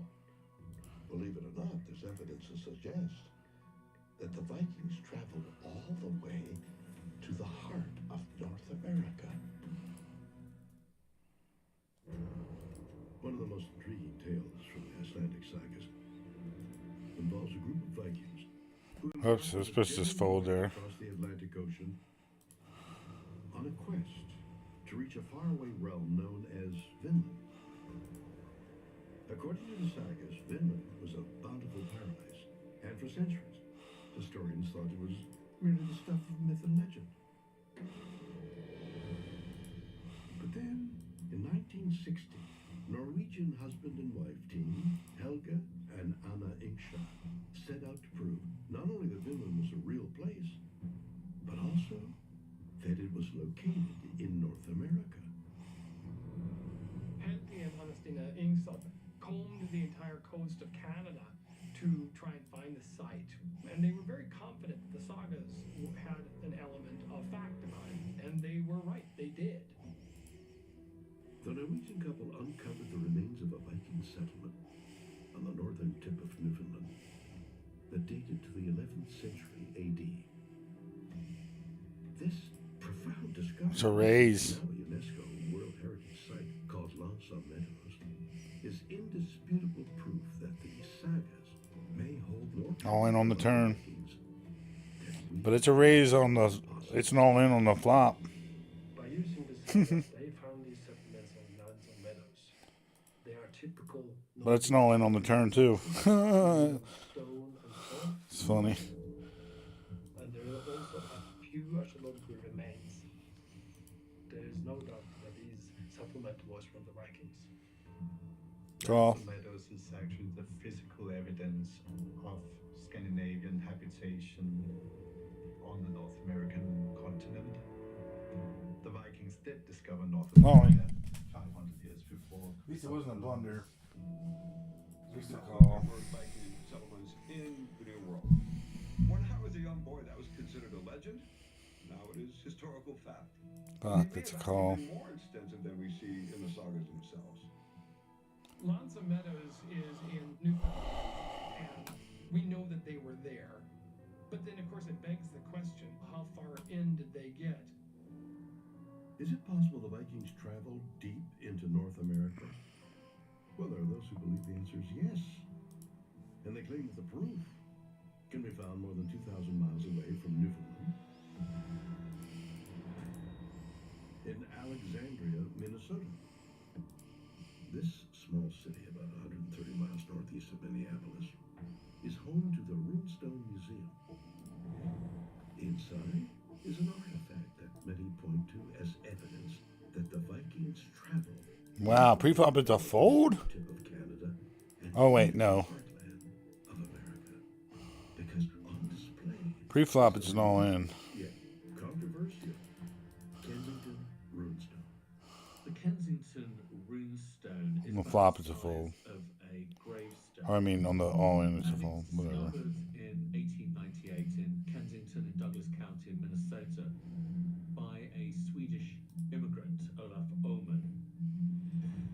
And it is covered in runes. And what intrigues people is that it seems to be incontrovertible proof that the Vikings were there. Ruins are Fuck. amazing works of art. And runestones are located pretty much throughout the Viking realm. Ruins were kind of cumbersome to write with, and so things tended to be short. So what you end up with is very often cryptic poetry with a tremendous amount of meaning packed into very obscure passages. So even to be able to understand these ruins was sort of a master craft. For over a century, people have speculated about the meaning of the cryptic markings on the Kensington runestone. By comparing it with other known runestones, historians have theorized that the stone tells the tale of a Viking expedition. Allegedly, the Kensington runestone has an intriguing story written in runic script about a group of about... I'm getting a little foldy. That was a limp. That was one of those limps. From Vinland all the way down into what is now Minnesota. Now, 10 of them are massacred en route by the local people. But the suggestion It's actually a fold, but limp behind's okay. To the interior of North America. Based on this translation, many believe that the Kensington runestone is a memorial to Vikings who died on their quest. My tit itches. North America. But skeptics have questioned the stone's authenticity. This could either be a genuine account of an incredible journey by intrepid warriors. I think it's a fold. Oh, that's a call. This was Swedish immigrants. Oh, it's a raise. Prove to their neighbors that Fuck out of town. longer presence and an entitlement to be there because their ancestors had been there. But the idea that these warriors ventured deep into North America, into places that we know well today, Minnesota, that really captures the imagination. Oh, it's a rip all in. The Kensington runestone is a fascinating Oh, that's so image funny. that continues to be explored. But there's another Viking mystery that is drawing even more attention. It involves the fate of a settlement that was home to more than 2,000 people who vanished. 985 AD. A fleet of Viking longships sets off from the shores of Iceland on a 900 nautical mile journey to settle a new colony in Greenland. The expedition is led by famed explorer and notorious outlaw, Eric the Red. Eric the Red is kind of a character. I went with the overbet bluff. And with the blunder, I should have just fucking checked. Thought it might have been there. One of these guys that is trying to evade the law. So he thinks, all right, off to Greenland I go. When the Vikings traveled to Greenland, they're bringing the whole households over. So these would have been a major, major movement in these boats going across open oceans. Cows and pigs and ducks and dogs and things. And these are rough seas. These North Seas can be very rough and very wavy and could potentially be dangerous. A large number of people go there. They set out with 24 ships, and then there was a terrible, almost a tsunami, and only 14 ships made it to Greenland, and they settled there. Historians estimate that approximately 500 Viking settlers landed and established the colony in Greenland. Found that call. And remarkably, several ruins of this settlement have endured for nearly 1,000 years. You can do tourism in Greenland today, and you can see the remains. There's a lot of archaeology going on. They dug up a lot of farmsteads, but the buildings are mostly just, foundations, which is interesting since they were made out of stone. Ice is a wild place where the wind blows. It's a harsh, barren, treeless landscape. And yet, they survived with this thriving colony. Over time, Viking colonists in Greenland became successful merchants and established lucrative trade routes all throughout Europe. In the Middle Ages, there was a craze for ivory. Rich people, churches couldn't get enough ivory. And a lot of that ivory came from walrus tusks in Greenland. So the Vikings Played that one perfectly. were making Hung myself, but I played it right. ivory to the rest of Europe. Funny how hanging yourself is the right move. 100 years, the prosperous Viking colony grew to a population But you don't know if you're hanging yourself. They could fold there. and their descendants lived in Greenland That's after the fact until talk. 1400s, centuries beyond what is commonly thought to be the end of the Viking Age. And then the colonists mysteriously disappeared from history. We know that they were there in 1408 because there was a wedding, and that record made it into All in. So in 1408, Or call. I forgot. I always forget about calling. You can limp on the button. That's right. community, and that is the last written record of the Vikings in Greenland. Numerous theories have been proposed to explain the mysterious disappearance of the Greenland colony. Some say that the colonists fell victim to mankind's greatest adversary, Mother Nature. When they first came to Greenland, it was warm enough and they had a summer long enough so they could cut the grass for the ships and so on. But then later on in the late medieval period, it got colder, many degrees colder. During this period, known as the Little Ice Age, Greenland was blanketed in a punishing and interminable frost. In the north, it made summer so cold it maybe seemed like winter. And it happened for several years in a row. It might have also promoted people to just leave the area. It's possible that Mother Nature's wrath obliterated the Vikings' booming economy. In 2018, groundbreaking new research from scientists at the University of Oslo revealed that an unexpected set of circumstances may have triggered the Viking equivalent to the Great Depression. Something like 80% of the ivory that turns up in Europe came from Greenland.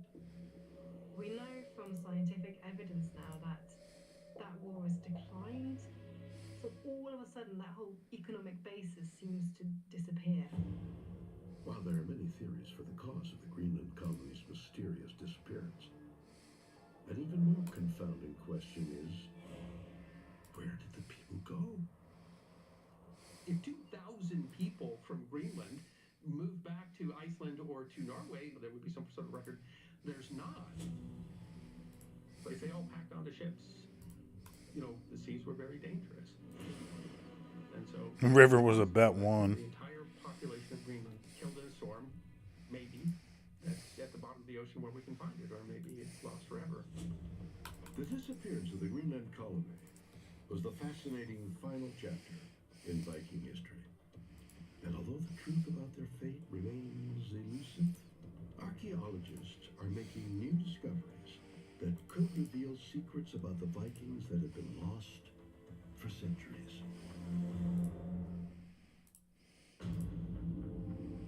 Southeast Norway, fall 2018.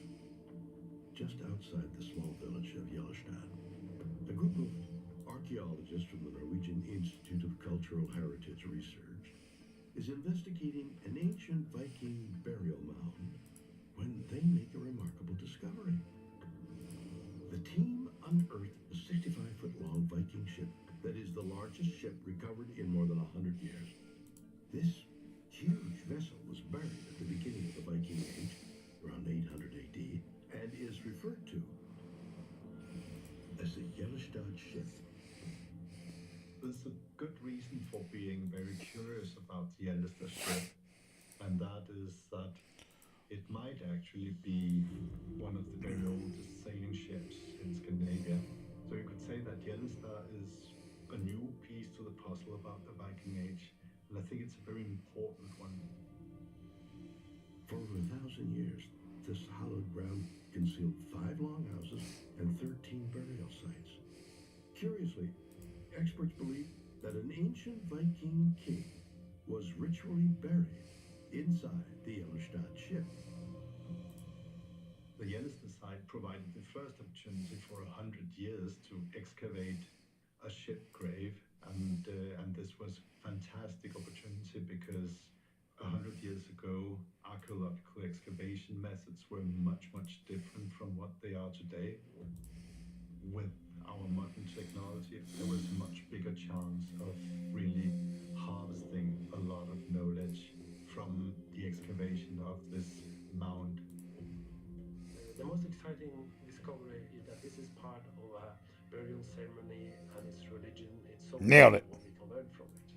Who is the king or the chieftain or whoever that was laying on board, and why did they Fuck. put them inside It's a a ship? fold. So altogether, this is quite amazing. How's your razor It will too? be really interesting to study for the next years to come. The excavation of the Jellerstad ship will reveal details of Viking culture that have yet to be discovered, and could prove the Icelandic sagas are based more on fact than fiction. It's exciting to think that each new artifact found brings us closer to understanding the real life of this fascinating and exceptional Norse civilization. The Vikings represent these people who were adventurous, who did things that, as we think about it, were amazing. How do you go thousands of miles on a boat from this place to this place at a time when no one else is doing that? I think those kinds of components are part of the reason why we're so fascinated with the Vikings. It's really great that there's so much interest in the Vikings, because it creates space for scientists and the researchers to really back it up. We've got new sites coming to light. We've got new scientific methods that are telling us more and more about these real people behind those legends.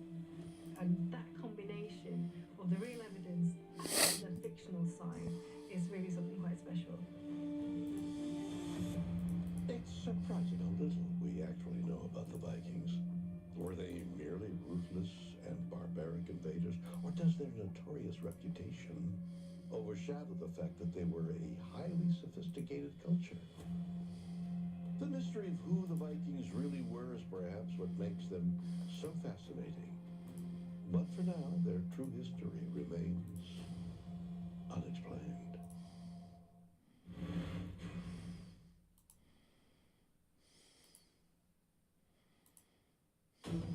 A missing brain that could unravel America's most infamous assassination. A deceased president roaming the halls of the White House. And an alleged meeting between the leader of the free world and visitors from outer space. The men who had the honor of being the President of the United States are celebrated as esteemed leaders, the names immortalized in the annals of history. But what's less commonly known is that there are many bizarre tales involving U.S. presidents. Strange stories that encompass everything from the unusual circumstances of their death to matters of national security and even encounters with extraterrestrial life. Could the truth behind these astonishing accounts rewrite America's past and perhaps reshape its future? Well, that is what we'll try and find out.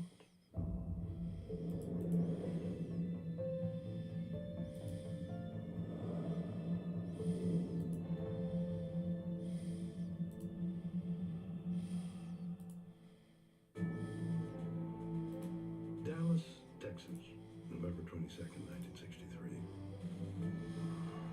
A crowd of excited well-wishers gathers to greet President John F. Kennedy and First Lady Jacqueline Kennedy as they step off of Air Force One. The Kennedys join Texas Governor John Connally and his wife Nellie in a waiting convertible limousine and ride in a motorcade through the heart of the city, surrounded by cheering onlookers. The president's car is now turning onto Elm Street, and it will be only a matter of minutes before he arrives at the trademark. I was on Simmons Freeway earlier, and even the freeway was jam-packed with spectators waiting their chance to see the president as he made his way toward the trademark. There were roughly 150,000 to 200,000 people waiting in the crowds. And Governor Connolly's wife said, "Mr. President, you can't say that Texas doesn't love you." And he said, "No, you certainly can't." And those were the last words he ever spoke.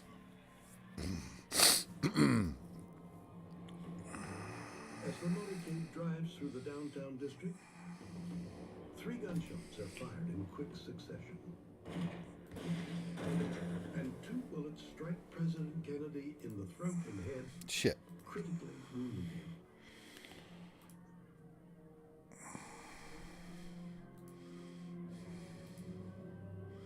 By the time that first agent reached the president, it was already almost too late. The president had been shot twice, and it was the immediate call, go right to the hospital. President Kennedy was swiftly taken to Parkland Memorial Hospital, arriving just 6 minutes after being shot. They put him on a gurney, they take him and they wheel him into trauma room 1. After President Kennedy was brought in, they did these life-saving procedures, but I think basically they knew he was gone. And then he's pronounced dead at 1 o'clock. News that President Kennedy had been assassinated instantly spread throughout the country. But while Americans were experiencing both shock and grief, a series of strange occurrences was unfolding back at Parkland Hospital in Dallas that would ultimately lead many people to wonder if there was a government conspiracy to cover up the truth about JFK's assassination. After President Kennedy was dead, there was a problem in the fact that the Secret Service came in and they wanted to take the body. Now, by law in Texas, the coroner, Dr. Earl Rose, said, "You're not taking me. I have jurisdiction here. He has to stay here and have an autopsy done." One of the Secret Service said, "You're either going to get out of our way or we're going to run over you." The Secret Service was saying, yes, we are taking the body back to Washington, D.C. However, this is a homicide investigation locally by the Dallas Police Department, Yeah. the DA's office. The medical examiner has a duty not to release that body. Eventually, Vice President Johnson got involved, and the body was released. President Kennedy's body was flown from Dallas to Washington. I guess it's a fold. And then taken to Bethesda Naval Hospital in Maryland. Why was the Secret Service so determined to move JFK's remains halfway across the country? Just a limp with the Queen 3 suited? The bizarre events that transpired during the president's autopsy, which took place late in the evening following his assassination. There was a full autopsy done at Bethesda, Maryland, and the 2 doctors were James Humes and James Boswell. However, they were not board-certified pathologists. Instead, they were pure military guys who would follow orders. In essence, this may be the heart Oops, that was a fold. whether there was conspiracy or not. Even more questionable than the presence of military doctors is the fact that during this autopsy, President Kennedy's brain was actually removed from his head and placed in a collection of evidence labeled simply Item Number 9. Item number 9 was a stainless steel bucket that was about 7 inches high, 8.5 inches in diameter, that contained President Kennedy's brain. Also in item number 9 were several autopsy slides, tissue slides, and also several boxes of paraffin tissue samples. And so there's something very unusual about the way the whole thing was handled. 3 days after the autopsy, on November 25th, 1963, President John F. Kennedy was laid to rest at Arlington National Cemetery. However, not all of his remains were buried because for some, strange reason, JFK's brain was still locked inside a steel bucket. And as it turns out, over the next few years, the president's brain would be moved to multiple locations in and around Washington, D.C. That's wild. He was a White House physician. They moved Kennedy's brain around. Immediately after the first autopsy. And the brain was sent from Bethesda to the White House, where it was stored at the old executive office building. And it stayed there until April of 1965, when Senator Robert Kennedy requested that his brother's brain and all the autopsy materials that were at the White House be brought to the National Archives and given to Evelyn Lincoln. Evelyn Lincoln was President Kennedy's personal secretary, and she wasn't an employee of the National Archives, but she was working there, getting his papers ready, things like that. And she put it the next day in a footlocker in the National Archives and locked it up. The idea of JFK's brain sitting in an ordinary footlocker in the National Archives is surreal, to say the least. But what's even more bizarre is that on Halloween Day, October 31st, 1966, President Kennedy's brain simply disappeared. They opened the footlocker, and lo and behold, none of the items from item number 9 were there. The brain was gone. No one knows what happened to it. It was never seen again. The popular story is that Robert Kennedy took the brain and all that stuff because he didn't want it to be a sideshow. If Robert Kennedy did steal the brain and took the slides and tissues and that sort of thing, he muddied the waters, and that's why we have all these mysteries. Did Robert Kennedy steal his late brother's brain in order to keep it out of the public eye? Perhaps. But others are convinced that the disappearance of JFK's brain is connected to the much larger mystery surrounding his murder, which remains the most infamous assassination in American history. 6 decades out from the great tragedy that unfolded in Dallas in November 1963, we are no closer to having a sharp picture of what happened to our president. If we had the brain, there would be small particles from whatever bullet struck him in the head. Those particles could be analyzed, but we don't have that brain, so we're left with question marks. And when you combine the fact that the Secret Service illegally takes possession of the presidential body, violating the laws of the state of Texas, with the fact that the president's brain later disappears, it's very difficult not to be suspicious, now isn't it? Just a limp.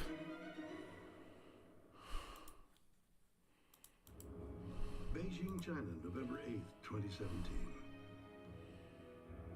As part of a 12-day tour of Asia, President Donald Trump lands in the Chinese capital. He is greeted by government authorities and boards a secure limousine, and a U.S. military aide follows closely behind, carrying a mysterious black briefcase. Later that day, President Trump travels to a state legislative building where he meets with Chinese President Xi Jinping. His aide continues to follow close at hand with the briefcase in tow, but is then confronted by security. A scuffle breaks out between the Secret Service and Chinese soldiers because the briefcase in question happens to be the nuclear football. The nuclear football is a briefcase that carries information and materials that are associated with reacting to a nuclear strike or authorizing a nuclear strike. And whenever the president is traveling, he will be accompanied by a military officer that's carrying what's called the football. And so when President Trump is in China and this military... Oh, I thought I had the speed there. Oops. A Secret Service agent ultimately grabs one of the Chinese security agents, throws him to the floor, because it is absolutely critical that the president cannot be separated from the football.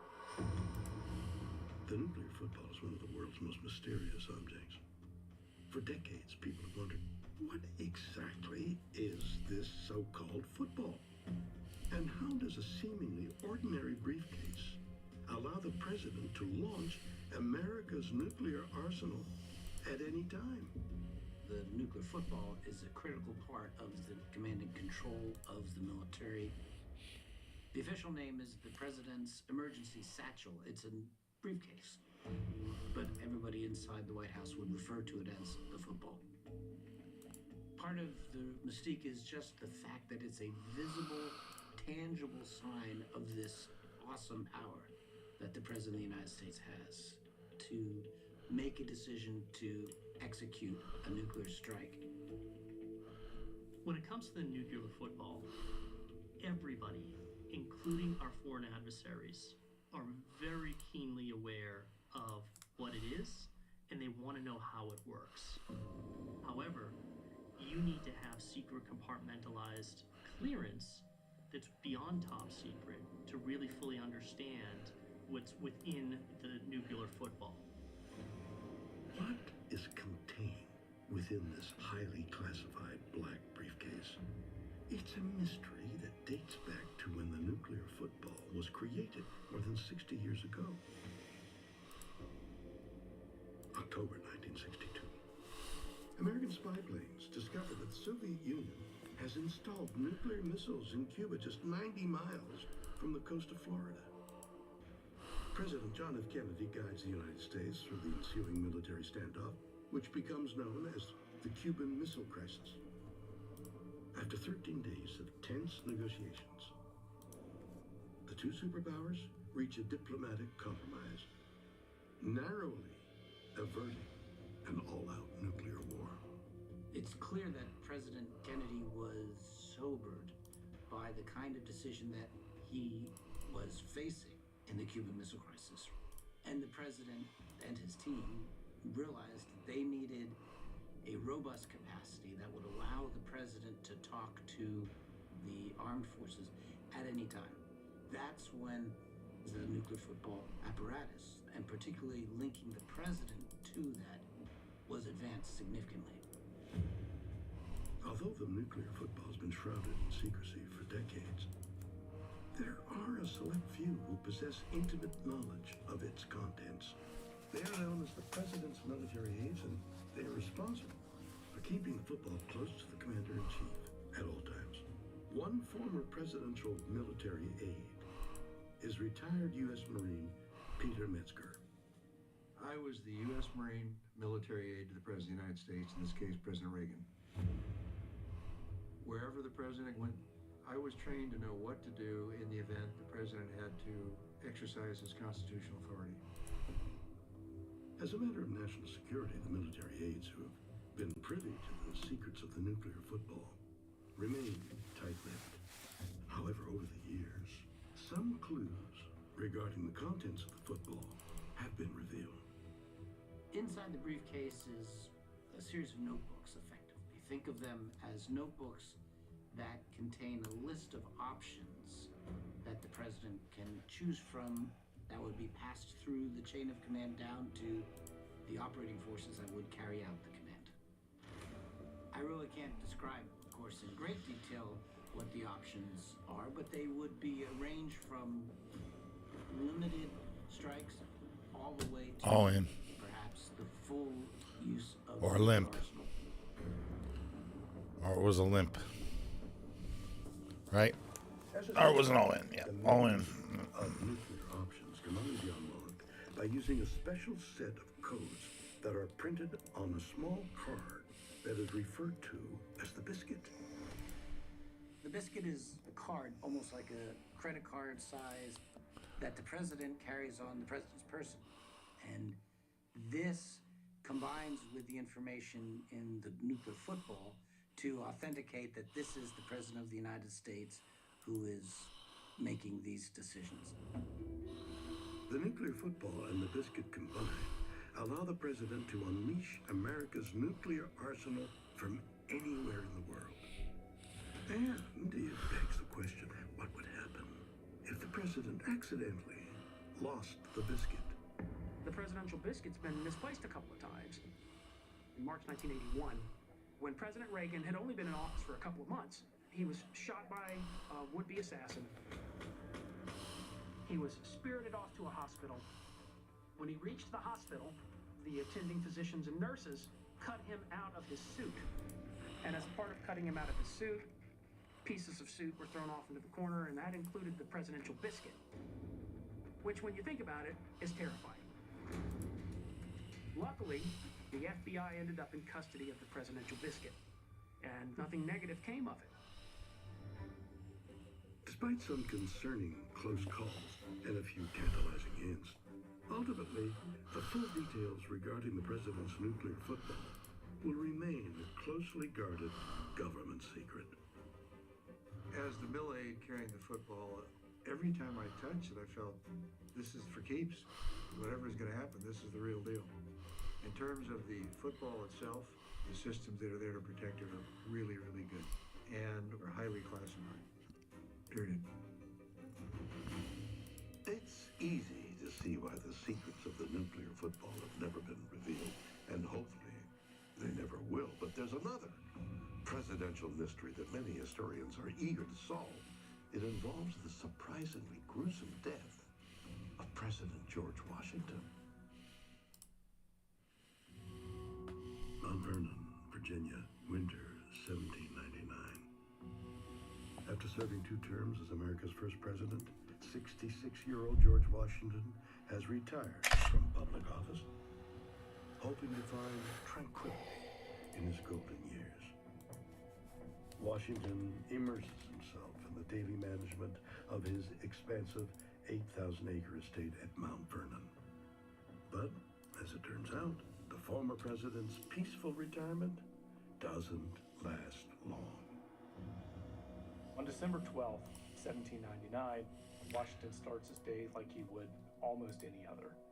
He goes out and inspects all of the outlying farms. While he's out, a rainstorm starts. It turns into sleet.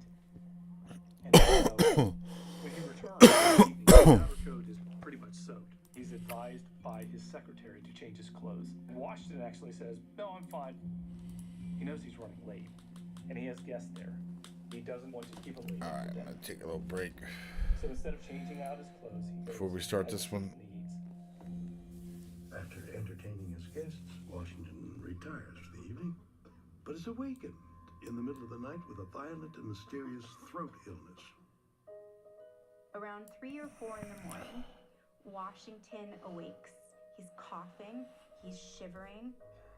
Martha Washington insists on getting someone to come help them.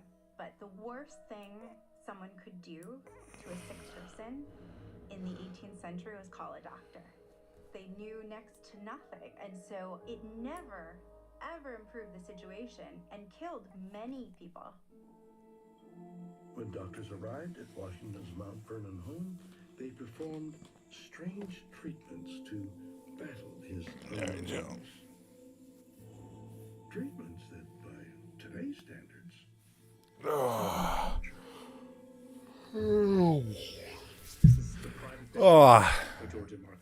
Take a little smoke break. In the 18th century, doctors were working with before I do this next leg. They had available to them at the time.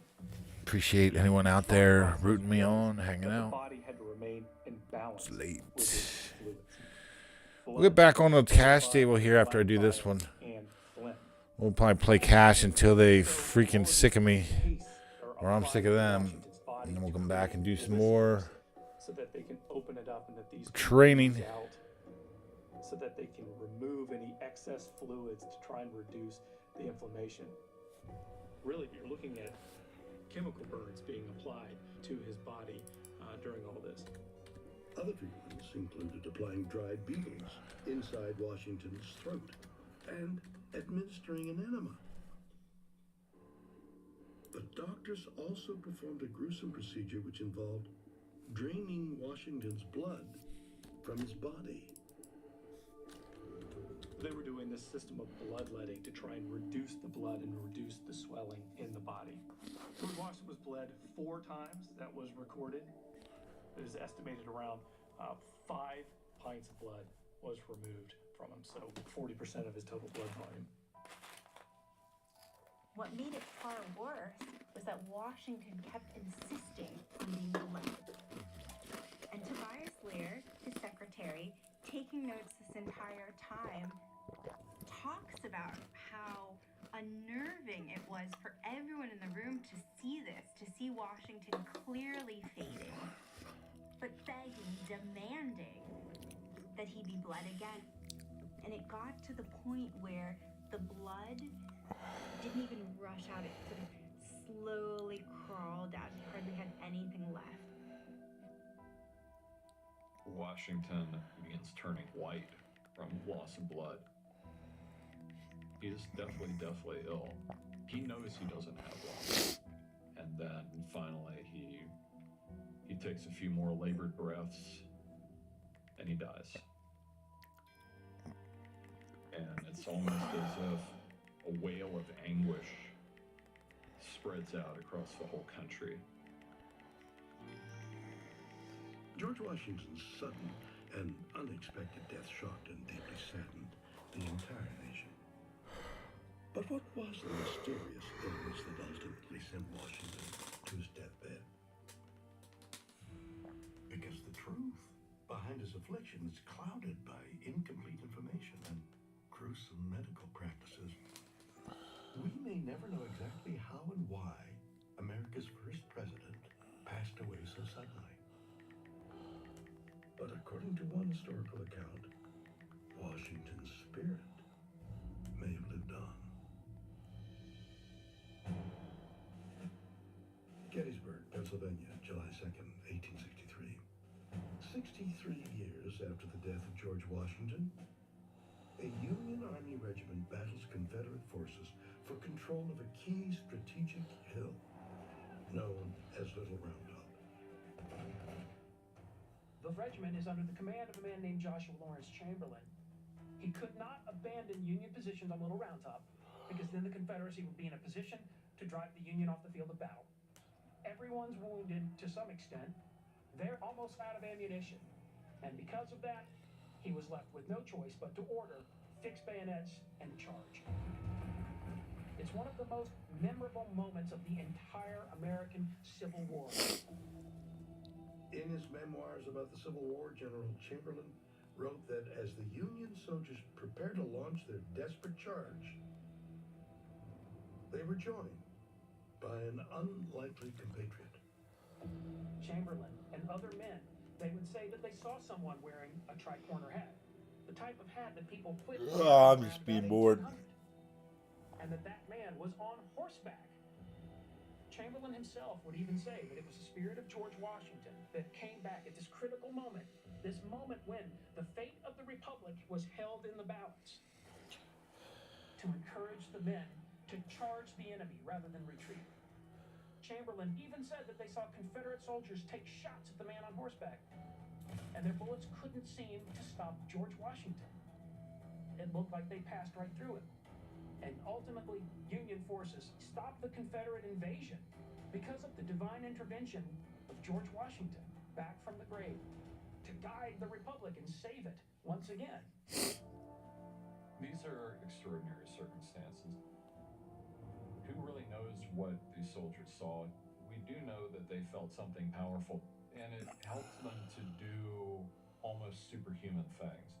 So something gave them the strength to do something extraordinary, and only they knew what that was.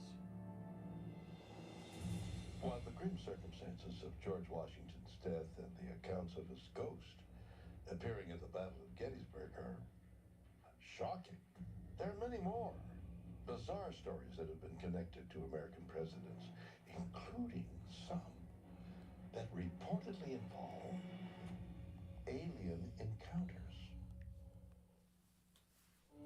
Dead Horse, Alaska, February 9th, 2023. High above this remote oil drilling outpost, the United States... All right, time to take a big hit of herb. Pair of F-22 Raptor fighter jets immediately scrambled to intercept the UFO. And the pilots report seeing a strange, cylindrical silver object floating in the sky. It's described hovering Oh, around forgot to 40,000 say. feet. It's deemed a threat to civilian aircraft. And so President Joe Biden orders it to be shut Listen down. to the show I'm watching.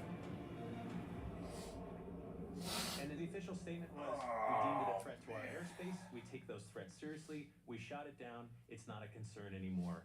That's the end of it. There's a strange object hovering over Alaska. But the government never revealed what it was. Was it from China? Man, Was it from Russia? that salad earlier was bogus good. Bomb.com good. Mysterious UFO that President Biden felt needed to be shot out of the sky. Officially, Wish I had more, but I could eat a whole nother salad. The ocean and has not been recovered. But this is not the first time UFOs come to the attention of America's commander-in-chief. And many people are convinced hiding the truth about Time to do some stretching. spacecraft for more than 70 years. What's up, what's up, what's up, what's up? Washington National Airport, Washington, D.C., July 19th, 1952. Air traffic controllers detect multiple unidentified objects flying in the sky over the nation's capital. July 19th, 1952, quadrants of UFOs flew over the Capitol. They flew over the Washington Monument. They flew over the White House. And one flew over a cuckoo's nest. New York Times. I don't know why I had And to you know say what you'll that. see? UFOs flying over Like the one Capitol. flew over and That's another what flew you'll see. over. Therefore, Harry Truman was the first president to actually set American policy having to do with UFOs. And here's what he did. Immediately, the explanation for all those UFOs over Washington, D.C. in 1952 was radar anomalies, temperature inversion, and pilots don't show it. So when the president says UFOs are among us, absolutely not.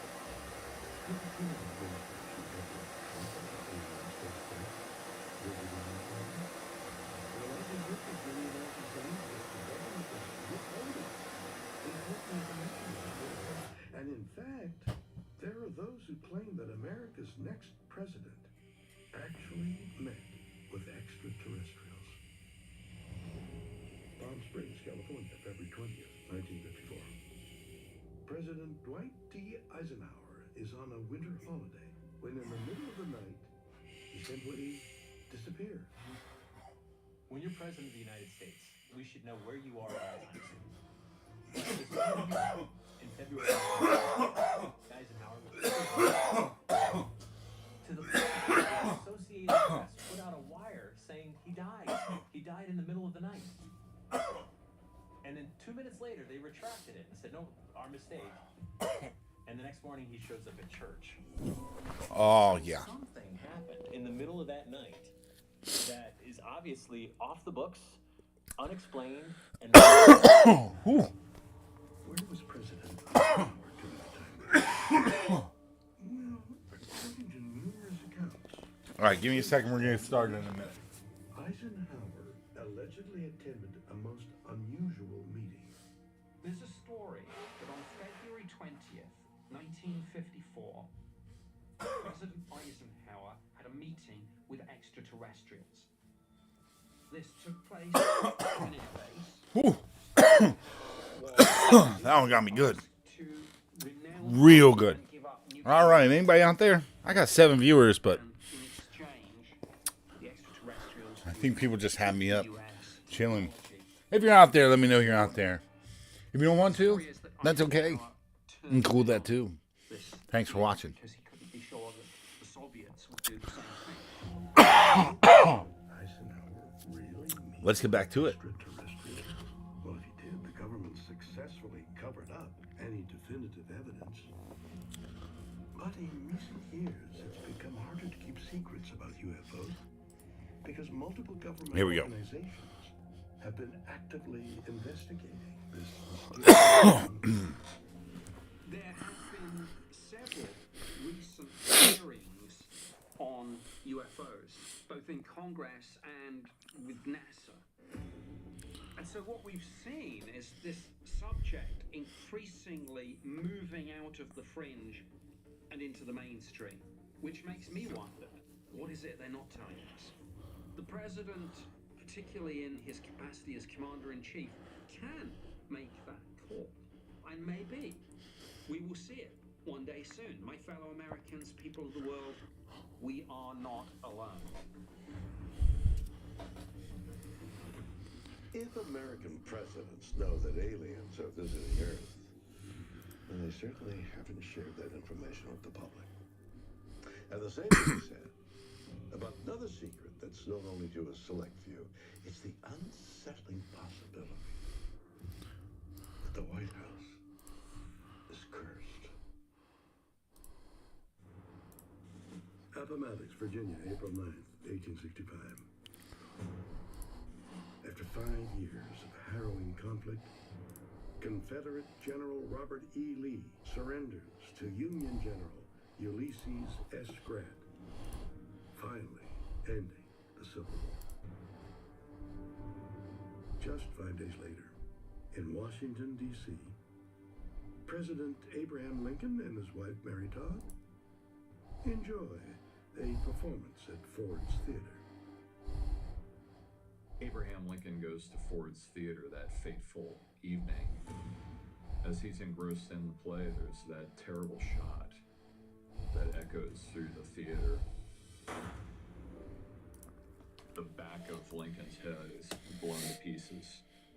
This was a horrifying, traumatic moment for the entire nation. The assassination of a president really at his moment of greatest triumph. After President Lincoln's assassination, the country went into a period of profound mourning that lasted for several months. And in a surreal twist, some even claimed that Lincoln's murder cast a dark, supernatural shadow on the White House. I'll stay in there, I guess. After his with that gutter ball. It's really Hair draw seems so weird. From there to people seeing Abraham Lincoln's ghost in the White House. At least I didn't blunder. Lincoln's ghost scared the dickens out of the entire White House staff. And then Mary Todd Lincoln, like many people at the time in the mid-19th century, was very interested in spiritualism. And there's a photograph of her showing a figure that appears to be Abraham Lincoln. President Lincoln just kind of emerges out of the background in this photograph. It's really quite creepy. Now, where the Lincoln ghost came from, we don't know, but there's such a elemental power to the Lincoln apparition that the White House becomes kind of a tragic epicenter of all the nation's suffering. What are we to make of the bizarre sightings of Abraham Lincoln's ghost in the White House in the years immediately after his death? Were these incredible reports merely hallucinations fueled by grief? Perhaps. But curiously, over the years, the apparitions of not just Abraham Lincoln, but numerous former presidents have been seen roaming the halls of 1600 Pennsylvania Avenue. Witnesses have claimed to see Thomas Jefferson playing the violin in the Yellow Oval Room, Andrew Jackson laughing in the Rose Room, and William Henry Harrison fumbling around the attic. So, as crazy as it may sound, is it possible that the White House is the final resting place for the souls of American presidents? The White House, 1946. President Harry Truman lies fast asleep in his bed. In a letter to his wife, Bess, President Truman writes, "At 4 o'clock, I was awakened by 3 distinct knocks on my bedroom door. I jumped up and put on my bathrobe, opened the door, and no one there. Went out and looked up and down the hall, looked into your room, still no one there. The damn place is haunted, sure as shooting." Harry Truman is really unsettled by this experience. And it was Truman who decided enough is enough. And he's going to get rid of the entire interior of the White House. He tears it all out. And maybe he imagined in some way that he was going to get rid of the ghosts that way, but it didn't work. During the reconstruction, official White House photographer Abby Rowe clicks the... Man. Hold on, I gotta fix something.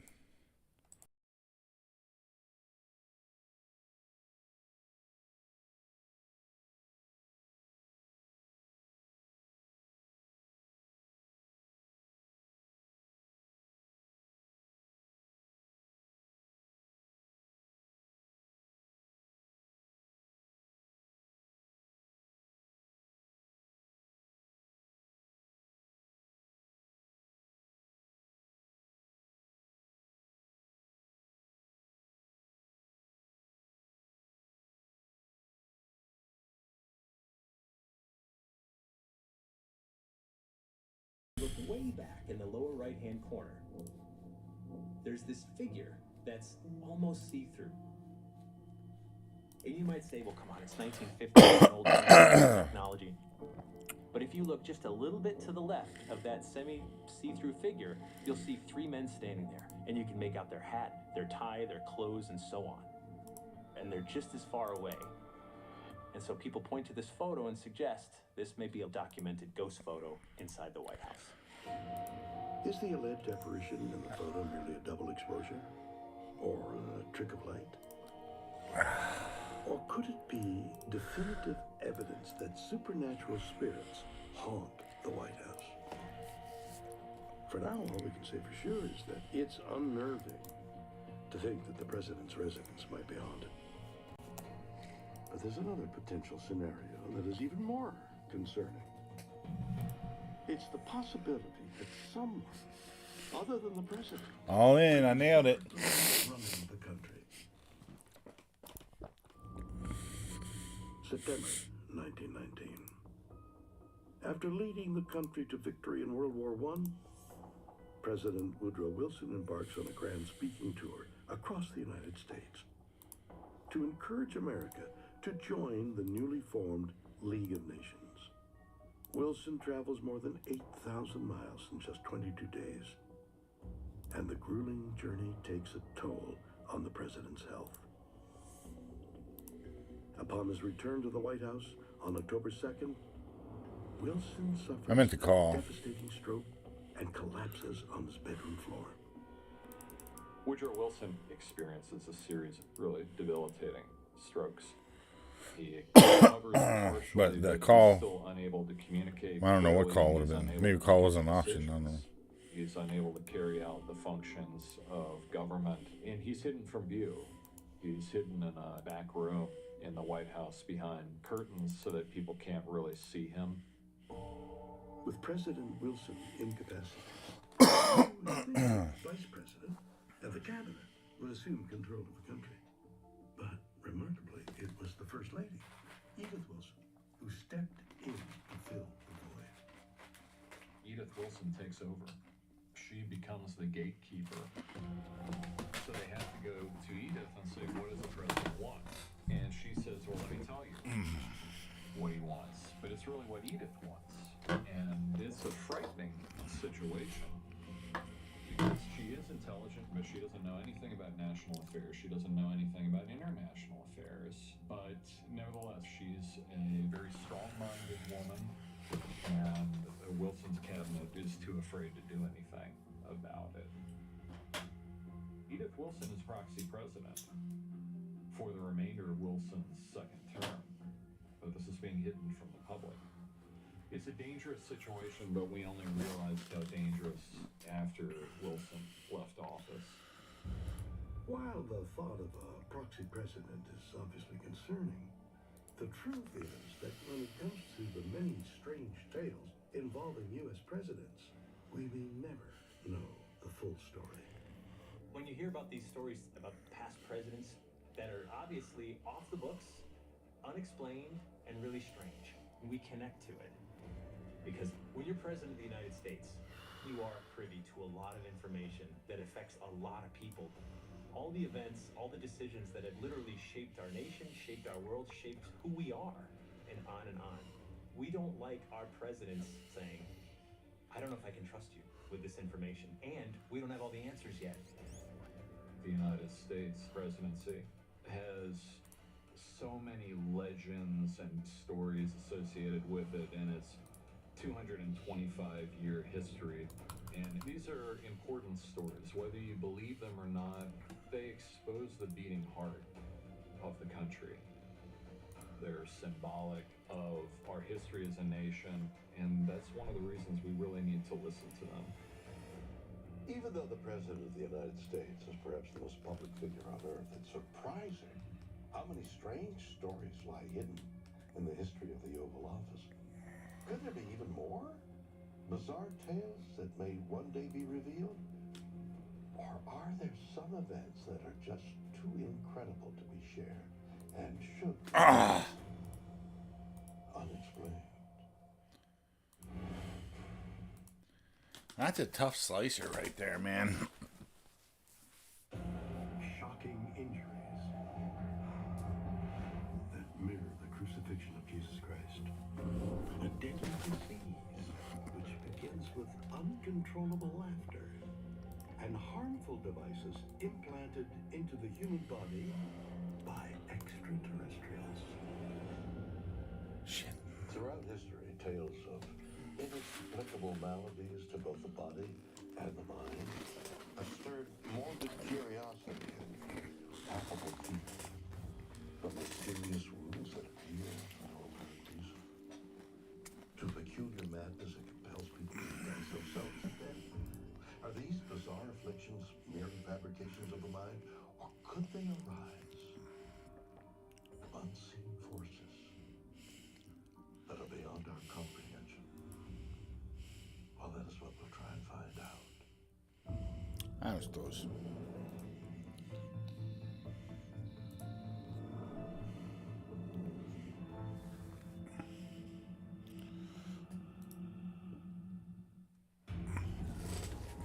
Every spring, billions of Christians all over the world gather to observe a solemn day of reverence called Good Friday.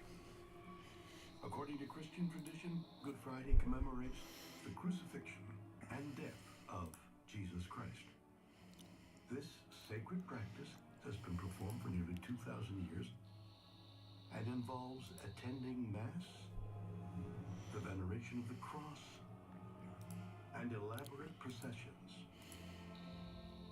While Good Friday is a somber occasion, I can't win. crucifixion is a pivotal event that is at the heart of Christianity. Queen 9 is a raise under the gun, but Ace 3 suited is not. Spirituality of the Christian faith. My The gosh. crucifixion of Jesus is not only a tragedy of death, it's a sign of the suffering This of shit's Jesus. tricky, dog. When we think of the crucifixion today, we think of Jesus' wounds when he was crucified, which includes the holes in the hands, in the feet, in the side. We think of the crown of thorns. So there are lots of different types of wounds.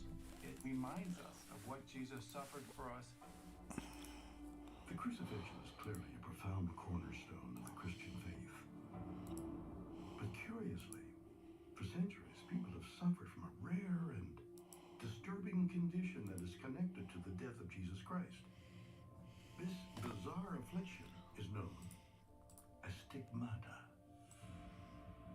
Stigmata occurs when an individual is marked in a physical way that represents the wounds that Christ suffered on the cross.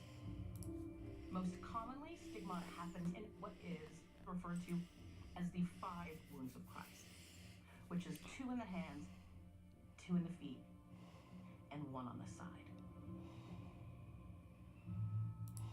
Since the Middle Ages, there have been untold thousands of cases. In the strictest terms, stigmata, although they do involve physical suffering, are considered a blessing, a privilege. It's almost as if the stricken individual is bearing a holy or divine burden. How can wounds that mirror those of Jesus Christ inexplicably appear on ordinary people? It seems to defy all logic. But perhaps clues about this phenomenon can be found by examining the first documented first recorded case of stigmata occurred with St. Francis of Assisi in 1224. St. Francis went to the mountains of Laverna to meditate and to pray. And then suddenly, Francis had a vision of a seraphim. A seraphim is a particular kind of angel, a fiery angel with 6 wings. And the seraphim held in his possession the crucifix. His wings were wrapped around Jesus on the cross. And from this crucifix, this image of Jesus, came forth these rays. And these rays penetrated Francis in the form of stigmata. Francis' stigmata was incredibly intense. Nothing like this had ever happened before. And not only did he have wounds that were openly bleeding on his hands, Francis was quite ill after he received the stigmata, and he died 2 years later. Every day of those 2 years, he did, in fact, suffer with stigmata. Accounts of stigmata are both fascinating and deeply unsettling. For many Christians, they are proof of divine forces at work in our world. But many experts are skeptical and insist that stigmata must have a scientific explanation. In terms of stigmata-like symptoms, there are some medical conditions that have been attributed to spontaneous bleeding, but it's still very much misunderstood. One of them would be hematodosis. It's known as bloody sweat because when the body is under extreme stress, the sweat glands tend to become more fragile and can bleed spontaneously. It typically manifests as droplets of blood on the skin, most commonly in the forehead, the arms, and the legs, without any apparent physical cause. So there are instances where conditions have been attributed to spontaneous bleeding, but it can't be said that they are the exact cause of stigmata. When a proposed stigmata occurs, the Vatican typically will do everything possible to account for the healing within standard medical protocol. The Vatican disputes, ignores, or disproves vastly greater numbers of miraculous claims than it actually validates. And so if the Vatican is able to verify stigmata, they are considered miraculous. Is it possible that a genuine case of stigmata is an actual miracle, as the Vatican claims? Many believe that the best evidence lies in the story of the most famous case in modern history, the stigmata of Padre Pio. Was it a raise? Oh my gosh. Padre Pio was a Capuchin friar. That's wicked. Who in 1918 celebrated Mass. Against the hijack because his range is so wide. From the hands. Wicked. And feet. But there were certain peculiarities about it. It never scabbed over. And it gave off a very sweet perfume, which was known as the odour of sanctity. When Padre Pio was suffering from his stigmata, he said that the pain was so extreme that he thought he might die. He was embarrassed by the blood and embarrassed to be showing these marks on a regular basis. And he was always trying to cover them with the sleeves of his robe so that people wouldn't see the blood. The Vatican's response to great mystics in the church has often been to persecute them, at least initially. They did that with Padre Pio. They were skeptical. At one point, they thought they were self-inflicted, and so they silenced him. They basically shut him away in a monastery. But thousands of people would go to attend his Mass and line up for confession for days. It was not until long after Padre Pio's death in 1968 that the Vatican had relented and saw him as a genuine stigmatist. He was finally canonised and beatified by Pope John Paul II. This was at the beginning of the 21st century. Now thousands of pilgrims come from all over Italy and beyond to venerate at his tomb every month. And so his memory is something that is celebrated by Catholics in every part of the world. When we look at cases of stigmata, it's a very profound experience for those people who are suffering. And we have photographs of modern stigmatics quite agonized with the pain that they had. It's very fascinating. Anything that could represent a true communion with the essence of Jesus Christ is going to be something that people are interested in and want to understand. For the moment, stigmata remains a controversial and captivating affliction that offers no easy answers. But in 16th century France, another condition emerged that was no less baffling. It was a disturbing phenomenon which led hundreds of people to dance themselves to death.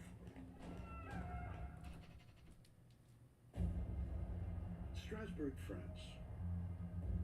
This historic city, built along the Rhine River, is known for its stunning network of canals, remarkable medieval architecture, and the famous astronomical clock of Strasbourg Cathedral.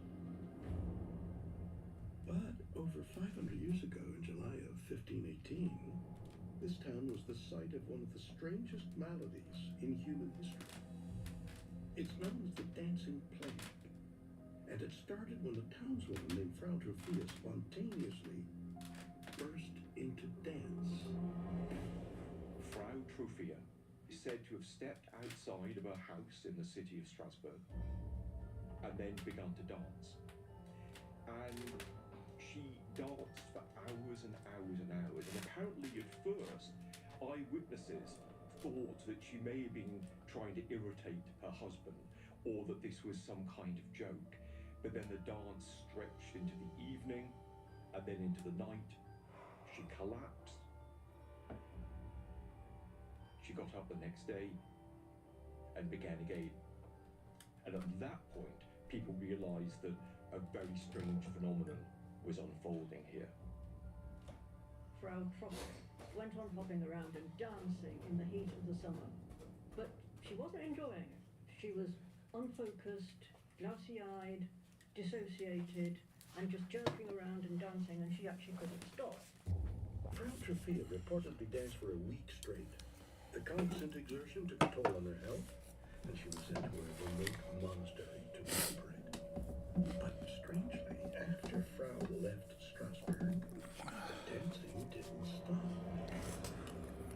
Within about 2 or 3 weeks, dozens more people had been consumed by this same urge to dance and dance for hours and days in an altered state of consciousness.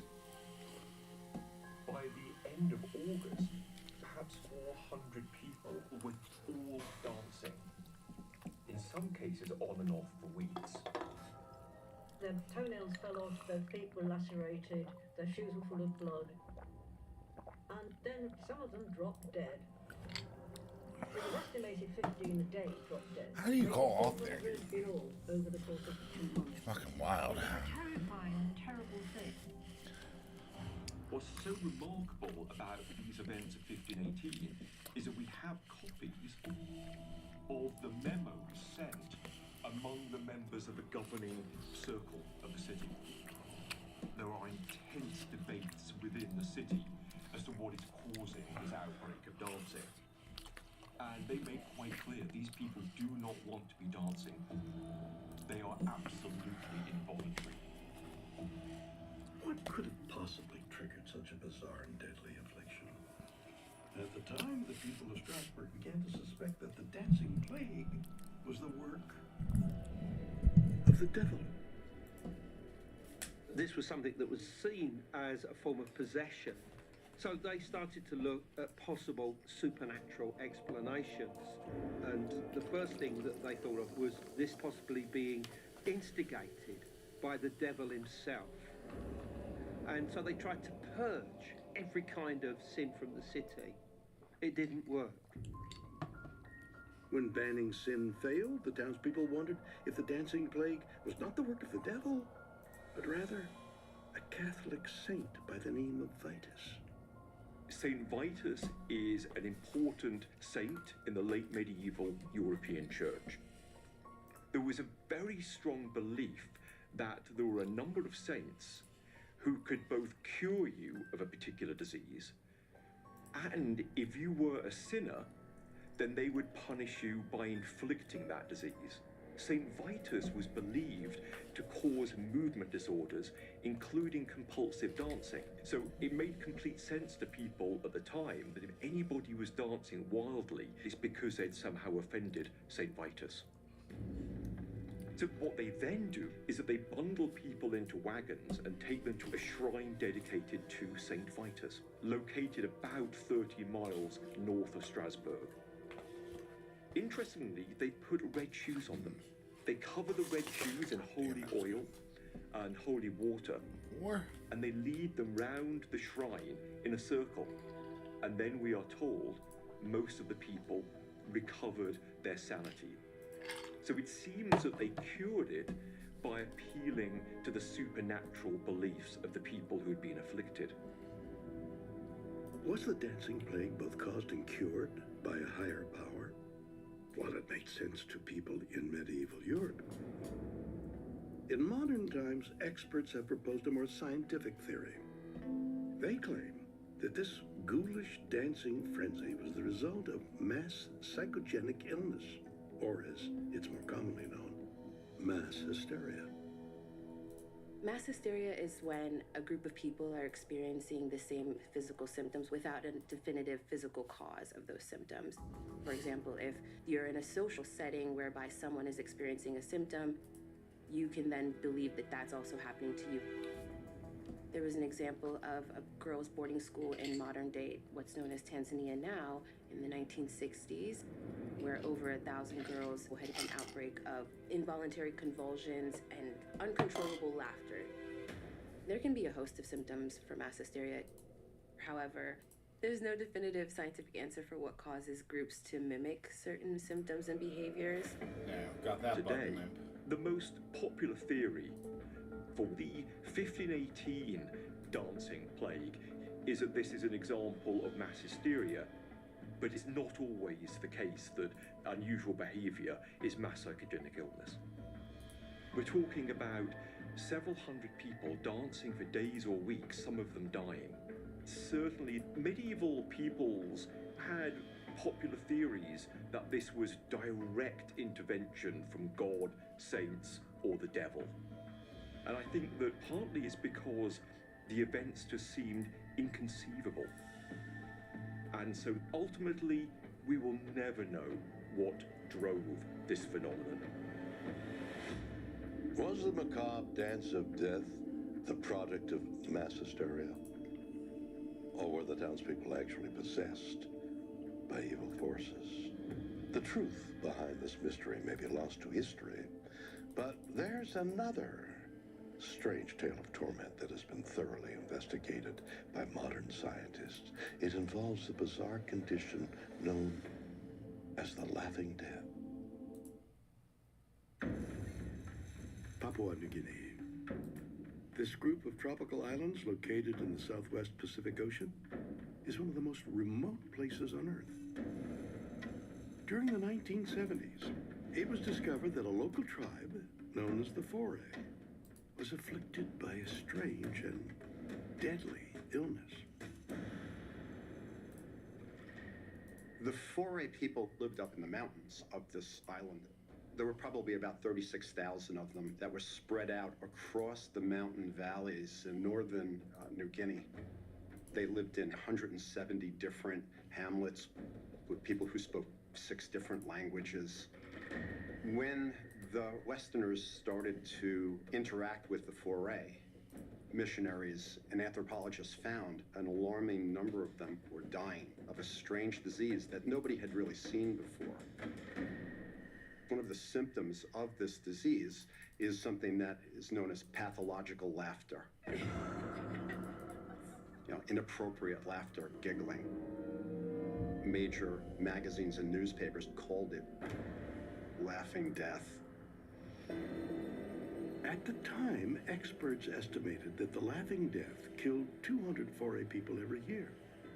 The Foray called the illness kuru, which translates to trembling in their dialect. The disease was puzzling to scientists. who could not determine its cause. And in 1981, Dr. Robert Klitzman traveled to Papua New Guinea to try and solve the mystery. When I went there for the first time, I wasn't sure what to expect, but I learned many things. Initially, it was called the laughing death, which is sort of a misnomer. People did engage in what seemed like laughter, but it really was sort of uncontrollable expressions and movements that they had. Kuru causes a number of symptoms. It is a neurological disease, somewhat similar to Parkinson's disease or Alzheimer's. The symptoms are loss of muscle control over one's body, shaking, inability to walk, and it has mental symptoms as well. So people may not be able to control their emotions or what they say. The disease was terrifying in many ways. The symptoms usually from start to the person's death take about a year. It's invariably fatal. The Foray people believe that the disease was caused by sorcery. So they believe that a sorcerer would take something that belonged to you and wrap it around a stone and bury it and cast a spell on it. And that may sound ridiculous to some of us, but they'd say, that's just magic. The world in which they live was this kind of a world. Was Kuru the result of supernatural forces, as locals believed? It's an intriguing notion, but doctors eventually suspected that the real culprit was that the Foray participated in the gruesome practice of consuming human flesh. When Western anthropologists began to study some of the communities of Papua New Guinea in the 1930s, they discovered practice of a ritualistic, religious-based funerary cannibalism. The Papua New Guineans who engaged in cannibalism saw the consumption of the brain as a way of imbibing that person's life force. It was a devotional practice. When they practiced cannibalism, at one feast I calculated that there were 56 people present, 53 of whom then died of the disease. So it was pretty devastating. Now, every time someone died, they would consume the brain. I met people, for instance, who would say, well, I ate a foot, or I ate a hand, and they were still alive. And so the concentration of the Kuru was highest when they would consume the brain. Perhaps it's not surprising that eating human brains is not good for your health. But how did this practice lead to the bizarre, laughing symptoms of Kuru? Kuru is caused by something called a prion, an infectious protein that is in all of our brains. And in roughly 1 out of every million people or so, it flips the wrong way. And when it's flipped, it could lead to other proteins flipping in our brain and forming clumps that could kill brain cells. Kuru probably happened because someone in the Foray group had such a protein flip the wrong way, and that person was then consumed by other people, and that led to proteins in their brains flipping. And when they died, they were eaten, and the rest is history. It continued to spread. The story of Kuru is as fascinating as it is disturbing. But what's even more unsettling is that this type of disease has harmed people not just in Papua New Guinea, but all over the world. Except we call it mad cow disease. In the 1980s, British cattle became stricken with mad cow disease because farmers feed them supplements.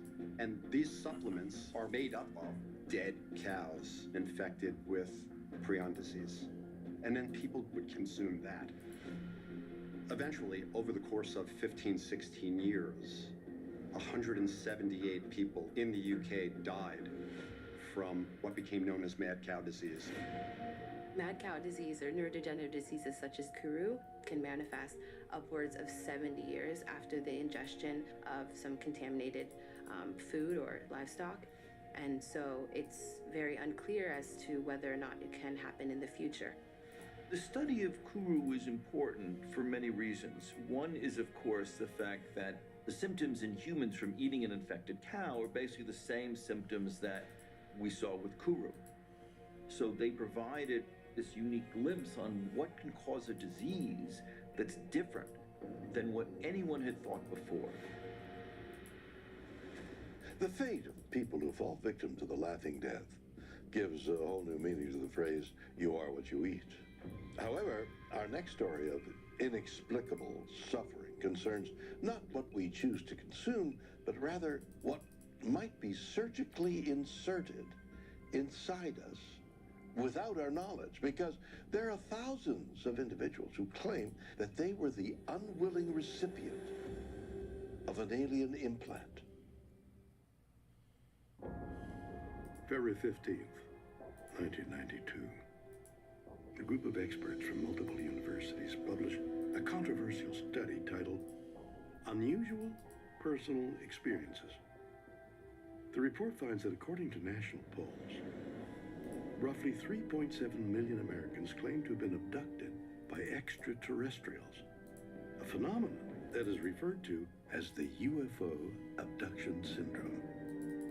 But what's even more startling is that many respondents stated that extraterrestrials surgically operated on them and implanted a foreign object into their body. People who report having implants have claimed all sorts of physical symptoms. These implants are not something they want in them. Some claim very bad headaches from them. Some claim extreme pain at the place where the implant was inserted in them.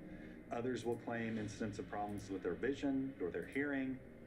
Most abductees believe these objects are used to track them and find them when they are abducted again. Skeptics say these are sometimes shards of glass or little bits of metal that have become embedded for very earthbound natural reasons, a result of an injury, a self-inflicted wound. But medical studies have shown that those who believe that they have these alien implants inside them are utterly convinced. Beyond the pain and terror caused by discovering an alleged extraterrestrial object lodged inside their body, many so-called alien implantees also suffer from an even more disturbing symptom. They claim these implants have actually invaded their minds. The most compelling things about some of these alien implant reports are the fact that the people, the hosts, claim they're hearing voices. The earliest mentions of alien implants were as communications devices for the creatures that come in the night. They're getting messages, and they would say, "I feel as though there's another person inside of me." Is it possible that the remarkable claims of supposed alien implantees are true? And if so, then what exactly are these mysterious objects that are being inserted into people's bodies? Los Angeles, California, January 1998. Podiatrist Dr. Roger Lear publishes a controversial book titled The Aliens and the Scalpel. In his extraordinary account, Dr. Lear reveals that he has surgically removed foreign objects from several people's bodies, and he firmly believes these objects were extraterrestrial in origin. Dr. Roger Lear, who is now deceased, claimed to have extracted more than a dozen alien implants from subjects. He was one of the very few people with surgical training who was willing to extract such claimed objects.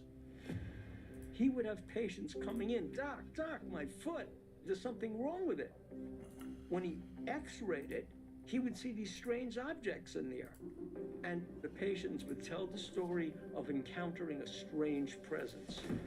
What Roger discovered is that in these alien implants, the body not only did not reject the object, but made it a part of the body. No artificial object on this planet acts like that. In 2013, Dr. Lear contacted acclaimed documentary filmmaker Jeremy Corbell. The doctor wanted to give Corbell unprecedented access to film his 17th implant removal surgery. The resulting documentary is aptly titled Patient 17. Dr. Roger Lear called me, and first thing in my mind is, I thought this was absolute woo-woo, untangible, ridiculous stuff. But he says, look, I would not have spent this much time and effort and money and my blood, sweat, and tears on this if there wasn't something to it. Just film a surgery. So I brought my camera, I went in, and what really struck me was, here's a guy, he's about to get on that operating table and have his body cut open to remove a foreign body, and he doesn't know what it is.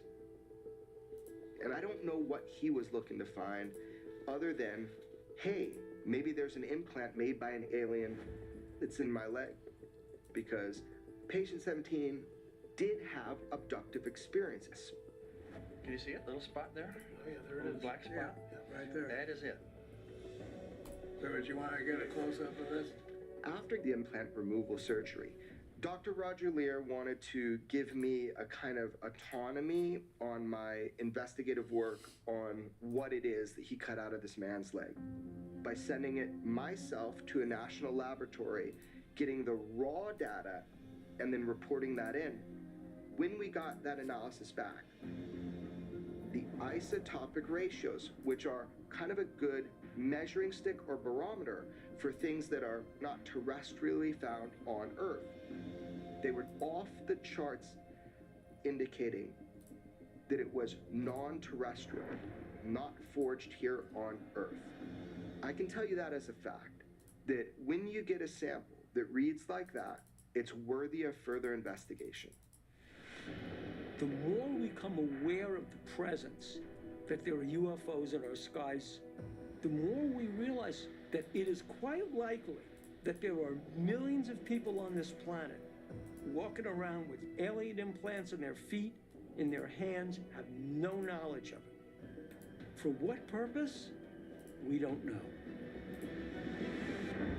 Could millions of people have been implanted with alien devices and not even know it?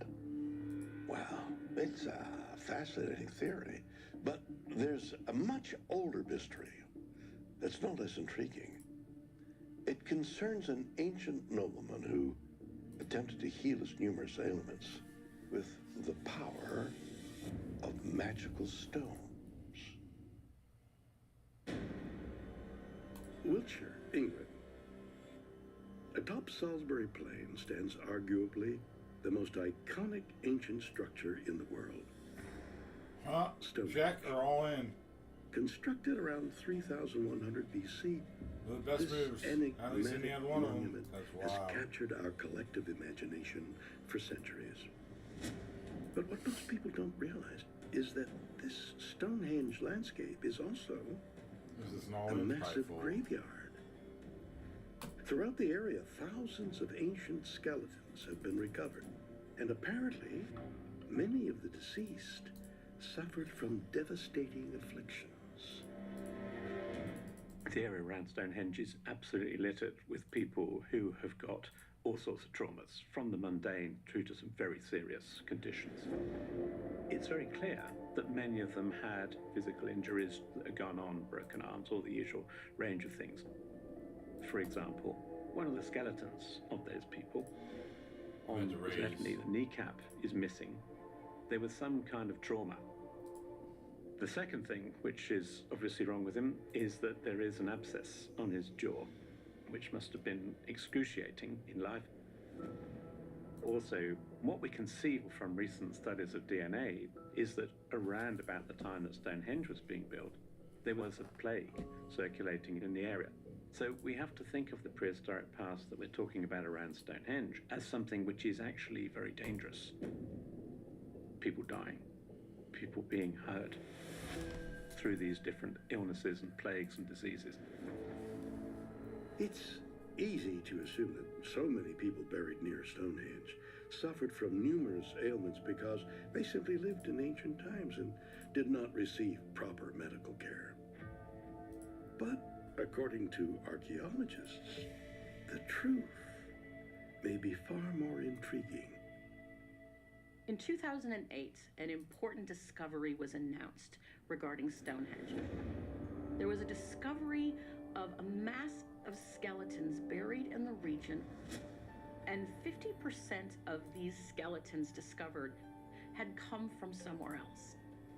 So what does this tell us? They came here for something. It's possible that Stonehenge could have been used as a healing site, a type of temple for healing. Did ancient people travel to Stonehenge in order to be healed? And if so, what made them think that coming to this mysterious monument would cure them? Some say the answer can be found by examining the stones themselves, and more specifically, what are known as the blue stones. Around Stonehenge, the outer structure is made from essentially local stones. That's the things we often see. But inside Stonehenge, we have these blue stones. They're called blue stones because they do have a kind of a bluey, greeny colour to them, and they also have white spots inside them. We've got a number of strands of evidence which support the idea that these stones were being used for healing. One of them is that we know from scientific studies that those stones come from southwest Wales in what we know as the Preseli Hills. It's about 140 miles or so as the crow flies from Stonehenge. The stones in the Preseli Hills must have been considered special in some way, because we can trace them back through folklore and accounts of people using water in association with the stones to help promote healing. And so Stonehenge was a place of healing, I'm sure. We shouldn't, though, compare it to a modern hospital, because medical science back then was much more to do with belief, was much more to do with faith. Stonehenge was all about using belief, using the power of the blue stones as the means by which healthcare was dished out, as it were. For some, the idea that ancient people constructed a massive stone monument for mystical healing purposes may sound far-fetched. But the profound truth is that for thousands of years, human beings have journeyed far and wide in search of miracle cures. And millions of people continue to do so today. If you want to make sense of Stonehenge as a healing place, think of Lourdes in France, where people still come even today looking for a cure from the Virgin Mary. Now you imagine in the Bronze Age, you would come to Stonehenge to touch the stones, to say a prayer. It was the last hope that they can cure whatever ailment it is that's killing them. These ancient cultures, particularly in Britain, were immersed in the traditions of believing in the power of nature. And certainly something as majestic as these stones would be something that could have an energy that could potentially help them. It's fascinating to think that 5,000 years ago, the ancient people of Britain may have gone to Stonehenge as a last resort to heal afflictions they didn't understand. And curiously, there's a bizarre malady occurring in Portugal that even modern scientists can't comprehend. Only this condition doesn't harm the living, but rather the dead. Lisbon, Portugal. While there are many bizarre afflictions which attack the living that are utterly confounding, surprisingly, in this historic and picturesque city, the same can also be said for the deceased. There's a law in Portugal that people who are buried must essentially be exhumed after a few years when they've decomposed, and whatever remains is crushed down into a box and then placed into a wall. The reason for that is that there's a shortage of space in cemeteries in Portugal. Here's the weird thing. Half the bodies brought up have not decomposed.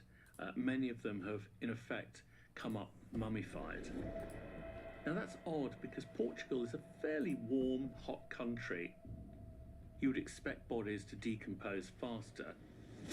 So why the bodies are remaining mummified and refusing to decompose is something of a mystery. What could possibly cause so many dead bodies to be turned into mummies? It's a disturbing conundrum. And in fact, this phenomenon isn't limited to Lisbon. Throughout Portugal, families are unfortunately discovering that the remains of their loved ones are being abnormally preserved. The fact that bodies are not decomposing in Portugal is distressing for the people who are having to dig them up and then answer the question, well, now what do we do with them? If you can't crush them up and put them in a box because they've refused to decompose, what do? Put them back in the ground again? So this really is a hugely traumatic event for families who lost sons, fathers, mothers, and daughters. For now, the people of Portugal continue to worry about the remains of their dearly departed. But if history is any indication, human beings will keep looking upon bizarre afflictions with both fascination and dread, as we have for centuries. In the 19th century, millions of people flocked to freak shows, to ogle people with all sorts of bizarre afflictions.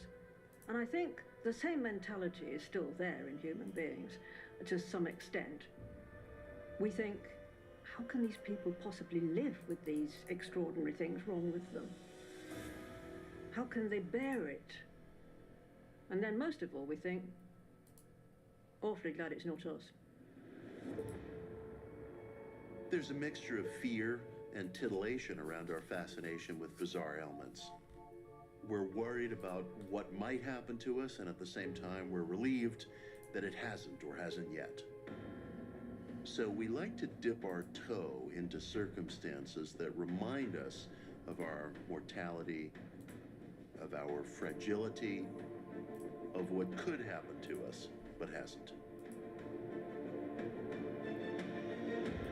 Perhaps what's so unsettling about strange tales of torment is that it's unclear how, when, or why inexplicable afflictions strike. From harrowing accounts of stigmata to the disturbing dance of death, these maladies serve as a chilling reminder that we could be vulnerable to enigmatic and harmful forces that we don't fully understand. And at any moment, we might fall victim to troubling conditions that remain unexplained.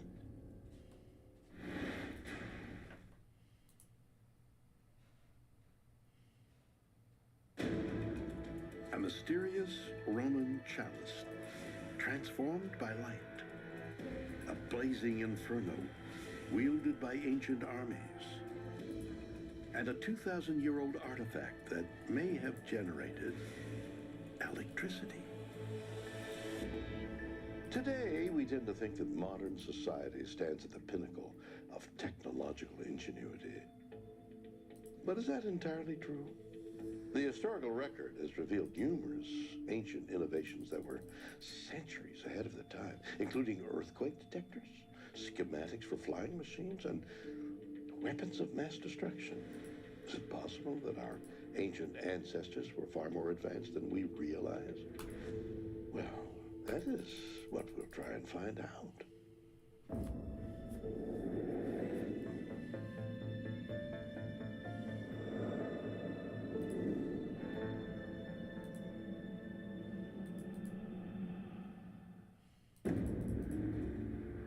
Rome, Italy. Within this modern city lie the ruins of what was once the capital of the Roman Empire. For centuries, Rome was the most sophisticated metropolis in the ancient world. And Roman engineers also built breathtaking structures throughout Europe and the Mediterranean, many of which can still be seen today. These engineering marvels have endured the ravages of time for nearly 2,000 years and stand as magnificent monuments to Roman ingenuity. The Romans were certainly the most brilliant engineers of the ancient world. When we think of Rome today, we think of the Colosseum, we think of the aqueducts, we think of triumphal arches. All of them are an emblem of Roman civilization. They could discern effective technologies and then exploit them to a much greater extent than anyone ever imagined previously. The engineering achievements of ancient Rome are well known and continue to capture people's imagination.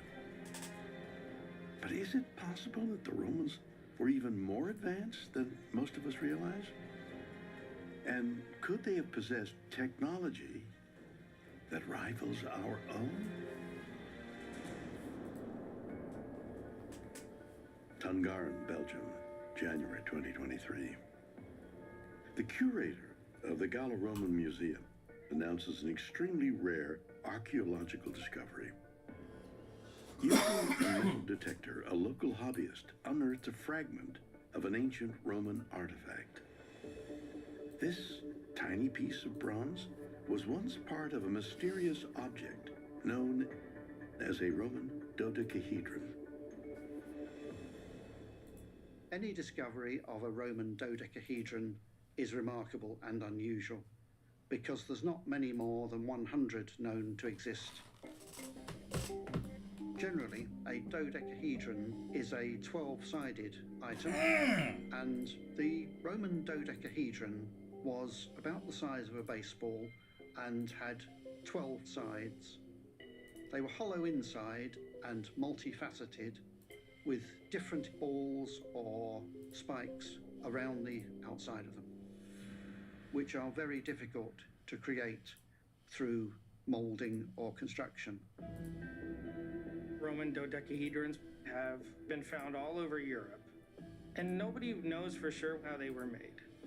The craftsmanship that it would take to make a bronze Roman dodecahedron would have been very challenging for a metal artisan to make at the time.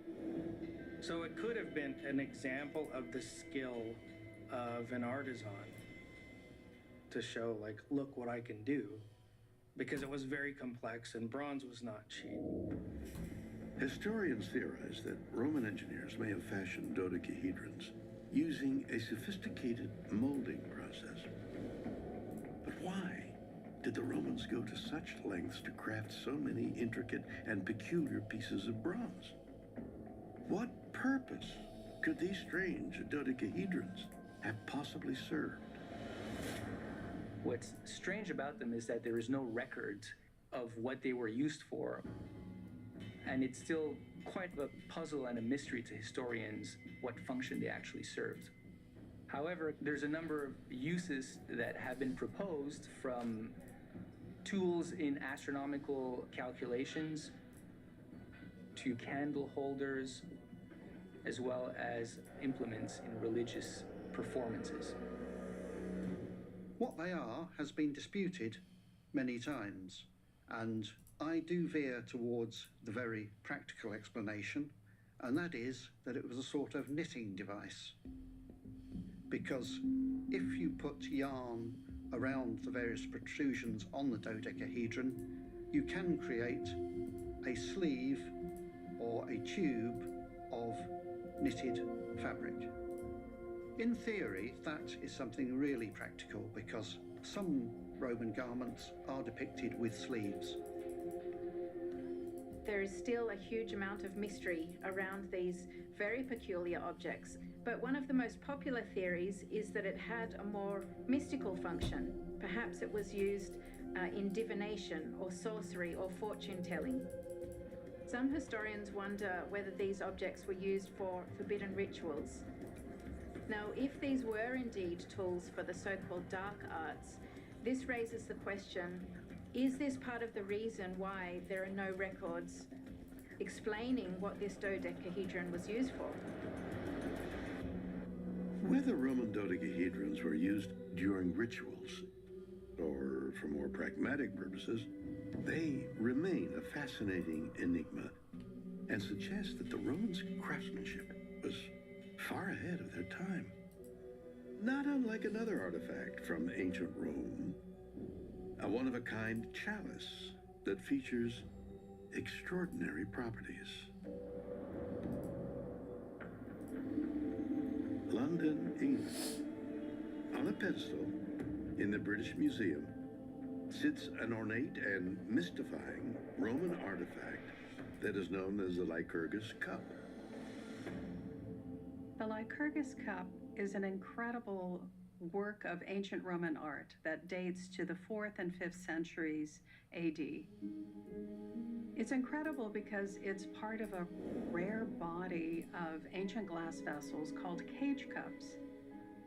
Cage cups were manufactured by a master carver who very carefully diagrammed the design he wanted to cut into the glass, and then very carefully executed that cutting.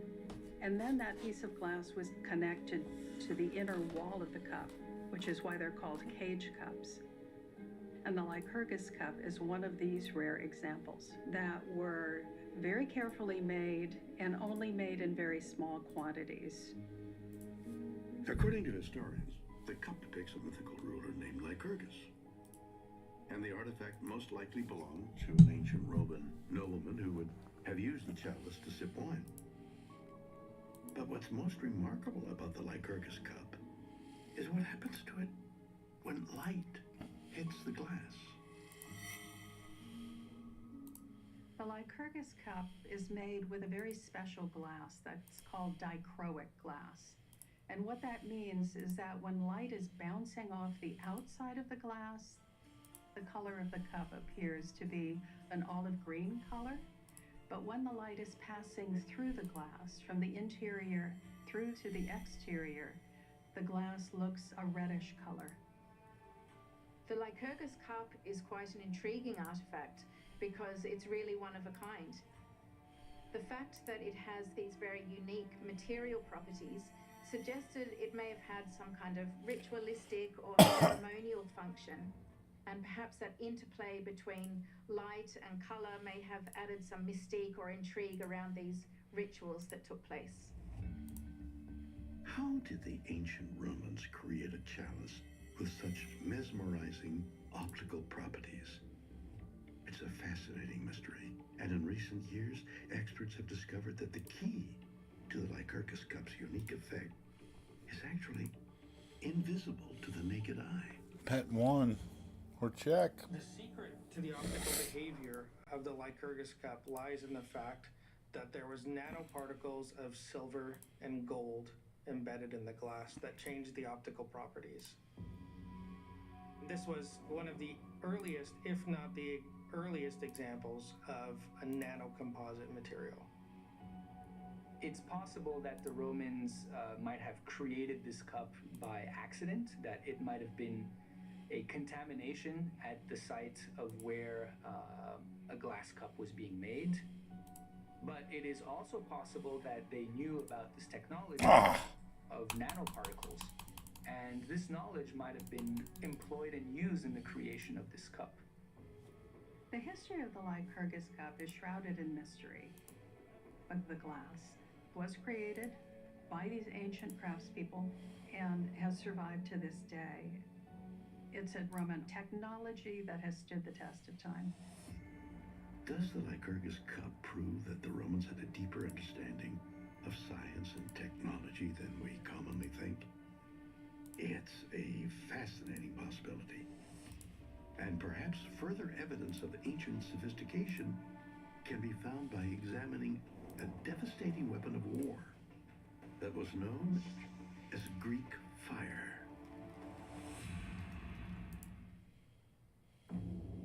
Constantinople, 678 AD. For 4 long years, Arab forces have laid siege to the capital of the Byzantine Empire. But then the Byzantines risk a daring counterattack and unleash a devastating inferno. Streams of flame shoot out from Byzantine vessels, lighting the water on fire and incinerating the Arab ships. This fearsome weapon would come to be known as Greek fire. Greek fire was one of the most formidable weapons of its era. Imagine your ship suddenly being engulfed in flames that were almost impossible to extinguish. Not only was there this immense physical danger, but there was also a massive psychological impact.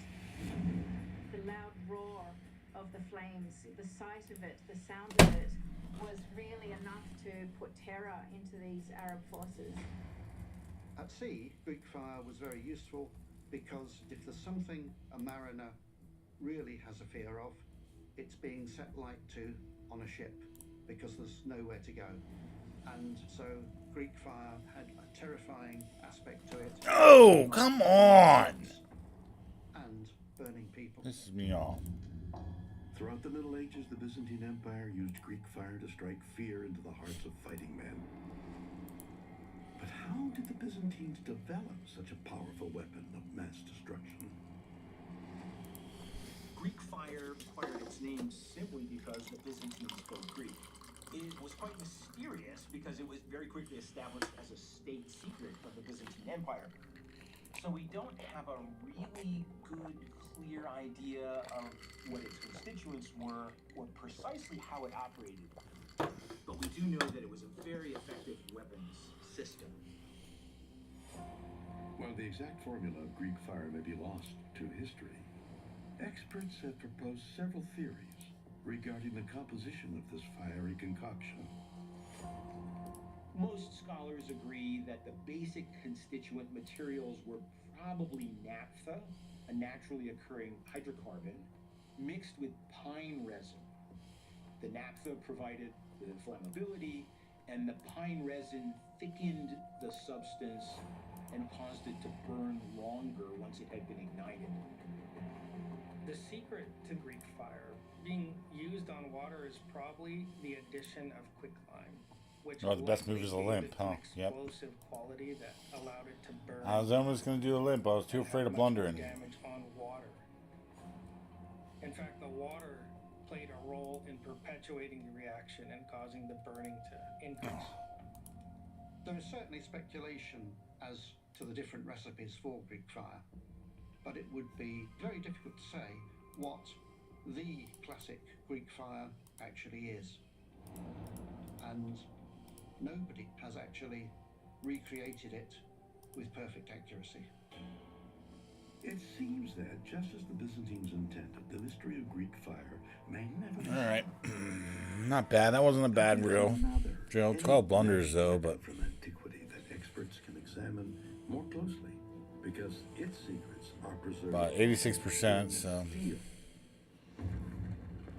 Antioch, 1098 AD. For 8 long Solid. years, European Crusader knights on a quest to I'll conquer take it. the Holy Land laid siege to this Middle Eastern city. In the course of the bloody fighting, the Crusaders encounter numerous Muslim warriors who wield astonishing razor-sharp swords that are forged from steel that seems to be unbreakable. The European invaders named these fearsome weapons after a nearby city, and thus the blades became known as Damascus swords. For the time, the properties of the Damascus All right, well, blades while we're in the were zone. the edge of magic.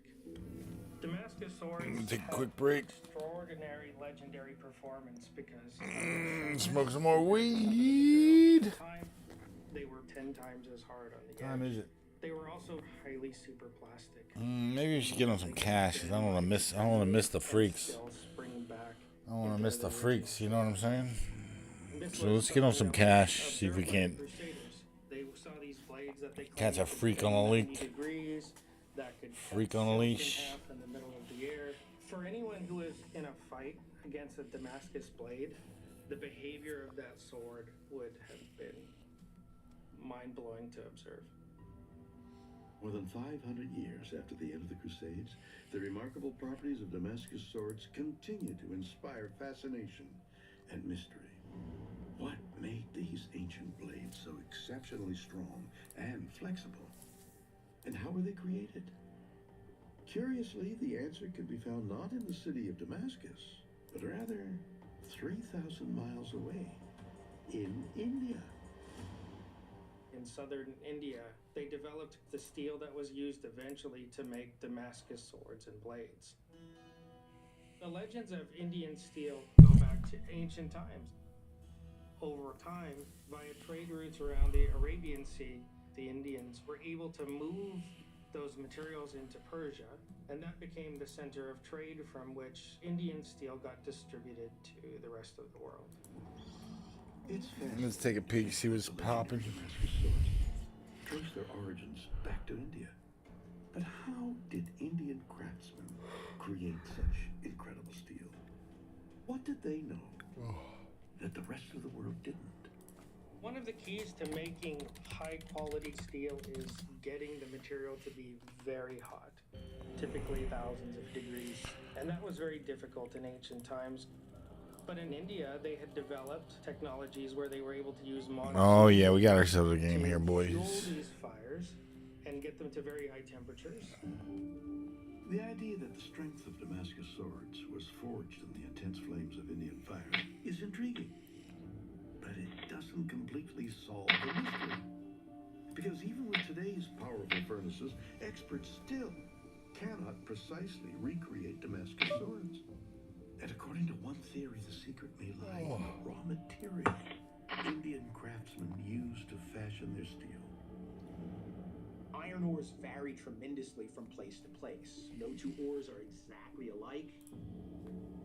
One theory is that there just happened to be an iron ore with just the right chemical properties that happened to be available in India, and this was the real basis for the very high quality steel that was produced from that material. The reason that the secret to Damascus steel was lost is that the ore sources ran out. And so we can't know the individual elements that were in those iron ores. There is no way for us to go back in and recreate the magic that they had done with those original swords. While we may never know how ancient armies created inextinguishable flames or unbreakable swords, we do know that these extraordinary weapons struck fear into the hearts of their enemies. But not all I should have just folded there. technology was designed to be used in battle. For instance, archaeologists It's getting unearthed situated what here. appeared to be merely a small clay jar, but it may have actually been the world's first battery. Baghdad, Iraq, 1938. In the basement of the National Museum of Iraq, the director of the museum, Wilhelm König, stumbles upon 3 small artifacts that an archaeological team unearthed 2 years earlier. He finds a 5-inch tall clay pot, a copper cylinder, and an iron rod. König dates the objects to roughly 2,000 years ago.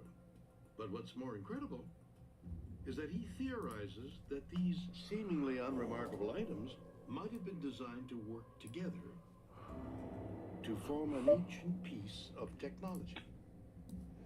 2 years later, König publishes his autobiography in which he announces his stunning claim to the world. He argues that these 3 artifacts may have actually been the world's first battery.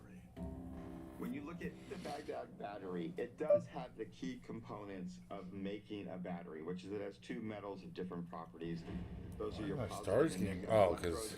because And you need the material between them that allows for the flow of charge to occur.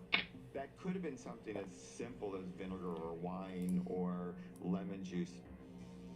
And so it is completely reasonable with these components to presume that it might have been a battery of some type.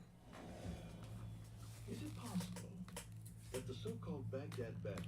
All right, this seems like a juicy table. I'm gonna go smoke some herb. Let's get it. Let's get it. It's a fascinating theory. And modern scientists have actually conducted tests to find out whether it might be true. In 1940, an American by the name of Willard Gray, who worked for General Electric High Voltage Laboratory, recreated the Baghdad battery, and he was able to produce about a 1 or 2 volt charge. This is incredibly low. However, even at this low level charge, there are still potential uses for this object. It's incredible that modern scientists have verified that this ancient artifact could have actually been a working battery. But what's even Pocket crazier twos. is that the Baghdad battery is strikingly similar to the first modern battery that was invented in the 19th century. In 1800,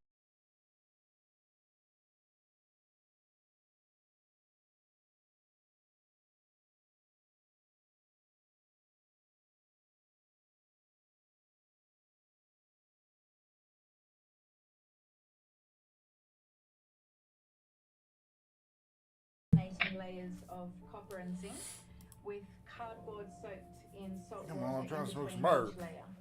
Hurry Which up. is actually remarkably similar to the materials used for the Baghdad battery. So the idea that an object that could have a similar function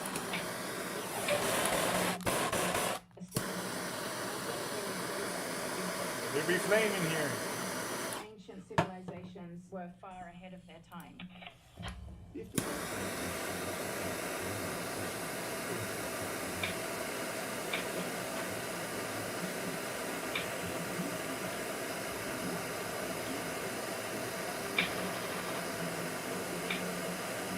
onto jewelry.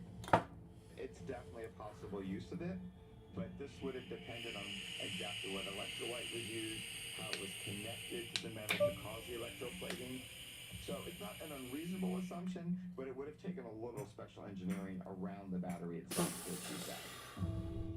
Theory suggests that the Baghdad battery was actually used as a form of protection for sacred statues of the gods, so that if anyone dared to touch one of these sacred statues, they would have received a mild electric shock from the Baghdad battery. Another theory is that the Baghdad battery was actually used for medicinal purposes as a form of mild electrotherapy.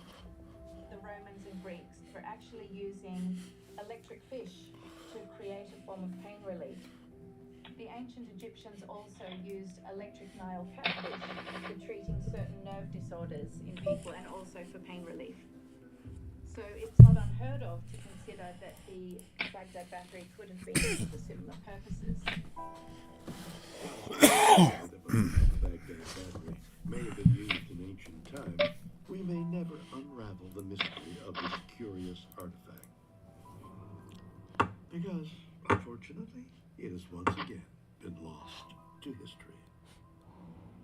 In 2003, the National Museum of Iraq was tragically ransacked in the chaotic aftermath of the US-led invasion of Iraq. The museum became a target for looters. Among the relics and precious artifacts that were stolen was the Baghdad battery. There's a lot more research we could do to discover exactly how it worked, but we no longer have that opportunity. Skeptics today obviously dismiss the idea that the Baghdad battery was indeed a battery. However, the one thing we know is that the Baghdad battery works. It has been replicated again and again, and people have shown how it does generate current. And we have to accept that the ancients had a technology which we only rediscovered in more modern times. Wait, what? A little special engineering around the battery itself to achieve that. Another theory suggests that the Baghdad battery was actually used as a form of protection for sacred statues of the gods, so that if anyone dared to touch one of these sacred statues, they would have received a mild electric shock from the Baghdad battery. Another theory is that the Baghdad battery was actually used for medicinal purposes as a form of mild electrotherapy. The Romans and Greeks were actually using electric fish to create a form of pain relief.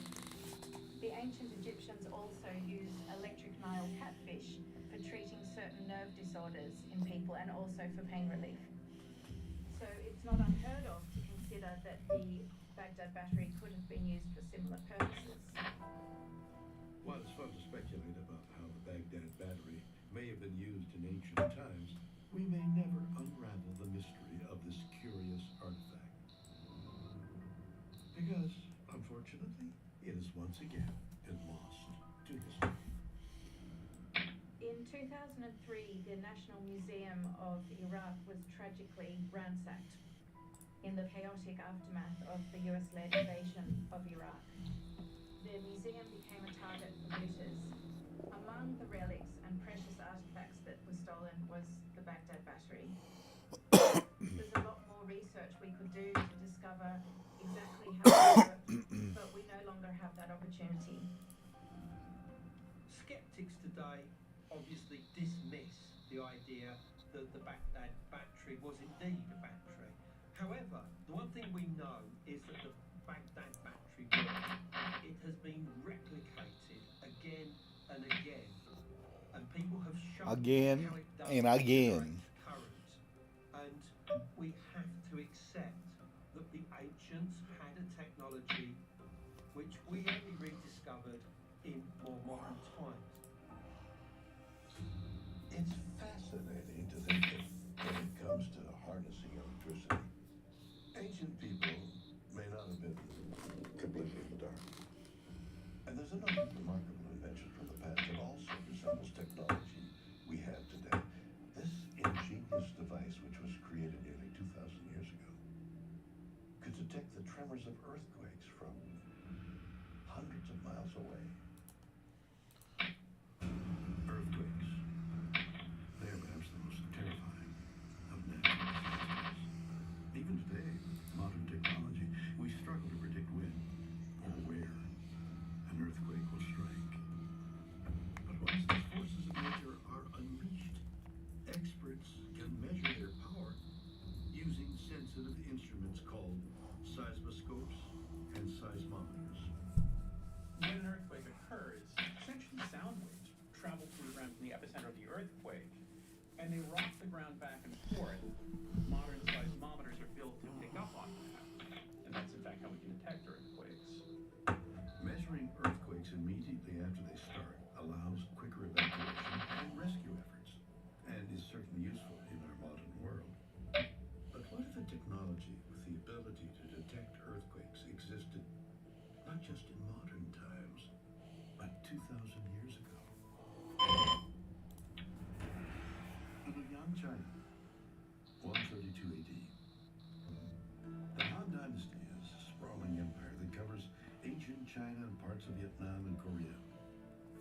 One day, Chang-Yang, chief astronomer to the emperor, introduces a mysterious instrument to court. He claims his device can detect earthquakes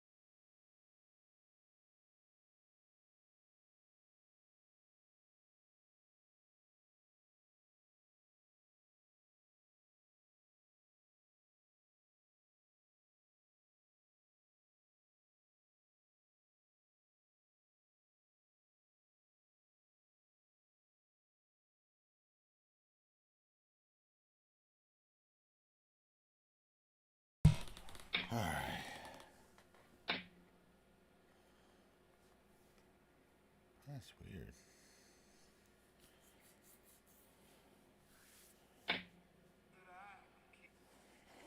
Hello.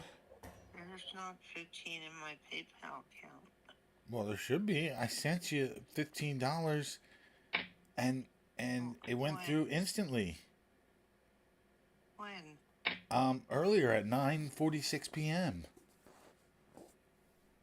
9:46. I'm telling you, Mom. I sent it because I needed the money, and I was just like, it said I could send it instantly, so I was like, the hell with it.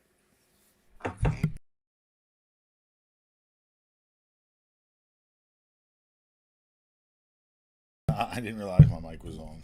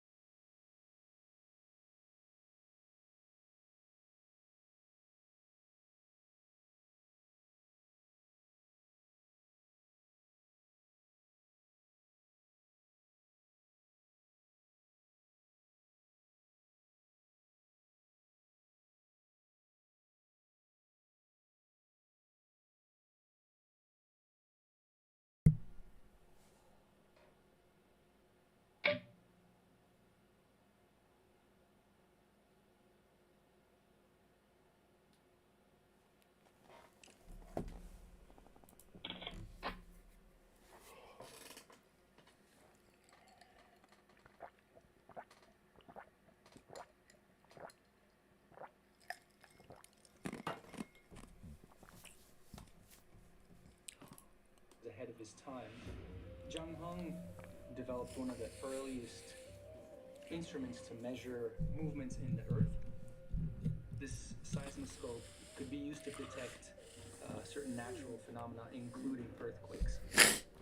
Unfortunately, John Home's original seismoscope, which was the precursor to modern seismometers, has been lost to time. However, based on ancient descriptions of its general appearance, historians have created models of the device that are on display in museums throughout China.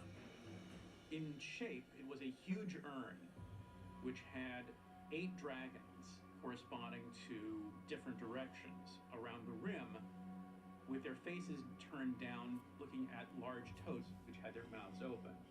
And when an earthquake would occur, the dragon facing in the direction of the earthquake would eject a ball from its mouth, which would then fall into the mouth of the toad.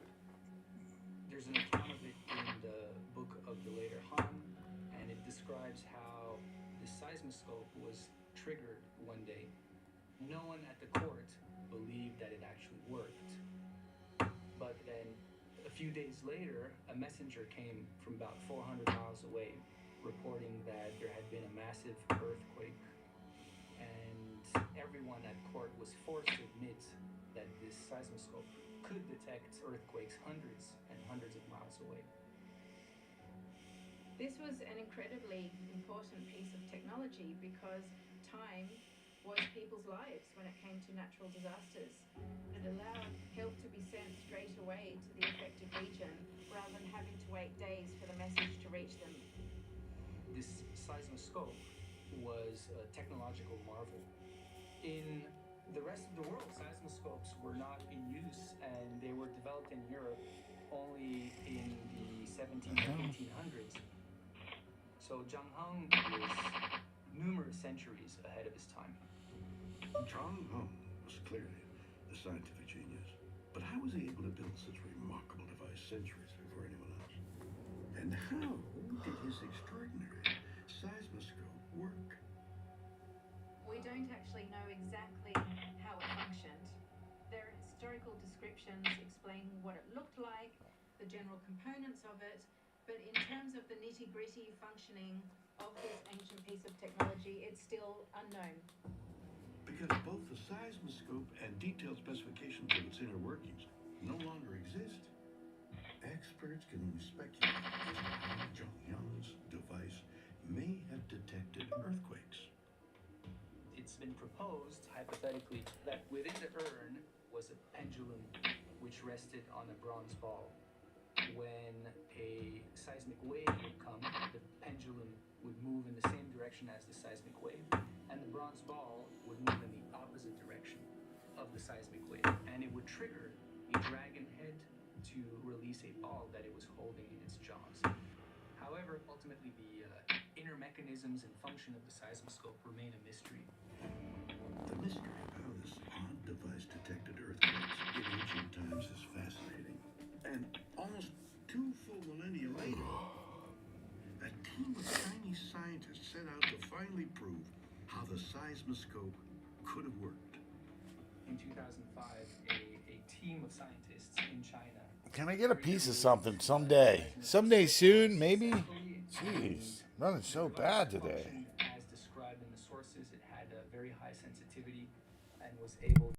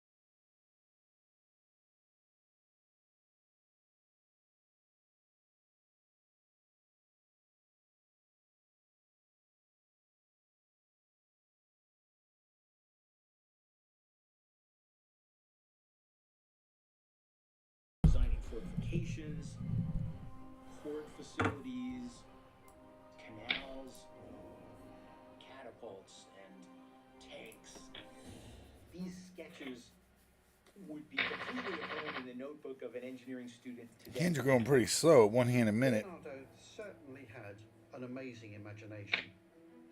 But one has to say that Leonardo's ideas were too advanced for his time, in the sense that he was stymied by the lack of the right materials in the period.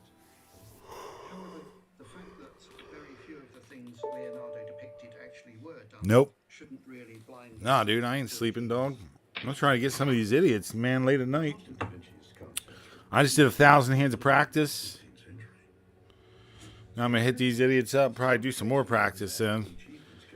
I'll probably take a little break, and then we'll be back on at 7:30, playing the 7:30 a.m.er for $5, and then we're going to start the grind just all day. I mean, I'll probably be grinding all day, too. Yeah, I mean, I am. That's what I'm doing. I'm grinding all morning, all day, and all night, Sunday night. Probably finish this stream like tomorrow night at like 10, 11 o'clock. So that means that this stream is going to be how long? We're at 10 hours now. So we're going to do another 12, and then another.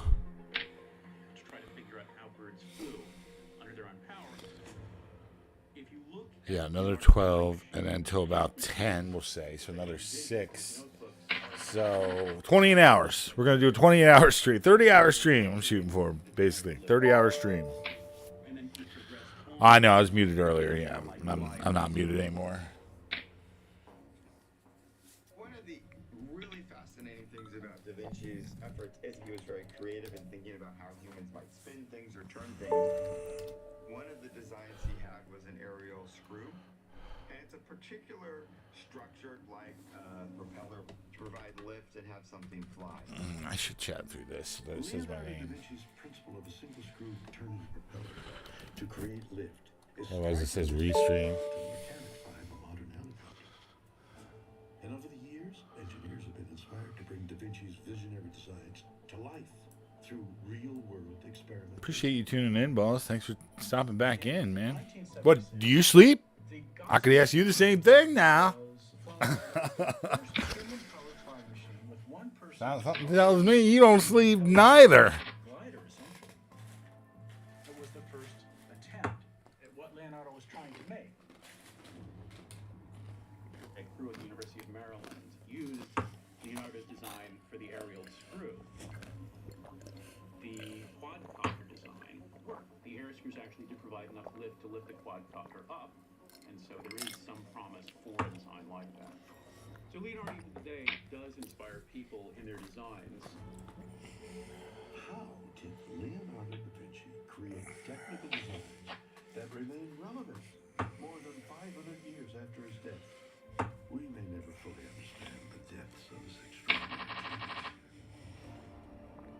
But incredibly, there are those who believe that an ancient civilization located in Mexico might have actually invented rocket propulsion. Teotihuacan, Mexico, autumn 2003. A heavy rainstorm inundates the ruins of this ancient metropolis located northeast of Mexico City. Once the weather clears, archaeologist Sergio Gomez discovers a mysterious sinkhole at the foot of a large pyramid known as the Temple of the Feathered Serpent. What this almighty storm did was to reveal the entrance into an underground tunnel that went for around 100 meters. Directly beneath the pyramid, a group of around 30 experts, headed by Gomez, started to clear out these tunnels. They came to these chambers that were full of hundreds of yellow spheres.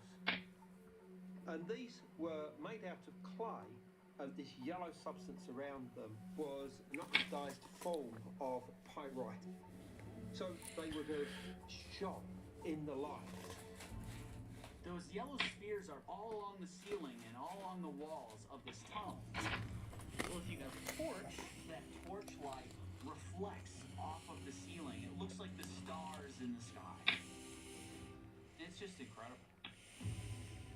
Archaeologists have also discovered other puzzling artifacts at Teotihuacan, including large quantities of liquid mercury and sheets of mica crystals.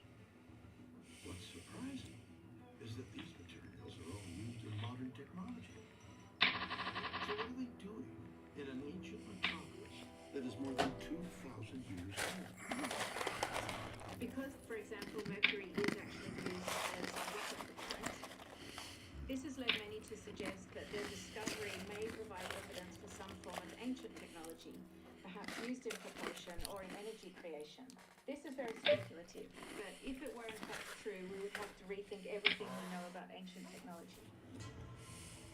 Is the presence of sophisticated materials at Teotihuacan just a coincidence? Or is it really possible that ancient people invented an early form of rocket fuel? Ultimately, it's hard to say because we still have much more to learn about the technology of the ancient world. Teotihuacan is one of the most sophisticated, technologically advanced ancient sites in the world. But the big mystery is we don't know who built. Oh, nice. That's awesome, man. And how the ancients had. Very cool. This is something that So you guys are just playing, what, one-on-one? we invent something, and instead That's of always fun. preserving the plans or the technique, it's lost. There is still a great deal of mystery about ancient technology. You're from upstate New York, right? Of ancient cultures have been lost. There's a lot more research we still could do to discover What's the sky look like up there? ancient technology that may have been lost at night. At night, obviously. I know what the sky looks like up there during the day. To incredibly powerful weapons, to devices that warn impending disasters. Many ancient pieces of technology are fascinating and challenging. Kind of like a 3-bet here, but I think I'm just going to go with the call. Invite some other people in the pot, hopefully make the nuts. That's not it. That's not going to be it. But for now, the mysterious inventions of the ancients will remain unexplained. Good thing I didn't 3-bet. Mysterious letters conceal a serial killer's identity. A sculpture outside CIA headquarters with a cryptic message. And a medieval manuscript that could hold the secrets of ancient sorcery.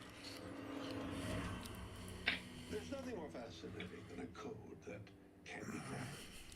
For centuries, mankind has devised ingenious ways to hide valuable information using everything from enigmatic puzzles to complex ciphers and secret symbols. If history's unbreakable codes can be deciphered, Man, I can't get shit, dog. answers to some of the greatest mysteries of both the past and the present. Well, that is what we'll try and find out.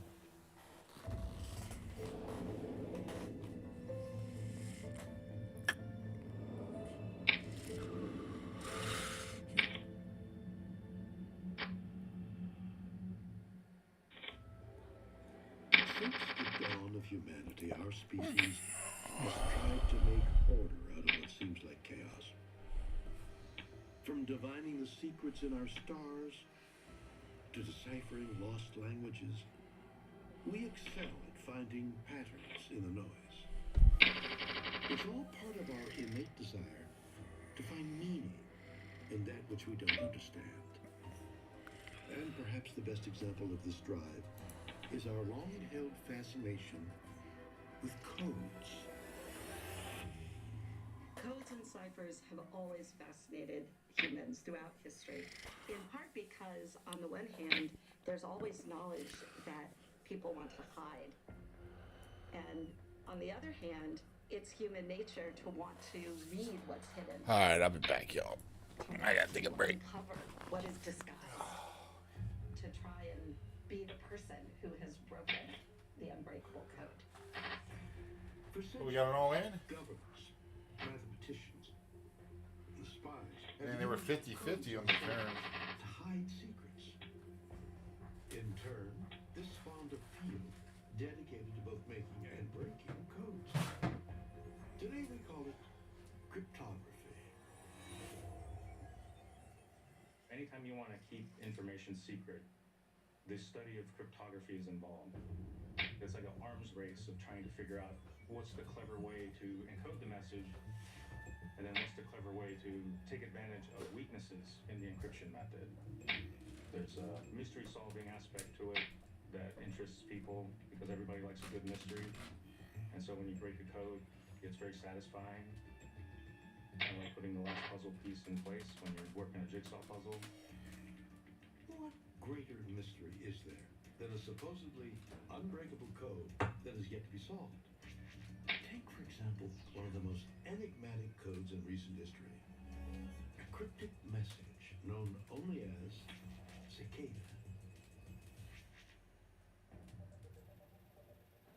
January 4th, 2012. On the popular image-sharing website known as 4chan, an anonymous user posts a mysterious image consisting of only a black graphic box and plain white text. The message states, in part, "Hello, we are looking for highly intelligent individuals. To find them, we have devised a test. There is a message hidden in this image. Find it, and it will lead you on the road to finding us." The image was cryptically signed 3301. And at first, no one could figure out the meaning of this bizarre post. On the surface, this makes absolutely no sense. Just saying how we're seeking highly talented individuals, and if all you do is read that text in the image, it's a dead end. But some people went a little bit farther, trying to figure out what's going on here and unravel the message. Using specialized decryption software, codebreakers discovered that the black square and white text could be translated into a different image, a duck, of all things. But the mystery didn't end there, because the duck could then be decoded further, leading to even more pictures, puzzles, and clues. It quickly became clear that solving the strange internet code would require traveling down a deep digital rabbit hole. At the most basic level, they were a series of puzzles that set off a massive hunt and chase and effort to figure out how to solve them and who's behind them. It required cryptography, and there were all kinds of challenges. People were starting to feel that maybe this had turned into some goose chase. Cryptographers tried hundreds and even thousands of methods to solve the code. The mystery eventually caught the attention of the media, and the elaborate site became known as Cicada 3301. 3301 was in reference to the original signature of the code, and the cicada insect was featured in several of the... Need more ice, and I made some leftover mac and cheese. I'm so bored, man. Just keep eating. Yo, I'm up to 8 viewers. Where'd y'all come from? Where y'all come from? What's going on? Personalizing the puzzles for each person who had got to that point. Good question, man. Is poker something that you like, or you just play this for fun? The person solving it, which was just completely Let me think of how I want to respond to that one. That's deep, dog. Well,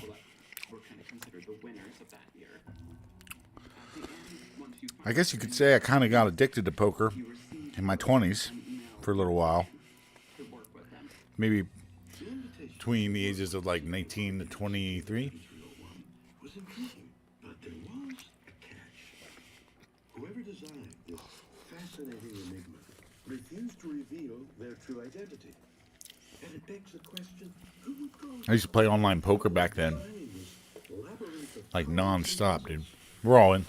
I think part of what really drove people's imagination with the puzzles was the question of who 33 actually is. Because Well, that was like 20 years they ago. worked very hard to not have an answer to that question. Hold it. Come on. There we go. Finally, something going my way. And I lost a ton of money. But I wasn't bad at the game. I honestly was probably one of the more formidable players. I just was very bad at bankroll management and, a ton of other things. I was young, stupid. Still pretty stupid, but I'm a bit less stupid now. The only thing I know for sure is that I know nothing. Remember that. But, so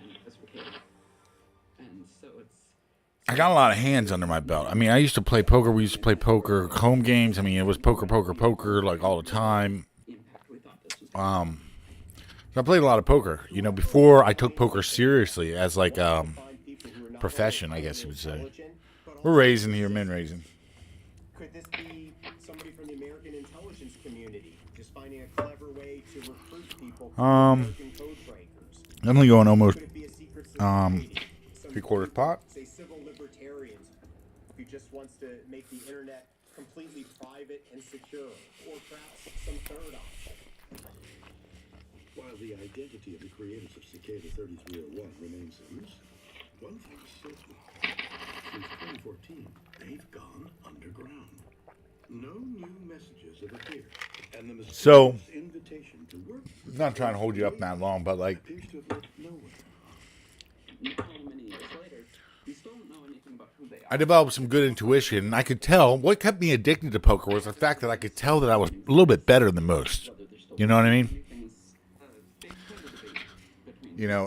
But like, I would always push it, and I didn't know how to kind of like close my leaks, so like I'd be really good, but I'd also be really bad.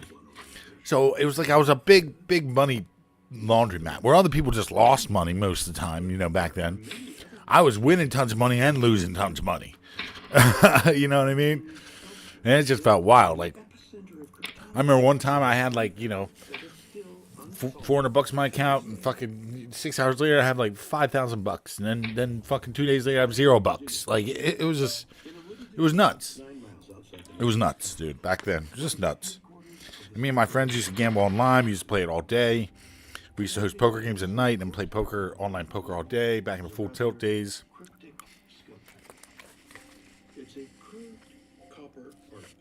Let's just say I got my experience in, big time. And it was during a time when I feel like my mind was more malleable, maybe, than it is now. And I didn't realize it, but I was practicing and building some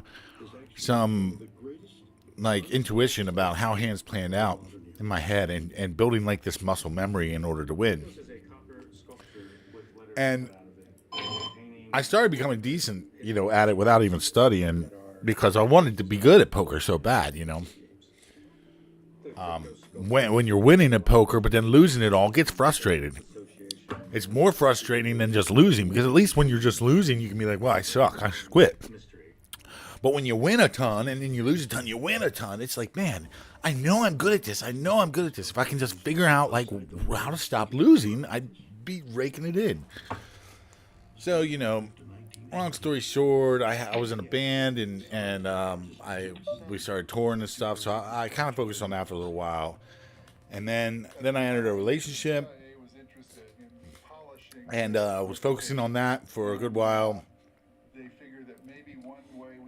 And then PokerStars got legalized in Pennsylvania, and that's when I was like, oh shit, I need to get back into poker and try out this, this PA poker site now, because it's legal. You know what I mean? Like, this is new, this is awesome, it's legal now. So I got into it, and for the first year and a half, I started killing it. Like, I was just killing it. I won like 10 grand tournament. I won a trophy. I got PokerStars scoop trophy. I was killing it. I mean, if you check my stats, I'm just killing it now. And this is after this kind of started after me reading like a couple books, and just kind of like just getting started, like learning poker. Well, the second I started playing PokerStars PA, I started looking for study material, and I was like, holy shit, there's a lot more study material than I thought out there. And then I started really delving into it and pinpointing like how to play perfectly. And it really didn't take much. Like once I just aligned my game just a little bit, the money just started coming, dude. You know what I mean? Like, cause like I said, I was good at winning, but I was good at losing too. I mean, bad at losing, however you want to look at it. So like, when I studied, I started to plug those leaks, which brought my win rate kind of up and out, made me a winner. And now I am, and then I kind of went through a breakup, and you know, all I can say is like I'm a big lover, you know, and it just hurt a lot, and it took a lot out of me, and I probably relished in that hurt probably more than I should have, but I did, and it felt like that's what I needed to do to get through that. But I'm through it, and that's what's important. So, but you know, going forward now, I have like a new mindset that I'm putting together, and I'm trying to just focus on myself and focus on putting my best foot forward. So, and yeah, somewhere in the middle there, I bought like $3,000 worth of poker books, which is probably was a mistake according to some, but it's nice to have a poker library. I do enjoy like having that. So I have like 50 poker books, and some of them are junk, and I know they're junk, and they're over here in this pile, but some of them are really good, and I have like kind of a collection of really good books, and then a collection of kind of odd reads, you know, if I want to get frisky or just read some stories that aren't really strategy. And then I have kind of like vocabulary, and I got like you know, the art of war, and just kind of like dictionary and all that kind of like miscellaneous stuff. And then over here I got a fiction section where I got Harry Potter and a bunch of other stuff. Actually, what's funny is I got like a bunch of books that females have left over the years. I have like kind of like a female book collection building over here. Oh man, dude. Well, how you stop losing is you learn game theory. Okay, that's how I stopped learning. You learn game theory, and you learn it really good, dude. You learn game theory, and you learn it really good. And I'll tell you a good book if you really want to learn game theory and have fun learning it. Because game theory is not fun to learn. Okay, I've read a lot of books on game theory, and game theory is not fun. But it's fun to know once you know it, because it's a great defensive strategy. Okay. It's a defensive strategy, more or less. It's more than that, but for a new person's perspective, it's best to think of it as like a defensive strategy. When I don't know what to do, I can always rely on game theory to tell me what to do. And in order to figure out the equilibrium in game theory, you have to study a lot and look at it from a couple different angles to kind of build the ideology in your mind on how to play in that kind of thinking kind of way. Because it's different than like, you know, a normal person might approach this particular game, you know, in a particular setting like this. So studying all this GTO stuff has a huge impact on how you perceive other players playing the game. Not just how you play the game, but also how you perceive other players. And that's almost the bigger thing. Because not only are you playing it, you have the strategy of defensive yourself, right? But once you understand how the equilibrium works, then you can really, really gauge other players and know where they stand as far as their ideology. And that's the thing that gets people. I hide my ideology behind very strong equilibrium. But other players, what am I doing? What am I going tonight? Man, I'm going 150. I'm going to 170 here, dude. Other players, Rondo's pretty wide. And Eric Call behind. So, yeah, there we go. And we're up against Eric Call. If he goes all in, I'm calling. But I don't want to lose my train of thought. That was a good takedown. Good takedown. That brings us almost back to even, right? Right? Oh, never mind. I didn't win as much as I thought, but whatever. Still a decent takedown with ace-queen off, out of position. So what I was saying is Yeah, so not only is it a defensive thing for you, but it allows you to analyze players really, really good. And once you can analyze a player and figure out where they're varying or where they're making mistakes outside of the, let's just call it a GTO continuum, right? Because I can't really explain it more than that without getting really deep, right? But when I sense a player is playing outside of that continuum, then I can adjust my game to exploit them. Or at the very least, adjust my game to make sure that they don't exploit me. You know what I mean? So I can't always exploit them because sometimes players can do some random shit. You never know what the fuck they're going to do, especially bad players. But you can prevent yourself from becoming exploited by them by learning GTO. Now, don't forget, I wanted to tell you about this thing. Remember I said something about GTO's really pain in the ass to learn? Well, yeah, it's kind of a pain in the ass and kind of boring and obnoxious.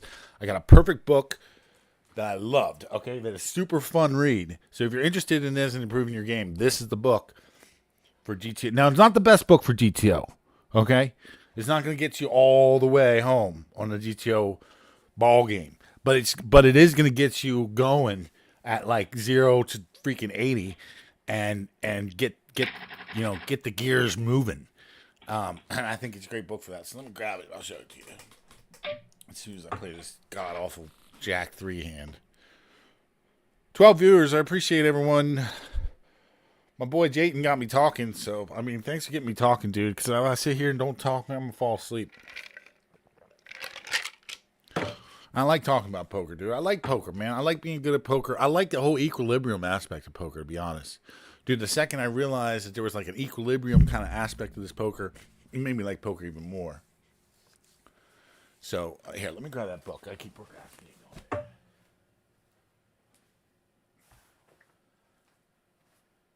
For some reason, I can never find this book.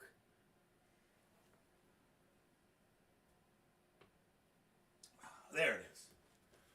Here it is. This book. Let me just make sure this is the book.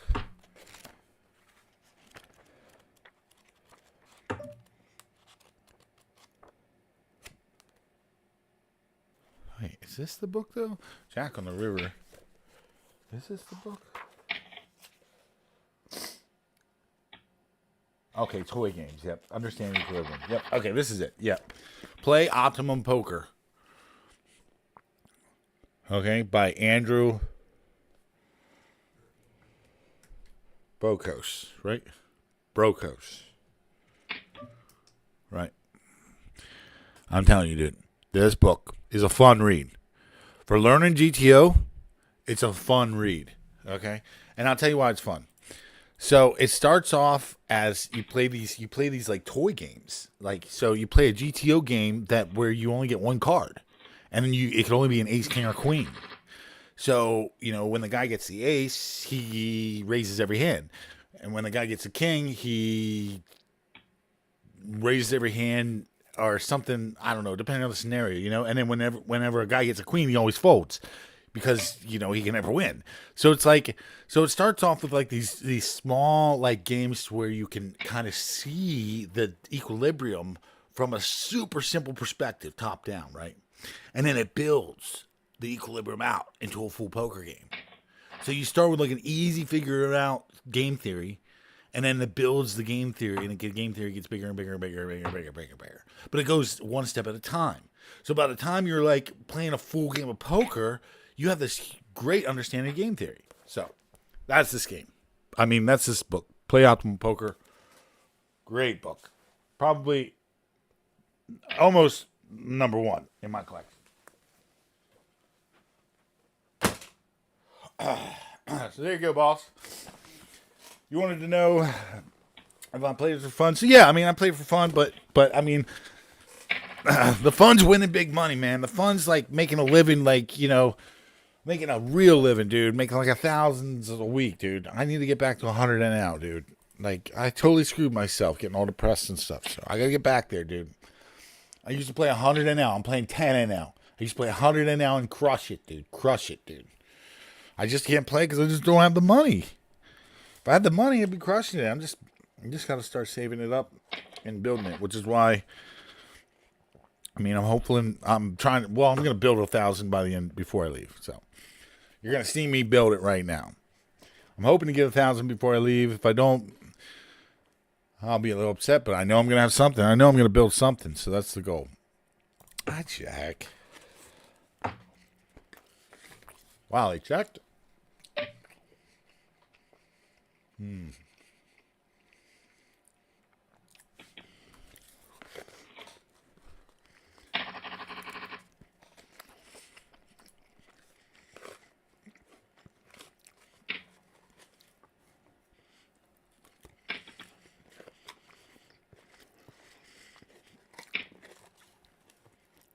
Yeah, game theory, man. That's where it's at.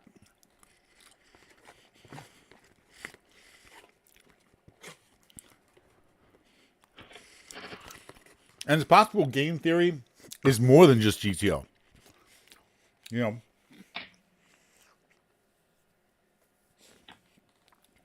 because GTO is equilibrium when it applies to poker, like Hold'em. But game theory applies to more than just Hold'em. I mean, or more than just poker. There's game theory in any game. I mean, there's game theory in Monopoly. You know what I mean? So, game theory is a big, big subject in its own right.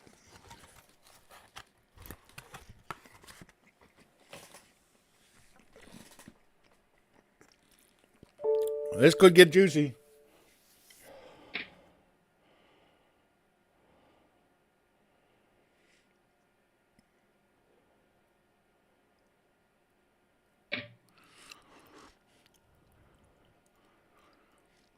Oh, nice.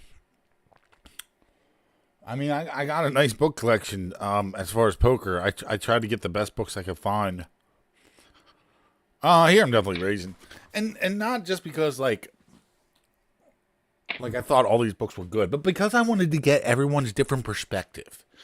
You know, I want to know, even though this guy's book is like the same thing as this guy's book, and this guy's book is the same thing as this guy's book, I want to read all the books because, like, there's certain nuances that are different. And I'm going the fuck all in here because I do not want to get fucking ruined on the river here, but that might be too much. We're definitely going strong here, dude. I'm going 320. Hold it! Let's go with the number one, baby! That's just what we were looking for. I told you I was going to catch one. I told you I was going to catch one. See ya, Rondo. I told you I was going to catch one.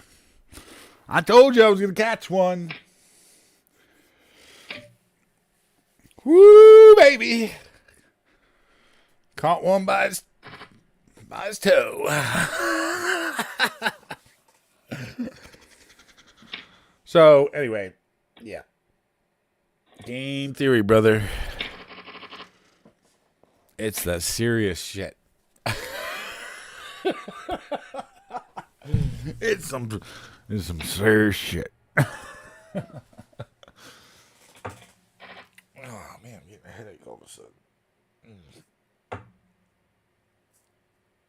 All these bright lights.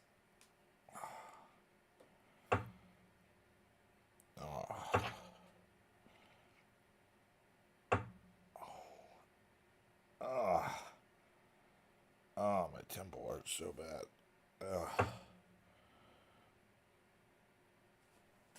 Just my left temple, though. Weird.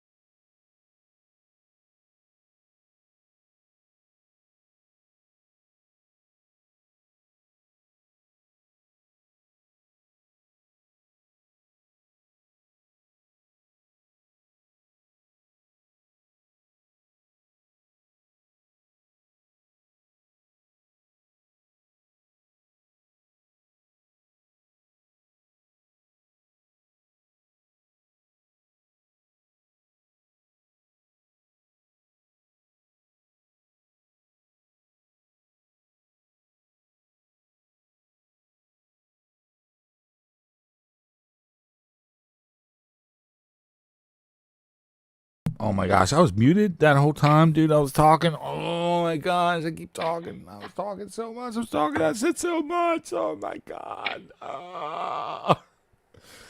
I said so much. Oh my god. Oh my god. Oh my god.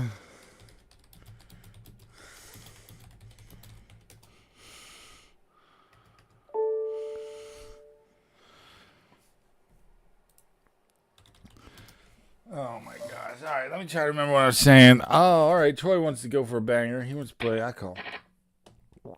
Oh yeah, okay. So in short, hey, this is good. This is good. This is good. This is good. This is good. This is good. This is good.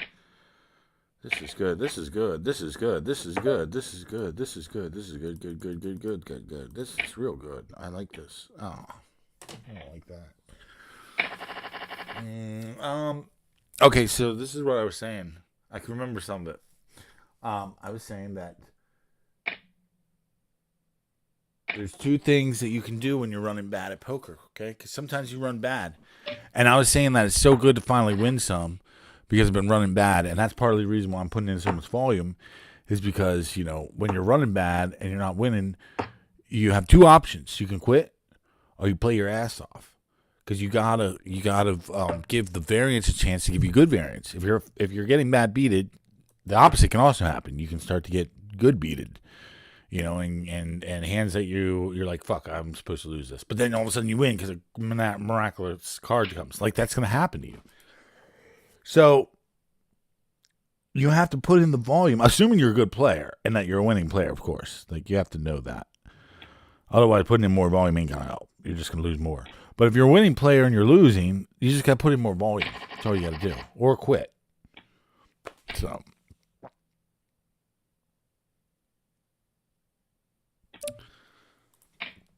Yep, that's what I was talking about. More basically.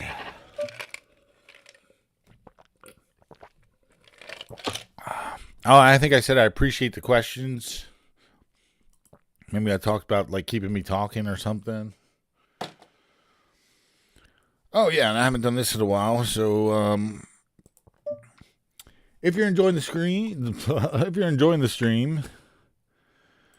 me make an adjustment here real quick. Camera's such a pain in the ass. If you're enjoying the stream, make sure you drop a like, follow, subscribe on whatever channel you're watching. I really appreciate it.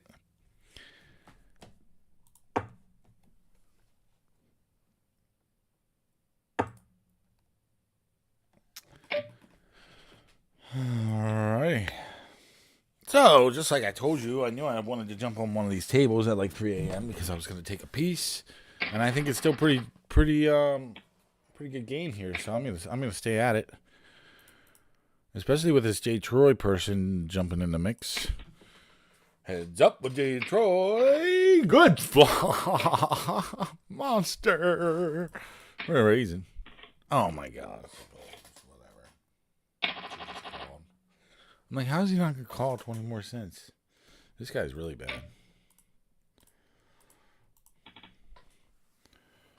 What's up, everybody? Good morning to y'all. Jeez, excuse me. Good morning, everybody. If you're just joining me, my name is Mike, otherwise known as Lays This. And I got that name, that's my gamer tag from when I used to be a gamer in a Battlefield style game. And I was a chopper pilot.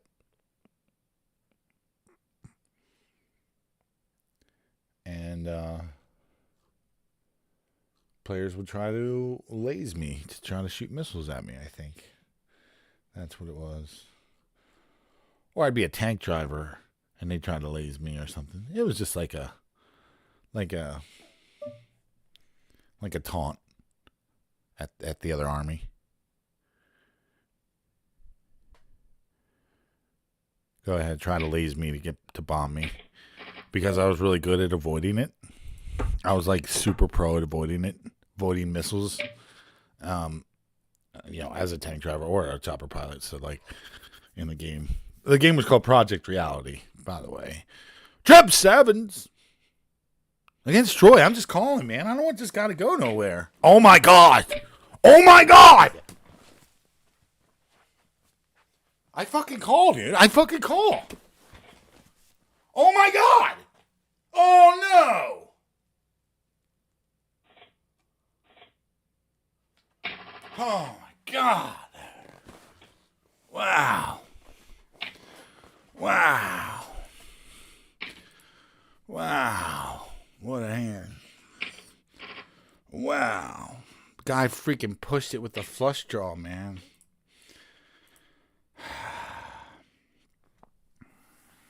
We win the side pot of 50 cents. That guy wins a pot of $27. Does he hit the 9 on the turn? High cards and we're chopping. You know, any card above a 9 comes. And we're chopping.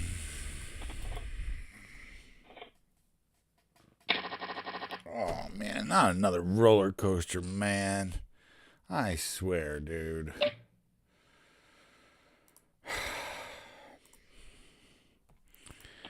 Come on, man. What am I back to 0? I'm back to 0. Dead 0, dog.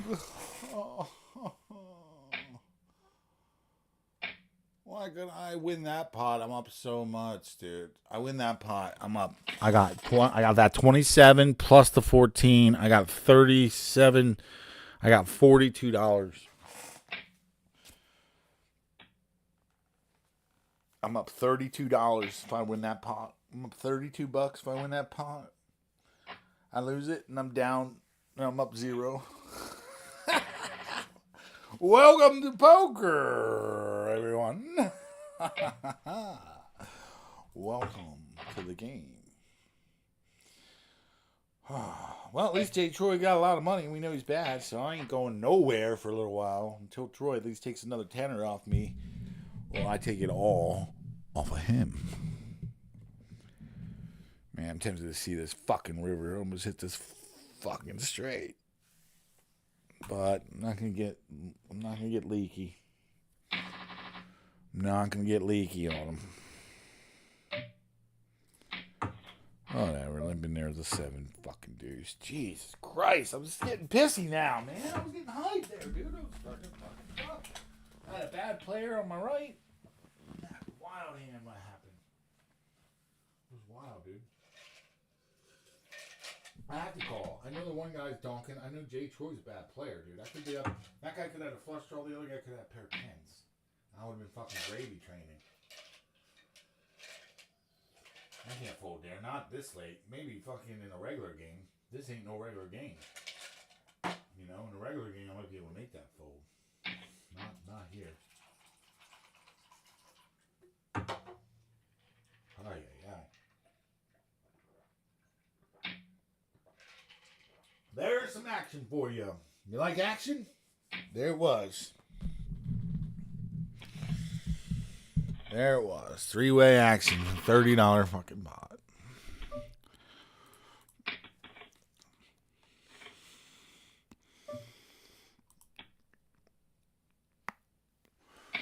All right. It's time to smoke some fucking herb after that one.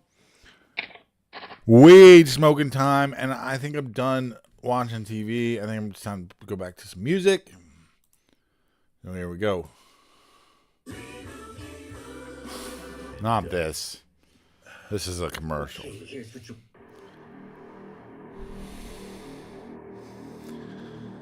All right. Here we go.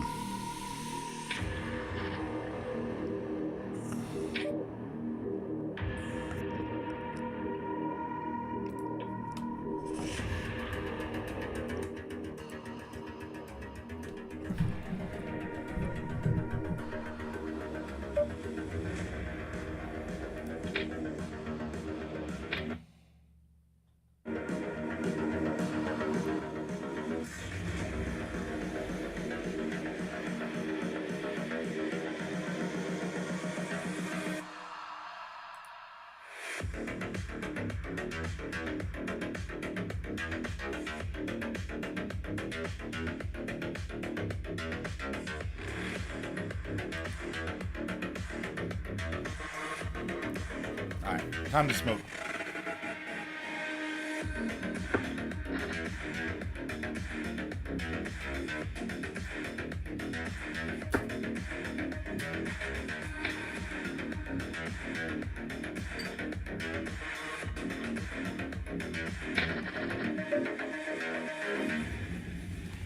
This one's pretty chill.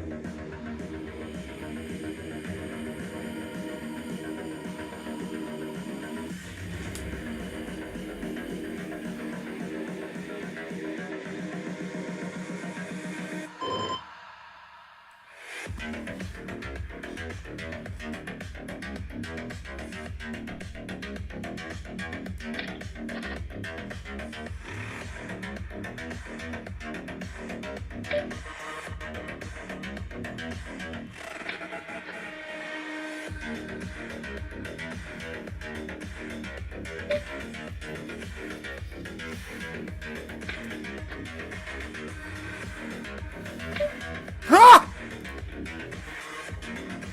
I don't know why that hit didn't get me high. Like, what the fuck?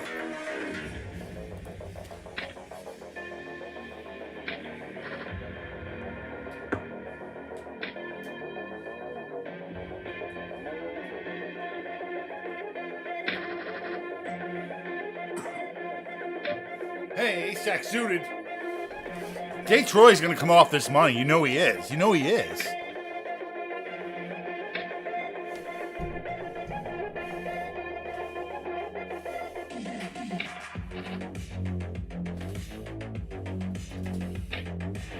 Ah, fucking nit. I'm tank forwarding on him.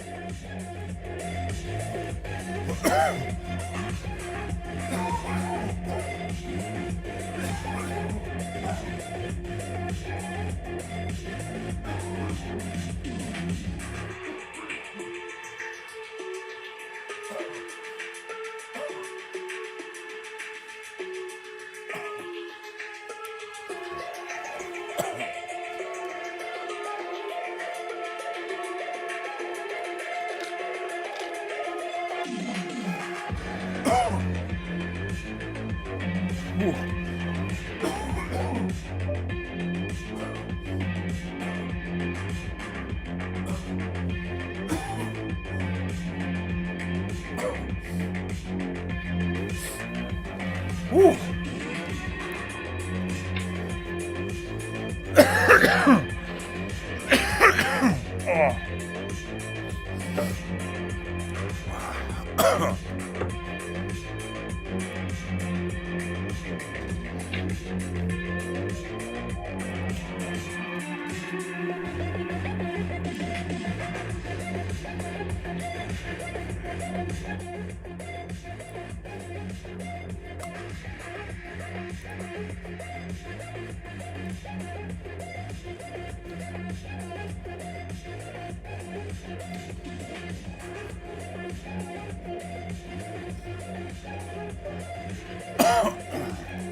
Come on.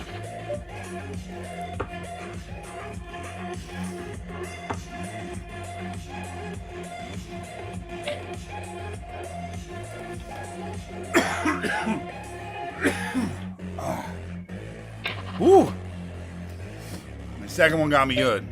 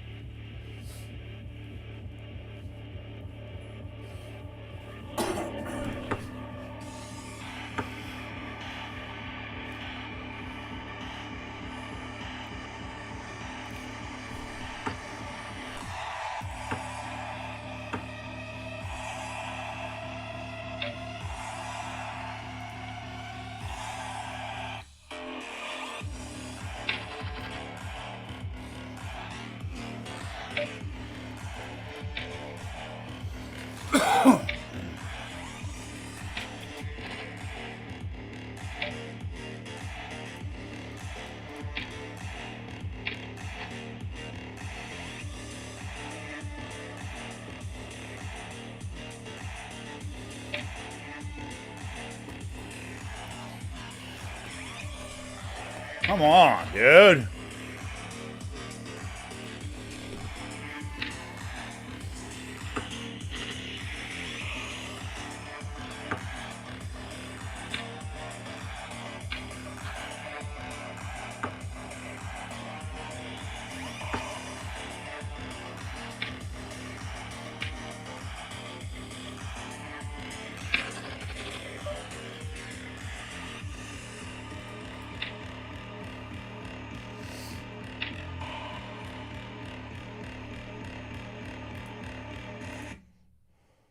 Before we keep going, get ready for the strangest mobile game you ever played. In 2021, the city of York faced a choice: raise taxes and sewer. I don't care.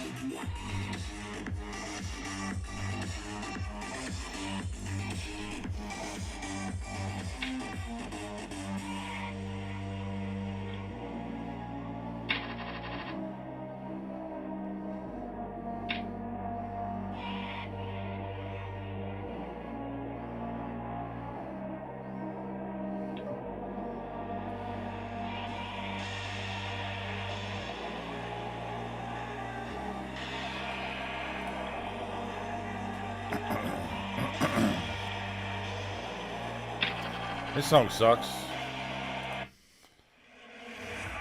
Sounds like fucking noise.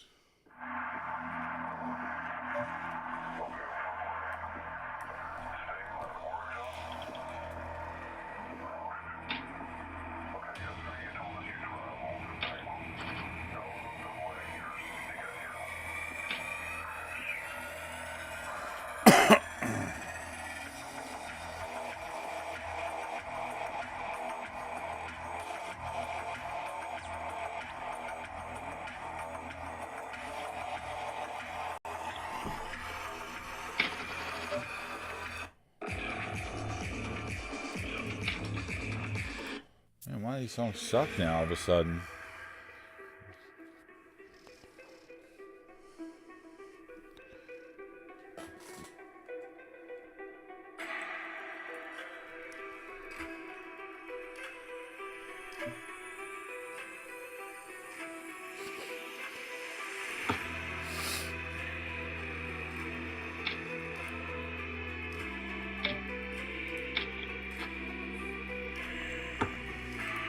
Shit's freaking weird. What if you can create your own website by saying, this is what I want? With Wix, you can.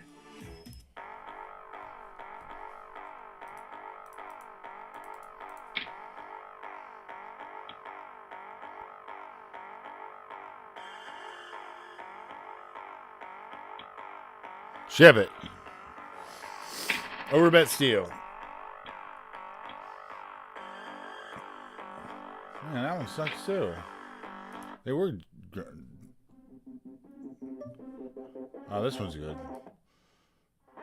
We'll just listen to this one.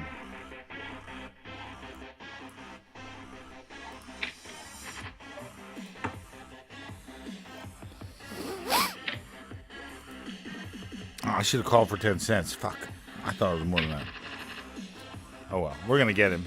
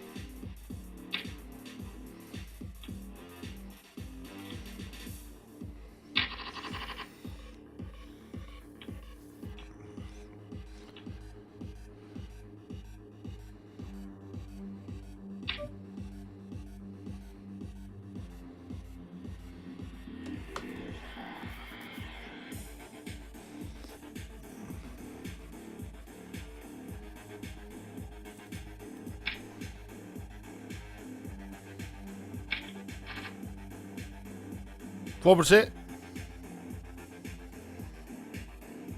Raise it up 12%.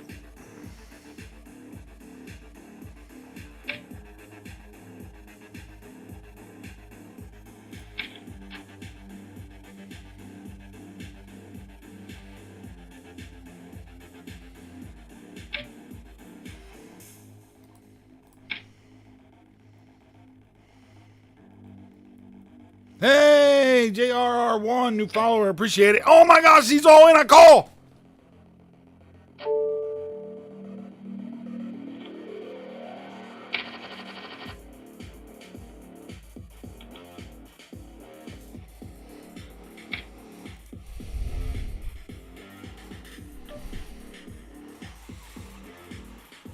Well, I guess that happens.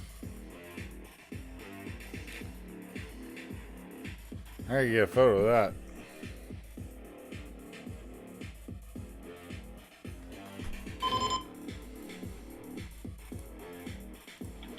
Wow. Good for you, bud.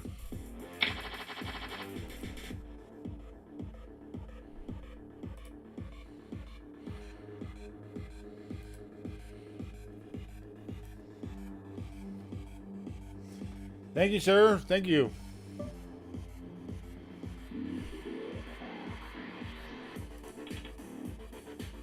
That really sucked.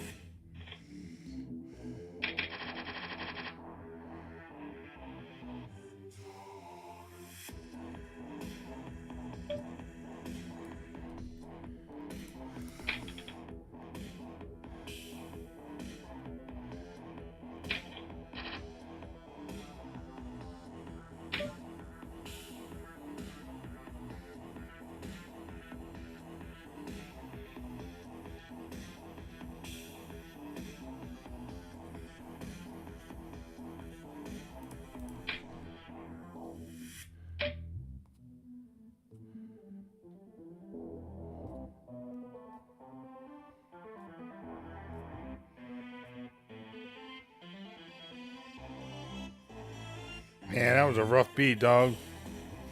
Thank you for the good lucks, man. I really appreciate it. I really need it. Oh man, I'm so sorry. I didn't realize I was stuck on this. I'm just kind of tired, y'all. Had that up there long enough. So rough.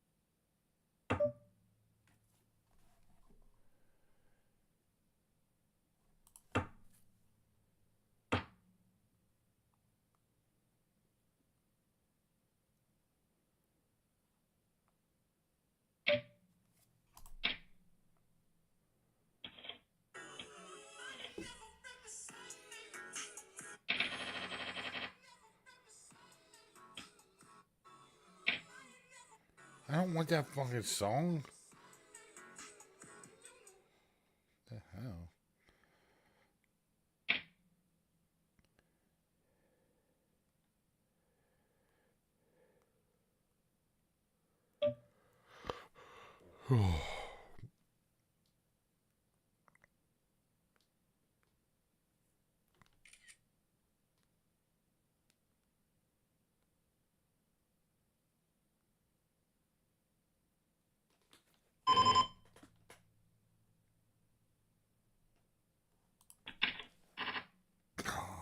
Man, probably might not be good. That good.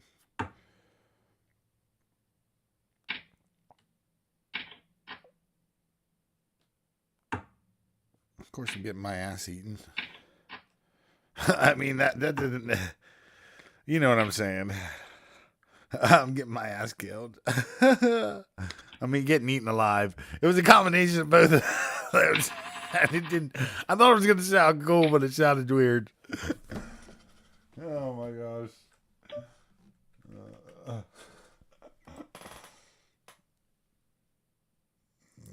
man, come on, man. Give me a freaking break, dude. Can't believe I'm down again, dude. Like, come on, dude.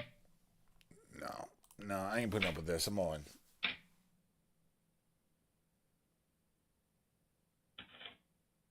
Oh my gosh, you got kings. Gosh, sorry. I didn't think he was that strong. Wonderful.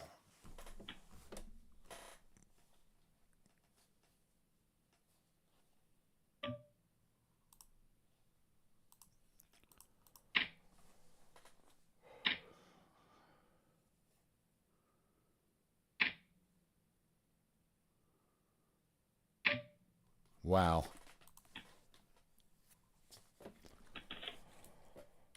Oh man, what a fucking night. What a fucking stream, dude. I like it. I can't believe it.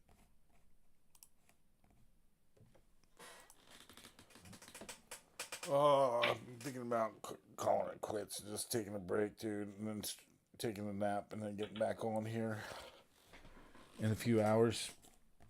I think I might have to do that, dude, because I'm just running so bad.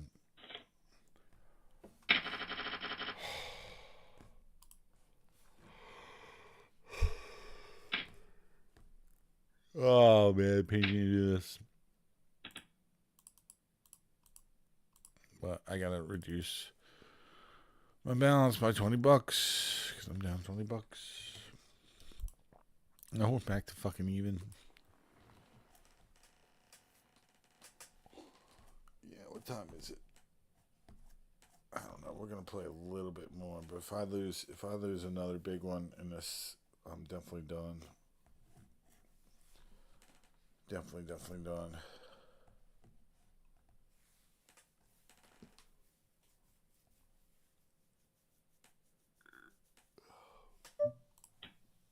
But we'll try just a little bit longer. I'm not gonna give up. Hopefully get our money back.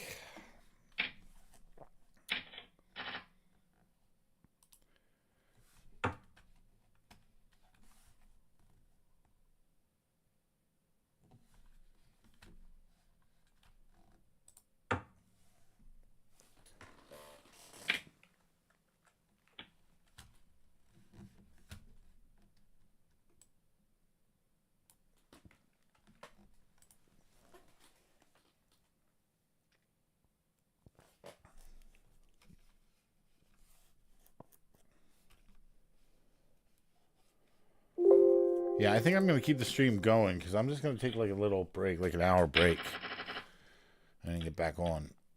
But I want to time it so I get back on and play the 7:30.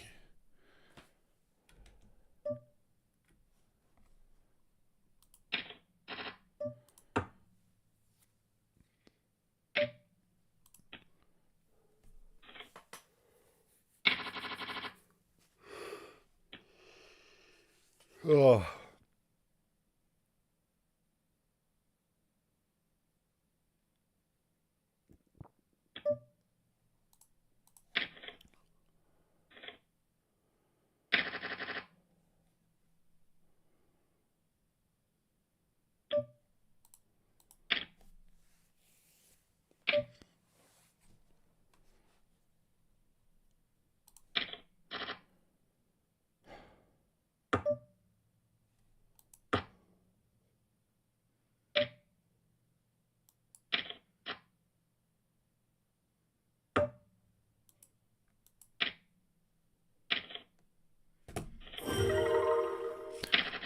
Hey, I opened up a chest. That's good. Even though I'm losing, throwing my money away, apparently. Every hand, I opened up a chest. Let's see how much Poker Stars wants to give me.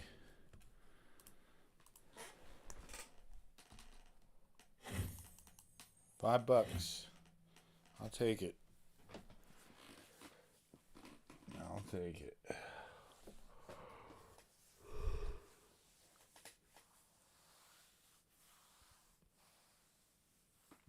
Yo, thank you so much for the follow, man. It just sucks. JRR1. You showed up right when and lost that huge pot, man. Like, what the hell? I'm not blaming you or anything. I'm just like, man, it's been like that tonight, dude. So I think I'm gonna leave the stream on, but I'm gonna go and take a little bit of a relaxer here. What time is it? Yeah, a couple more hands and.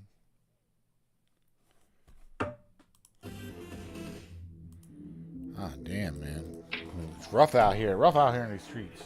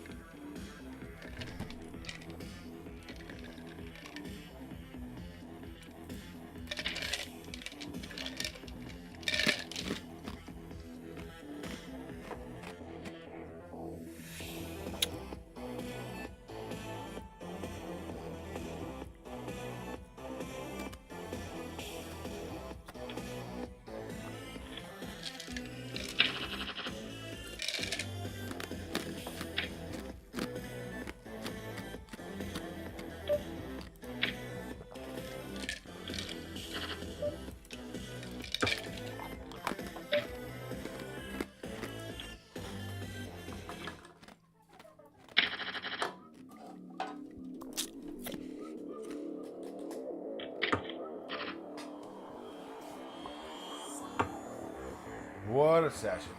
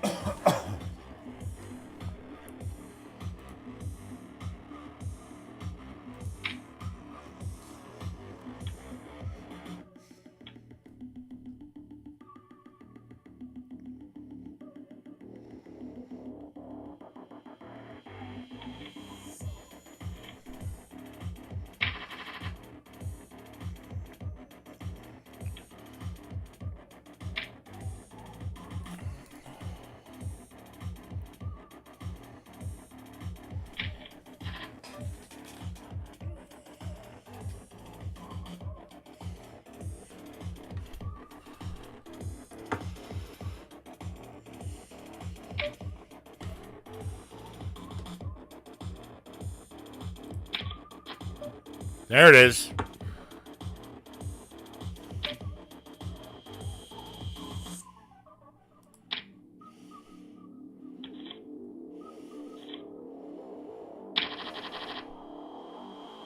All right, we got a little back. Wow, this guy's tilting.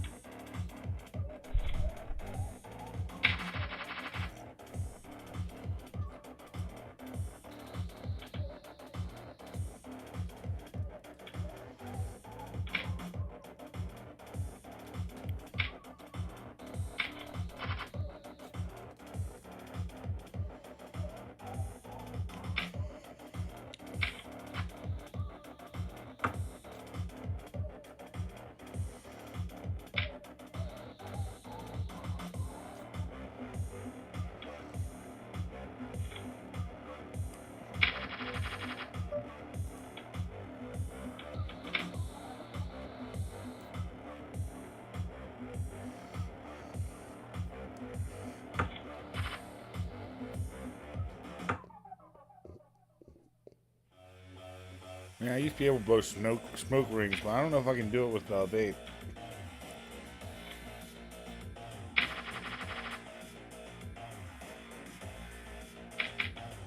Used to be really good at it.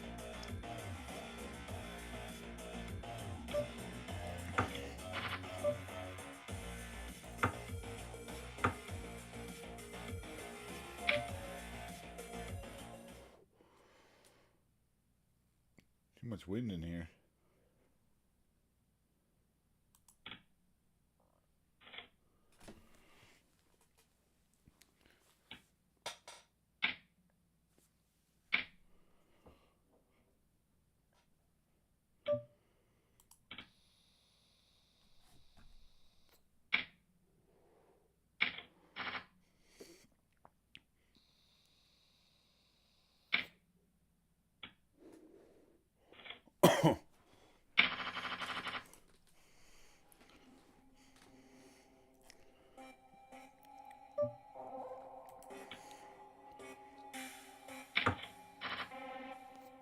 Fuck.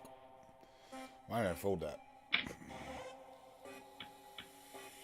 Should have limped in at least.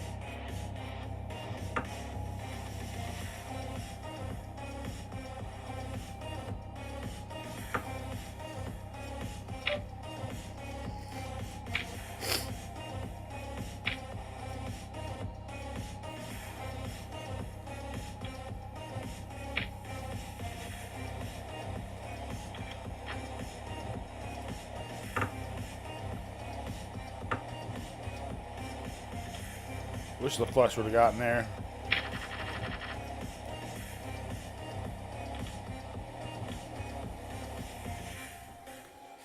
Grinding it back slowly. Maybe if I make myself comfortable, I can keep going for a little bit. I'm a little cold. First of all, I need to move all this shit off this table so I can put a pillow here and get my feet up. Maybe I don't have to stop if I get myself comfortable enough. But I don't really want to stop playing. I definitely got to make some adjustments here. I can't sit like this for much longer.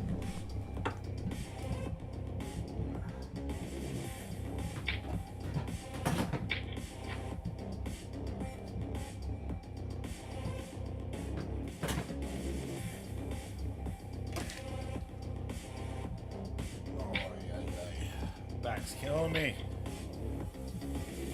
Oh shit. Dropped my fucking stream PC keyboard down here. Luckily it didn't like stop the stream or some shit. Glad I didn't do anything.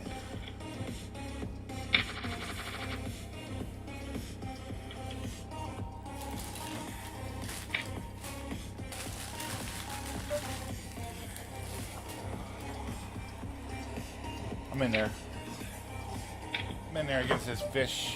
Can't flop nothing for my life with me.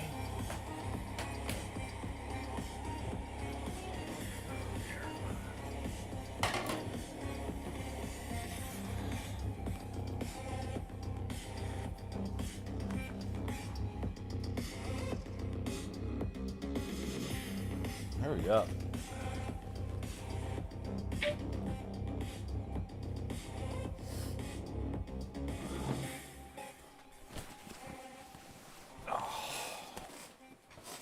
There we go.